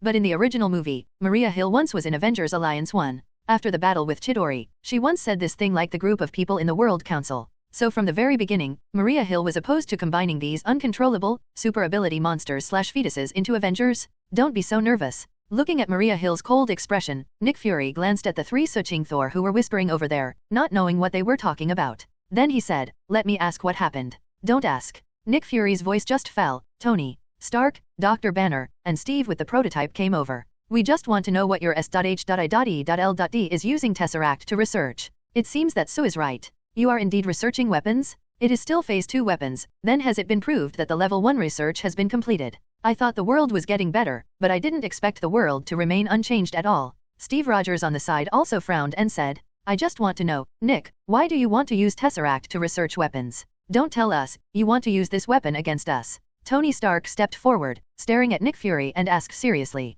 Hear Tony Stark's words, everyone else's eyes are also on Nick Fury. Even Suching, who was fighting the landlord, came over curiously. "Definitely not, I trust you, there is no doubt about that." Hearing Tony Stark's words, Nick Fury looked at everyone and said very seriously, "Although I can't tell you all the secrets of S.H.I.E.L.D., I can definitely say that these weapons are not for you. Come on, there are people who want to put me in an airtight jar and sink to the bottom of the sea. You know, he was the father of my ex-girlfriend at the time." Hearing Nick Fury's words, Dr. Banner seemed to think of Rose, and then he whispered a word. "Well, I admit, I use Tesseract to research weapons to deal with some supernatural people." Looking at these people in the Answerers Alliance in front of them, Nick Fury said helplessly, "In fact, I knew that our Earth is in the universe earlier than you, and we are not alone in this matter. I have fought with aliens on Earth, and I have taken a spaceship to fight with aliens on other planets. Even my eye was lost in that battle." Pointing to his eyes, Nick Fury said seriously, "Obviously the cat was caught blindly." I sneered inwardly, but Suching didn't tell the truth. "Everyone, in my heart, all of you are the superhero of the future of the Earth, so naturally I will not use these weapons against you. But I have to guard against those aliens. Who knows if those people will covet the Earth, will they want to attack the Earth and grab some resources? J is very common in the universe, so after I become the master of S.H.I.E.L.D., I must take precautions. Know that at that time, I had no other choice but to use Tesseract to research new weapons. After all, at that time, none of you had these powerful abilities. Even at that time, Tony let Obadi take charge of the Stark industry. He is a playboy, Thor, and the others have not yet come to the Earth, and Dr. Banner is still a fresh university student." Looking at everyone, Nick Lee Hao, Fury explained seriously. "No way, you can't use the pot for Thor when the weapon in the second stage of your own research is found in the original movie. Therefore, the screw people are a good choice to ring? All right." Hearing Nick Fury's explanation, Tony Stark nodded in approval. Although he was not satisfied with this explanation, as long as he knew that these weapons were not used to deal with them, it was all right. "Okay guys, since..." Nick Fury still wanted to say something. He had just said the usual words, but he was around him, and suddenly there were dark blue particles pulsing. Seeing this scene, Suching teleported to Nick Fury's side, and immediately guarded him to the members of the Answering Alliance. Looking at the spatial transmission channel that appeared out of nowhere, everyone instantly became alert. Soon, with the opening of the space transmission channel, an elder-level Chidori appeared in front of everyone. Looking at the guy in front of him, Suching and Steve subconsciously shielded Tony Stark, who was not wearing a battle armor, behind him. And Thor is carrying a hammer, looking ready to rush up at any time. Even Loki took out 2 long daggers from the cuffs of the suit, and the other members of S.H.I.E.L.D., already holding weapons at this moment, aimed at this guy who suddenly appeared. "Don't be nervous, everyone." Seeing that he was surrounded for a moment, and it seemed that he would be beaten by a group in the next second, this elder-level Chidori did not panic. On the contrary, he looked at the people very calmly. "I am following the order of my master to come to convey a message to you." "What news?" "Listen to this guy I have never seen. What to say? Come and pass the news." Suching took a step forward and asked the elder Chidori in front of him. In the original movie, I had never seen this guy. Perhaps it is because the Obsidian 5 under Thanos is too dazzling. This guy is a small character. My master said that this is the first time the Earth faces a large-scale alien battle on 533, but this battle is absolutely fair. As a tacit understanding of mutual existence, he will only send General Corvus Glaive to Earth and lead us Chidori to fight with you. The fighting time is 3 days later. You have 3 days to prepare. The battle site is the most famous one here, around Stark Industries. If we win this battle, then the Earth and the Soul Scepter that you robbed, as well as the Time Gem, will belong to our Great Master. If we lose, then our Great Master assures you the Earth that we will never step into the Earth before we gather the last 2 infinite gems. And I can assure you all, if there are other aliens who want to attack the Earth, we will help the Earth unconditionally, as long as you make this request again. So, is the Earth willing to take over this fair battle? If you don't, then please offer the Soul Scepter and the Space Gem, and we will leave immediately." Listening to this elder Chitori's words, Suching raised his eyebrows slightly, then turned around and took a look at everyone. "We took this battle." Looking at the elder Chidori in front of him, Suching said without hesitation, "Very good, then I will leave." Hearing that Suching took the battle on behalf of the Earth, elder Chidori nodded.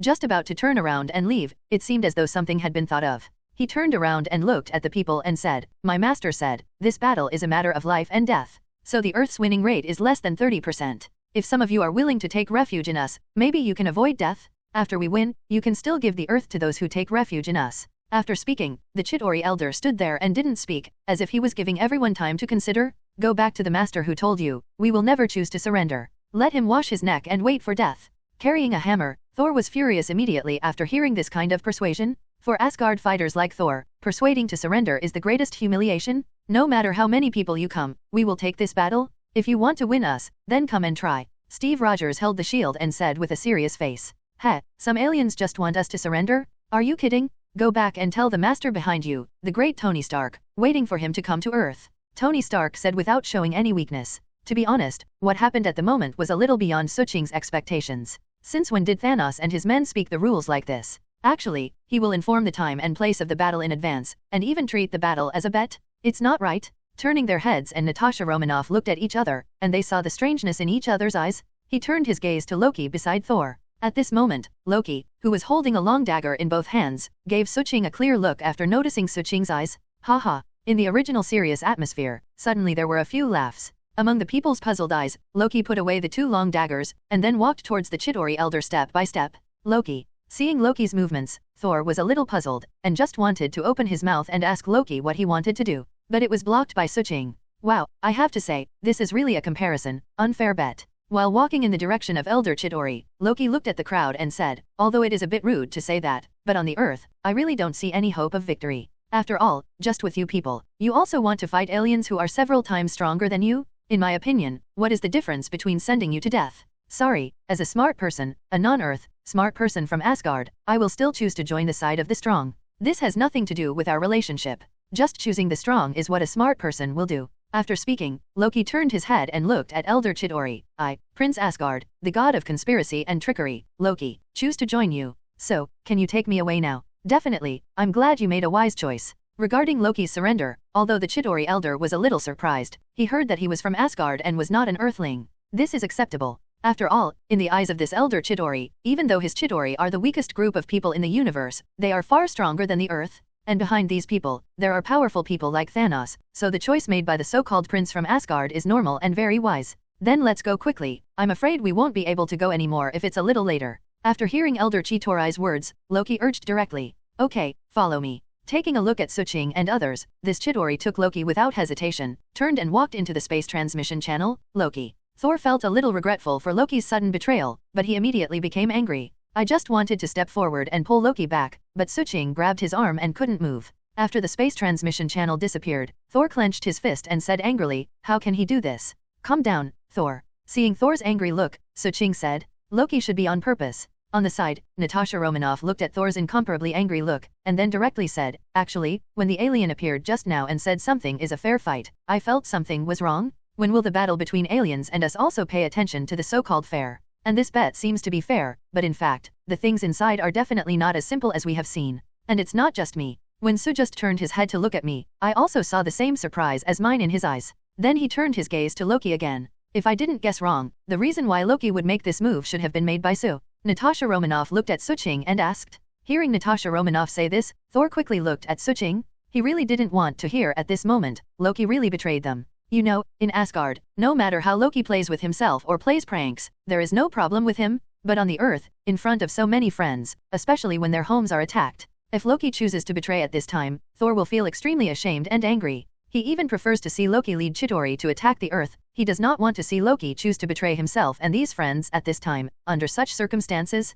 seeing Thor's hopeful eyes, Suching nodded and said, Natasha Romanoff is right. Loki is indeed what I told him to do. Roar, that's good, that's good. Hearing Suching's words, Thor, who was initially a little angry and hopeful, immediately let out a long sigh of relief. As long as Loki didn't choose to make the kind of betrayal that made him feel humiliated, then for Thor, this is not a big problem? Seriously, there is really a big problem in this. I don't know if you have discovered it. The so-called tacit understanding that Elder Chitauri just said, with whom? Ours? Obviously not. If I didn't guess wrong, the tacit understanding he just said should refer to the Supreme Magician Ancient One. After all, she is the Asgardian of the real dimension of the Earth. Seeing Thor, who was obviously relieved, and the curious people, Suching continued, we won, then Thanos behind him will never come to Earth until the last 2 infinite gems are gathered. They will even choose to stand when the Earth encounters other aliens attacking. Come out and help us. After adding that the mind gem belongs to us, and if we lose, the Earth will be under their jurisdiction, and the mind gem and time gem will be handed over. It seems that his proposal is very fair, but think about it carefully, is it really fair?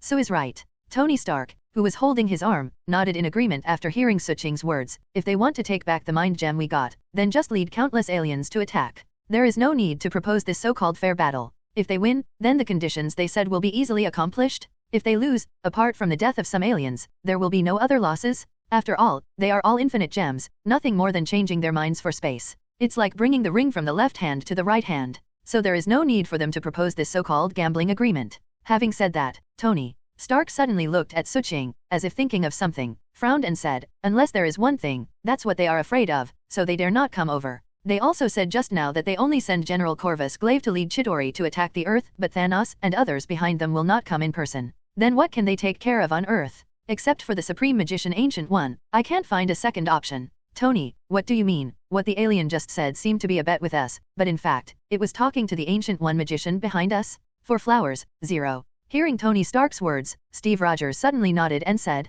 I guess that's what I mean. Seeing everyone looked at him again, Suching embraced his hands and said, however, this is only one of them, and another one should be related to Asgard. Related to our Asgard. Hearing Suching's words, Thor asked a little puzzled, what does it have to do with Asgard? I remember, Thor, you said that the Earth belongs to the 9 realms, the Asgardian of the Earth is Ancient One magician, and the Asgardian of the 9 realms is Odin, right? Looking at Thor, Suching continued, if this is the case, then if the people of Thanos want to attack the Earth, the first thing they must face is not Ancient One magician, but the warriors of God King Odin and Asgard. As the Asgardian of the 9 realms, God King Odin has awakened from Odin's sleep, so he will definitely not want to see the Earth, one of the 9 realms, being attacked by Chitauri. Unless what? Seeing Suching who didn't continue speaking halfway through, Thor asked eagerly, maybe, the answer lies with you and Loki. Having said that, Suching looked at everyone, there are some things, I need to find an answer, so you continue, I will go to the magic holy place. Okay, let us rest assured here. Hearing Suching's words, Steve Rogers nodded, go early and return early, no matter what, man, you can't escape this time. Stepping forward, he hugged Suching lightly. Perhaps he noticed something, Tony Stark whispered in Suching's ear, we really need you to act this time. After all, who knows that aliens will come? How many? So, don't think about being lazy, let's come together. He patted Suching's back hard. Tony Stark blinked at Suching and said, don't forget, I built the Answering Alliance base because of you. He raised a middle finger towards Tony Stark. Suching nodded to the crowd, and then he teleported and disappeared in front of everyone. And New York, the top of the magic holy place? You came. Seeing Suching flying over, Ancient One magician pointed to one of the floors and said, the newly paved floor, the newly painted paint, haven't been completely dried yet. No, I'm not Hulk. After finding a place and landing, Suching looked at the Supreme Magician Ancient One and smiled, listen to Strange, you have received him under the door. Yes, although according to the timeline, it's a bit earlier, but it's pretty good. It's better than if he had nothing to talk about ate me privately. You know, some time ago, after he heard that Wanda and Pietro might be his senior sisters and brothers, Strange was a little unacceptable. Speaking of this, Ancient One magician shook his head, and there was a smile on his face. I am on Earth and he loves me, I am in Outland, he also loves me, I am really helpless, so I took him in advance. 533 is now a disciple. With a wave of his hand, he moved the 2 seats over and signaled Suching to sit down and talk. The Supreme Magician Ancient One looked at Suching and smiled, this time, it's because of General Corvus Glaive. Yes, Ancient One magician. Listening to Ancient One magician's inquiry, Suching did not hide it at all. War is never fair, especially the war between the Earth and the aliens. The guy who appeared on the S.H.I.E.L.D. Sky mothership made a bet. I am worried that the bet was deliberate, just to attract our attention and then launch an attack from other places. You can catch the time gem and see the future, but we can't see it. So, I want to ask, do you think the so-called fair fight he proposed is true, or are they trying to make us let go? A vigilant plan. Listening to Suching's question, Ancient One magician didn't know where he got a teapot. After pouring a cup of hot tea for Suching and himself, he picked up the teacup and replied with a smile, in fact, the so-called fair bet was not proposed to you, but to me, even Odin. Thanos, I have heard of what the Titans did in the universe. Seriously, if it wasn't for him to fall into the blind zone of consciousness and think that what he firmly believes is for the universe to be better, then he will be a good universe Asgardian. Unfortunately, his experience on Titan in his youth made him think that what he believed was correct. Speaking of this, Ancient One magician took a sip of the tea, and then nodded with satisfaction, taste, this is the tea that Strange bought for a big price. It is really good for making tea. Hearing Ancient One Magician's words, Suching picked up the teacup and took a sip. Well, what's the difference if you can't drink it? Earth, as one of the 9 realms, is guarded not only by the Asgardian of my reality, but also by the god Odin. You can put the bet that Thanos proposed, it seems to be proposed to me and Odin, so you can understand it. As long as it is within the rule, nothing is not allowed. As long as he abides by the rule, then neither Odin nor I will intervene too much. In other words, we won this battle surely, right? Hearing the meaning of Ancient One Magician, Suching suddenly laughed. That's right, you can see the future, so naturally you know the result. It's a pity that Thanos doesn't have a time gem, so I can only use this method to make a bet with you, and even with Odin. If he wins, then the infinite gems he wants and even the earth can get. Even if he loses, it's just a loss of one of his men. But I always feel that things are not that simple. Looking at Ancient One Magician, Suching said a little bit in the bottom of his heart. This is not what we want to consider, this is what Odin wants to consider. Facing Suching's doubts, Ancient One Magician did not conceal the slightest. For Asgard, Thanos actually knows a lot. Even if there is trouble, it is Odin's trouble. It has nothing to do with our planet. I have already notified Odin. So, win this battle for the Earth. This is what I like to see. The people on Earth should also know that they are not alone in the universe. Good. Nodded, then slowly stood up. Seriously, I originally wanted to be lazy, but even without me, others should be able to win. The future has changed, but the changed future requires a price. Hearing Suching's words, Ancient One Magician sighed slightly. Perhaps the only thing that hasn't changed is that I need a death. Fortunately, Strange is the one with the best potential among our supreme magicians. Fortunately, in the changed future, under the subtle influence, Strange's personality has also changed. Speaking of this, Ancient One Magician stood up, looked at Suching and said seriously, between life and death, there is a great horror, but there is also a great opportunity? Seeing Ancient One Magician's expression, Suching was shocked, then slowly nodded. I don't know why, Suching always feels that the next time that seems to be about his future, it will appear. Planet Chidori? Are you sure, you have to choose to join us? Asgard people. Sitting on the throne, watching Loki returning with Elder Chidori. Thanos asked curiously. 2 positions, one will always win. Listening to Thanos's question, Loki was not afraid, just subconsciously stroked his neck. Then he smiled and said, I'm on your side, Thor is on the Earth's side. No matter who the 2 sides win in the end, Asgard will not lose any. Yes, the Earth is indeed one of the 9 realms and needs to be guarded by Asgard, but I don't want to put Asgard's future on the Earth. My father, God King Odin will one day enter the eternal sleep, and that time will be the weakest time for Asgard. I can't imagine. Once this happens, if you attack Asgard, will 5.0 Thor and I be able to stop you? Having said that, Loki took a step forward, looking into Thanos' eyes and said seriously, so, I need to make a decision for the future of Asgard. Even this decision makes Thor extremely angry and makes my friends on Earth feel affected. Betray. But, for Asgard, I don't care about anything. Good, very good. Listening to Loki's words, Thanos sat on the throne and laughed with satisfaction. Asgard man, I have no doubt that your love for Asgard is like my love for this universe.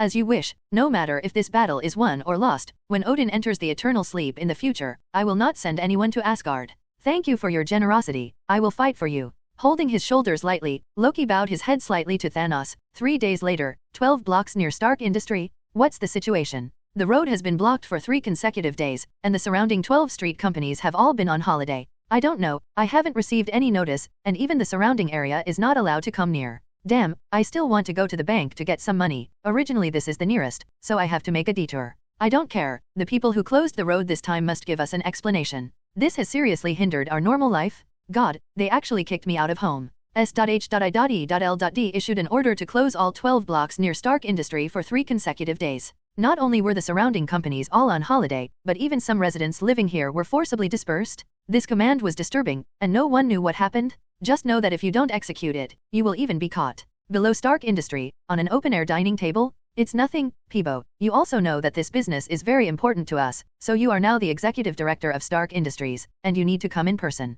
Yeah, I am too busy now. Didn't you see that I haven't been home for 3 days? Yes, what else can it be? SHIELD sigh. Road closure? Also, isn't that because of road construction? Don't think about it, it's okay. Okay, that's it. After hanging up the communication, Tony opened the armor helmet and looked at the people sitting in front of the round table with a smile. I originally arranged for Peebo to leave 3 days ago, but after she saw the news, she wanted to come back. God, how could it be possible to let Peebo come back at this time? I heard that many people are making noise now, but this time the intensity of S.H.I.E.L.D is quite large. Despite those people making noise, there is still no concession. Natasha Romanoff took a sip of coffee, then looked at everyone and said, it's noisy, let them make a fuss for a while, it's better than putting them in danger. Barton sorted his arrows. After hearing Natasha Romanoff's words, he couldn't help but subconsciously looked towards the sky. When will those damn aliens come? I don't know, I can't wait. Thor took a bite of a piece of bread, then threw it on the plate with disgust. It's delicious without Sue's half. I think it's good, although the food in this era is more delicious, but in my era, I have eaten more unpalatable things.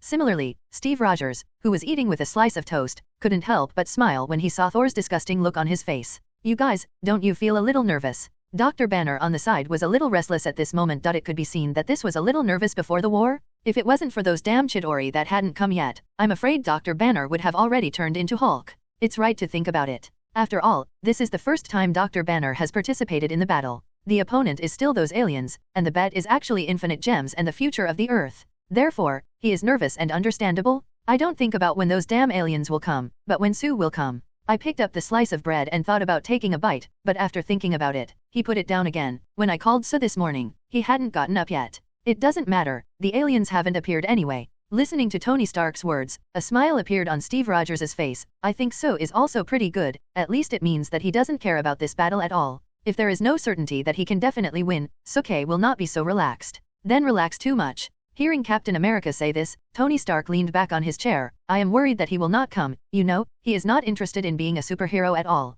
Seriously, the reason why I set up an alliance base for respondents around his villa is to get him into the group. So many of us are superhero groups that will fight against aliens and protect the Earth in the future. How can we subtly let him join us? This is the reason you established the answering alliance base. Hearing Tony Stark say this, Natasha Romanoff asked curiously, so, you just want Sue to join us? Definitely, otherwise. There is no rebuttal at all, Tony. Stark said seriously, from the first day I knew him, I knew he didn't want to be a superhero, and even thought it was a little troublesome. How can this work? Not to mention Sue's strength once fighting those damn aliens, who wouldn't want to give his back to the person he trusts most. Captain and Thor should know this very well. So, I bought all the places around the villa in Sue, as the base of our answering alliance. The purpose is to subtly make him think that he is also a part of our Avengers. Even I changed its name to the answering alliance base. What else can I do besides this purpose? Having said that, Tony Stark glanced at everyone, then smiled. I don't mean to trust you at all, but you should know the relationship between me and Sue. Although we have seen so much about our future, after all, at this point in time, what happened in reality is that I and Sue have faced many things together. She even saved me more than once. So, you should understand my thoughts. I understand? Here Tony Stark said so. Thor also nodded. If Sue is in Asgard, then every time I fight for Asgard, I will fight with you just like you. He really makes people feel very reliable. As if he is there, you don't have to worry about anything. 533? As he said, Thor looked at everyone, and then coughed lightly. What? Don't tell Loki this sentence, really. Although Loki is my brother, I love Loki very much. But if on the battlefield, it is best to be able to choose all. If not, I can only choose one of Sue or Loki, then I will be very difficult to choose Sue. At least, Sue won't betray me, won't stab me in the back. It's very hard. Hearing Thor's words, Barton shook his head speechlessly. I don't see any difficulties for you, but after hearing you say that, I understand it. Just like me and Natasha Romanoff? Right, N.A. Just don't let me jump off the cliff. Shrugging his shoulders, Natasha Romanoff said with a smile. Listening to the people chatting, gradually, Dr. Banner, who was originally a little nervous, relaxed a little at this moment. Maybe everyone is using this method to comfort themselves, or maybe they are removing a little bit of tension in their hearts.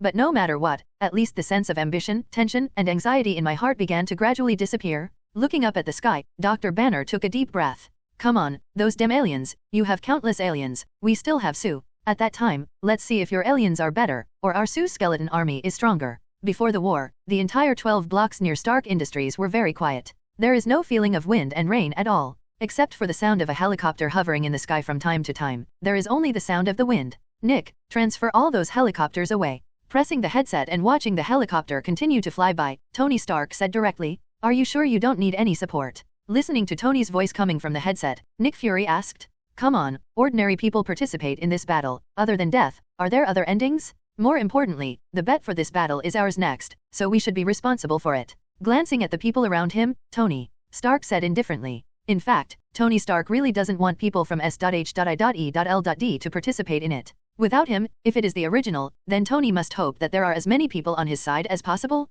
But now, after learning about Suching's skeleton army, Tony Stark really looks down on those people from S.H.I.E.L.D. After watching the helicopters all fly away, Tony Stark took a deep breath and said to the crowd, so, when are those damn aliens coming? Wait, who knows? Steve Rogers just wanted to put Tony at ease. The next moment, Natasha Romanoff on the side suddenly stood up and looked up at the sky. Everyone, our little guys are here. The originally calm sky, at this moment, seems to have suddenly broken a hole, and the light blue energy madly expands towards the outside at the entrance of the hole. In a short while, a huge space transmission channel appeared in the sky. Oh my god. Although I had already prepared in my heart, I saw hundreds of Chidori appearing from the space transmission channel in a small airship. Dr. Banner still couldn't help but surprise roar. And Thor on the side, after seeing this scene, he didn't need anyone to speak, he directly clenched the hammer and flew into the sky. Boom. Thunder and thunder roared on Mjolnir. Immediately Thor raised his hammer, and a thunderbolt attacked Chidori who appeared from the space transmission channel. Dozens of Chidori airships were struck by this thunder and turned into burning black coal and landed from the air, but more Chidori airships flew out in an endless stream. Everyone, get ready to fight /carrot. Holding the shield in his hand tightly, watching the aliens roaring down roar, they continued to bombard the surrounding buildings. Steve Rogers immediately said to everyone, closing the helmet, Tony Stark controlled the armor and flew into the sky. With a palm energy cannon, the Chidori airship in front of him was blasted to pieces, and then he started constantly roar and called Suching. Man, when will you be able to come over? We have already hit it. The small missiles on the armor shoulders were sent out, scattered into dozens of them and attacked the Chidori. Tony Stark attacked the Chidori in the sky while shouting to Suching, I am here. At the top of Stark Industry, Suching puts on wireless communication equipment.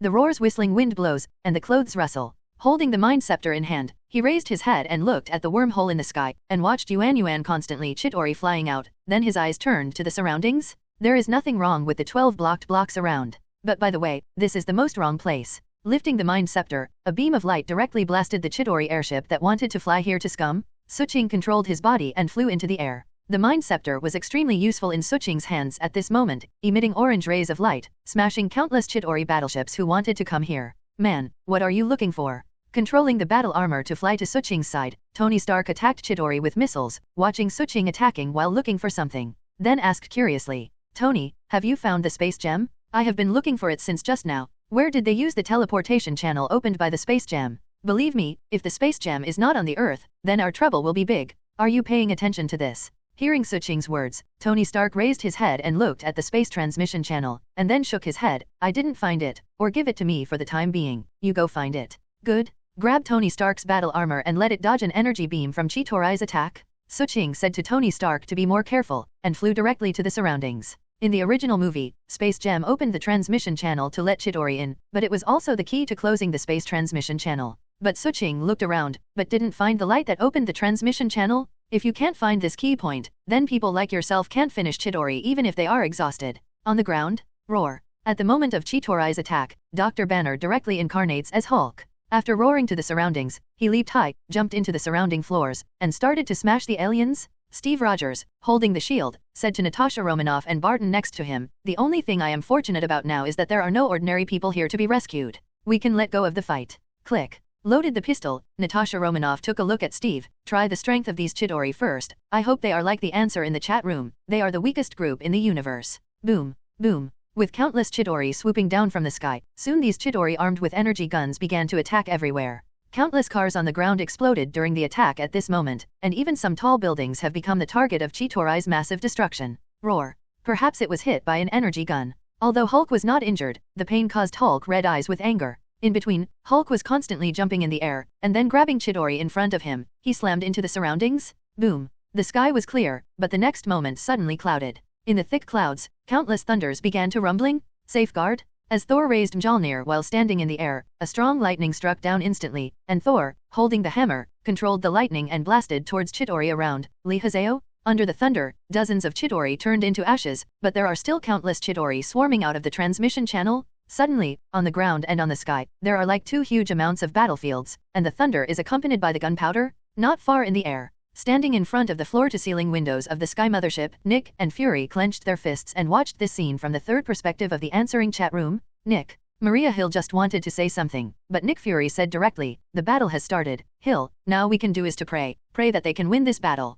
I tried to pick up an ancient roar machine several times, but finally put it down. This sentence seems to be said to Hill, but it is more like it is said to himself. There was a big hole in the sky, and countless aliens flew crazy from the wormhole towards the Earth. This matter can't be kept from anyone, even if the 12 blocks around Stark Industry are blocked, but how can the bright transmission channel in the sky be blocked? Where there is news, there are reporters there. Just when the Avengers were fighting these Chidori, some reporters had already set up cameras from far away and reported the scene in the form of real-time live broadcast. My god, everyone, as you can see, there is a wormhole in the sky at this moment, and countless ugly and strange-looking aliens are invading toward the Earth in that kind of small airship.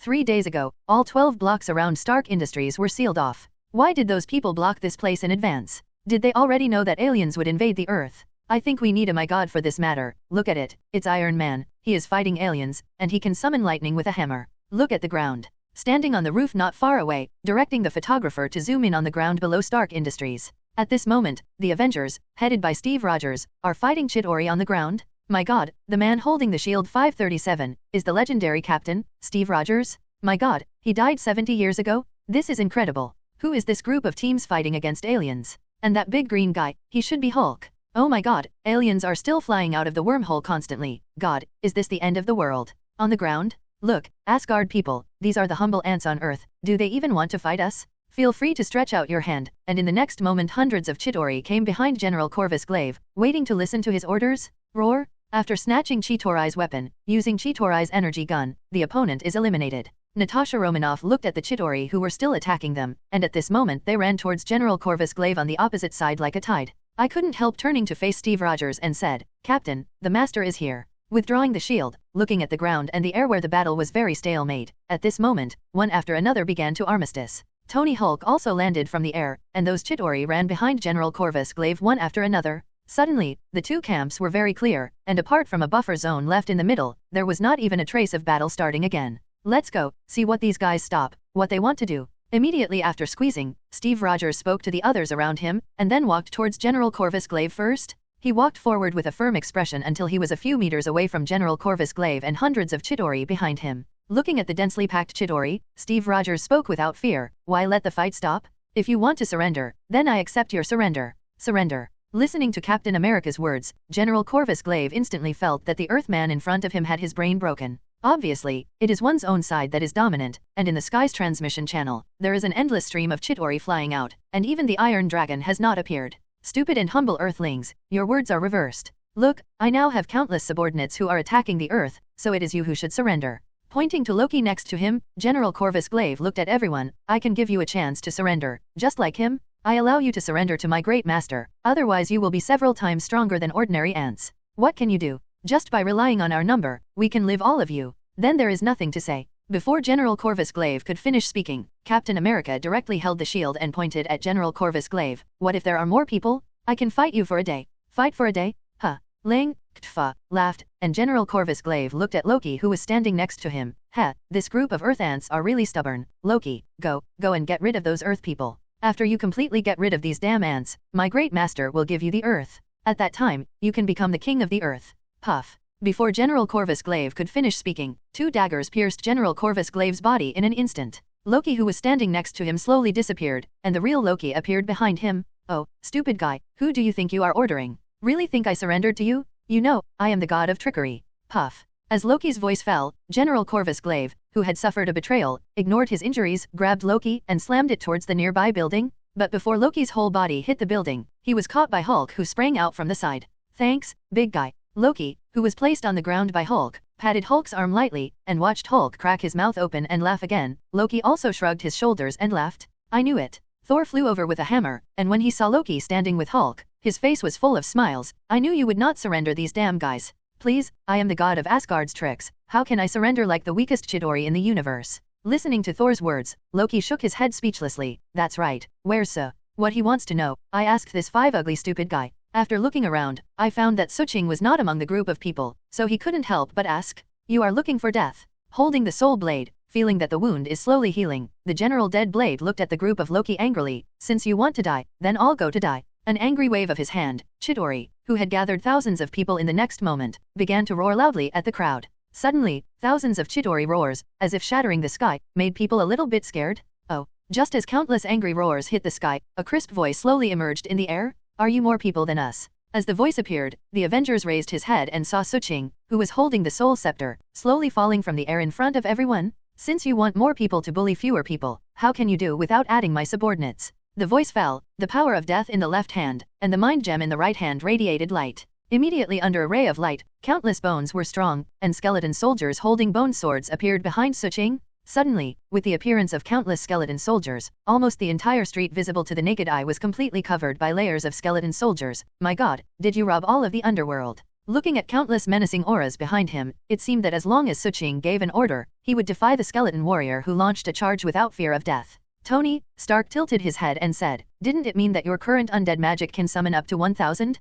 It is estimated that this must be 3 or 4,000. Originally there should be 1,000, but the power of the scepter of the soul and the blessing of the power of death, the number will naturally be up to the top." After speaking, Suching lifted the mind scepter and pointed at General Corvus Glaive on the opposite side. "Now, what else do you want to say dash? Is this your trump card?" Looking at the opposite side, almost the whole street was filled with bone swords and bone shields in his hands, a pair of skeleton warriors ready to charge at any time. General Corvus Glaive's eyes gradually darkened. "Do you think this can beat us? You'll know after one fight." Listening to General Corvus Glaive's tone full of gloom, Suching stepped forward and said proudly, "Either surrender or die. Either surrender or die." Tony Stark stepped forward, stood beside Suching, and pointed to General Corvus Glaive as well. "Either surrender or die." At this moment, the others also stepped forward, juxtaposed with Suching, and shouted angrily at the dead knife general, "Then all die for me." Facing the angry shouts of the crowd, General Corvus Glaive suddenly jumped up, and a small Chitauri airship caught him in the air. Then I saw General Corvus Glaive roar, and thousands of Chitauri directly charged Suching and others.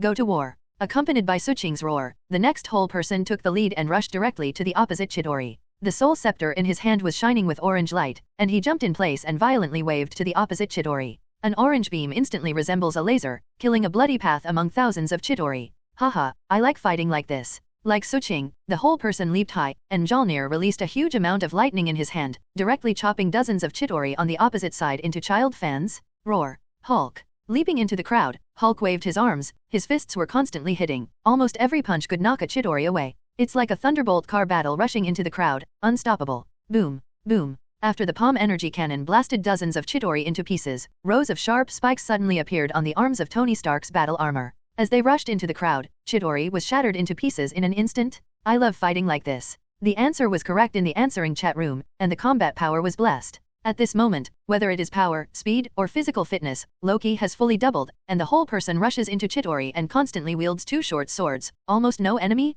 kicked over a Chitauri, and a short knife took away an enemy. At this moment, Loki is so happy that he can't wait to look up to the sky and roar at this moment. "Once upon a time, I dreamed of wanting to fight the enemy like Thor, like other Asgard fighters. Now, after I doubled my strength in the battle, this kind of fun fighting feeling fascinated Loki." Ho ho, roar. The vigorous roar continued, and thousands of skeleton warriors suddenly launched an assault, disregarding those Chitauri holding energy guns constantly sending out energy attacks. Skeleton warriors are brave enough to face these energies and charge. At the moment of contacting Chitauri, the skeleton warrior held a bone sword and hacked continuously. The seemingly simple attack action is actually the most effective attack method. Even if the hand bones and thigh bones are hit and dropped by energy, the skeleton warriors have almost no scruples. Even if half of the skeleton frame was crushed, he still didn't take a step back, and the bone sword in his hand pierced Chitauri's body without leaving it. At the first moment of contact, thousands of Chitauri were instantly shocked. The original wide streets have already turned into hundreds of battlefields at this moment. Face the powerful Avengers and the skeleton warriors who are not afraid of death. The Chitauri soldiers, who were still roaring and still invincible, are now flooded like a tide. In just a few minutes, thousands of Chitauri soldiers were dispersed and beheaded. Looking around, Chitauri's bodies are all on the ground at this moment. Accompanied by the screams of their companions, some of the remaining Chitauri soldiers constantly ran back, desperately trying to retreat. These Chitauri, who were still blazing in front of everyone, are defeated at this moment. Have they ever seen such a deadly skeleton warrior? When have they seen it? Even if the skeleton frame is cut in half, they have to cling to themselves, and then let the skeleton warrior next to him come over to make up the knife. Look for flowers. 0. A fierce battle like this, a weird but fierce battle like this. They have no way of recruiting teachers at all, and they dare not fight at all. The terrifying abyss continent seemed to open a huge mouth to swallow them all. At this moment, there was only one thought in every Chitauri's heart on every ground. That is to run. These damn skeleton warriors in front of you are all servants of the devil. In the sky, feeling the gradual recovery of the wound stabbed by Loki, looking at the Chitauri soldier who was almost collapsed below, General Corvus Glaive's eyes were full of yin pads at the moment. Even if Chitauri is the weakest group of aliens in the universe, he did not expect that facing those Earth people who are like strands of ants, he can't help but fight like this. Almost just before the contact, the Chitauri he led fell to the ground one after another. General Corvus Glaive is willing to swear by his own life. The whole battle has not lasted for a few minutes, and there are almost a few dozen Chitauri soldiers who are fleeing in horror. Damn it, the whole army strikes. Sitting on the airship, watching the battlefield below has been defeated at this moment. General Corvus Glaive also no longer keeps it, and directly issues orders to the space transmission channel. As General Corvus Glaive wielded the soul blade to give orders, the next moment a steel wandering dragon gradually flew out of the teleportation channel. On the ground, roar. A flying shield knocked Chitauri away, and Steve Rogers reached out and took the shield back. Looking at Chidori, who was so defeated, he never felt that the battle would be so easy at this moment. No wonder Tony would rather spend hundreds of millions of dollars, but also let Sue join us imperceptibly. Sure enough, with him, the battle is very easy. I was still thinking about how to fight these damn aliens today, but I didn't even dream about it would turn into such a scene.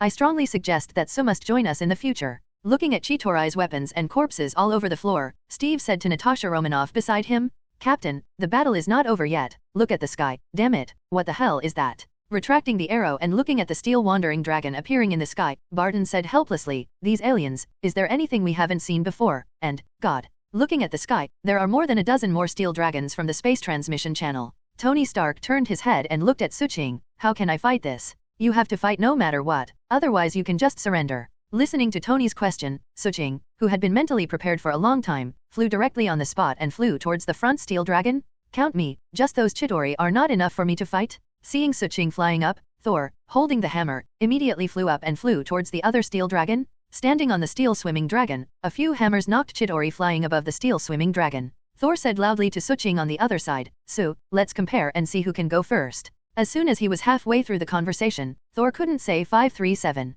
I saw Suching standing on the Iron Dragon, holding the Soul Scepter and piercing the Iron Dragon's body forcefully. The Scepter of the Soul instantly shined, and then the Iron Dragon at Suching's feet directly turned into an orange light spot, as if it had been broken down. After a moment of silence, Thor pursed his lips and looked at Suching. "You cheated." Ignoring Thor's simple speech, Suching flew towards another steel dragon. However, after seeing the end of his companion, the Iron Dragon wailed, and then he wanted to turn around and flee. "Want to run? Late." A teleport in the air came to the Iron Dragon, and the scepter in his hand instantly lit up again. "Pretty?" On the Sky Mothership.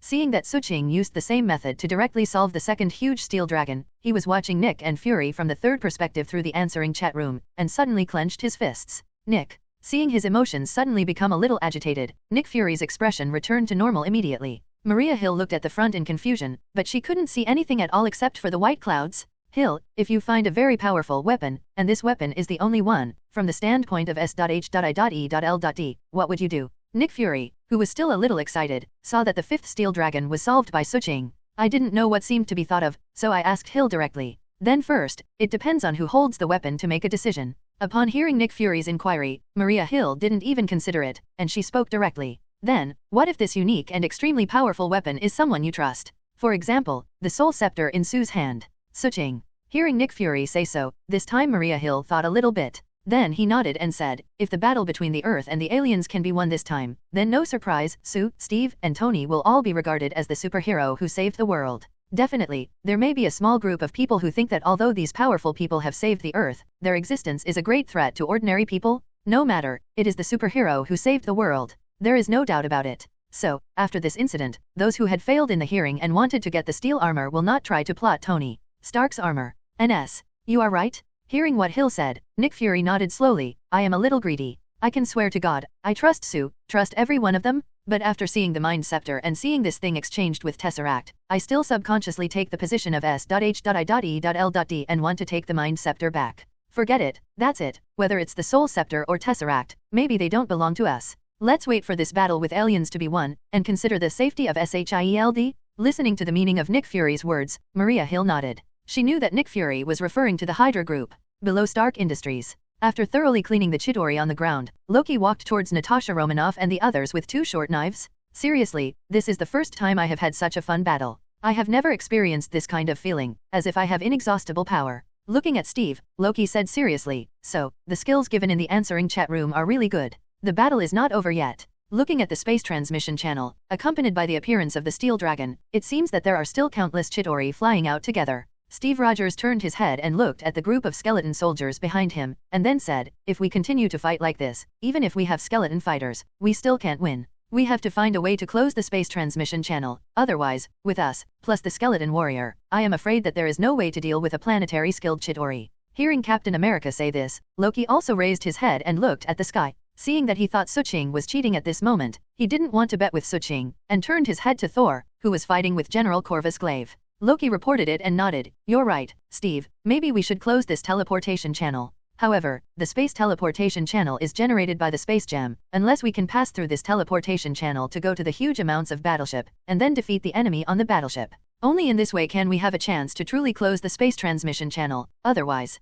cross the transmission channel." Tony Stark, who was in control of the battle armor, flew down. After hearing Loki's words, he immediately said 5.0, I just let J.A.R.V.I.S calculate it. I found the battleship in the teleportation channel, which is more than 10 miles away. You must know that normal people can't survive in the universe, let alone go through more than 10 miles of space to go to that battleship. Then, if it is nuclear, it's useless. Hearing Natasha Romanoff's words, Tony Stark shook his head. During the test, I asked J.A.R.V.I.S to do an experiment. Once we use the kind of weapon in your mouth, then even if it hits that warship, the power of the weapon explosion will spread rapidly, and even if we can't wait for the space transmission channel to close, the power of the explosion will spread to the Earth. It is estimated that by that time, the entire Manhattan will be in ruins. In the air, Thor, stop playing. After solving a steel wandering dragon, looking at Thor, who was fighting General Dead Sword, Suching yelled a little helplessly. Immediately, a teleport came to the back of General Corvus Glaive, who had just been knocked out by Thor, and his left hand pinched General Corvus Glaive's neck.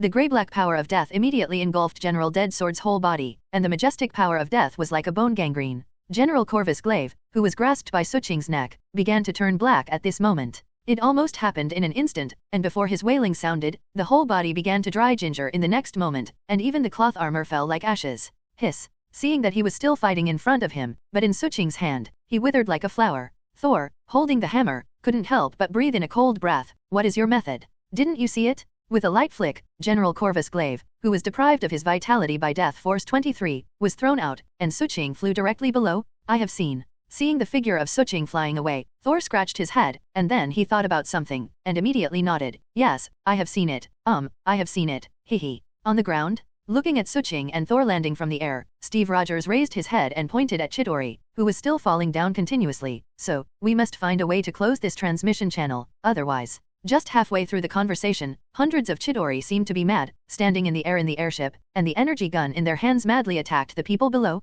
Suddenly, countless energies attacked everyone. Seeing this scene, Steve subconsciously picked up the shield to protect Natasha Romanoff by his side, while Suching raised his hand, and the unfolded psychokinesis barrier directly blocked everyone's heads. Boom, boom. Along with the fire-like energy hitting the psychokinesis barrier, everyone's heads constantly heard puffing sounds like rocks falling. And the place not blocked by the psychokinesis barrier is constantly exploding with the sound of rumbling under the attack of countless energies. Almost in the blink of an eye, the surrounding buildings burst into flames, and countless buildings began to collapse. In the smoke and dust, all the surrounding buildings were turned into ruins. Damn it! Fortunately before that, I insured the Stark Industrial Building. Seeing that even his own Stark Industrial Building was not spared, although the loss of the building body was relatively small, Tony Stark couldn't help but withdraw his mouth and say something. Go crazy? These Chidori are crazy. Looking at the chaos around him, Barton turned his head and looked at the crowd. Who can do it? Hurry up and end this. If this continues, thousands of Chidori will appear. I have an idea. Listening to Barton's words, Suching glanced at everyone, and then looked towards the sky. My god, buddy, your idea is too bold. Are you sure you want to do this? Following Suching's gaze, he looked at the huge amounts of battleship in the space transmission channel. Tony Stark couldn't help but ask. The question is, do we have other options? Listening to Tony's surprise, Suching asked back, then looked at Loki. Can you find the location of the space gem? It should be fine, but are you sure you want to do this? Seeing Suching staring at himself, Loki shook his head. It's crazy to do this in the universe, but I'm getting a little excited. Tony, give me and Loki 2 battle armors? No offensive power is required, as long as Roar can suck the thrusters. Holding the Mind Scepter, looking at Yuan from above constantly Chidori is still flying down, Suching immediately turned his head and said to Tony. You already have the authority of war armor. I will give Loki a new authority. With that said, Tony Stark directly contacted JARVIS. Soon, following Tony's order, the 2 battle armors broke out of the top floor of Stark Industry and flew towards everyone. Just after removing the psychokinesis barrier, Thor and Hulk, who were holding the hammer, flew up into the sky and launched a counterattack against the Chidori. Steve Rogers directly took Suching's arm. Are you sure you can come back? Then it depends on Asgard's magic. Loki, I hope you are not Asgard's abandoned son. Prince, I am the Prince of Asgard, not an abandoned son. Hearing Suching's words, Loki retorted Suching angrily. It's this time, and he still has the heart to make a joke. However, it is really exciting to think about it. After putting on the armor, Tony taught 2 people how to use the armor, and then directly said, once the space transmission channel is closed, maybe in the universe, J.A.R.V.I.S will contact you. At that time, be sure to do what I just said. Holding Suching with one hand, Loki with one hand, Tony Stark said seriously, do not worry. Wearing the battle armor, raising his fist, and gently punching Tony, Suching, and Loki looked at each other, and they flew towards the space transmission channel under the lead of the battle armor. Damn it. Seeing the two people wearing battle armor rushing to the universe behind the empty 537 teleportation channel without hesitation, Tony Stark clenched his fists and cursed with a very ugly expression. I don't know if I am cursing myself or cursing those damn aliens. Looking up at Suching and Loki, who are flying higher and higher, Natasha Romanoff's face is also a little ugly. We have seen the future in the answering chat room, Sue and Loki. There should be nothing wrong, right? It should be like this. Barton on the side couldn't help holding an arrow into the air. Chidori dropped an arrow, and then his voice was a little complicated, but because we have seen the future, I am even more afraid to be sure. We all know the butterfly effect, and I don't even know whether the present we are experiencing is the future we have seen before. Looking at the three people whose faces were not so good, Steve held the shield and looked at the two people who had passed through the space teleportation channel. With a glimmer of hope in his eyes, no matter what, the only thing we can do now is to pray and believe in Sue and Loki. Otherwise I'm going to fight. For some reason, Tony Stark, who was full of anger in his heart, directly controlled the armor and rushed past the damn Chidori. It should also let those Chidori who just came out of the teleportation channel feel the anger from Uncle Tony. Passing through the space transmission channel, relying on the fuel thruster, Suching and Loki are constantly advancing in the universe. Soon, bypassing the Chidori one by one, I came directly to the huge amounts of spacecraft. The palm energy cannon flew the Chidori that they wanted to come out, and Suching and Loki went straight into the battleship along the entrance. Passing through the gate of the battleship to isolate the universe, this is truly entering the ship's hull? Just entering the interior of the battleship, dozens of Chidori looked at two people in an instant. Don't tell me, this time you have no plans to go back alive. Open the face helmet, Loki sees if Suching asks curiously. My life is very expensive, I didn't intend to explain it here, although, even if I die, there is still a way. With that said, Suching handed the soul scepter to Loki, and gently changed his hands. A sharp knife suddenly appeared on the armor. I have to say, Father Tony has studied the armor and cold weapons to the extreme. When the voice fell, Suching teleported directly to the Chitori's side. The sharp blade of the armor was like a death god sickle at this moment, and it continued to harvest the lives of these Chidori. I must be crazy, I will die. Shaking his head, Loki held the soul scepter and rushed towards the group of Chidori. These Chidori may be strong against ordinary earthlings, but when faced with Loki and Suching, especially Loki and Suching in armor, they simply don't look enough. According to Loki, it hasn't been enough to fight, and these dozens of Chidori have all become corpses. Next time, I must answer more questions. After solving these Chidori, Loki looked at Suching and said seriously, you won't understand how much I love this kind of battle after I doubled my combat power. In the past, Thor always teased me for this incident and carrot. While following Suching through the hull, Loki said cheerfully, coming to the interior of the hull, in the middle of the hundreds of meters wide hull, Tesseract, which emits a blue light to open the space transmission channel, is being placed by the instrument. Behind the space gem, Thanos, wearing golden armor and holding a double-edged sword, is sitting on the throne. Asgard people, Earth people, Suching and Loki are two people. Thanos sat on the throne, and didn't mean to move at all. Asgard, you betrayed us. No, to be precise, I have always been on their side. Isn't it like this in war? Attacks, betrayals again and again. I thought you should have been familiar with it a long time ago. Looking at Thanos sitting on the throne, Loki replied with a smile. Hearing Loki say this, Thanos slowly nodded. I agree with you, Asgard, but although I have experienced countless battles, so far, no one dares to betray me.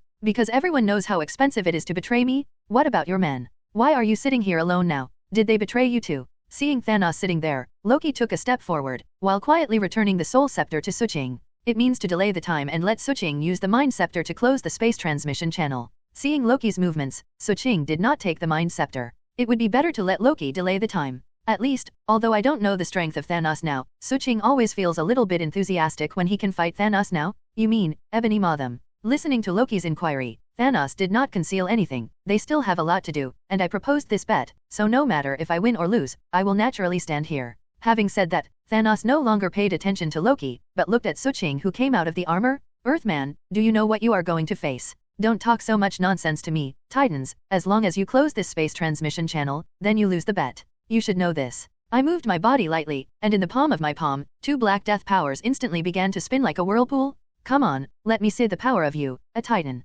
Let's see whether you will win the battle or whether we can close the space transmission channel. Signaling Loki to close the space channel, Suching stepped forward and blocked all Thanos' route. At this moment, facing Thanos, let's not say whether he can beat him, but under the blessing of the power of mad fighting, at this moment Suching, whether it is physical fitness, strength, agility, or mental strength, all have begun to double. That feeling fascinated Suching, as if he had infinite power for his own use. Originally, in this bet, I couldn't make a move. After all, the protagonists on our side in this battle are Corvus Glaive and Chidori. Hearing Suching's words, Thanos stood up with the double knife giant knife, and slowly walked off the throne. But people on Earth, this is the universe, not the Earth, so I do not violate the rule when I shoot here. Are you old? So much nonsense. Seeing Thanos, who walked down the throne step by step, nagging while walking, Suching's eyes instantly condensed, and the psychokinesis barrier turned into countless fine needles to attack Thanos. The thin needles made by psychokinesis can't be seen with the naked eye at all, but as a person of the Titans, Thanos, who has experienced countless battles for a long time, is naturally able to perceive the dangerous coming.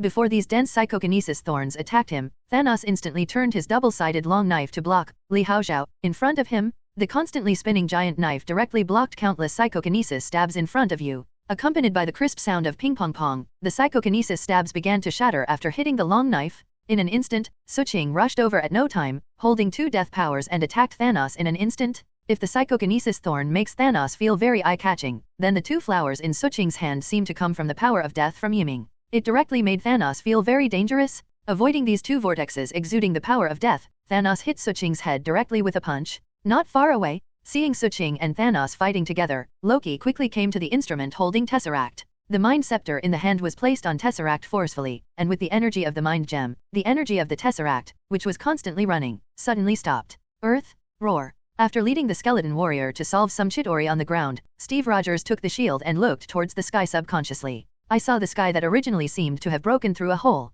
At this moment, the space channel is slowly shrinking, and finally there is a tendency to close. Seeing this scene, Steve Rogers breathed a sigh of relief. It seems that they succeeded. Yes, but the problem is, I don't see any sign of them coming back. When Natasha Romanoff heard Steve say this, he nodded slightly and looked at the slowly closed space transmission channel. As if thinking of something, he turned his head and immediately looked at the skeleton warriors behind him. As Chidori on the ground was cleared, only a small part of Chidori remained in the sky lingering under the attack of Thor, Hulk, and Tony. With the closure of the space transmission channel, many Chidori have completely lost their vitality long ago. Following Natasha Romanoff's gaze, thousands of skeleton warriors, whether they lacked leg bones or lacked arms, have gradually begun to disappear at this moment. Seeing this scene, Natasha Romanoff immediately said to Steve, "It's not right, so should be fighting with a powerful enemy, otherwise they won't take all these skeleton warriors back 540. According to Sue, unless the skeleton warrior is completely eliminated, it will not disappear." Hearing Natasha Romanoff's words, Steve turned his head and looked at the skeleton warriors who were dissipating.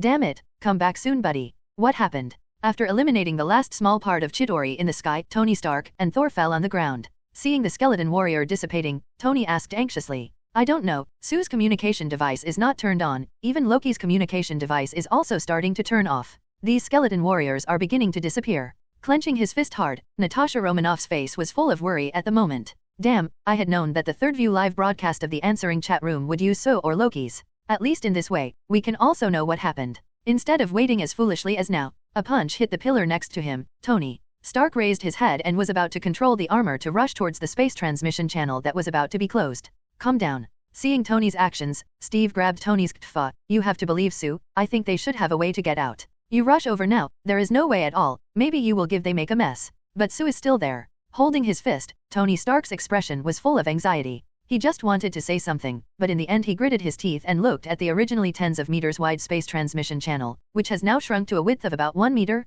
"Damn it, busybody Kong, come back quickly." He clenched his fists tightly. Tony Stark had never been like this before, and his heart was filled with irritability. If the space transmission channel is closed, then how come they come back? Thor, who is carrying the hammer, can't wait to fly over, to drag Suching and Loki back. But just now I heard Captain America say, "Now it's not the time to be impulsive." I also asked Steve Rogers anxiously, "I don't know, but Sue seems to have told Loki something before leaving, Prince of Asgard. What does this have to do with Asgard?" Hearing what Natasha Romanoff said, Thor asked very puzzled. "Not sure, but..." Before Natasha Romanoff could finish speaking, there was a sudden plop from the side. Turning his head, he found that it was Hawkeye sitting directly on the ground. "What's the matter, Barton?" Looking at Barton who was exhausted, Natasha Romanoff quickly prepared to pick him up. "It's okay, just a bit exhausted." Waved his hand, Barton sat on the ground, placed his bow and arrow aside, and looked up and watched as it gradually narrowed to a hole through which only one person could pass. He shook his head and said, "Originally, I was not exhausted, but in order to avoid a few Chidori energy attacks, I used the teleport skill.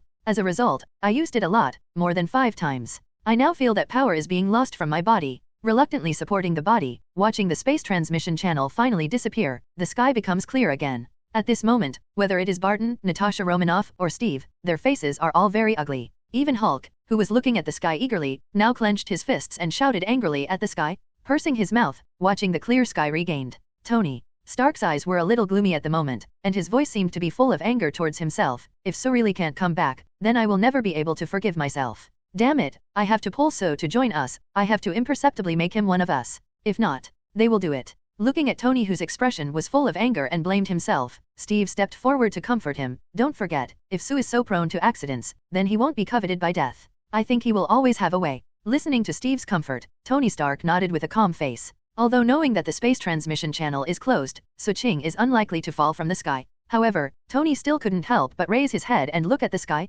Thor, so, doesn't my brother have a name? In the universe, on Chitorai's battleship? So, it has been completely closed. Seeing that the space transmission channel was closed, Loki immediately raised the Mind Scepter. Just about to rush over, after seeing the Tesseract on the instrument, he unconsciously picked up the Tesseract. Boom. After kicking the Thanos in front of him, Suching gently wiped the blood from the corners of his mouth, his eyes filled with high war spirits and said, haha, happy, I have never had a fight like this before. However, you have failed, Titans. Listening to Suching's words, Thanos was silent for a while, then nodded. This is the first time I have failed the battle against the fourth-class planet in the universe. Raising his hand, he wiped the blood from the wound on his face. Thanos looked at Suching and suddenly said, I don't even remember how many years no one can hurt me. So, join me, you can't go back anyway. If you want, then I can assure you that future Earth, after the death of that respectable magician, I promise not to attack the Earth. How? You're thinking about fart. I haven't beaten enough yet. Want me to return? Don't talk about you. Even if it's death, it won't work. At this moment, Suching, with a high fighting spirit, looked at Thanos with awe-inspiring eyes, and rushed over again without hesitation.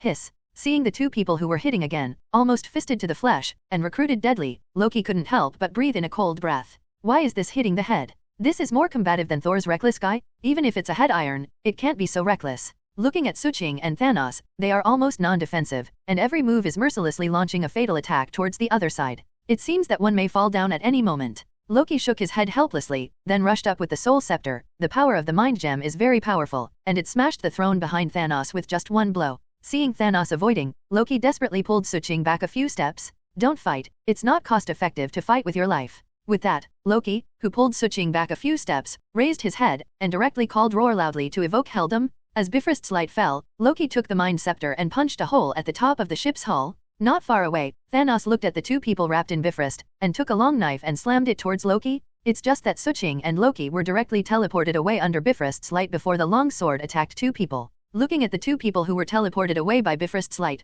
Thanos' face was not so good at the moment. I grabbed something casually and threw it on the top of the hull. Loki used the Mind Scepter to smash a hole, which resisted Yujo's suction. Thanos slowly walked to the long knife and picked up his weapon, turned around and looked at the broken throne and the broken golden helmet when he had just fought with Suching. I don't know, as if I had thought of something. Thanos didn't have a trace of regret on his face, but smiled directly. Randomly found a place to sit down, mimicking a long wound on his cheek. Thanos let out a long sigh of relief, but his eyes were full of invigorating feelings. The fierce life and death fight with Suching just now was not only because of Suching's high fighting spirit, but also a very happy fight. Isn't it true that I am fighting heartily? For so many years, I can't remember it. How many years have I not met such an opponent? I don't know when I started, whenever I appeared on other planets and performed my kindness to the universe. Those people either kneel on the ground and surrender to this so-called overlord, or those who dare to resist are very weak and they are simply not in their turn to take action. Especially after I subdued the 5 obsidian generals, my chances of being able to take action became less and less. Recalling just now, I almost died in Suching's hands several times, under the black force of death. The feeling of rapid heartbeat makes Thanos feel a little fascinated inexplicably. Looks like the last time I felt real death. I feel the battle that can really threaten my life. It seems that the battle that took place when he personally destroyed the fellow Titans. He shook his head, threw the absurd feeling out of his head, and kept admonishing myself in my heart. It was not the time to be greedy for this kind of fun fighting. The universe is still waiting to be saved by itself. But even so, Thanos still had a smile on the corner of his mouth. It seems that the pain from the wound on his face makes Thanos feel very happy. Perhaps, the stronger you are, the more you desire to have a real battle. Asgard, Bifrost? You see, I am the Prince of Asgard, not an abandoned son. After a sigh of relief, Loki looked at Suching and teased what Suching said before heading to the space wormhole. Roar. Listening to Loki's teasing, Suching sighed for a long time, closing his eyes and working hard to slowly suppress the strong fighting spirit. Touching the beating heart, inexplicably, Suching actually has an urge to return and fight with Thanos right away. This feeling I have never experienced before, the feeling of walking on the edge of life and death, and possibly dying in battle at any time, actually makes me have such a trace. Infatuation? What's the joke? I am not a pervert. How could I like the feeling of being on the edge of life and death? Isn't it true that what I have always longed for is not idle life, lying in the garden of the villa every day and basking in the sun? But why? Thinking back to the battle just now, I actually had some unfinished meanings. The feeling of almost dying by Thanos' knife again and again, the feeling that he almost solved Thanos several times under the brazen counterattack. Actually let myself have a trace of inexplicable longing and yearning? Even think that subconsciously, it is a good choice to be able to die in this kind of battle? Damn, what's a joke? It's not easy for Lao Tzu to travel into this world. How can he give up his life just because of a fun life and death fight?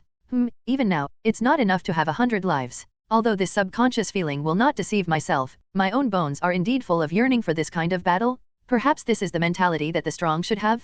Look for flowers, 0. Use reason to forcefully suppress this idea? Forget it, let's be safe and alive. But even though reason is constantly telling himself this way, there is a trace of anticipation in his heart. The next time he sees Thanos? A Thanos battle has made oneself so happy. Then, what about the death skeleton? It's really expected. Bah, don't expect or expect. Whoever loves to expect, just look forward to it. Hold steady, don't wave, it is a stable life. Aside, watching that there was no speech, it seemed as if he was reminiscing about Suching who had just fought to death. Loki curled his mouth quietly, but looked at the expectant feeling in Suching's eyes. Loki was still a little envious in his heart subconsciously. 0. Like this mentality, this desire to have a strong opponent, and enjoy the mentality of fighting the enemy. Perhaps only the real strong can have it. I don't have one, even if one day, I can become the king of Asgard.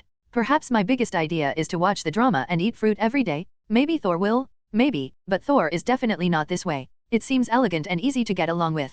In fact, once the switch in his bones is turned on, he will become crazy. Well, as long as you don't turn on that switch, it should be fine. However, it seems that this kind of person is a friend who can really make people feel at ease. Once in danger, people like Suching will really spare their lives to protect themselves. After thinking about closing the space gem, he rushed up with the soul scepter. But as a result, he almost died under that terrifying knife several times, and Suching pulled himself away. He even exposed his own vitals to Thanos more than once, and was beaten severely by Thanos in order to protect himself. A smile appeared on Loki's face. Actually, it's pretty good too. Don't betray, don't worry about being betrayed. It feels like someone will desperately protect yourself at a critical moment. It's really good. Before, I was only in Thor's body, and I felt this way. Answer chat room, Earthlings, friends. It's pretty good. Perhaps it would be good to be a god who is not full of betrayal and trickery. And 3 days later, the answering alliance base, in the Suching villa. Now the outside hasn't stopped completely. Sitting on the sofa, Tony Stark looked at Suching next to him, and smiled helplessly. You know, I have been coaxing Peebo for the past 3 days. Before the Dem aliens came, I tricked her out. It's just for not wanting her to participate in this matter. She can understand me, but she doesn't want to understand me? What do you mean by that? Looking at Tony, who blinked his eyes and stared at him smiling, Suching raised a middle finger to him without hesitation. Obviously, this product is here to show off and spread dog food. What is Peebo understandable, but I don't want to understand it. Depend on. Haha. Seeing Suching raised his middle finger to himself, Tony Stark suddenly succeeded and laughed like a 5 or 4-0. How can you not share something like this with your best friend? Well, very good. The feedback given by friends after sharing by themselves has also made Tony Stark extremely satisfied. Tony, you just said that the outside hasn't stopped completely. What's the matter? Could it be that something happened outside that we didn't know? Steve Rogers on the side heard Tony's words and asked curiously, what else is going on? The outsiders are all arguing about aliens now. Hearing Steve's question, Tony Stark leaned on the sofa, rubbed his cheek, and said helplessly, at this moment, everyone outside is very curious about the alien attack on the Earth. Secondly, didn't we block the 12 blocks near Stark Industries in advance? Looking at Steve, Tony shrugged and said, because of this move, many people think that we knew in advance that the aliens were coming to attack the Earth, but they didn't tell them that they thought they had been deceived. Even some people are shouting, they have the right to know the truth, so concealing them is the biggest mistake. God, tell them what to do in advance? Make them panic? Then run away, and finally make some people think that the aliens will completely destroy the Earth and the end of the world will come. Having said that, Tony Stark rolled his eyes speechlessly. If the above is understandable, then it is even more annoying that we have saved the world, and a small number of people are not grateful to us. Forget it. Those people even think that we should take full responsibility for this time the aliens attack the Earth. Damn, obviously we saved the world, and obviously we used our lives to protect them, but they turned around, actually holding us accountable. You tell me, are these people's brains flooded? Looking at Tony who was speechless and even started to swear, Natasha Romanoff on the side smiled indifferently. Tony, these people are always a small group of people, don't pay attention to them? And Stark Group and SHIELD haven't they already begun to turn around these fishing vessels? More importantly, there are many people who are very curious about all of us now. I think Nick Fury is about to publicize us, some of which means to put us on stage. After Natasha Romanoff finished speaking, Barton, who was holding his daughter on the side, smiled and said, in fact, Nick wants to push us to the stage to attract the attention of ordinary people, even Hydra headed by Alexander Pierce. Then he took this opportunity to completely eradicate Hydra in SHIELD. So, Nick Fury has ordered some skeleton warriors from you again. 10 groups, an increase of 430 million yuan, this is still his initiative to increase the price. Hearing Barton's inquiry, Suching laughed. After Loki and I returned to Earth, Nick Fury took the initiative to contact me to purchase a skeleton warrior at a higher price. It can be seen that this time Nick Fury is the iron core to completely eliminate Hydra from S.H.I.E.L.D. Listening to Suching's words, Tony, who was still not thinking about it, turned his head and looked at Suching with bright eyes, and said mysteriously, "So, do you know what the outside world calls you, Roar?" Called Roar? Seeing Tony's expression, Suching shook his head. "They call you the Emperor of the Underworld." Speaking of the name Roar, Tony Stark blinked his eyes excitedly. The whole process of our fight with those Chitauri was broadcast live by the reporters and TV stations. Especially when you are coming from the sky, and then you can easily summon thousands of skeleton warriors to fight the aliens. Those ordinary people think that only the king of the underworld can easily summon an army of skeletons from the underworld to fight against aliens and spray. Compared with your title, the title of Iron Man is weak. Okay. I thought that those people would call so a magician of death. Loki, who was sitting on the other side of Suching, withdrew after hearing Tony Stark's words. Whether it is the Emperor of the Underworld, Death Magician, or Undead Magician, these are all titles of Su anyway. But what I care more about is, so, when you and Loki passed through the space teleportation channel, you met that Thanos, right? How is his strength? Thor moved the stool and sat over, looking at Loki with curious eyes. Tell me, curiosity is tight. Every time I asked Loki for these 3 days, Loki ignored me every time. Haha, when I mentioned that Su and Loki passed through the space teleportation channel, I still remember it. When Steve on the side heard Thor mention this, he smiled and joked. At that time, watching the space transmission channel close, the hostility emanating from Tony was very heavy. So, if you and Loki really can't come back, then I can't imagine what Tony will become. Listening to Steve's joking, Tony touched his nose a little embarrassingly. What about 5.0? I just think I should be the one who passed through the space transmission channel. I always feel inexplicably, Su is carrying mine for me this time. Looking at Tony, who was a little embarrassed, Suching gave a hammer. Tony punched. Don't think about it. What I don't want to do, do you think someone can force me to do it? It can be seen that Tony is still a bit self-blaming about this matter, thinking that if he hadn't forcibly pulled himself into the gang, then he would not be in danger. So this punch seemed like a joke, but it was actually telling Tony that among friends, you really don't need to care about these things. So, hurry up and talk about the Thanos thing. I'm so curious. Thor on the side looked at Suching eagerly, as if he was very concerned about Thanos. In fact, after knowing that Suching and Loki had passed through the space transmission channel, Thor wanted to ask Loki more than once about Thanos. Why does Thor care about Thanos so much? Just because Thanos is the enemy of the Earth? No, in fact, the more important reason Thor pays so much attention to Thanos is that Thor sees the future in the answering chat room, and the guy Thanos will choke off his brother Loki's neck. They will also slaughter the people of Asgard. As the Prince of Asgard, Thor naturally will not let this happen. After all, Asgard was destroyed in the hands of his sister Hela. But Thanos, an outsider, wanted to slaughter his own people and strangle his younger brother to death. What's the joke? So at this moment Thor wants to make more preparations for the future, at least when he may face Thanos in the future, there will be no such tragic consequences. Thanos? Seeing Thor staring at himself seriously, Suching recalled the scene of fighting Thanos on the battleship. Then he said, this guy has very strong strength. It is a really strong one. Just physical fitness, restoration of ability, and defense ability are extremely strong. In addition, he originally has extremely rich combat experience. With his double-edged sword, it can be said that he can slaughter countless planets and conquer the 5 obsidians in these years. He really has this strength. When I was fighting with him, although I fought very happily, the more I fought, the more I found his power and physical skills were extremely amazing. 23. Definitely, although I fought very happily in this fight, but if you are serious, Thor, whether it is you, me, or Hulk, is currently not Thanos' opponent. Even if it was me, I only left a long wound on Thanos' face after abruptly withstood a punch from Thanos. Looking at Thor, Suching said seriously, how strong is Thanos? Not all of them are shown in the movie, but based on his few battles. One hand smashed the head of the fantasy world, and then removed the mind gem. Defeat Hulk with pure physical skills. Even during the 4th period of the Avengers alliance, Dr. Banner, who had already integrated with Hulk, fell unsteadily after snapping his fingers. But after Thanos was severely injured by Stormbreaker, ability still snapped his fingers. Definitely, one thing that is not explicitly stated in the movie is that Thanos ruined infinite gems. You know, infinite gems are one of the strongest treasures in this universe, and each infinite gems has extremely large energy, but Thanos can use the power of infinite gems to destroy each other, so the backlash received is not something ordinary people can bear. This shows that, in fact, Thanos is extremely powerful. Definitely, compared to the comics, Thanos is indeed weakened a lot.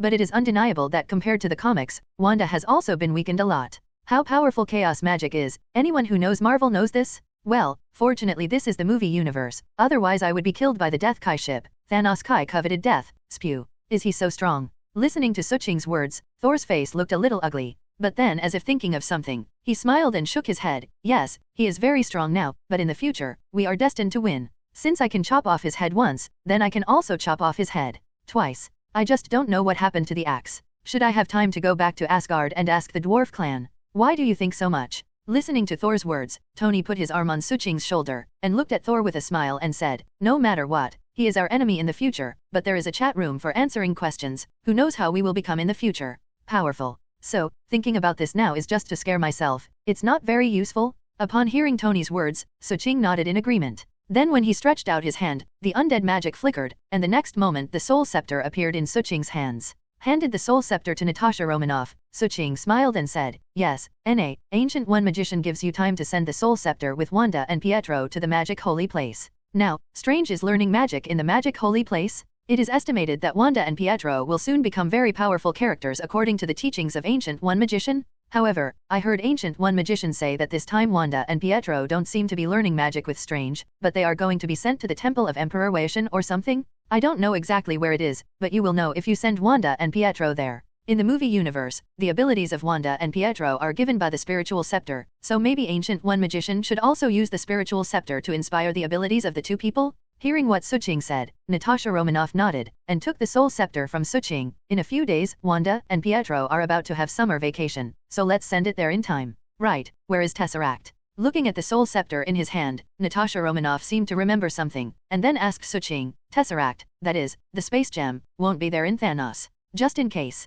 In Asgard. Hearing Natasha Romanoff's words, Loki, who was sitting next to Suching, smiled and said, after I and Surang Heldum teleported us back, the space gem was taken away from Chitorai's huge amounts of battleship with me. NS. But the Earth had better not have too many infinite gems at the same time, otherwise it would be stunned by characters like Thanos. So I changed the space gem to Asgard's treasure house. What are you doing with that thing? Hearing Loki's words, before the others waited to say anything, Thor took the lead. Do you know that Thanos will attack us in the future, even breaking your neck? Because he wants to get the space gem. For that one break. What else can I do? Before Thor could finish speaking, Loki directly interrupted. Earth can't have too many infinite gems at the same time, and we can't leave the space gem to Thanos. Other infinite gems are okay, but anyone who owns the space gem can use the space gem to teleport themselves to any location, or open a space teleportation channel. You don't want to see Thanos appearing on Earth at any time, or Asgard. Looking at Thor, who was anxious, Loki spread his hands and said, I have no other way, so even if space gem is the source of the disaster, I must do this.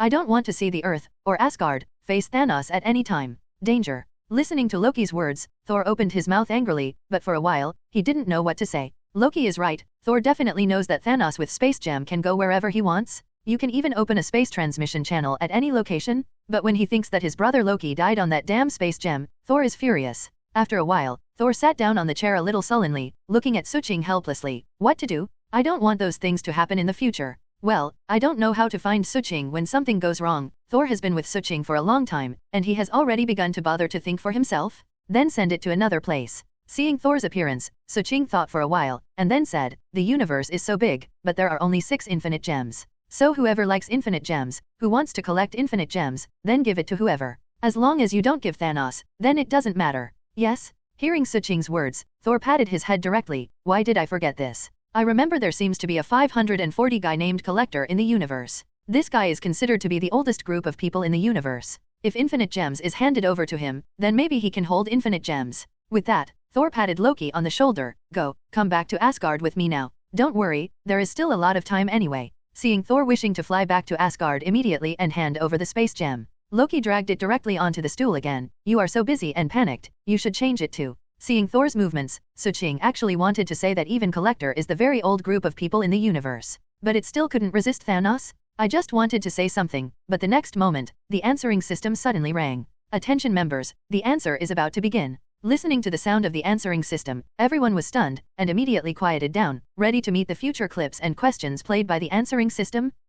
Fortunately, the answering system did not cause problems when they were fighting with those damn aliens. Otherwise, who has the mind to answer the question? Attention members, answering questions will now begin. As the voice of the answering system fell, the next moment, a voice slowly appeared in the answering chat room. Well, everyone is already familiar with Suching's voiceover. Everything has changed, and the future has become a lot stranger, but is the future you see ever the real past? Or is it a future that has never happened? Perhaps, everyone has different opinions, but what the real future is, everything depends on you to find it. As Suching's voiceover was played, the next moment, a picture appeared in the answering chat room. Looking at the picture in front of them, everyone looked at Suching strangely on their faces. Seeing everyone looking at him, Suching touched his nose with some embarrassment. In fact, if you said the last time about your future, it was written by yourself and the system. So this time about your future, it is definitely not written by yourself? Obviously, this is played out in advance by the system based on the changes and future that will occur after it merges into the world. As for Suching himself, he was very serious when he watched it. In other words, I also want to see if this is the real future? Definitely, other people look at themselves, and the bigger reason is because of this footage. In the fragment, Suching was lying on the rocking chair in the garden of the villa, as if he was talking to someone. In a short while, Wanda actually walked out of Suching's villa, and then sat beside Suching with admiring eyes. After Suching hung up the phone, Wanda let Suching move aside and lay down on the rocking chair together. Resting on Suching's arm, Wanda looked at Suching and smiled. My dear, shall we have 3 babies in the future? Didn't you always want to have 2 babies? Why do you suddenly want 3? Gently scratching Wanda's nose, looking at Wanda's cute expression, Suching smiled and asked. Because Sister Natasha Romanoff said, she can help us raise another one. Resting on Suching's arm, squinting his eyes to feel the warmth of the sun, at this moment Wanda's expression is not to mention how comfortable. You know, dear, Pietro and I were both adopted by Sister Natasha Romanoff. She cares about both of us. I'm with you. Pietro is running around the world unconsciously, leaving Sister Natasha Romanoff alone in the next villa. Let her move over to live with us. Sister Natasha Romanoff is not willing, so I thought, if we have 3 children, then Sister Natasha Romanoff can be less lonely. As he said, Wanda tilted his head slightly and looked at Suching and said coquettishly, okay, well, 3 are 3. I am envious of Tony, so I don't want him to show off with me every day how well-behaved and obedient his little Morgan is. Looking at Wanda in love, Suching said with a smile. Speaking of little Morgan, I actually like little Morgan. In fact, Tony's proposal is very good. Now little Morgan is only 1.5 years old. If we can have our own baby in a year, then little Morgan will be bigger than us. The son is about 2.5 years old. At that time, according to Tony, let little Morgan grow up with our future son to cultivate relationships. Maybe little Morgan will marry our family. Hearing Wanda say this, Suching suddenly laughed. Then I have to see if Steve disagrees. After all, Steve told me the same way. His little Catherine was only 5 months old this year. File size / Hehe. Who told you to promise me earlier? Hearing Suching's words, Wanda flashed her eyes and said coquettishly, you know, when Pietro and I met you for the first time, I was a little moved with you. It's just that at that time you always treated me as a child, and sent me and Pietro to play various facilities in the playground, and you were talking to Sister Natasha Romanoff. I remember very clearly. At that time, you were wearing a black leather jacket with a solid white shirt inside. You were leaning on the railing and talking to Sister Natasha Romanoff. The golden sun hit your face with a warm smile. I was just that. At that time, my heart was moved. It's just that I thought at that time, you like Sister Natasha Romanoff. While holding Suching's fingers, she stretched out her hand from time to time and Suching's hand was file size. Wanda continued, think about it, too. Sister Natasha Romanoff is so beautiful, it's normal to like her. But after more than a year of getting along with each other, I didn't realize that you just regarded Sister Natasha Romanoff as a friend until after Chitauri attacked the Earth. Don't mention how happy I was at the time. If it were Sister Natasha Romanoff, then I would definitely not fight with her. After all, even if the world is destroyed, I don't want to see her sad. But if it's another girl, Lifting his chin proudly towards Suching, Wanda's beautiful eyes are full of smiles. I have known since I was a child that I have to fight hard for things and people I like. Happiness is achieved by myself, so I count the time every day to figure out when I will be able to reach adulthood.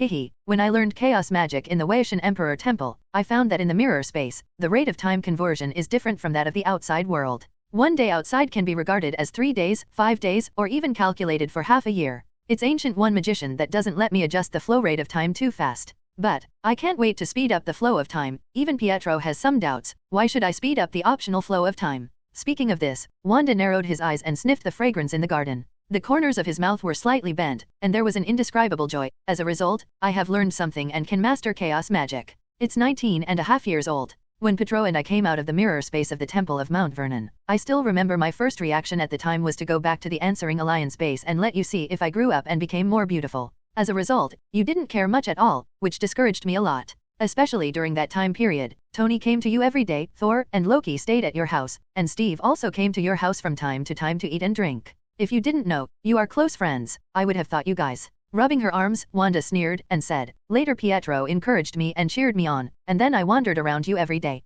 Hey, I don't believe it, you can't treat me as a younger sister. This point of view has changed. Some Thunderer raised their heads, holding small fists that seemed to cheer themselves up, and seemed to be a little proud. Look, now I am not successful. Hee hee. How can someone I like run out of me? Palm? So, if you promised me early, the baby might have been born by this time. As he said, Wanda pointed 3 fingers at Suqing, and said with a little triumph, just 3. Well, didn't you just promised you? But first, I have to solve the pesky guy Mephisto. Rubbing Wanda's head gently, Suqing said with a smile. The screen playback ends here. At this moment, everyone looked at Suqing. So, Wanda is just 15 and 9 months this year, and 3 months before she is 16 years old? And according to the previous clip, Wanda was adjusting the flow of time when she was learning magic at the Temple of Mount Wei. It didn't take long. So, Natasha Romanoff looked at Suqing and said helplessly, "Good fellow, I just said that every time Wanda looks at Suqing, there is something wrong in her eyes." Thor on the side seemed to think of something, and then laughed and looked at Suqing. "I said, every time we people gather, Wanda always leaps towards you intentionally or unintentionally.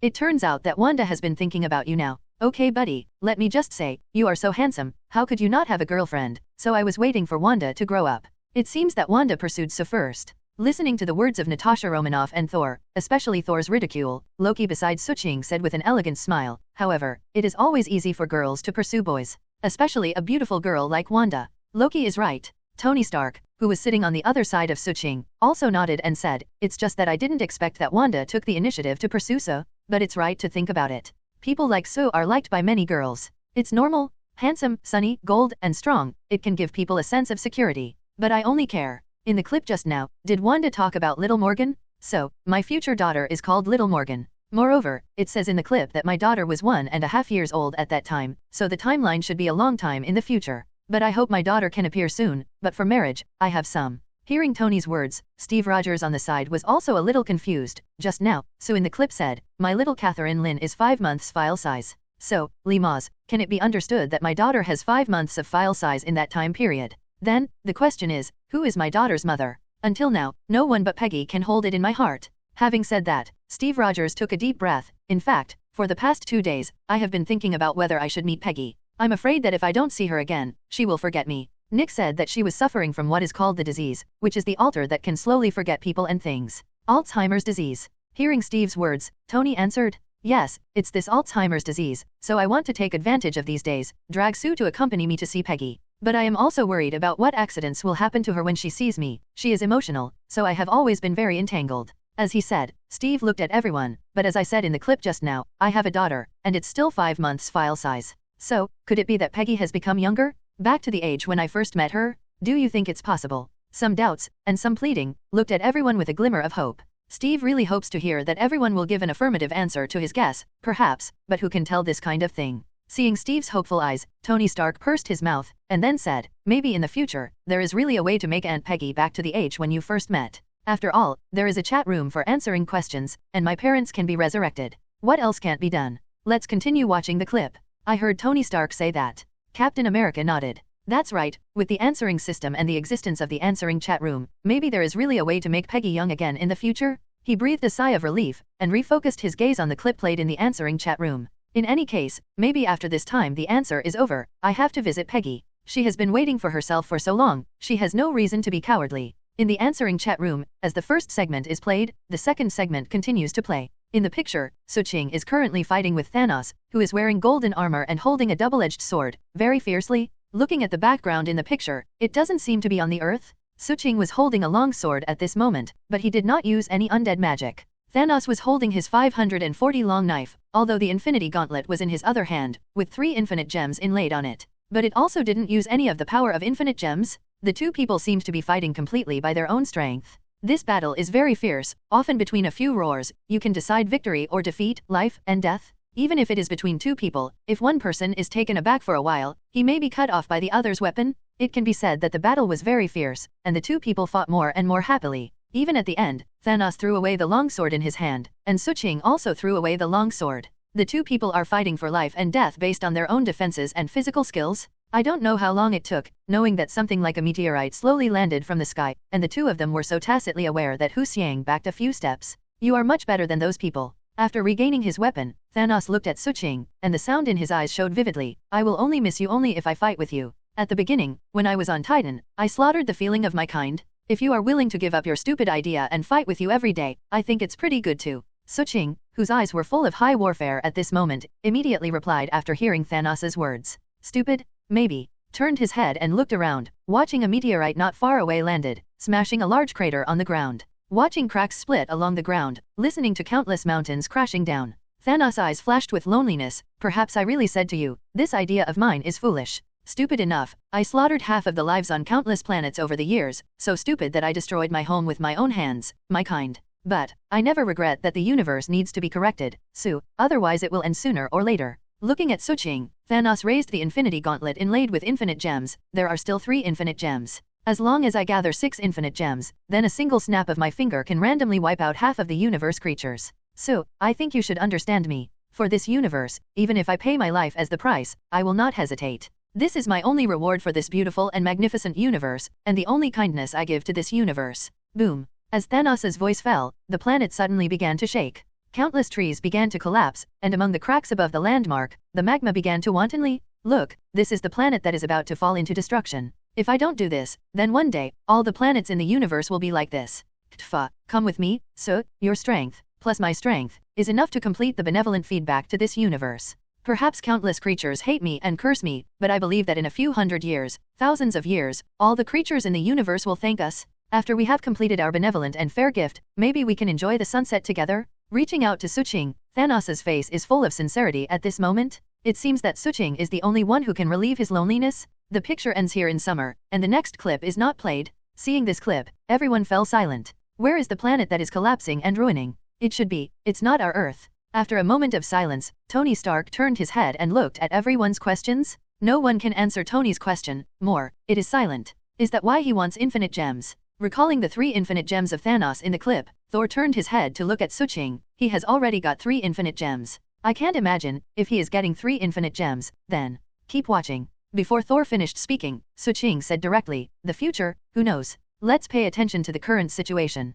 I am more concerned about what this future belongs to me. Hearing Suching's words, Thor nodded slowly. That's right, for now, it's the answer to the question in the chat room, which is the most important. The fragment continues. This time I came to a grey world where nothing seemed to be seen. Through the fog, a colorful, as if full of infinite vitality, the world appeared in front of everyone. As the camera goes on a high mountain, Suching is standing with a weird-looking guy with horns on his head. Do you have to treat people like this? Looking at the guy with horns on his head, Suching asked. Isn't this the definition you gave me? It seems that in the recognition of all of you, Mephisto, the Lord of Hell, should look like this. Spreading his hands, Mephisto turned into a white-haired old man with a cane. How do you feel like this? I don't have time to accompany you here. Wow. Seeing Mephisto, who had changed into another appearance, Suching directly asked, don't you go to fool Johnny to become the new Ghost Rider? What do you do in our universe? Or, do you think our universe is more bullying than yours? Looking at Mephisto, Suching's tone was mixed with a bit of awe-inspiring question. I finally used the rule of the underworld to break through the boundaries and came to this parallel universe, so don't worry about driving me away.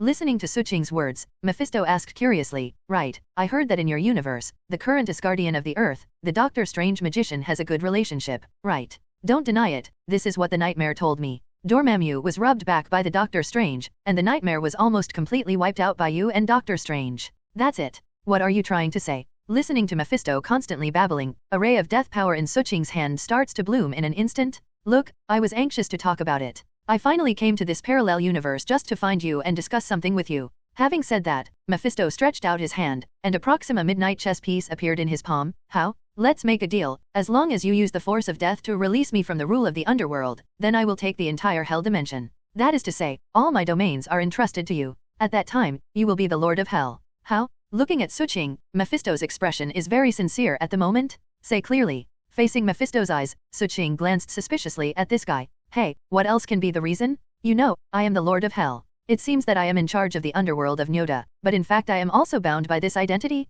I don't know how many years I have controlled the underworld. It seems to be supreme, but in fact it is still an ant within the rule. Looking for a stone to sit on the ground, Mephisto looked at Suching and said seriously, I'm fed up with this kind of restraint, but I can't get rid of it. Even if I made the Ghost Rider in many, what about? I need your power of death, and only your power of death is the key to breaking this bondage. Speaking of this, Mephisto suddenly laughed. You know the god of death, she is an ancient god, a conceptual god, but also a god with entity. It's like being in various ways and in various forms. Even if you see a huge amounts of stone at random in the universe, maybe that person is also the incarnation of an eternal ancient god. I always thought that only the ancient god who died could set me free. Until I accidentally knew that the dream demon was almost dead by your power of death, I found out that I really have ways to get rid of this shackle. With a long sigh of relief, the old man in Mephisto's incarnation put away the crutches and looked at Suqing and said seriously, use the power of death to help me get rid of this bondage from the underworld and identity. In return, I will give you all of my domain. Anyway, you are also a top undead magician, and you can even summon tens of thousands of skeleton warriors and undead to fight for you with a wave of your hand.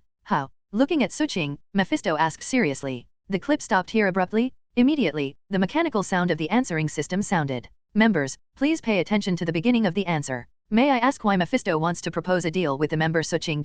Option 1, in order to get rid of the shackles of the underworld identity, can get true freedom. Option 2, the power of death possessed by the member of the Kai ship Suqing. I want to deceive the power of death of member Suqing. Option 3, after completing the transaction with member Suqing, use Suqing's power of death to see the death of one of the 5 great gods. So where to get the same power of death? Members have 30 minutes to consider. Those who mistype the question will be deducted including but not limited to life, lifespan, wealth, ability, etc. If no one answers at the end, the system will randomly designate a person to answer. As the voice of the system falls, the answering chat room will recover from the muted state again in the next moment. Strange, I'm here to negotiate good guy, Mephisto, the Lord of Hell. I always thought it existed in the legend, but I didn't expect it to be true. By the way, so, you are all answering questions at the Alliance base at the moment. Are you gathering together? If this is the case, then give me a third view live broadcast of each other. I am alone in the magic holy place, and I can't hear you. What are you talking about? Looking at Strange's request in the answering chat room, Suqing opened the two-way third view live broadcast without hesitation.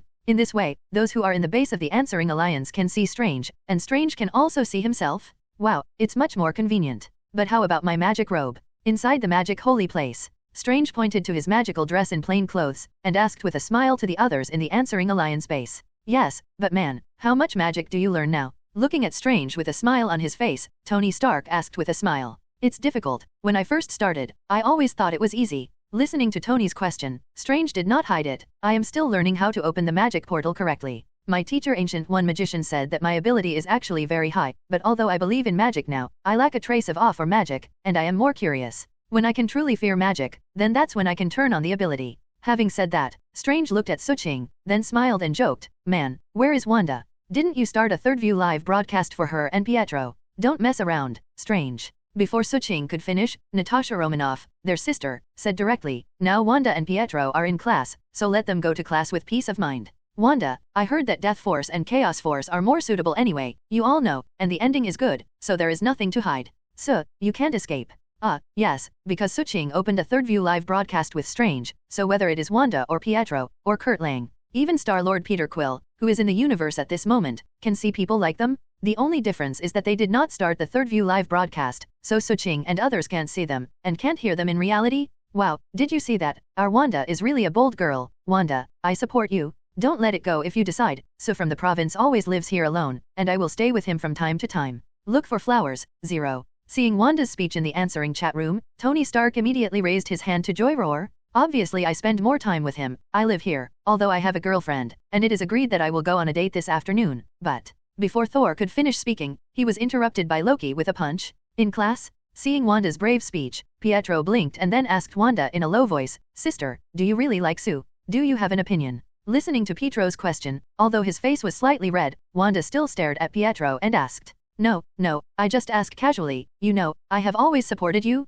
Looking at Wanda, who is obviously his sister, but insists on saying that it is his sister, Pietro shook his head quickly. Humph? Sundara snorted. Wanda turned her head and pretended that nothing happened, but the mathematical formula of the pen was a little messy and betrayed her careful thinking at the moment. Peter Quill, true father worried that Sue, you also open a live broadcast for me? Otherwise, I can only see you and hear you, but you can't see that I can't hear me. It feels weird. 1-0. S.I. Kurt Lang, I love Little Peanut, count me, please, add me. Listening to Xingzhou and Ant-Man's request, Suqing did not refuse, and directly sent a third view live broadcast request to both of them. After connecting, Peter Quill immediately spread his hands and said, Hi, friends on Earth, how are you? I am the famous star in the universe, Peter Quill. Yes, what you are looking at now, the one that arrives, is my spaceship. How about it? Cool, right? Look outside. I pointed to the glass on my own spacecraft, and looked at the different colored planets and some substances in the universe that was constantly receding as the spacecraft moved forward. Peter Quill laughed. How about it? Isn't it cool?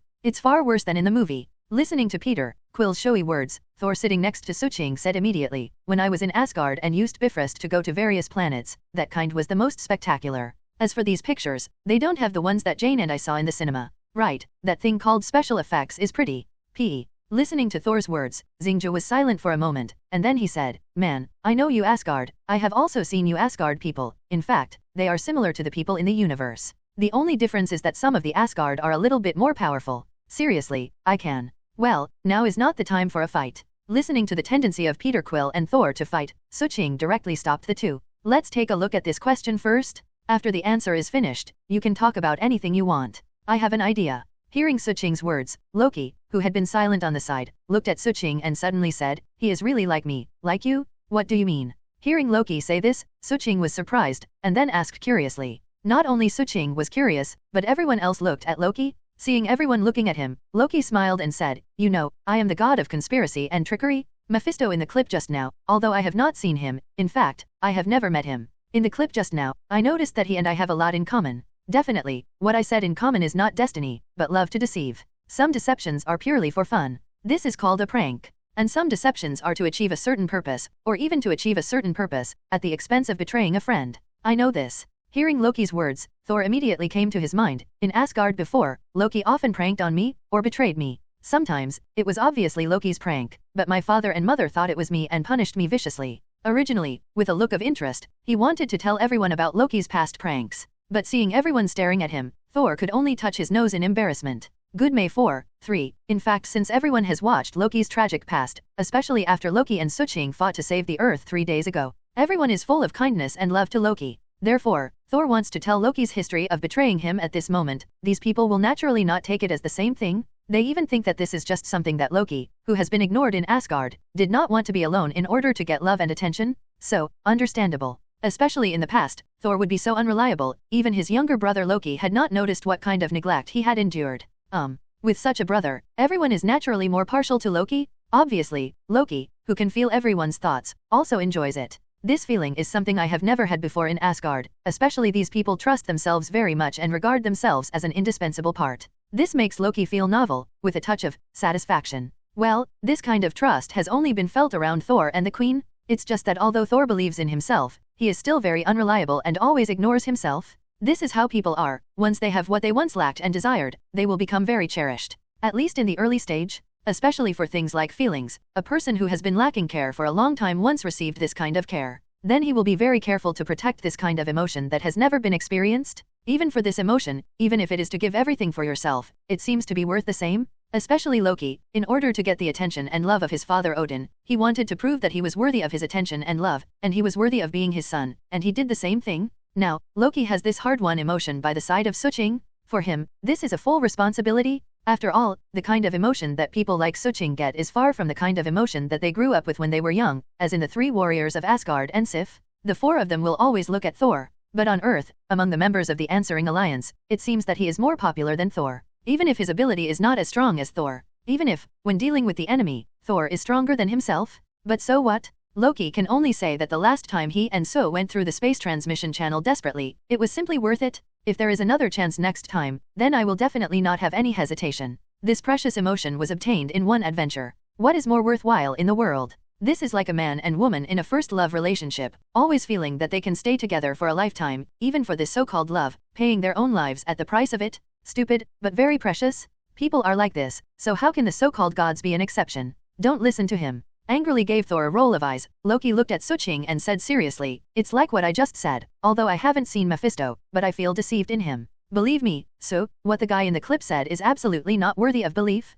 This is my advice to you in another identity of the god of tricks. Hearing Loki's words, Suching nodded. Is Loki's words to be believed? The answer is yes. If it was Loki before, then Suching would not trust him. But now it's different, especially Loki who dared to pass through the space transmission channel with himself, and dared to rush up to help him with his soul scepter when he and Thanos were desperate. You can be worthy of your trust? Suching understands Loki's current mentality, and also understands what he is willing to give in order to get this. So, there is nothing to doubt. Actually, the second clip is quite interesting. On the side, Natasha Romanoff looked at everyone, and then said, I don't know if you have paid attention. On that planet, the battle between So and Thanos seems to be a tacit agreement between the two. One does not use undead magic, and the other does not use infinite gems ability, which relies solely on physical skills and one's own power to fight. Even if this battle is fierce enough, any mistake will make oneself face the point of death, but even so, the two people still maintain this tacit understanding. However, I noticed the 3 infinite gems on Thanos' golden glove. Looking at everyone, Natasha Romanoff said seriously, I didn't know until now why Thanos collects infinite gems. My god, as long as you collect 6 infinite gems, a single snap of your fingers can turn half of the creatures in the universe into ashes. This is simply terrifying. Fortunately, we won the battle a few days ago and protected the Soul Scepter and Tesseract. I'm a little worried. Hearing Natasha Romanoff's words, Thor leaned back on his chair and looked at the people and said, You have also seen that Loki's ending is that Thanos broke his neck in order to get the space gem. So although it is too selfish to say that, if there is a choice, maybe I would prefer Thanos to get the space gem instead of Loki being choked off. As for the other infinite gems, we can find a place to hide or guard it. As long as he doesn't get all the infinite gems, it will be enough. Seeing Thor leaning on the chair, he said these words seriously. At this moment, Loki showed a smile from the heart, raising his fist and lightly hammering Thor. Loki can naturally tell if what this old brother said is true or some scenes. Since he wants to snatch the space gem, let him come. If he can really break my neck, then come. In any case, we can't let him succeed. In the future, this may be our biggest responsibility, isn't it? Guard Asgard, guard the Earth. Leaning on the sofa, looking at everyone, Loki said with a smile. Loki is right. In any case, Thanos will not be able to get all the infinite gems, but we will definitely pay for other lives and guard the infinite gems. Hearing Loki's speech, Suching said directly, So is right. It is not easy for us people to get together, but it is precisely because of our share of responsibility that we can become a group. Seriously, I tried my best to let Su be able to join us, so that Su can join us. Spreading his hands, Tony Stark smiled and said, It is not at the expense of life. I agree with Su's point of view, but if the day is really incapable, I don't know what choice we will make. However, in the second clip, Thanos has collected 3 infinite gems. Do you know those 3? Hearing Tony's question, Suching sent a screenshot of the battle with Thanos to the answering chat room. The purple one should be the power gem, the red one should be the reality gem, and the orange one should be the soul gem. Looking at the 3 infinite gems on the picture, Suching introduced, As for the space gem, we have seen it, it is blue, mind gem is yellow, and where time gem is an ancient one magician, it is green. How do you know so much? Hearing Suching's introduction, in the live screen, Starju 5.0 Peter Quill on the opposite side suddenly asked curiously. It is normal for Su to know so much. After all, people have even seen the ancient god in the legend that died, and it is normal to know some trivial things. Listening to Peter Quill's question, Thor said indifferently, Steve, what are you thinking? Looking at Steve Rogers who hadn't spoken all the time, Tony suddenly asked curiously. Steve, who had been immersed in his own thinking, suddenly heard someone calling him, and subconsciously raised his head and took a look. I said, You haven't spoken all the time, what are you thinking about? Looking at Steve who didn't seem to hear what he was saying, Tony asked helplessly again. Oh, I'm thinking about the first clip, I might have a daughter in the future. Facing Tony's question, Steve subconsciously replied, Come on, buddy, don't think about it so much. Listening to Steve's answer, Tony smiled directly. Rather than thinking about the future daughter, it's better to think about Su and Wanda. Haha comma. Listening to Tony's words, everyone laughed. Okay, let's talk about business. After making everyone stop smiling, Tony looked at Suching and said, Su, just in the 3rd segment, Mephisto said in his mouth, You and Strange stopped the nightmare, and even the dream demon almost died. In your hands. That Mephisto also heard about the nightmare, only to know that you have the power of death, that's why you came to this universe. In other words, there are parallel universes in our world. Then do we still exist in the parallel universe? If so, how will we exist? Listening to Tony's question, others also looked at Suching curiously. I don't know anything about parallel universes. After all, I haven't been to parallel universes. Seeing everyone looking at him, Suching smiled and shook his head. Who knows what the parallel universe will look like? Maybe there are no people here, maybe even if there are, all of them are different. Whether it is personality, growth trajectory, or appearance, maybe all of them are not necessarily. Having said this, Suching turned his head and looked at Loki. Perhaps, in the parallel world, there are all kinds of Loki, the old version, the young version, and even the alligator version, maybe. Maybe there will be a frog version of Thor trapped in a transparent jar. From Loki. While speaking, looking at Tony and Steve, Suching continued to smile and said, Perhaps in another parallel universe, Tony, you are a girl, and you are married to Steve. Who can say these accurately? Hearing Suching's words, everyone rolled their eyes. They think that 23 this is what Su said nonsense. After all, they really don't know about the parallel universe. Especially Tony, after hearing Suching say that he is a female and married Steve Rogers, he even more speechlessly fixed a middle finger to Suching. What a joke, how is this possible? The thought of becoming a woman and marrying Captain America made Tony shudder. The picture is so beautiful, I dare not watch it part-time. Well, although we know from the clip that there are parallel universes, if it is really like what Su said, it is simply too scary. Jet, terrible parallel universe. But as Loki said just now, he is a liar. Maybe Mephisto is really cheating you. then option 1 can be directly excluded. Natasha Romanoff looked at Suching, and then said with a smile, as for the remaining 2 options, one is that Mephisto covets your power of death and wants to trick your power of death. The other is to use your power of death to see the death of one of the 5 gods after completing this transaction with you, and then get the power of death from her. Do you think the answer will be that? I think it should be the second one. Before everyone finished speaking, the other side of the answering chat room opened a third view live broadcast. Ant-Man Kurt Lang, who had not spoken, looked at everyone and said, "Guys, don't you think that the third option is a bit wrong? Look, the third option is to complete the transaction with Sue and use Sue's death power to see the death of the so-called concept god. What is the prerequisite for completing the transaction? It is Sue used the power of death to get that Mephisto out of the shackles of identity, and then hand over the realm under his control to Sue. This is the complete transaction. But, is it possible that Mephisto will hand over such a large territory and domain to Sue? If it is really like the little handsome guy Loki said, Mephisto is a liar. So, as a qualified deceiver, you will always choose the best benefit you can get, that is, you don't pay anything, and then defraud Sue's ability. Right. Trust me, a liar will never give up his original interests to choose what he wants, otherwise he is called a businessman, not a liar." Speaking of this, Kurt Lang touched his nose, and then smiled awkwardly. "This is the liar I was in jail, and I learned from them." I also agree with what this member named Kurt Lang said. When Loki on the side heard what Kurt Lang said, he nodded and said, "The real deceiver, especially the existence like me and the Mephisto in the clip, will never use the existing ones, and they belong only to us thing. Go for a better one. We will only fool the better." Then, there is only the second option left. Captain America frowned, then nodded. "One more thing is, Mephisto is the Lord of Hell, so it means that he is also one of the so-called overlords, right? And from what he said to Sue, it is not difficult to know that he knows the existence of the god of death. Sue and Thor have actually seen death.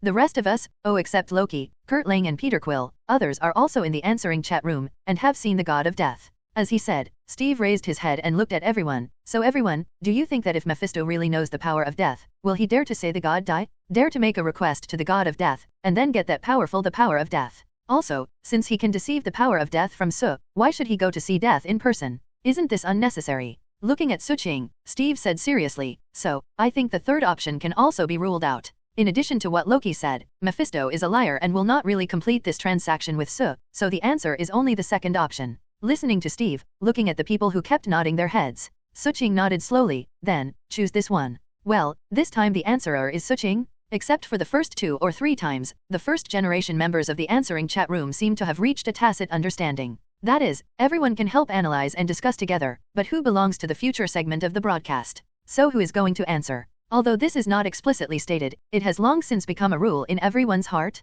It's not because you're worried about typing the wrong question that you will be deducted from the answering system, ability, lifespan, etc. But everyone wants to get rewards for each other. Whether it is strong in ability or weak in ability, they can have the opportunity to answer questions, have the ability to become stronger, and even have the opportunity to obtain life-saving skills like Natasha Romanoff. This is why, except for the first 2 or 3 times, every time afterwards, whoever's clip is played, it is the reason why it is his turn to answer the question. Therefore, even if someone else answers the question, you will get the perfect version of the reward. But it was the turn of everyone from the very beginning to the second time after Suching's future episodes. Everyone will naturally give this opportunity to themselves. After all, they don't know that after they get the reward, they will get the perfect version of the reward, right? Well, even if Suching trusts them very much, but still won't tell them this secret? After all, everyone has their own secrets and hole cards, don't they? Seeing everyone put their eyes on him, Suching nodded, and then said to the answer system, "Answer system, I choose to answer the question. The answer to this question, I choose the second one. Mephisto covets the power of death I have, and wants to deceive my power of death."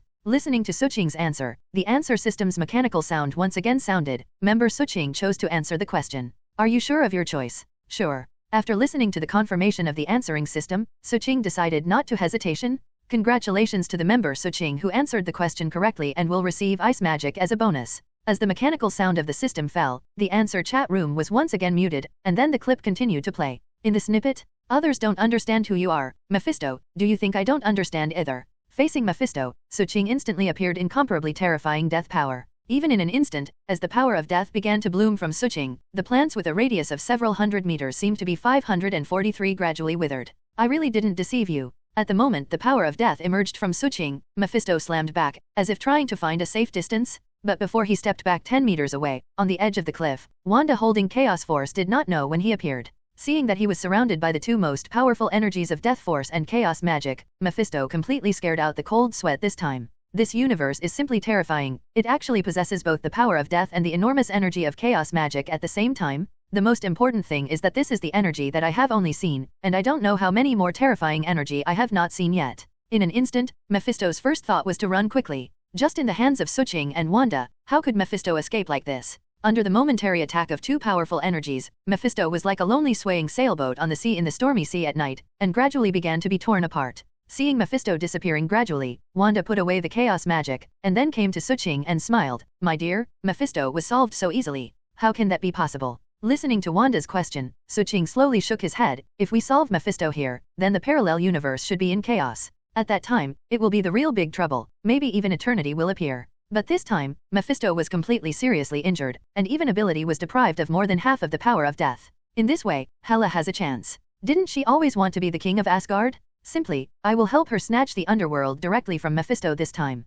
Perhaps, she is the one who is really suitable to become the Lord of Hell. Listening to Suching's words, Wanda pouted at Suching, seemingly reluctant to hear Hela's name from her husband. After the clip was played, everyone looked at Suching's expression, and there was something wrong again. Well, if I remember correctly, our Asgard's god of death, my sister, seems to be called Hela. Thor pursed his mouth and looked at Suching. So, you will have Wanda in the future. Why are you still related to my sister? Is it possible that you want to be my brother-in-law? Brother-in-law. Listening to Thor's words, Loki also looked at Suching in surprise. How could I know? Looking at the probing expressions of the two people, as well as Natasha Romanoff's eyes with similar questions, Suching clutched his forehead and said helplessly, these are things in the future, and you can't just because in the clip, after I mentioned Hela in the future, you think I have something to do with Hela. And didn't Hela died in the twilight of the gods? Then who knows? Hearing Suching's words, Thor said with some worry, my sister's strength seems to be very powerful, so even if Asgard is destroyed in the prophecy of twilight of the gods, who knows whether she will die? What's more, this clip should be in the distant future. Maybe at that time, the prophecy of the dusk of the gods has passed? Then my sister Hela didn't die. Thor is right. On the side Natasha Romanoff also nodded. From the clip just now, Wanda can see that after hearing you mention Hela, the relationship between you and Hela is definitely not that simple. With a long sigh, Natasha Romanoff looked at Suching and said, so, I know you are a good person, and I also know that all these things happen in the future. What will happen in the future, we can only see a rough idea, but no matter what, Wanda is always my favorite sister. As a sister, I don't want to see her hurt, especially I don't want to see her emotionally hurt. The girl is not 16 years old now, maybe you two will really be together in the future, but I hope. Stop it. Listening to Natasha Romanoff who was a bit bitter, Suching immediately stretched out his hand to stop Natasha Romanoff from continuing. It's none of my business. And Natasha Romanoff, as you said, we can only see a rough picture of future things, and we only know the specific details when things really happen. So, yes, Natasha Romanoff, Thor, you two can't just treat Sue just because of one sentence in the clip. Tony on the side also nodded. What kind of person Sue is, don't we still know? According to him being so handsome and paying so much money, if he is really that kind of person, I'm afraid this villa will already be full. I have known him for almost 2 years, how about I have never seen him and other girls? Listening to Tony's words, recalling Suching's personality in his mind, Natasha Romanoff nodded. That's right, Suke is not the dude Tony Stark. It should be that people like myself are too worried, right? Haha, then it's okay, otherwise I don't know how to face Sue in the future? Thor laughed in relief, then looked at the people and said, you have all seen the result of the Dusk of the Gods and Loki, and I even destroyed Asgard in order to deal with my sister. So if Sue really has anything to do with Hela, it won't be enough for my headache. Speaking of this, Suiyar stretched his waist, then stood up and looked at everyone with a smile. Okay, the answer is over, I have to go there. Where to go? Seeing Thor actually asked to go out today, everyone asked curiously. After all, according to Thor's character, if nothing happens, he will definitely not ask to go out. For a long time ago, Suiyar had been living in Suching, and he had only gone out once for such a long time. This time, I lost it to myself? Haha, I am different from you, I have a girlfriend, so according to your Earth, I have to go on a date with a girlfriend, right? Seeing everyone's curiosity, Thor said smugly. Cut, who do you look down on? I have a girlfriend too. Seeing Thor's triumphant expression, Tony Stark rolled his eyes and said, I not only have a girlfriend, but also a daughter. Barton on the side looked at Thor with triumphant face, and said without hesitation, I have too. Although my wife and I are divorced, I also have a daughter. By the way, my daughter Peanut is very cute. In the answering chat room, Kurt Lang, who is live broadcast from the third perspective, also pouted and said, don't look at me, aren't Steve and Sue, Strange, and Dr. Banner, and Natasha Romanoff single? Seeing Thor set his gaze on his body, Loki immediately raised his hand and said with an indifferent expression, I just don't want to find it. Don't you think I can't find a boyfriend or girlfriend? Listening to Loki's words, not only Thor, almost everyone has their eyes on Loki. Hey, don't look at me with that look. Looking at the gazes of the crowd, Loki said indifferently, love is always fair. It doesn't care about birth, status, or gender. Moreover, I also like cute girls. Loki is right. Before Loki's words were finished, Peter Quill in the answering chat room immediately agreed and said, love never cares about who the other person is. As long as you meet someone who is really tempted, then even if the other person and you are not on the same planet, then how can it be? You're too far away. What Loki wants to say is, forget it. Natasha Romanoff just wanted to refute, but after thinking about it, she shook her head. Since you all have girlfriends, then those of us who don't have the other half can only meet alone. Unfortunately, Dr. Banner hasn't come out in the research room of Stark Industry, and he said that it was fortunate to fight the aliens. Stark Industry was damaged, and his laboratory was not damaged. Even this time I didn't participate in the answer. Peter Quill is in the universe, and Strange is learning magic. Then the remaining singles of us should have a party that belongs to us. What do you think? Listening to Natasha Romanoff's proposal, Loki nodded immediately and agreed. Loki actually likes such a lively party? I didn't like it before, because those people used to ignore themselves, but this time it's different, isn't it? So has no time. Listening to Natasha Romanoff's suggestion, Steve Rogers immediately said, at least today, Sue has no time. I am going to let him accompany me to meet Peggy. I always feel a little bit alone. Count me this thing. Tony on the side. After hearing Captain America's proposal, Stark threw his car key directly to Thor, who was about to go out. Anyway, I haven't seen Aunt Peggy for a long time. By the way, Thor, you can drive a car. How are you learning? Definitely. I even have a driver's license, although it was issued to me by S.H.I.E.L.D. After receiving Tony's car key, Thor answered with a smile. 7. Thor crashed and destroyed 7 of my cars in order to learn how to drive a car. On the side, looking at the somewhat proud Thor, Suching said with a headache, if this guy wasn't an ordinary person, I'm afraid he would have died long ago. The worst one would just hit and explode. God, do you dare to imagine the scene of a normal car crashing into an explosion? What kind of accident would make a car explode? Well, I regret giving him the car key now. Can I get it back? Listening to Suching's words, Tony Stark blinked. Late? Raising the car key in his hand, Thor turned and went out with a smile, without even a slight pause. Looking at that posture, it was as if I was afraid that Tony would regret it, and he didn't even get his own Mjolnir. This stupid guy also knows that he can fly, but his earthly girlfriend can't fly, so he needs a car. Looking at Mjolnir next to him, Loki shook his head helplessly. I'm not worried about him crashing my car. I'm worried about him driving the car. What if there is an accident? The girl named Jane Foster. She is a pure earthling? Resurrect Sue? Leaning on the sofa, Tony thought Thor was driving the car in his mind, and then it exploded with a bang. Finally, I found Sue miserably and asked Sue to revive his girlfriend. S.H.I.E.L.D. Inside the Trident building. Start now, it's a bit too impulsive. Looking at Nick Fury in front of him, Maria Hill frowned and said, I can't wait to get rid of all Hydra disturbances immediately. But now, we only know some Hydra members within SHIELD. As for other Hydra bases scattered in various places, members, we don't know anything. Once we do it directly at this time, even if we can completely remove the Hydra in S.H.I.E.L.D., what about the outside? They will definitely know this news. Once they want to hide it completely, and we want to find them again, it will be really difficult. Listening to Hill's objection, Nick Fury leaned back on the chair. After a while of silence, he slowly shook his head and said, Hill, how can I not know this? However, the arrow has to be sent on the string. Mr. Howard Stark and I have studied for a long time and feel that it is time to launch the plan to eradicate Hydra. At this moment, those Hydra people know about the Skeleton Warriors, but they don't know that we have the Skeleton Warriors sold to us by Sue. So this is a great opportunity, and more importantly, those damn guys in Alexander Pierce actually got their eyes on Sue. You don't know Sue. If Hydra dares to attack him, then I can't imagine what will happen. So, although this is not the best time, it is a good opportunity. Hydra must completely disappear from this world. Since it's here, then go in. What's the hesitation here? Don't tell me you have the courage to face Hydra, to face those damn aliens, but you don't have the courage to face Aunt Peggy. By the car? Like Suching, leaning on the car, Tony Stark looked at Steve who was hesitation, and said with a smile, I am not worried about myself, but I am worried that Peggy will not be able to accept it.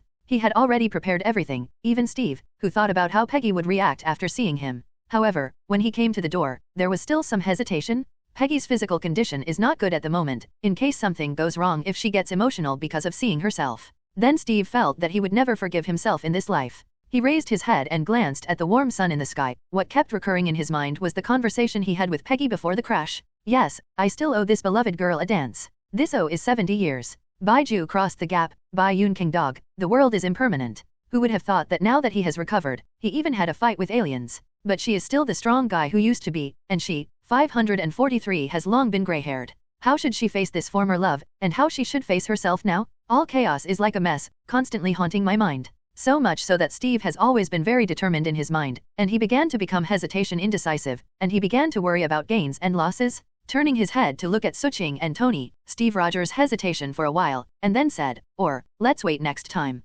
Go, Steve, this day will happen sooner or later. seeing a little retreat. I don't know what kind of capacity I should face the Steve who once loved the girl. Suching took a step forward and stretched out his hand to help Steve tidy up his clothes. Sooner or later you will see her unless you decide to never see her. But are you sure you want to do this? Don't wait until her life is exhausted. Watching her lying in the coffin, you regret not going to see her. After finishing the clothes, Suching gave him a punch, and then gestured to the house in front of him. Roar. Listening to Suching's words, Steve Rogers heaved a sigh of relief. You are right. Anyway, sooner or later I will go to Tfa to see this girl. Sooner than later. Nodding to Suching and Tony, Steve Rogers clenched his fists. This time he turned around without hesitation, and walked towards the house in front of him. Seeing Steve Rogers open the door and walk in, Tony didn't know where to take out 2 cigars. After cutting it again, he handed it to Suching. He took the cigar, watched Tony help himself to light it, and after taking a sip, he frowned and spit out the smoke. I'm still not used to this kind of stuff. Holding the cigar, he looked at Tony and smiled. Actually, I am not used to it. After igniting himself, he vomited out the smoke. Tony leaned on the car, shook his head and said to Suching, but I don't know why, my father likes this kind of thing. It's not that I haven't tried cigars before, but I always find it meaningless. How miserable my past is. I think you know it in the TV news and the media. But in fact, to put it bluntly, I don't like it either. I lit the cigar, but didn't put it in my mouth, and leaned on the car with Suching. Tony said without a hitch, Daddy's request, I always have to meet it. He likes cigars, so I will find him the best cigar. He likes fine wines, so I will send him the fine wines I have treasured for more than 10 years. But recently, he and Nick Fury got too close. Looking up and looking at the few white clouds in the sky, Tony Stark said helplessly, I know that S.H.I.E.L.D. was founded by him, and I also know that he has a very special feeling for S.H.I.E.L.D. But now is different from before. S.H.I.E.L.D. is no longer in his control. Especially the world is changing so fast, even if he has gradually become familiar with the world, but S.H.I.E.L.D. is not what he knew before. You said, what happened to him and Nick Fury at this time?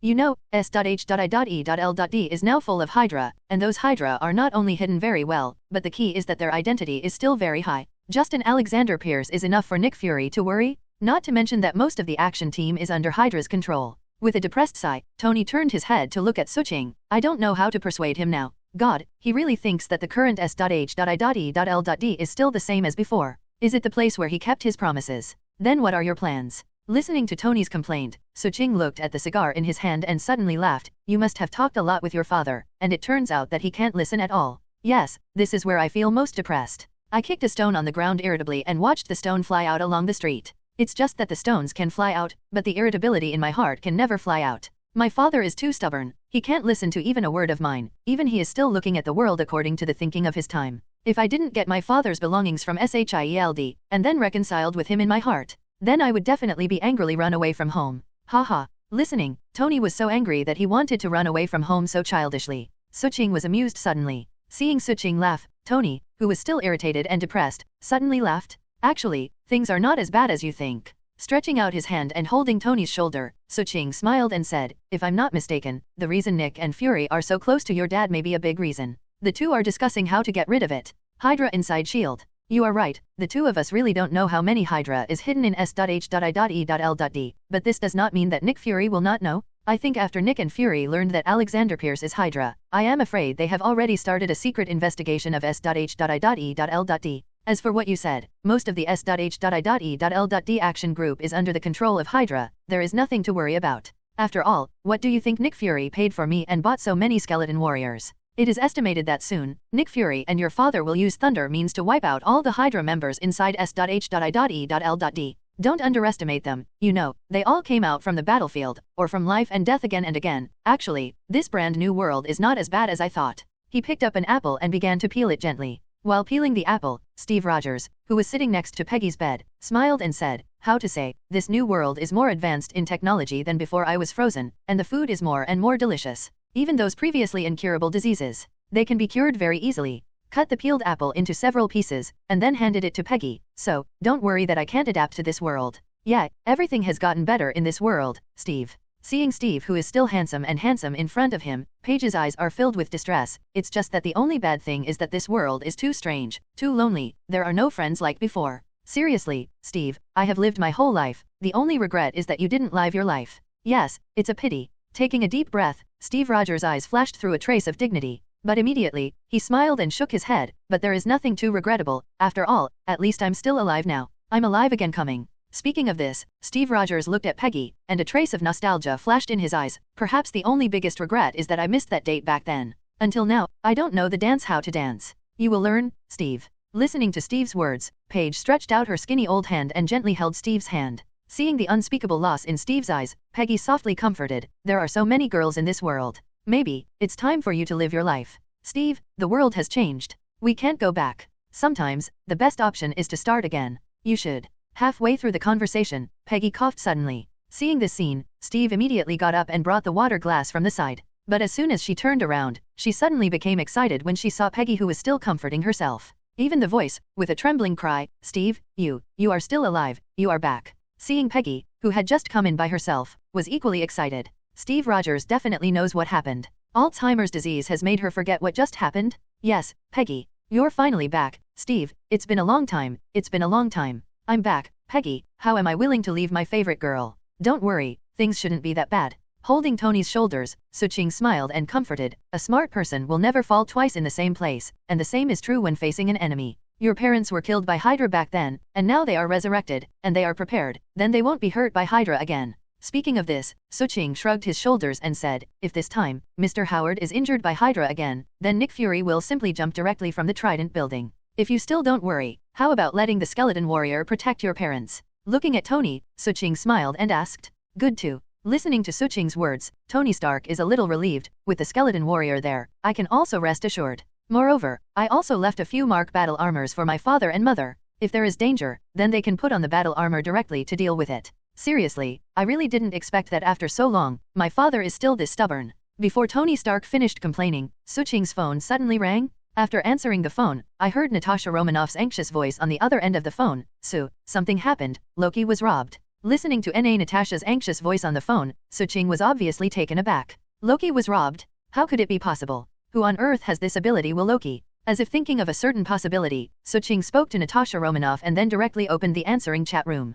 What happened? Seeing Suching frowning, Tony Stark asked curiously. Something happened to Loki. Simply talk to Tony, and Suching directly clicked Loki in the answering chat room. Suching, the person who was coveted by death. Loki, are you still conscious now? Can you speak in the answering chat room? Also, do you know where you are? Loki, I'm not my own, I'm fine, but halfway through drinking, I was suddenly arrested by a group of guys who appeared out of thin air. Now I don't know where I am, but these people seem to be people who claim to be the Time Management Bureau. Seeing that Loki can speak in the answering chat room, Suching only breathed a sigh of relief. Well, it really is a member of the Time Administration? But Loki didn't take the space gem away because of the timeline. Is it because this time Loki did not lead Chitauri to invade the Earth, but stood on the side of the Earth and became a member of the Avengers? So the TVA guys thought Loki had broken the timeline, so they took it away, and many more. If I remember correctly, it seems that in the original Loki movie, there is an old version of Loki that seems to have said, as long as Loki gets better, then it will attract the attention of the Time Administration? Thinking of this, Suching directly responded to Loki in the answering chat room.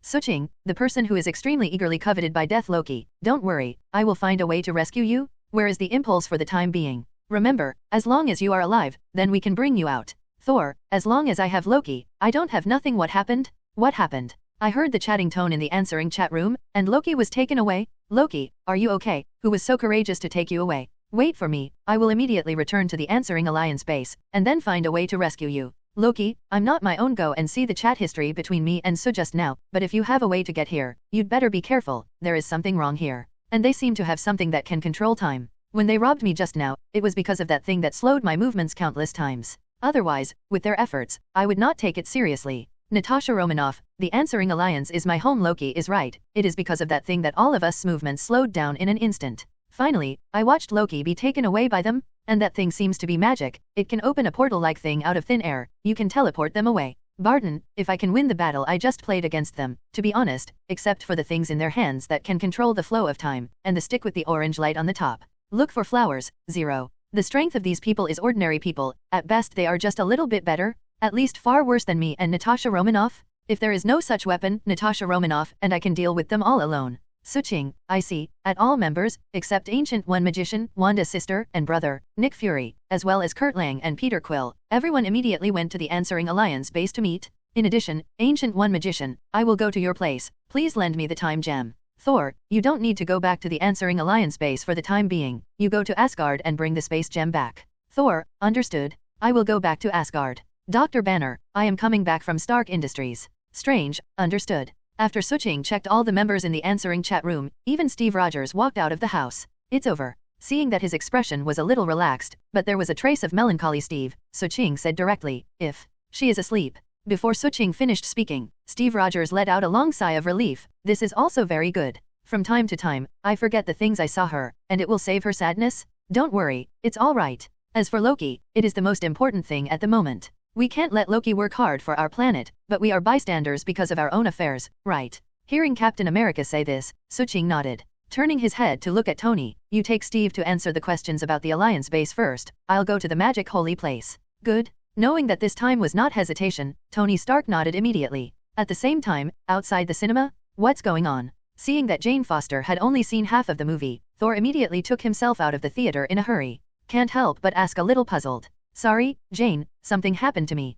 Holding Jane Foster's shoulders in both hands, Thor said very seriously, my brother Loki, the guy who passed through the space teleportation channel with So, was taken away. So, I need to go back to Asgard and bring back what So needs. Sorry, I promised to accompany you on a date today, but it's okay. Hearing Thor's words, Jane Foster comforted him sensibly. Loki and Sue, like you, are superheroes of the Earth. So, he must be fine, don't worry. Go ahead, Thor, I'm not a naive little girl. Listening to Jane Foster, not only was she not upset because of her missed appointment, but rather smiled and comforted herself. Thor nodded to Jane Foster, then took a few steps back, and shouted held them to the sky, looking at Thor who was sent away by Bifrost. Jane Foster, who was still smiling on his face, gradually became a little lost. It doesn't matter, they are all superhero, so they are very busy, they have already been mentally prepared, right? Go back and continue to study, at least to study the astronomical wonder. He let out a long sigh of relief, clenching his fist and constantly comforting himself. But the slightest loss in the eyes can never be concealed. And New York, inside the magic holy place? If it's someone else, then I will never give time gem to him, even if it is borrowed, absolutely not. Opening the Eye of Agamotto, Ancient One Magician's thumb and index finger held the time gem, and then handed it to Suching in front of him. You should know that our time gem is something that our magicians have been guarding for life. 2 days ago, Strange asked me when I could hand over the time gem to him for safekeeping, but I was beaten by magic. After receiving the time gem handed by Ancient One Magician, Suching cautiously held it in his hand with his index finger and thumb. Well, as for what Ancient One Magician just said, he beat Strange with magic. In Suching's opinion, it should be. Time gem is only eligible to be kept by becoming a supreme magician. 547. Now that Ancient One Magician is still alive, Strange wants to take over time gem, and it's easy to get a beating. In other words, since there was a chat room for answering questions, Strange hasn't experienced a major change since the car accident that nearly ruined him. This guy is getting more and more naughty. Yes, the term is correct, it is naughty. Actually, maybe the goal taken by the time administration this time should be me. Looking at the time gem in his hand, Suching's heart moved, and then used ice magic to form an ice sculpture infinity gauntlet on his right hand, and then put the time gem on it?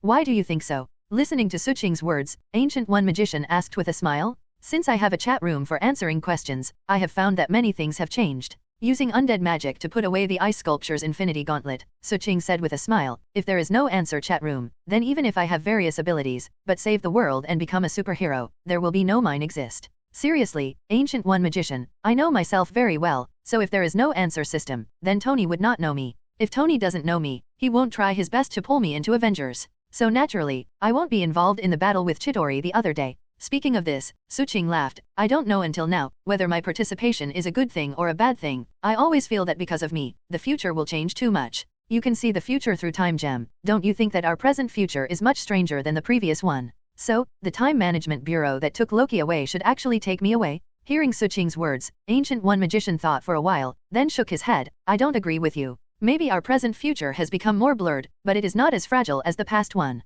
You become one of them. Maybe you still don't see what that meaning is, but all of this will be revealed in the future. So, there is no need to belittle yourself, and don't think that you have changed the future. Perhaps when a multi-universe war occurs one day, everyone will thank you. The Battle of Multi-Universe. Listening to Ancient One Magician's words, Suching was taken aback, and just wanted to ask something. But seeing Ancient One Magician laughed, don't think so much for the time being, you will know later. Everything is just to allow your own universe to exist. There is no right or wrong, no justice or evil, but every superhero wants, every strongest ability person, just wants to keep his own universe alive. This is the future, the horrible multi-universe battle. Definitely, it's too early to say this. Anyway, by that time, I'm already dead. Listening to Ancient One Magician's reluctance to continue speaking, Suching nodded. By the way, let Natasha Romanoff send Wanda and Pietro over. Just take advantage of my time, otherwise, after a while, I will go to Outland again to frighten those guys for the last time. Then, I can get ahead of time. Died. After living for so long and guarding the reality of the earth for so long, I can finally let go of this burden.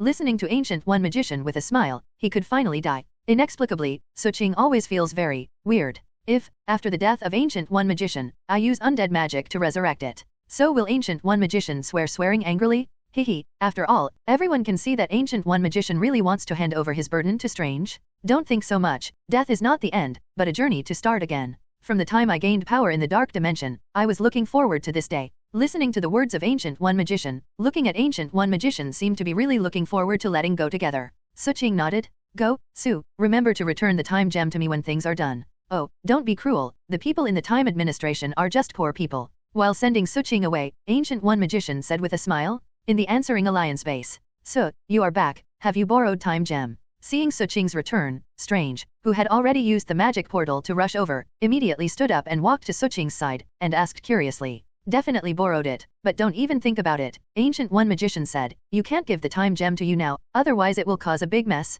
Cut. Listening to Suqing's words, Strange spread his hands and said helplessly, I'm just very curious, and the teacher said, Time Gem 5.0 will one day let me keep it. As a result, some time ago, I asked the teacher for it, and then she used magic to give it a lesson. I'm just curious. Well, Strange, say business matters. Seeing Suqing coming back, Natasha Romanoff pulled Suqing and sat on the sofa. Since Time Gem has been borrowed, Thor probably will come back soon with Space Gem. So after we have 2 infinite gems, can we go to save Loki? Anytime. Looking at Natasha Romanoff with a serious expression, Suqing nodded and said a word, but suddenly said, however, I feel that now is not the time to save Loki. Because, I always feel that Loki will gain a lot from this incident, including, feelings. I remember Thanos seems to have this Infinity Gauntlet too. Seeing that Tesseract was crushed, the Space Gem was placed on the ice sculpture Infinity Gauntlet. Thor frowned and said, also, there seems to be one in our Asgard's treasury. If you want to tell me earlier, I'll bring it directly for you. My ice sculpture version of Infinity Gauntlet can withstand the power of 2 infinite gems at most. This is because of my originally ability. Hearing Thor's words, Suqing took the mind scepter from Natasha Romanoff. If I were to inlay this mind gem, then don't even think about it, the ice version of the glove will collapse immediately. By the way, when are we going to rescue Loki? Hearing Suqing's words, Thor asked eagerly. It doesn't depend on me. Soothed Thor and sat down. Suqing smiled and said, do you know what I saw after I got the time gem? I saw Loki and brought back a girlfriend. For some things, it is better to use time gem as an excuse. Water? Girlfriend? Loki's girlfriend. He stood up from the sofa. Thor looked at Suqing incredulously. So, Loki has been robbed 23 times, but can he bring a girlfriend back? Having said this, Thor touched his chin and slowly sat down. If this is the case, then it is too good to be better. I also saved Jane, but he is still alone. As he said, Thor blinked at Suqing, we used the excuse of not being able to get his specific location and opened his third view live broadcast to see what happened to him. In this way, even if we don't find him now, when he is in danger, we can see him for the first time, and then rush to rescue him? Thor's voice fell, and there was something wrong with it. He raised his head and watched everyone's eyes converge on him. He couldn't help but smiled, and cleared his throat a little embarrassingly. I'm not curious about that, nor is it the paparazzi gossip you often say in your mouth. Category. I don't care about Loki. Anyway, I'm a big brother, so I can't watch my brother be alone all his life. Since Sudu said that Loki is not dangerous, he can still pick one. Bring a girlfriend back. We naturally have to pay attention to him, right? This is reasonable. Looking at everyone, Thor said frankly. It's just that the thick gossip flame in the eyes, but it can't hide it. In fact, after Suqing obtained the time gem, he immediately asked the answering system. According to the answer system, as long as you have the space gem and can break the space boundary, you can naturally use the power of the space gem to send it to the coordinate position marked in the answer chat room. That is, the position of Loki's time management bureau was taken away. Even though I got there, maybe infinite gems didn't work anymore. But with Suqing, it is not very easy to deal with the people of the time management bureau. This is why Suqing is not directly anxious. I agree with SOR's point of view. Listening to Thor's sophistry, Tony, who likes to watch the excitement, immediately raised his hand and agreed, as long as Loki doesn't have any accidents, then we don't need to rush to rescue him. Like Su said, if Loki can really bring back a girlfriend, then this thing is simply awesome. After all, feelings are not easy to come across. Just like me, didn't it also take decades to identify Pibbo? It's like so, isn't it also caught by the future Wanda? Don't talk to me. Hearing Tony's words, he started to joke himself. Suqing angrily punched Tony. Listening to Tony lying on the sofa, pretending to be in agony, Suqing suddenly laughed speechlessly. The longer you get along, the more Suqing can see the naughty and lazy side from these so-called superheroes. To put it nicely, it is full of personality and a pure heart. It's a bit hard to say. As long as this group of people come up with familiarity, as long as they treat you as their own person, then you can see the side of them that was not shown in the original movie. That's right, the original Spacetime movie has a limited space. How can it be possible to show all the characters of everyone? Since Thor, who is a big brother, is not in a hurry, then naturally we are not in a hurry. And what a great thing everyone can get together to watch the theater. Putting both feet on the coffee table, Natasha Romanoff leaned on the chair and looked at everyone with a smile. Eating, drinking, having close friends, and watching dramas, I naturally don't object. With his hands resting behind his head, Barton also looked at everyone and said, even the very orthodox Steve, even Dr. Banner, has no objection at all. Seeing that everyone is attracted by Loki's gossip at this moment, Suching will naturally not refute. Opening the answering chat room, Suching glanced at Thor, and then I'd started Loki? Suching, a man coveted by death Loki, we can't find your location right now. In order to figure out where you are, and to make Thor feel at ease, I will send you a third view live broadcast request. Once we find your specific location, we will immediately use the space jam to rush over. Loki, I'm not my own, no problem. After answering a sentence in the answering chat room, 547 Loki directly accepted Suching's third view live broadcast request. After Loki agreed, everyone in the Alliance base who answered the question in the next moment was attentive and looked at the live broadcast of the answer chat room without blinking. In the picture, at this moment Loki seems to be in an elevator. Behind him, there is a shabby TV that resembles a robot. Have you seen? I'm in this ghost place, and Odin is on it. All this seems extremely inexplicable. I don't even know it happened.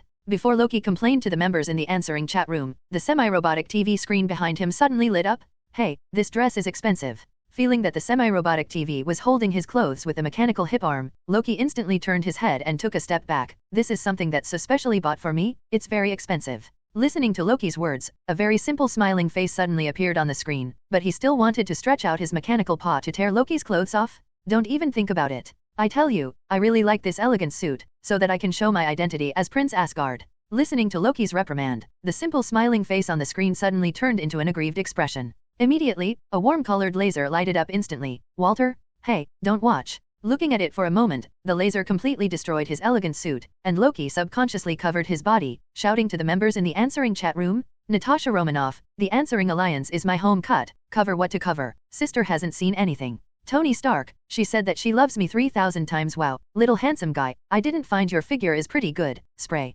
Suching, the person who was killed by the incomparable Kai ship Loki. Don't worry, I did not open the full-range answer chat room live view. Now I have the right to see you. Only me, Natasha Romanoff, Barton. 3 people? Isn't that bad? Looking at Sue's speech in the answering chat room, Loki subconsciously just wanted to breathe a sigh of relief, but saw that Suching continued to list several more names. Suching, and Tony Stark, Thor, Steve, Dr. Banner, Strange. Looking at these names, Loki reported it and suddenly raised his head and said, why don't you say, everyone can see me? Suching, how can it work? Kurt Lang, Nick Fury, Ancient One Magician, Sister, and Brother Wanda, and Peter Quill have no permission to see. But this number is already large enough, you know, With a scream, the elevator board under Loki's feet suddenly opened, and then Loki fell to the next floor. What's the situation? I stood up abruptly, but found that I don't know when there were more prisoners' costumes that marked the TVA. Looking at his clothes, Loki breathed a sigh of relief. Also, no matter what, at least there are still clothes to wear now. You must know the people who looked at the answer chat room, so just listed. Well, as the Prince of Asgard, the god of conspiracy and trickery, it's shameful. Sorry, did I surprise you? Looking at the ground, the black and white tabby cat who was startled because he just fell, a smile suddenly appeared on Loki's face. Originally caught here, Loki's heart was full of anger and anxiety. But now, Loki is more at ease. After all, he knows that there are still many people on Earth who are trying to come and save themselves. As long as there is a hope in the heart, it is better than no hope. So, looking at the kitten on the ground, Loki still thought to laugh. Please look here, and then signed to confirm that this is all you have said / I just wanted to squat down and tease this cute little cat, but was startled by the sudden sound. Suddenly looking forward, I saw a guy with glasses sitting inside the table, pushing a thick stack of paper, and saying to Loki, that's it. Water. Loki, who felt a sense of absurdity inexplicably, just blurted out a question. The next moment the machine turned on automatically, and then a piece of white paper with the words Loki blurted out was placed on top of the stack of paper. This one has to be signed to. Putting the pen on top of the stack of paper, the clerk looked at Loki and said, this is simply ridiculous. Do you know, who am I? Do you know, there are still many powerful friends behind me who are coming to save me. Seeing Loki sticking in his waist, his expression a little angry, the clerk looked behind Loki curiously. Then he shook his head, saying that he didn't see it. What I'm talking about does not mean behind the real me, but, forget it. Watching once again pick up the white paper with my own words from the machine and put it on top of this paper, Loki spread out his hands speechlessly, and then picked up the pen and began to write down his name helplessly. After finishing writing, he pushed the pen forward. Loki took 2 steps back, indicating that he had something else to do. Just let him go. As a result, with a plop, Loki fell from this layer again. Taking a deep breath, he got up from the ground. Loki pursed his mouth and pointed to it. His expression seemed to say something more. There is still an endless look. This damn collar. Tugging the collar of the time administration on his neck, Loki directly said to the people in the answering chat room, if you can come over, you must be careful of this thing. Wearing this, there is no way to escape. No matter where we run, their damned people can use that time adjusting thing to bring us back to them again and again. Sir, please don't talk to yourself. Please step forward. Looking at Loki standing in the elevator as if talking to himself, a dwarf holding a cardboard spoke. What other tricks do you want to play? Standing in the elevator with his waist pinched, Loki had no plans to go outside. Would you like to execute me directly? Or lock me up? Can you once? Mr. Please take a step forward and confirm if you know if you are a robot? What? You say it again.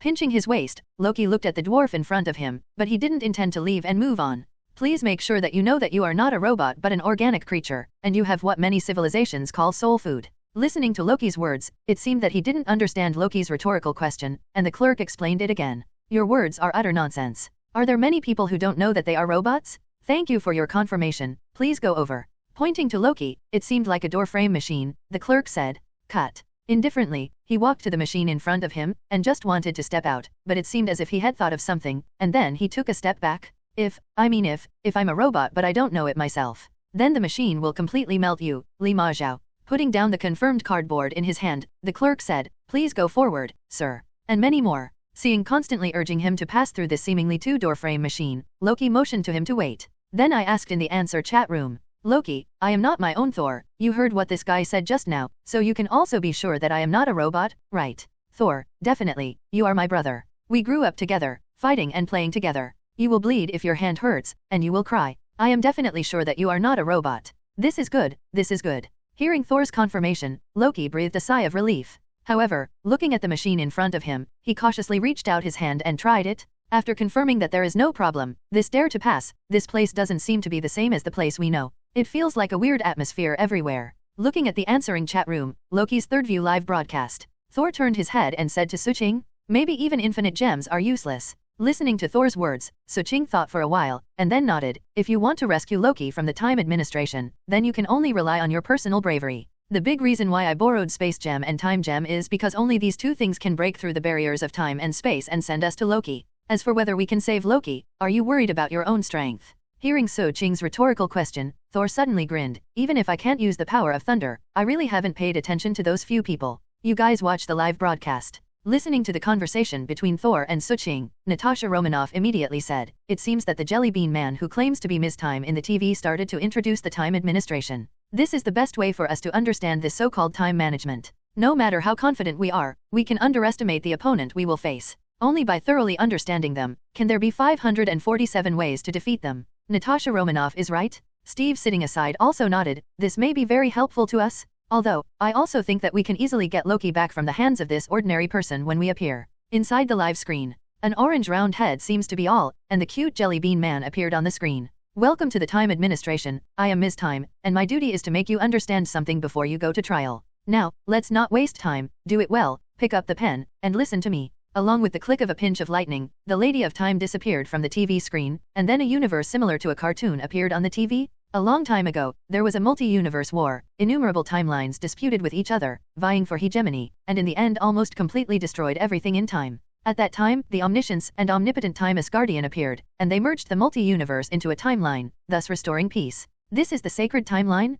Now, the Time Asgardian maintains everything in the world. Looking at the screen, 3 so-called Time Asgardians resembling cartoons, Loki raised his eyebrows, and then asked in the answering chat room, have you heard of this so-called Time Asgardian? Suching, a person who is extremely victorious by death no, but the word omniscience and omnipotence in the mouth of the lady just now makes me feel a little ridiculous. In this universe, or in the multi-universe, it is called omniscience and omnipotence. Few people. Natasha Romanoff, the answering alliance is my home all-knowing and all-powerful, slurping. It seems like a very powerful existence. Barton, I can win the battle. Time Asgardian guards everything, including the Earth? Earth's Time Asgardian, shouldn't it be Ancient One magician? She owns the Time Gem. Strange, I'm here to negotiate. My teacher is the Asgardian of the reality dimension. Although she has the Time Gem, she guards the reality dimension of the Earth, not the time dimension. There is a big difference. Loki, listen, they actually want to arrange a judge for me. Is this going to put me on trial? Listening to the TV, the Time Lady was talking about getting her good ticket and waiting to take over the trial. Loki suddenly showed a sneer.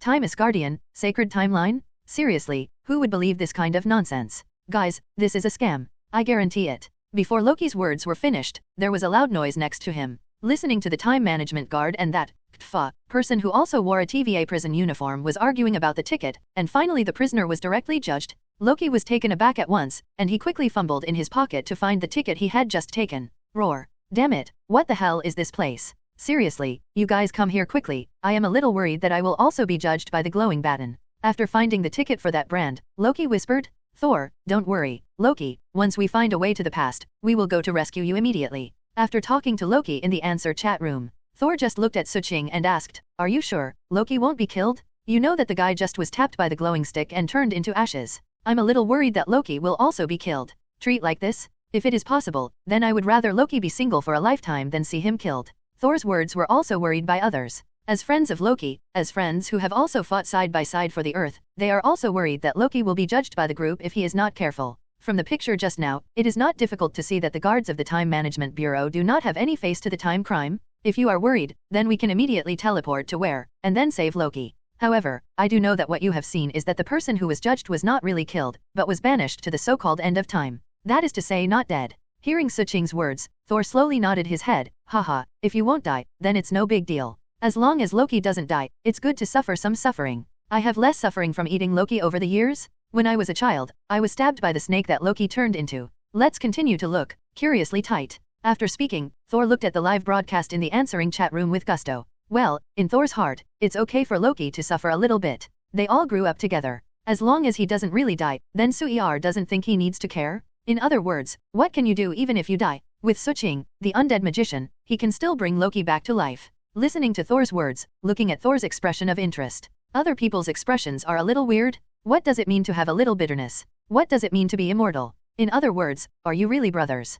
Lofson, time offender, also known as Loki Lofson. In the trial court of the Time Administration, when listening to Judge Lavna calling himself Lofson, Loki immediately interrupted, wait a minute, sorry, please call me Loki Odinson. Looking at the female judge in front of Lavna, Loki immediately corrected. Listening to Loki's correction, Lavna frowned and glanced at the data in her hand, and then continued, Lofson, you were destroyed by the quality control timeline. Now, do you have any defense? Remind again, my name is Loki Odinson, this is my name all the time, even if I have a great relationship with the ice giant Lauf. Secondly, I don't understand what timeline I destroyed. You know, God won't proceed what defense. With that, Loki secretly clenched his fists, preparing to use magic to send himself out of here. This is too absurd. Once again clenched his fists, Loki realized at this moment that his magic could not be used here. Do you think you are guilty or innocent? Seeing Loki's movements, Lavna didn't care at all, but continued to sit on the trial bench and asked, magic can't be used here, I don't know about other abilities for the time being. Answering what he asked, he said, it looks like he is feeling, but in fact, he is telling Suching and others through a third view live broadcast.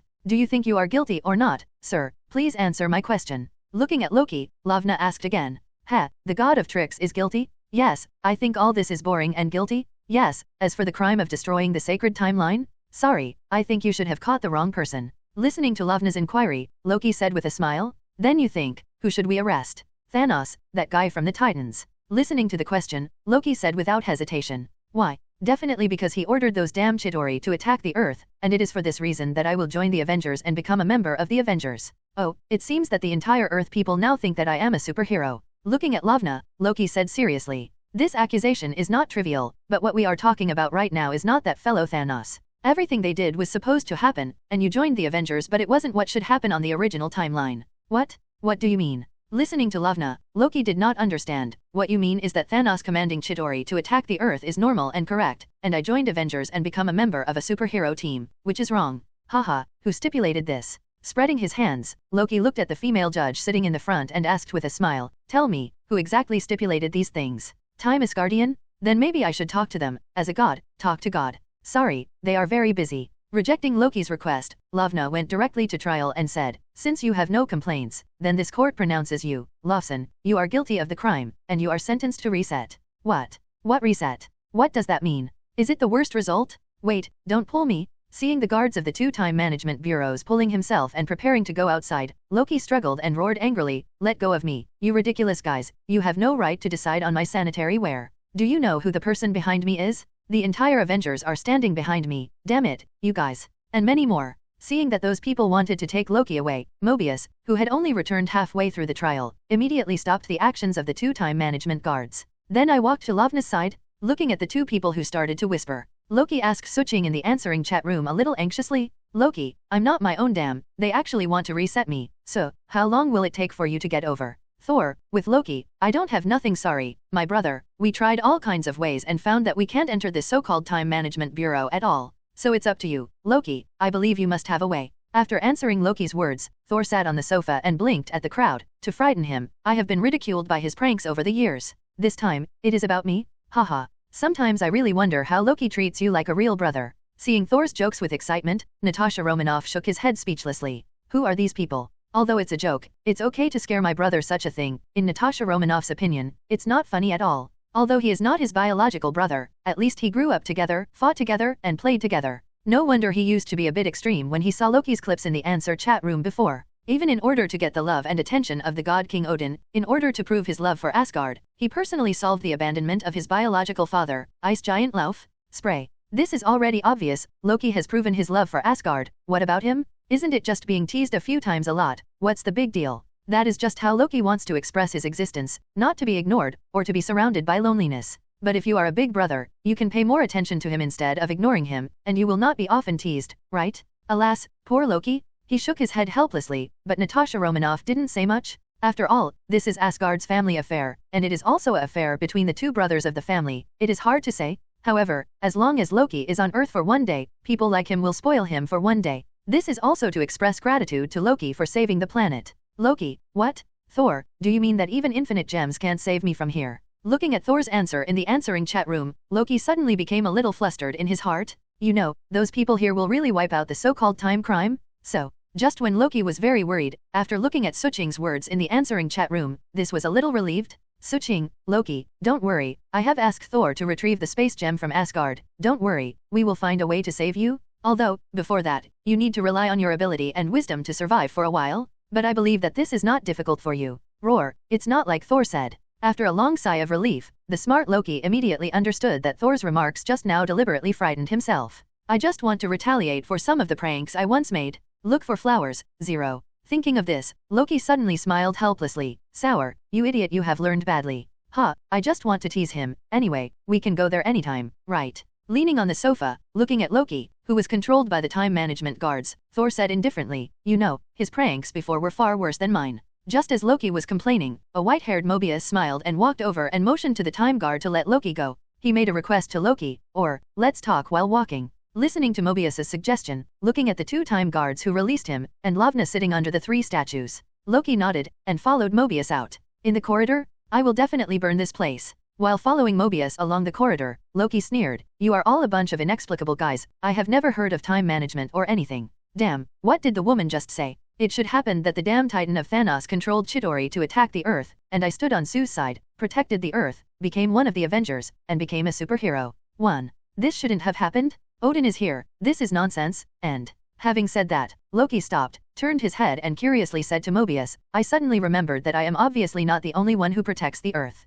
Why do you choose to arrest me? Thor has also become a member of Avengers, why don't you arrest him? Also, the entire button of Avengers, and even the core member of the chain, is so. If we stand on the side of the Earth to resist, it would be wrong. According to your statement, it is a crime. So, why don't you catch so? Well, they are all in front of outsiders, and everyone has never claimed to be a member of the Answering Alliance. It's an Avengers member. Looking at Loki, he looked at him with a puzzled expression that depends on me, so bully? Mobius pursed his mouth, then smiled, we dare not. Water. Mobius' answer greatly exceeded Loki's thoughts. Originally Loki thought that he would find another excuse. But I didn't expect that this seemingly honest and loyal guy actually said directly that they didn't dare. Why? Why don't you dare? Just because So is stronger? Or because as soon as he fights, his ability will be? He is not as simple as you think. Before Loki could finish speaking, Mobius stretched out his hand and motioned for Loki to move on. As he walked, Mobius opened his mouth and said, if we want to do something to him, then the entire Time Management Bureau will be destroyed in an instant. Loki, we dare not catch him not because he is strong, but because the two people behind him, or gods, are so strong that we dare not look directly at him. Speaking of this, Mobius suddenly stopped, turned his head and looked at Loki and said, you should know multi-universe. I can tell you seriously, there are countless Loki in the multi-universe, but no matter how many multi-universes, there is only one Suching. Don't ask me why, I don't know why, even Time Asgardian, I can't detect any secrets in him at all. Perhaps everything about him is hidden by one of the two gods, and... Hello, everyone! As we wrap up this video, I want to share a quick note. I have a Patreon account. If you'd like to support me and enjoy on-demand audiobooks, you can become a Patreon member. Alternatively, you can check out my Google Drive link, which has 500+ novel audiobooks available through my Ko-fi or Patreon shop. I appreciate your support.